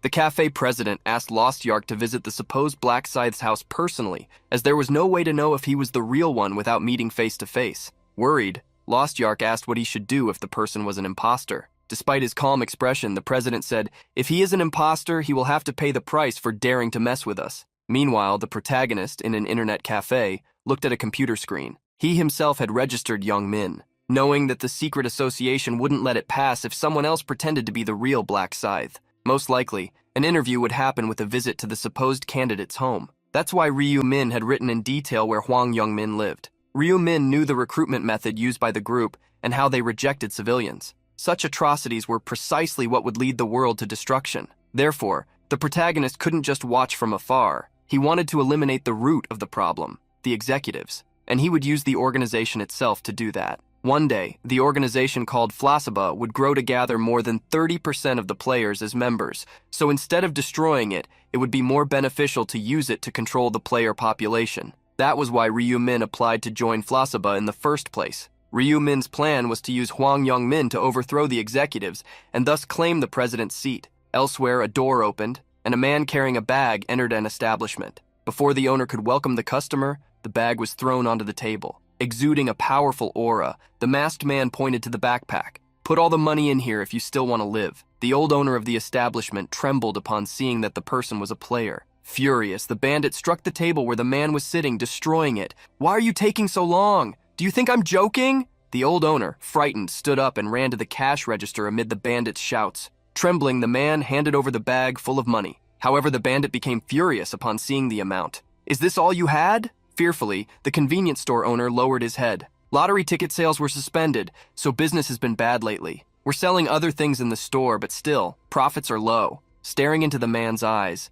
the bandit said he knew there was a safe. "Go get the money you have saved." Hurriedly, the store owner ran to the back of the shop. Sometime later, the man returned with a bag full of money. The bandit saw that there was about 10 million won, an amount that would last him a while. Leaving the convenience store, the bandit warned, "Try reporting this to the authorities. When I get out of jail, I'll come for you personally." The bandit quickly left the store. After running to a nearby corner, he removed his mask. If Ryu Min had been there, he would have immediately recognized Young Min. Young Min looked at the backpack and smiled. "Today was quite fruitful. I can last a whole month with this amount." However, Young Min's happiness quickly turned to irritation. Although he could survive in the real world, the other world was on his mind. He worried if he would survive the next round. Clenching the mask in his hand, he cursed. "This is all that bastard Black Scythe's fault. Because of him, I lost a friend and my stats dropped." Furious, he began shouting, "It's all your fault, bastard." At that moment, Young Min was startled. A cat had jumped onto some trash bins in the alley behind him. Returning to his path, while cursing Black Scythe, he swore that if he met him in real life, he wouldn't leave him unscathed. In an apartment building, one of the lights was off. That was where Young Min lived. He hadn't arrived home yet, but was climbing the stairs to rest soon. As he entered the hallway leading to his apartment, Young Min saw someone at his door. Confused, he stared at the man, none other than Lost Yark. Who are you?" Lost Yark returned the gaze, eyeing the man with the suspicious bag. "Are you by any chance Hwang Young Min?" Judging by Young Min's reaction, the player realized he was right. Worried, Young Min cautiously asked, "Are you someone from the government?" Lost Yark looked confused, but soon smiled. "Ha ha ha, did you do something wrong to be afraid?" The hunter then formally introduced himself. "I'm Lost Yark, the interview manager for Flasiba. You applied to join us this morning, right?" Irritated, Young Min raised an eyebrow. "Is this bastard trying to sell me something? What kind of nonsense is this?" Seeing the confusion on Young Min's face, Lost Yark asked if he wasn't Black Scythe. The question made Young Min even angrier. "Are you joking with me? And what's this nonsense about Flasiba?" Lost Yark realized he wouldn't get anything from this interview. Apologizing, he prepared to leave. However, Young Min was furious. "Hey, at least tell me what you want to talk about." Lost Yark, understanding the situation, explained, "It seems someone who knows your information decided to mess with you since both your name and address are real." This made Young Min even angrier. What kind of bastard would do that? At the end of the hallway, a voice answered the question. A person wearing a white mask said, "It was me. I used your name, Hwang Young Min." Young Min's brow furrowed in a daze as the damned man introduced himself. "Who are you, you crazy bastard? Do you know me?" Monotonously, Ryu Min nodded in response. When asked who he was, the protagonist summoned a scythe that emanated a crimson dark energy. As he displayed his main weapon, he questioned back, "Does that answer your question?" Upon seeing the scythe, Lost Yak wondered if this could really be the Grim Reaper. However, upon observing who wielded it, he didn't feel much conviction. The man holding the scythe was short, barely seeming to be 5 feet 7 inches tall, and his body was extremely thin. To Lost Yak, Ryu Min was completely different from what he had imagined, with an appearance that seemed easy to deal with. However, Young Min was completely different. He was trembling, as he knew perfectly well that this was the Black Scythe Grim Reaper he knew. The body might be different, but the tone of voice and the aura were exactly the same. Above all, the eyes of the masked man in front of him penetrated him in the same intimidating way. Seeing that Black Scythe had come to meet him in real life, Youngmin took a step back. A dark despair arose in his eyes, causing 1,000 questions to arise in his mind. Why did he come here? Why did he use my name? We shouldn't have business to discuss, right? Him showing his scythe can't mean anything good. Lost Yak looked back, seeing Youngmin retreat while trembling, and wondered if he was acting that way because the man in front of them was really Black Scythe. Never having seen Black Scythe in person, Lost Yak was sure that being at level 20, he wouldn't stand a chance against him. Suddenly, Lost Yak heard Black Scythe call out to him. Ryu Min went straight to his order. You didn't come alone. Tell the others to come out. I already know they're here. Lost Yak was surprised that they were discovered so easily.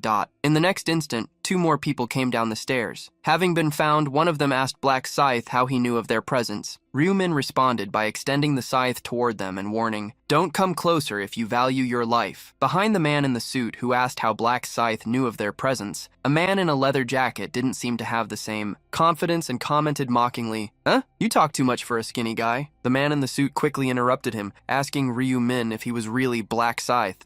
Showing his scythe, the protagonist claimed that they should already know just by seeing it in his hands. Explaining that he had never seen the scythe in person, the man stated that he couldn't be convinced just with that. He asked the young man to confirm his identity with his own mouth. The protagonist agreed and affirmed, "All right, I am Black Scythe." Satisfied? Immediately, a notification popped up for that man. The target you are observing is telling the truth. The man was surprised, as his truth rune confirmed the young man's words in front of him. Curiously, the man in the jacket asked him what the rune said, and for everyone, the information was confirmed. Lost Yak was startled, as he still didn't believe it, even though it was real. Immediately, the man in the jacket started trembling, cursing his own mouth. Afraid, he wondered if he should beg, but soon imagined that Black Scythe hadn't heard because he was so far away.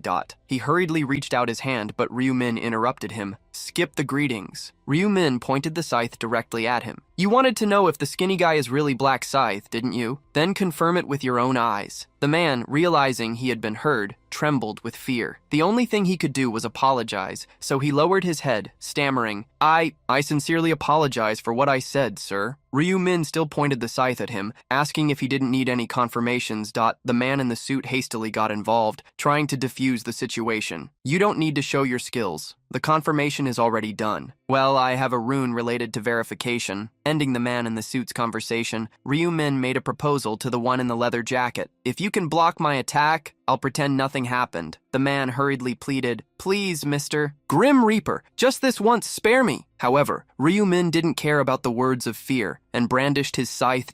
In the blink of an eye, what was above the shoulders of the man who dared to challenge him rolled on the ground. Upon seeing that on the ground, the recruiter and Youngmin were shocked. Lost Yak gritted his teeth, wondering who that damned person was. The people in the hallway couldn't even see when Black Scythe brandished his scythe.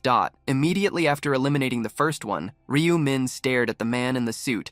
Fearing for his companion, Lost Yak shouted irritably, "Mr. Grim Reaper, what are you doing?" As if confused, Ryu Min claimed to be proving his identity with skills. Lost Yak gritted his teeth, stating that he had already said it wouldn't be necessary. To the recruiter, a psychopath who eliminated people without any warning would be a dangerous being to recruit. The man with the truth rune shared the same thought. It was too dangerous to make Black Scythe an ally, so it would be better to eliminate him immediately.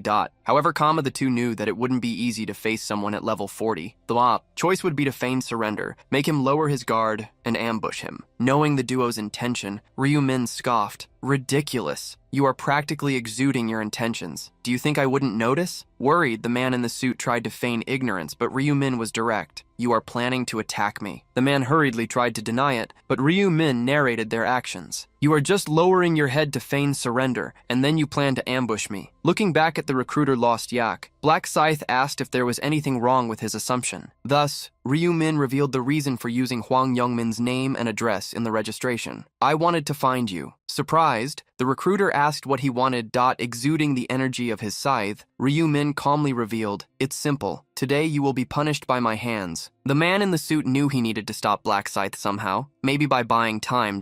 However, while he was thinking about how to do it, he was shocked. Before he realized it, Lost Yak had fallen to the ground.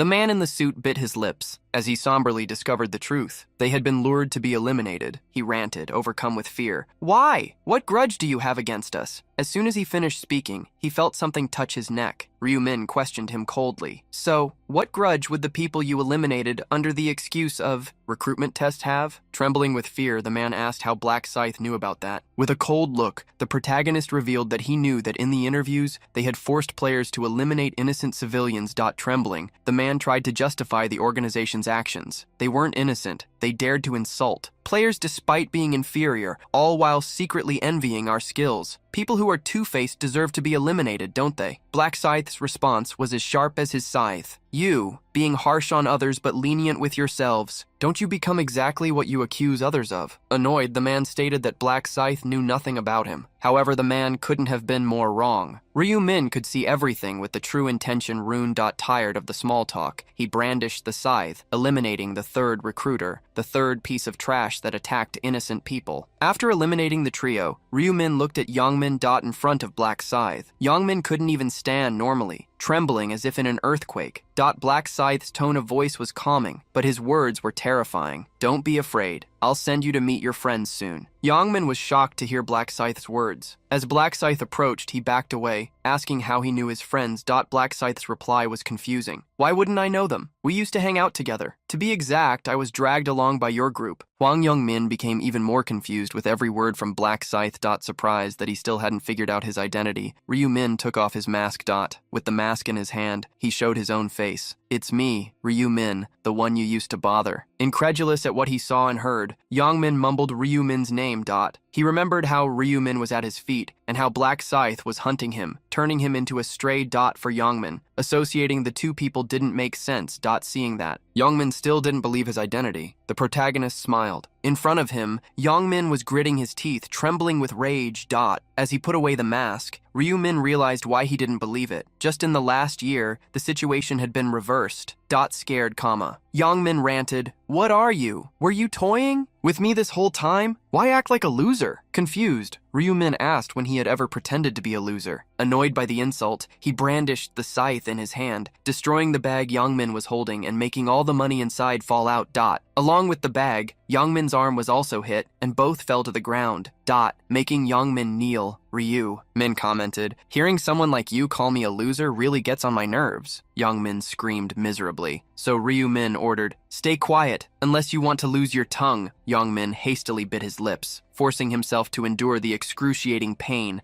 Satisfied with Youngmin's obedience, the protagonist extended his hand, using first aid magic to keep him alive. Youngmin had lost his left arm, but for Ryu-min, that didn't matter so much, since he would be eliminated soon. Stuttering, Youngmin asked, frightened, Are you really the Ryu-min I used to know? Coldly, the protagonist faced Youngmin and replied, No, that Ryu-min is gone. Saying goodbye to Youngmin, the protagonist raised the scythe, preparing his final attack. Youngmin hastily asked him to wait. Given a minute to speak, Youngmin poured out while trembling. I really messed with you a lot, didn't I? I was wrong. I truly regret it. Please let me live. With a slight smile, Ryu-min asked if he was being sincere. Youngmin's expression was grim due to fear. Trying to save himself, he nodded and pointed to himself. If you eliminate me, it won't be beneficial, right? You should use me instead. Curious, Ryu-min questioned how he could use him. Youngmin hastily tried to think of something. I can be your personal servant. Crawl when you order and run when you say to run. I can do anything. Run errands, become a decoy, anything you want. Ryu-min observed Youngmin's expression, thinking about a few things until he gave his verdict. No, I'm already good enough. Hearing such words, Youngmin felt his world collapse, along with his last hope. The reason why Ryu-min wouldn't let him live was obvious. He knew very well that Youngmin planned to betray him. This whole servant thing is just to buy time, isn't it? Being found out, Youngmin's expression turned sour. He stammered, not knowing how to respond. In the end, Ryu-min's thought was clear. He didn't want a dog that bites its own owner. Raising the scythe, Ryu-min was ready to end Youngmin's uselessness. Youngmin screamed hastily, begging Ryu-min to reconsider. However, the scythe was lethal. Being brandished by the dark wielder, it tore the air in front of him with a violent energy. Thus, Youngmin's body fell to the ground, being eliminated once and for all. As a farewell, Ryu-min reminded Youngmin that his chance had already been given in the past rounds. In the regressions where Ryu-min didn't obtain the Inner Thoughts rune, he was deceived by Hwang Youngmin's sharp tongue and let him live. The result was clear. During the matches, Youngmin turned against him, attacking him from behind. This time, he said goodbye to such a bastard once and for all. The long, unpleasant connection they had was now over. This would be the last time Ryu-min would have to see Youngmin's cursed face. Sighing, the protagonist remembered that he needed to clean up the mess. Extending his hand, he used trace cleanup to destroy all evidence of what had happened there. Soon, the bodies on the ground turned into a dark energy like a swamp and dissolved with the wind. Having done the cleanup, Ryu-min put away his scythe, ready to enter the house. Sometime later, Yami entered the coffee's chat room. The wavy-haired woman excitedly greeted the president. Chatting with the president, Yami asked where the other administrators were, since the interview with Black Scythe should have already ended. Sighing, the president revealed the truth. They had all been eliminated in the interview. Surprised, Yami asked the president who would have done such a thing. Shock appeared on the woman's face as she considered a possibility. The president confirmed her suspicion. Black Scythe, he is hunting our coffee members. Yami didn't believe that Lost Yak, Sobaru, Jorma Teng, and even Pope Waring had been eliminated by Black Scythe, but this was confirmed by the president. She didn't understand why Black Scythe had done that to those people, but the president's questioning and thought were already formed. He probably did it just to satisfy himself. Or maybe he hated seeing us gaining influence. Yemi continuously clenched her hands. To her, some people always tried to take what was better than what they had. Did envy and greed make him intervene? With a grim look, Yemi formed a firm opinion. They needed to eliminate Black Scythe. Tapping her finger on the table, she asked the president if the request to join the coffee had been just to lure the officials, which he confirmed. Putting her coffee aside, she scratched her head irritably. Sighing, she remembered how they had been so eager to meet Black Scythe. The fact that he would become a hostile psychopath was not in their plans. At least the relief of avoiding making him an official was guaranteed. Even the president was relieved that they hadn't invited Black Scythe, afraid that he would lose his mind. Stating that Black Scythe had become an enemy, he ordered, "We need to find him and avenge our fallen members." Yami, however, had a doubt. "Are we sure it wasn't an imposter and that this wasn't done by the real Black Scythe?" The president then revealed that they had a witness and asked, "Please explain to Yami too, Lost Yak." Unexpectedly, the one who had been eliminated by Ryu Min appeared in the call. After a while of talking, the president said goodbye to Lost Yak and Yami. With that, the president left the call. With only Lost Yak and Yami remaining, the man said goodbye to the woman, who wished him a good rest because of what had happened. With his head down, Lost Yak accepted the advice and also left the call. With a smile on his face, Lost Yak seemed satisfied. Nobody had noticed his disguise. Using a command, Lost Yak's body began to change and the skin armor disappeared. Soon, Ryu Min's face was revealed, as the disguise was undone. With a contained smile, he commented to himself, "I think I have a talent as an actor." The reward from the 5th round chosen by Ryu Min had been the assassin's mask, probably the most useful item he could get at that moment. The item,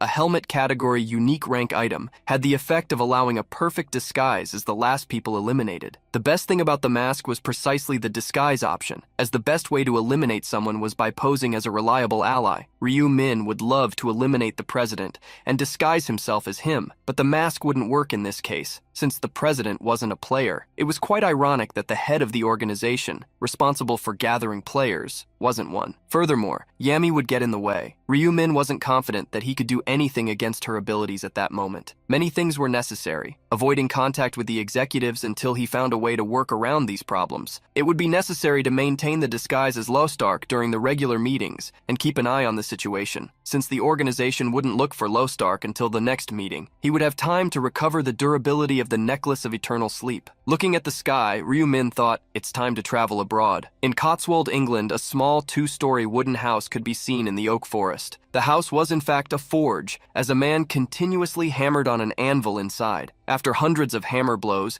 he cooled the hot iron in a bucket of water. After the tempering, he lifted the blade, analyzing it. With the tempering completed, the man moved to the grinder, sharpening the blade's edge. Finally, he showed a satisfied smile. The dagger was ready. However, the smile soon disappeared from his eyes. Placing the dagger on the table, he sighed. "What's the point of making them if no one is going to buy them? I have even fewer customers since the appearance of the angels." As he looked at the dagger, the man thought about his finances. He wouldn't be able to survive, as he was broke. To that point, he questioned if he would need to find another job. Having dreamed of being a blacksmith his whole life, he wondered if he could still continue with that profession. However, he remembered something that cheered him up. We can make a wish if we reach the 20th round. Excited, he hit the table, determined not to give up. I am a young man. A man must have determination. Clenching his fists with confidence, he affirmed that he would reach the last round and guarantee his wish. Having obtained a blacksmith title in the other world, he had faith that this was his destiny. Although he wasn't very good at combat, due to the effect of his blacksmith skills, which increased the effectiveness of blades,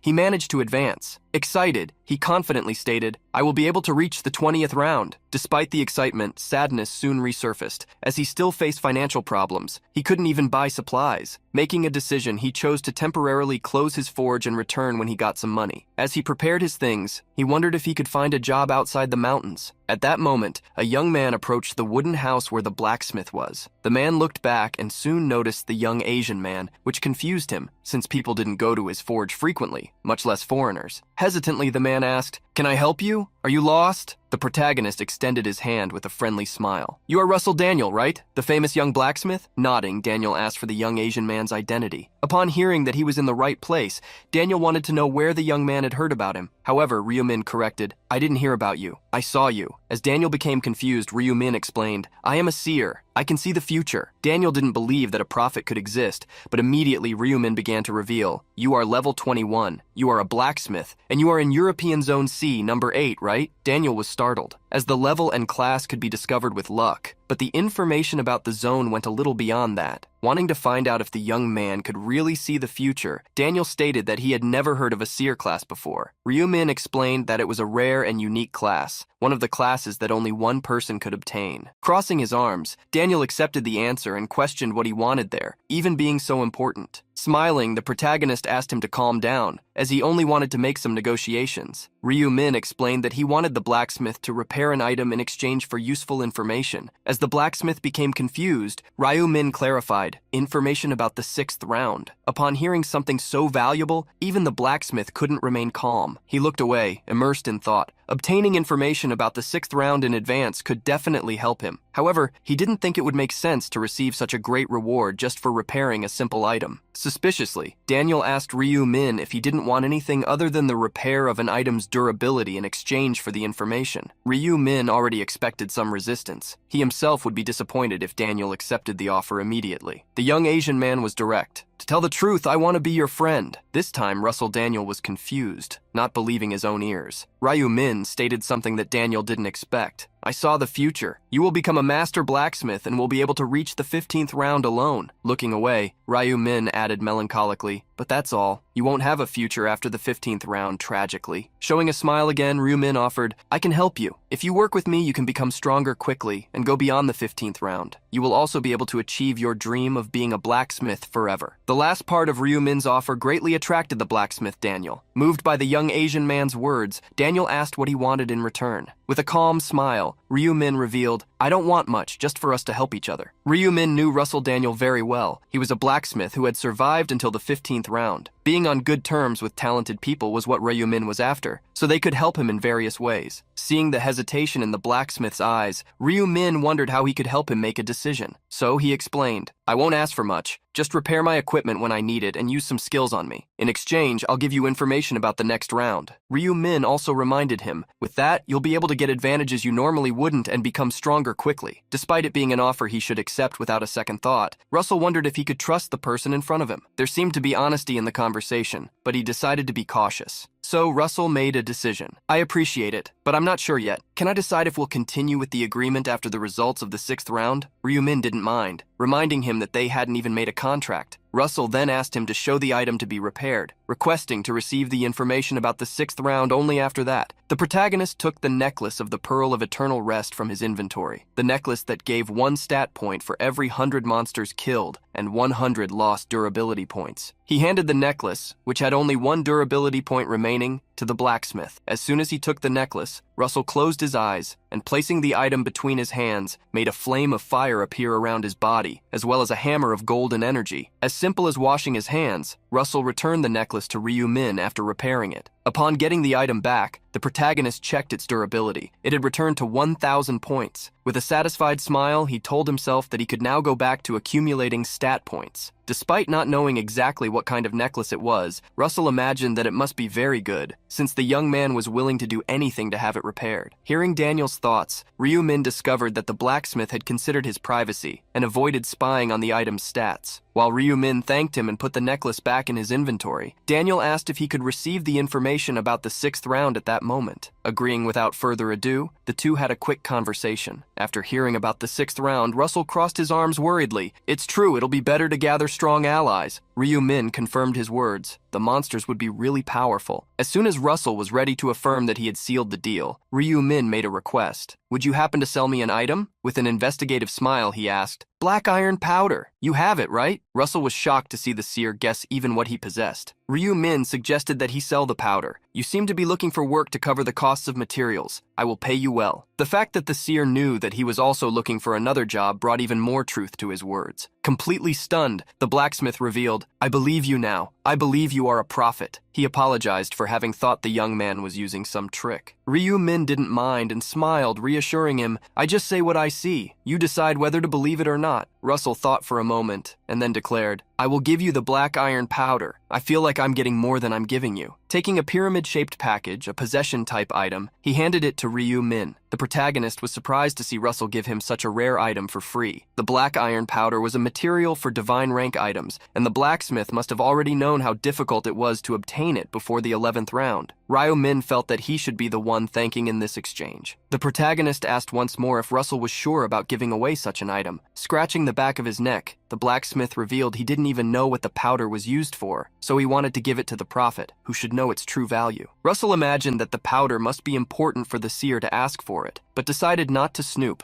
as he had already received too much. It would be greedy to ask for anything more in return. While having these thoughts, Russell saw the young man smile like a satisfied child. Internally, Ryu-min greatly praised the blacksmith for being a good person. Taking the iron powder, Ryu-min handed Russell a bag. Upon opening the zipper, Russell discovered that it was stuffed with money. As the blacksmith faced so much money, Ryu-min explained with a smile, "There is a total of 20,000 pounds in the bag. I don't think it's fair to receive an item for free." When asked if the amount would cover the costs of the materials, he answered hurriedly, "Of course." Russell Daniel was so happy that he was trying not to cry. With such a large amount of money, he wouldn't need to look for another job. After looking at the bag and noticing the smile on the Asian man's face, Russell realized how shameful his own expression was. He quickly changed the subject, asking if it was okay for the young man to give him that amount. Ryu-min reassured him, stating that he could keep the money without problems, and revealed, "It's not like I'm giving you this amount just for the materials." Russell was confused, but soon heard Ryu-min's suggestion. "Open a stock account abroad. Invest about half of the money I gave you in Korean stocks." The blacksmith was surprised, but Ryu-min instructed him to invest in player place. Not wanting to force him into anything, Ryu-min just warned that the company would grow quickly. Therefore, if the blacksmith invested in it, he would never be short on materials again. As this was a prophet's advice, Russell decided to believe it, also because he had earned the money without any effort. Thus, Ryu-min wished Russell good luck for the next round, and they exchanged contacts before saying goodbye. Finally, the blacksmith realized he hadn't asked for the young man's name. With his hands in his pockets, the protagonist asked, "Call me Mr. Ryu." When midnight on June 1st arrived in a vast desert, the first player, Black Scythe, arrived. After him, several other players began to appear. They looked around at the extensive deserted land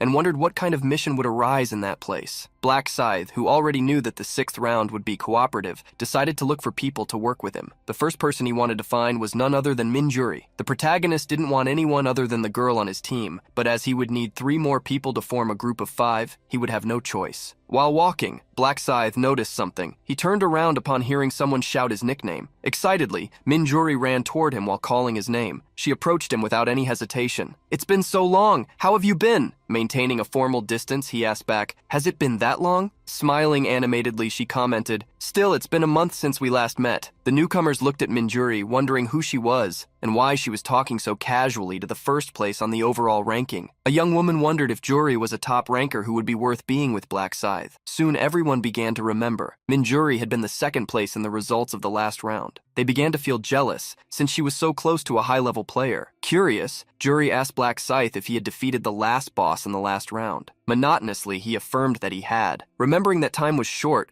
Jury was surprised by his speed. Curious, she asked if he had managed to complete the side mission to get the Stone of Balance. Affirming that he had, Black Scythe joked, "I'm not going to tell you what reward I got." Surprised, Minchuri asked how he knew she was going to ask. This was something he could figure out just by looking at her. Walking beside him, the young woman revealed something she felt. "It's been a while, but you have a very deep insight, don't you?" The sudden compliment left the protagonist somewhat confused. Blushing at realizing her mistake, Jury blamed herself immensely for having said something so embarrassing. She bowed several times, apologizing. "That was quite awkward, wasn't it? I'm sorry." Asking the girl why she was apologizing, Black Scythe smiled slightly. "Anyway, thank you for the compliment." Minjuri smiled upon seeing that she hadn't gotten into trouble. Seeing how Black Scythe was sometimes careful and other times charismatic, she found him more and more interesting. As soon as Jury was about to ask something else, someone approached them. Seo Aren, upon seeing Black Scythe with another woman, displayed a look as if she had lost something and wondered, who is that woman? And Sangchul, who was with the actress Seo Aren, greeted Black Scythe. Curious, Aren asked him, "Is this person your partner?" The protagonist answered coldly, "I don't see any reason to answer that." Seo Aren realized she had been rude to ask such a question. She bit her lip slightly as she had seen Black Scythe smile while talking to the girl, something he never did with her. Getting straight to the point, Black Scythe asked if she wanted something. The protagonist knew she had come to him because a certain prophet had told her to form a team with Black Scythe, and Sangchul stepped forward revealing,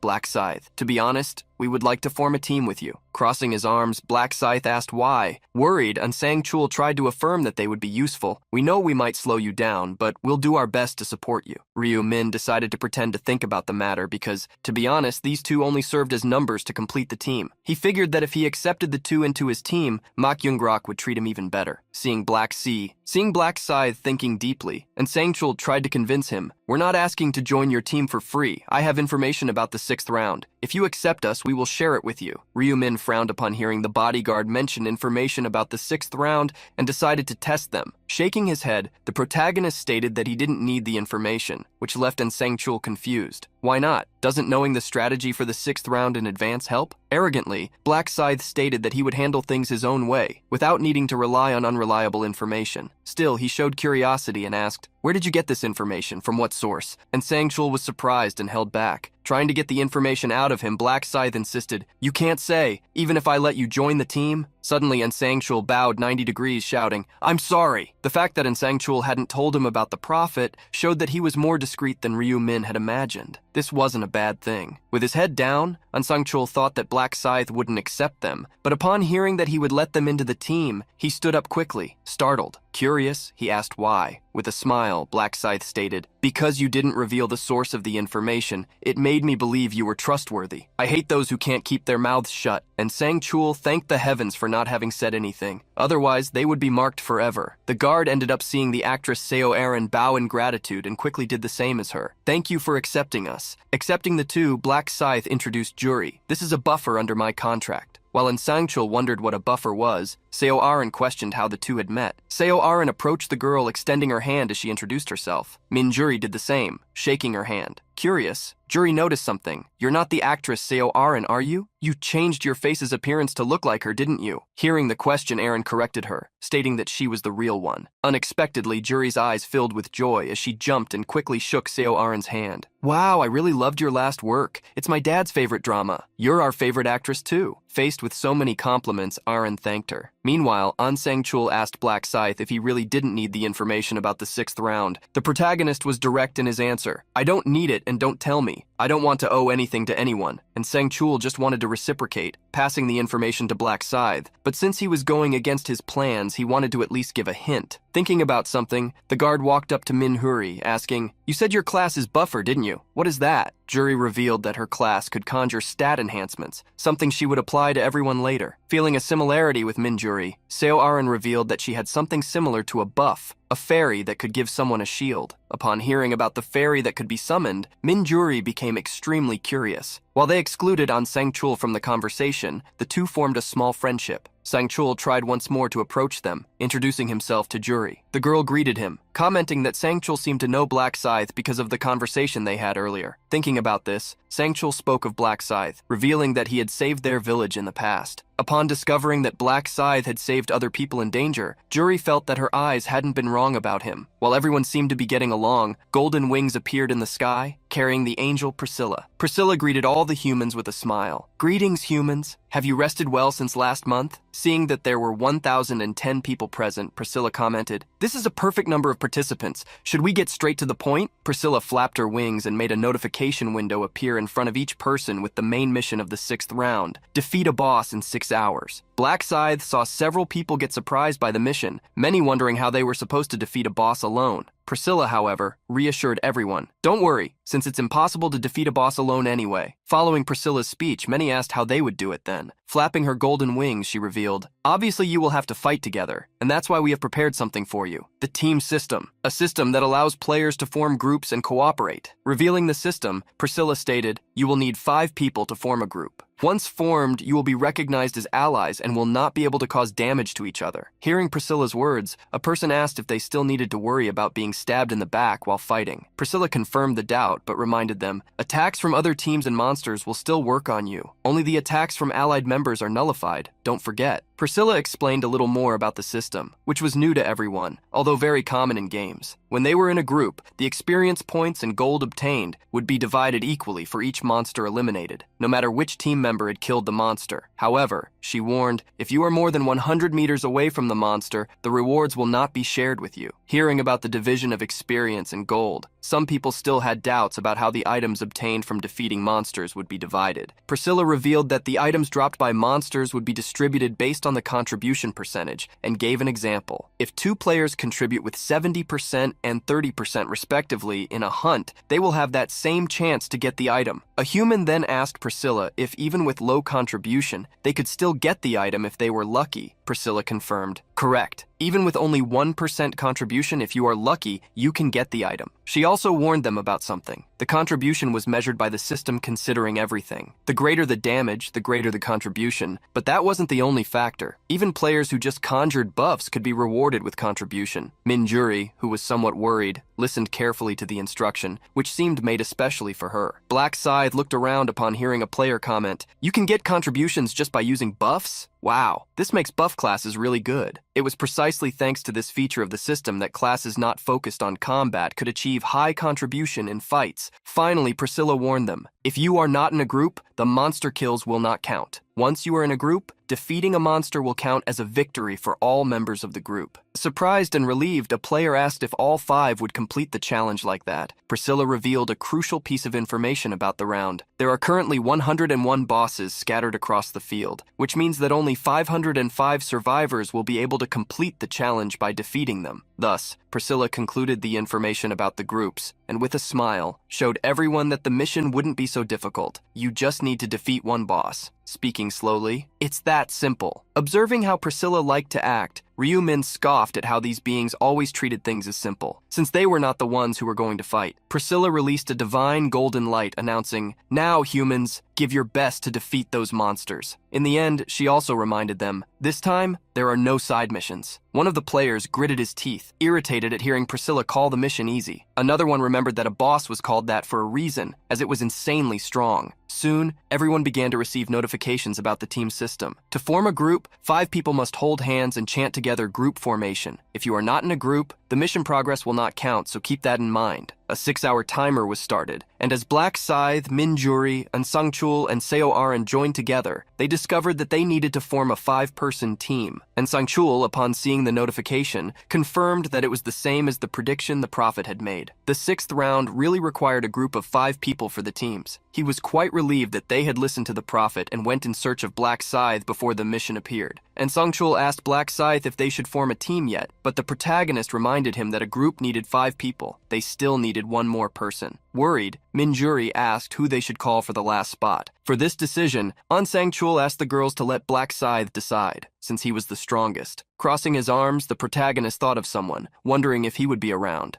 Hoping that a certain person he wanted for the team was nearby, Black Scythe tried to imagine how he could introduce him to his group in a natural way, pretending it was just a random choice. All around, players were still figuring out the rules while looking for teams. Putting shyness aside, a young woman approached a man with a small ponytail, asking if he would like to team up with her. At the same time, a man wearing armor shouted, "I am a level 20 warrior! Anyone want to be on my team?" Although some were forming teams, all eyes were on Black Scythe, eager to be with him. Soon, a warrior and his companion approached Black Scythe, greeting him. "Hello, Mr. Black Scythe. I was wondering if you would like to join our group." However, coldly, the protagonist replied, "No, go away." Seeing how Black Scythe didn't even hesitate, the duo left, embarrassed for having approached him. Despite being able to choose anyone for the last spot on his team, Ryu-min wanted someone who could grow with him in the upcoming levels. With so many people staring at him, the protagonist began to realize that his plans would not work. Soon another man approached, and Black Scythe quickly shooed him away. "Don't bother me." A girl approached, asking if Black Scythe wanted to join her team, but he promptly declined. Those who were rejected cursed Black Scythe inwardly, wondering if he even heard them. The girl who had already found someone for her team wondered if the people near Black Scythe were on his team. Her partner wished to be one of those people, and Sangchul was curious about who Black Scythe would choose as the last person. The guard wished that Lord Ma was in the same area as them to recommend him for the team. On the other side, someone had the same thought as the guard. Juri wished Ryu-min was in the same area as her, so he could be added to the team. Soon, another person approached Black Scythe. Everyone's attention was drawn to the figure, and Sangchul wondered who the loser of the moment would be. However, the approaching person was Cho Young-ho and his team,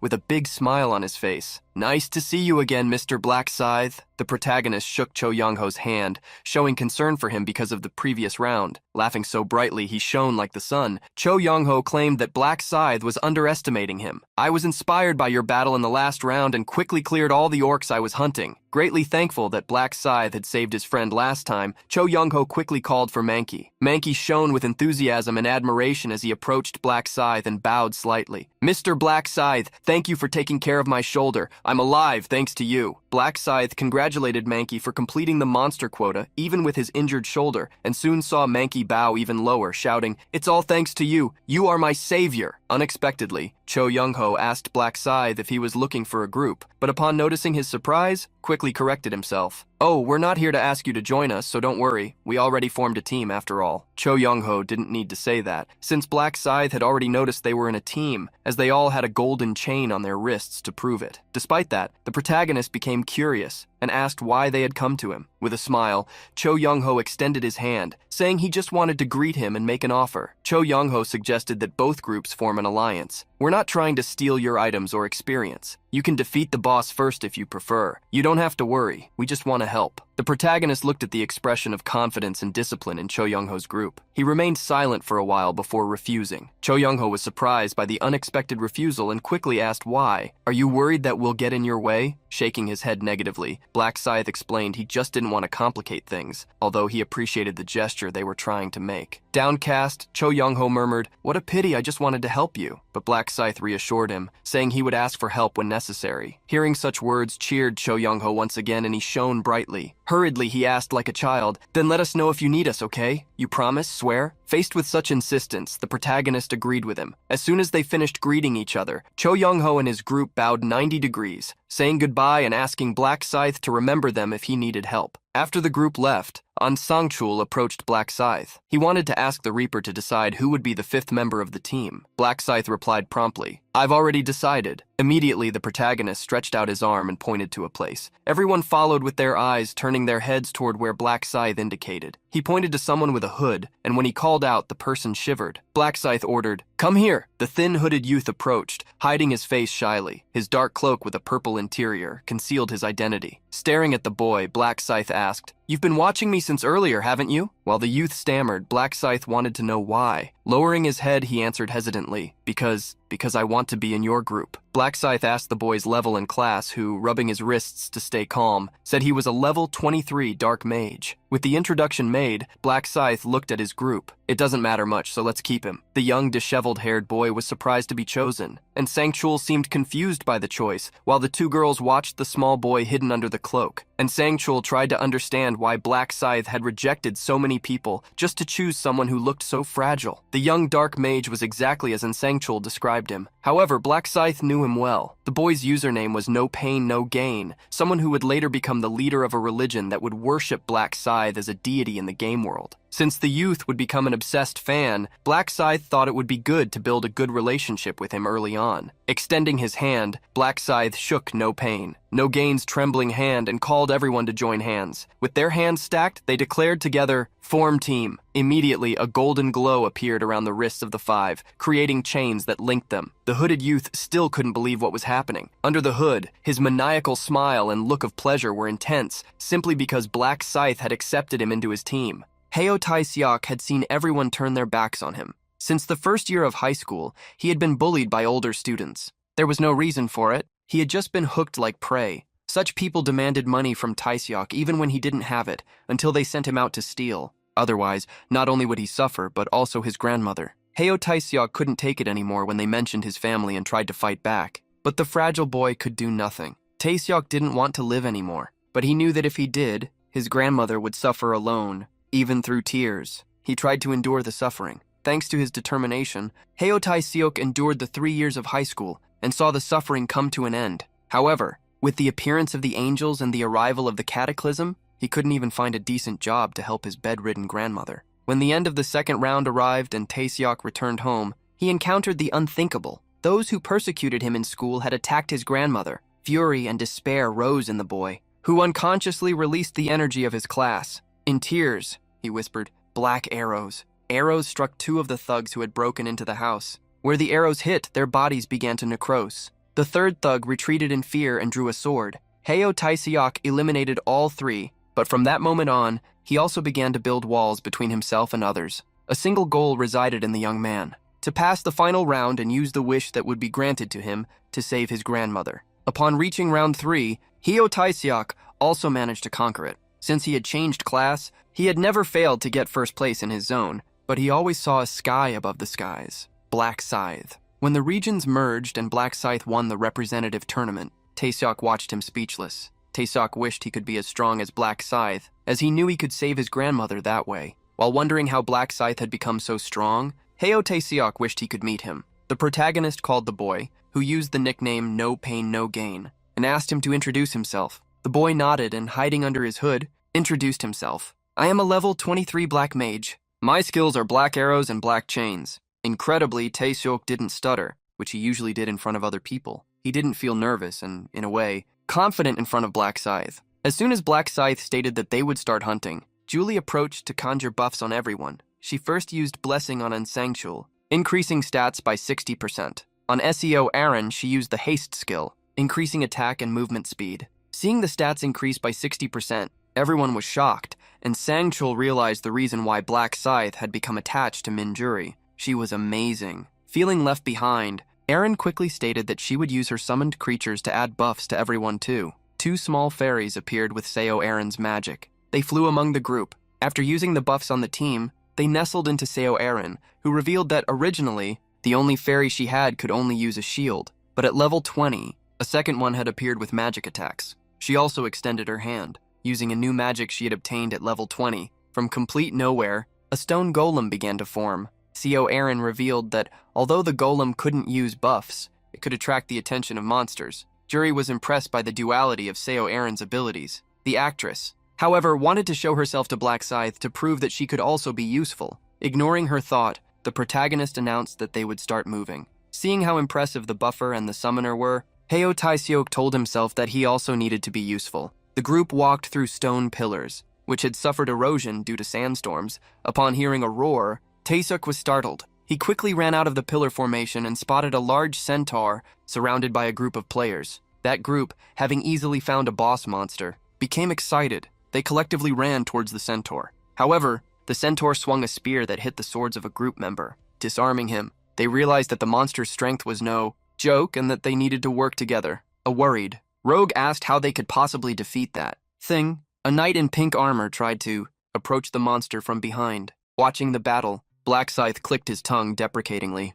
That warrior with the pink armor was hit by a kick and thrown far away, bouncing several times on the ground. A companion ran towards him. "Princess Rosa, are you okay?" Black Scythe had witnessed the idiotic decision to attack a horse from behind. However, the group did not give up. The rogue threw several daggers, while an archer used his arrows. The attack stuck into the dark centaur, which neighed, stamping its hooves on the ground. The group then saw an opportunity to attack it. No pain, no gain. Who was watching alongside Black Scythe was surprised. In an instant, the group managed to take down the centaur by working as a team. Excitedly, they celebrated, claiming they had gotten first place. Heo Tai-seok became extremely frustrated upon seeing first place stolen from him. While the group was celebrating, Heo Tai-seok blamed himself for losing focus and, consequently, first place. As soon as he thought Black Scythe might be disappointed, he looked at his idol, realizing he was extremely calm. The archer from the group that defeated the centaur was confused, as he hadn't received mission completion confirmation.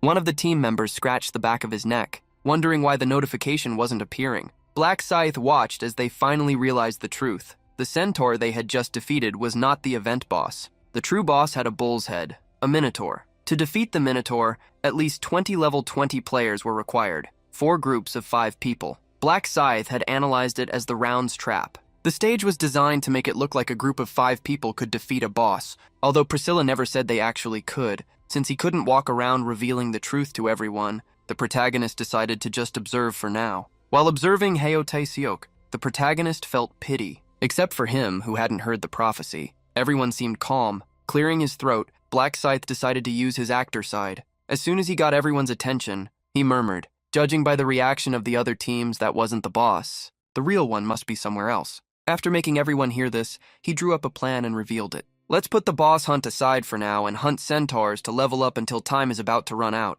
Reminding them how a team of 5 level 20 players had barely managed to defeat a centaur, he commented that a boss should require at least 3 to 4 teams to be defeated. He scared everyone by stating that, as long as they weren't strong enough, they could even fall into other traps. He also reminded them that if they got stuck in a pillar of light after defeating the boss, they might just be wasting time. So it was better to hunt first while observing, and Sangchul was impressed with Black Scythe for being able to create such a strategy even without having heard the prophecy. No pain, no gain approached Black Scythe, astonished. "If we wait to fight the boss, we might lose first place. Are you okay with that?" Black Scythe, however, reassured him. "It doesn't matter. Even without the first place reward, the experience points from 6 hours of hunting will benefit us." He also reminded the young man that the requirement to get first place was not necessarily to defeat the boss first, seeing how Black Scythe could find the right path even without hearing the prophecy. And Sangchul became increasingly impressed. Curiously, Jury asked if they should start hunting together.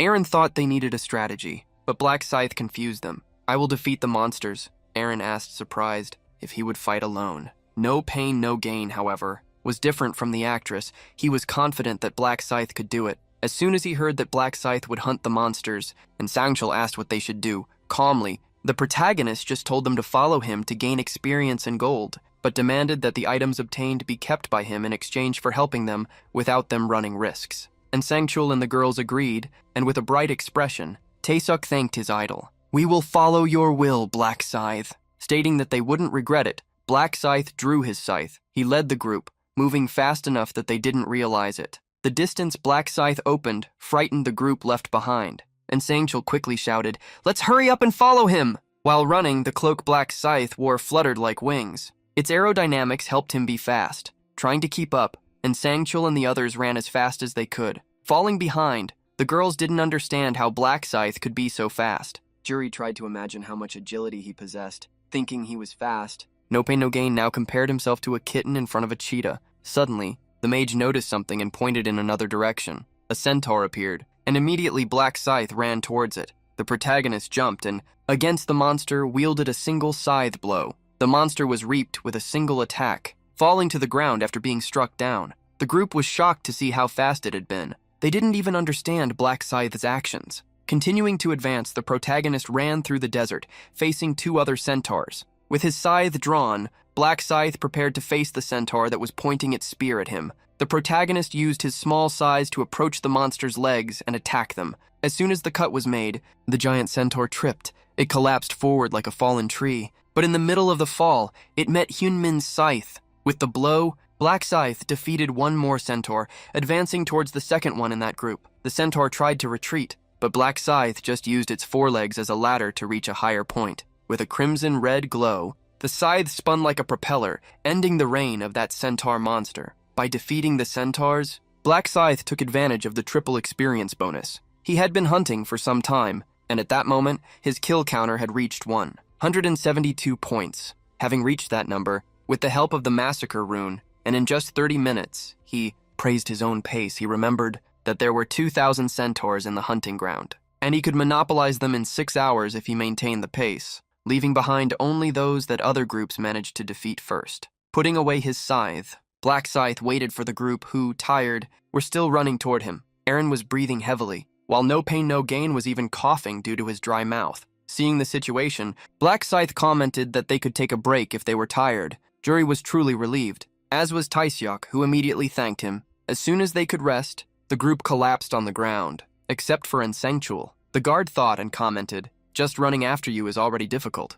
Aaron tried to fan away the heat. "I thought the 100-meter range would be enough, but it's not." Taisyok was twitching, remembering what had been said. Jury was the first to recover and praised Black Scythe's impressive and unbelievable hunting speed. He, on the other hand, joked, "Do you mean you're not enjoying it?" But the girl quickly corrected herself, asking why she would hate being able to level up just by running, even trembling with exhaustion. Taeseok tried to thank him with a thumbs up. "You are working harder than us." Black Scythe. Suddenly footsteps were heard. A large group was approaching, perhaps not coincidentally, towards Black Scythe and the others. Jury frowned immediately, wondering what they wanted. As soon as they came close to Black Scythe, they stopped. The group leader approached, greeting Black Scythe as if the encounter was merely a coincidence. Crossing his arms, Black Scythe told him to cut the small, talk and reveal what he wanted. The group leader revealed that they were recruiting teams to hunt a boss and invited Black Scythe and his team. The protagonist refused immediately, surprising the player. He tried to convince Black Scythe, stating that the boss was not an easy opponent. At that moment, looking at the horizon, he spotted a minotaur roaming the ruins. Pointing to the minotaur, he revealed that another group had already tried to defeat it, but they were swept away easily. Telling the story, the player commented that it was then they realized they needed multiple groups working together. Telling them to work alone, Black Scythe asked them to leave them out of it. Confused, the player asked if it wouldn't be better to work together, stating that they would even let him have the first attack, with a sharp gaze. However, Black Scythe warned, "Don't make me repeat it a third time." Afraid, the player quickly fled, apologizing. Upon returning to his group, the player apologized, revealing that he had used all sorts of tactics to convince him, but was refused. Confused, a player asked if Black Scythe didn't also need to defeat a boss. In the end, they had no choice but to try for themselves. The large minotaur roamed the area carrying a heavy axe. The group of players approached the minotaur from behind, its blind spot. The closer they got, the more they realized how big it was. Some had doubts about whether they could beat it, but others believed in the power of numbers. Suddenly, the minotaur heard the sound of footsteps and turned around. The minotaur's bellow was fierce toward the group of humans. A player screamed, backing away, "He's coming this way!" However, motivated by the will to win, everyone drew their spears, swords, and axes, charging forward. The protagonist climbed to the top of a stone, curious to see how long it would take the group to defeat the minotaur. In truth, the monster was not as difficult to defeat as it looked. It had slow movements enough to be read and dodged. In the first blow they landed on the minotaur, however, they discovered that its skin was tough. A player hit the minotaur's heel and realized that his blade was useless. The minotaur's thick skin was the real challenge. But with a persistent set of attacks, they could find a vital spot. When that happened, not even the minotaur would resist. The attacks continued to scratch the monster, which became more irritated with each wound. From atop the stone, Black Scythe watched the leader of that large team grit his teeth, cursing the minotaur's toughness. An archer recommended to his companions, "Focus on dodging." An axe warrior, however, advanced to vent the fury he felt. He threw his axe at the minotaur, spinning. The axe heavily hit the monster, making a large wound for the first time. However, the minotaur counterattacked and upon hitting that warrior, launched him far away. Mages who were creating fireballs and a lancer became afraid, but the mage didn't stop his attacks, launching the fireball at the minotaur. In flames, the minotaur bravely bellowed. The amount of damage caused by the fireball finally took it down, and a cheer spread among the group. Immediately, a pillar of light fell on an archer. Just as on him, other pillars of light fell on his companions. Seeing what was happening, a player gritted his teeth upon realizing he would have to fight another minotaur. Next to him, a girl understood how to finalize the mission. Those who were inside the circle wondered if they would have to stay there. Despite being safe and being able to rest, they felt they were missing out on something. While those who hadn't been saved talked, the team leader looked back. He noticed Black Scythe's presence on top of a stone, but before saying anything, he gave up. as he knew he wouldn't change the Reaper's opinion.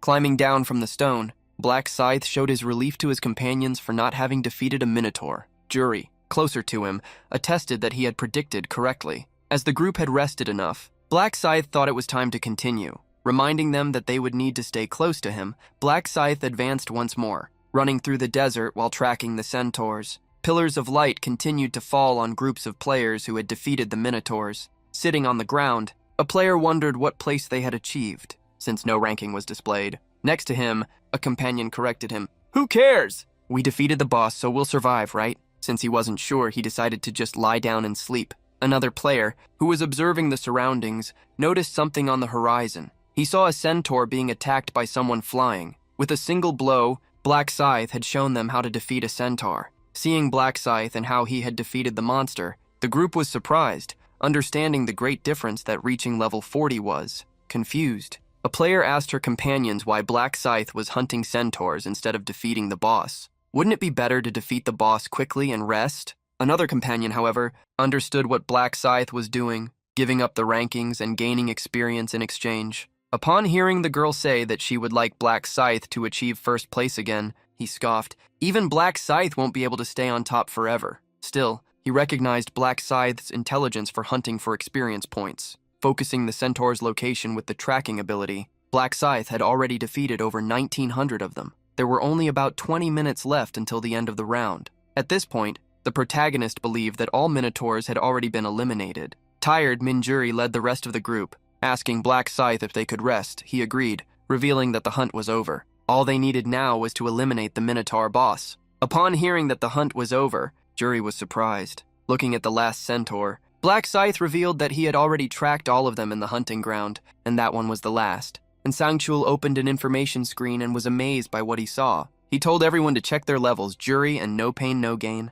who hadn't done so until then because they had to run the entire time, were equally surprised to see how much their levels had increased. Curious, Black Scythe asked how much they had evolved, and Sangchul revealed that he had climbed from level 20 to 34. Erin revealed that she also reached level 34. Beside her, Jury also climbed 14 levels, but reached 35 as she was initially at 21. Due to the amount of experience needed, No Pain No Gain only climbed 13 levels, reaching 36, the highest among them. Upon hearing how much everyone had evolved, Black Scythe checked his own information. He climbed 14 levels, going from 40 to 54 by receiving more experience for contributing more. Among the items, there were magic stones, varied equipment and objects, as well as materials to create divine grade items. Among them was the shining ponytail. Jury was startled to see the amount of gold she had obtained. Black Scythe mainly observed No Pain No Gain going crazy for having received 115,000 coins. And Sangchul couldn't even believe the amount of gold he got, not knowing what he could do with it.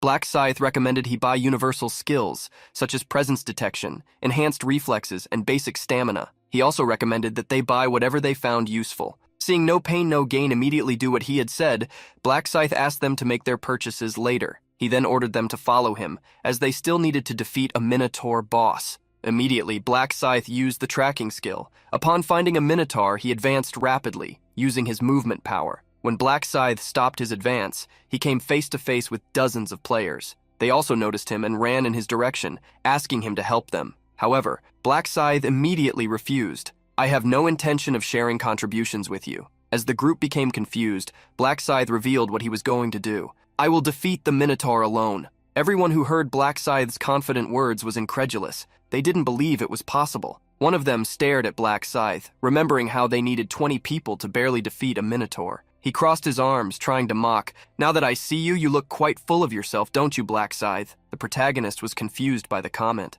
Sighing, he replied, "You underestimate me too much. If you can't do it, does that mean I can't either?" Annoyed, the player showed the number of people they had gathered to attack the boss. Returning the mockery, however, Black Scythe commented, "Numbers won't help you." Starting to ignore him, Black Scythe moved forward. Jury was curious to know what her companion was going to do, but he just told them to wait. "I'll finish this quickly." Many players who had already been saved wondered if Black Scythe was really going to fight alone. Some, however, found the occasion perfect, as they were already bored. Looking around, Black Scythe could see that there were dozens of people watching, including those in the Pillars of Light. He intended to hide his abilities as much as possible, but this was the perfect moment to show his true strength and silence those who dared to talk too much. Black Scythe knew that if he showed how quickly he could defeat the Minotaur, no one would dare to belittle him again. He walked towards the Minotaur, intending to defeat it quickly. As soon as he got close to the monster, the Minotaur noticed his presence. Flexing his legs, Black Scythe wielded the scythe backward.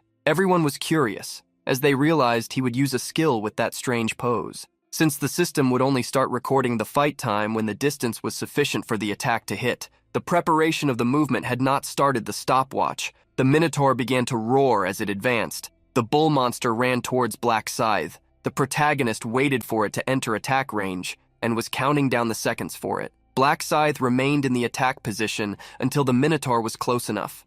In the second before the attack moment, Black Scythe activated the skill Dark Night. With the sky turning dark, he attacked with the Moonlight Cut. The crimson magic sliced through the air, traveling towards the Minotaur. The attack hit the monster before it could even realize it. Like a sharp wind, the blow fell upon the Minotaur's neck. The attack passed through the monster, taking parts of it with it. Like a mask being removed, the upper part of the Minotaur fell to the ground. The Minotaur collapsed completely after the attack was concluded. With the sunlight returning to the sky, the players were shocked by what they had witnessed. For many, it was impossible to believe. Internally, Black Scythe mocked, wondering if they knew how high his stats were. If you enjoyed today's recap and want more manhwa content, subscribe to the channel. We're starting this journey now, and I hope that together we can strengthen this new community. So go ahead and like the video, comment for future parts, and share it with your friends. Thank you so much for joining us, and until next time.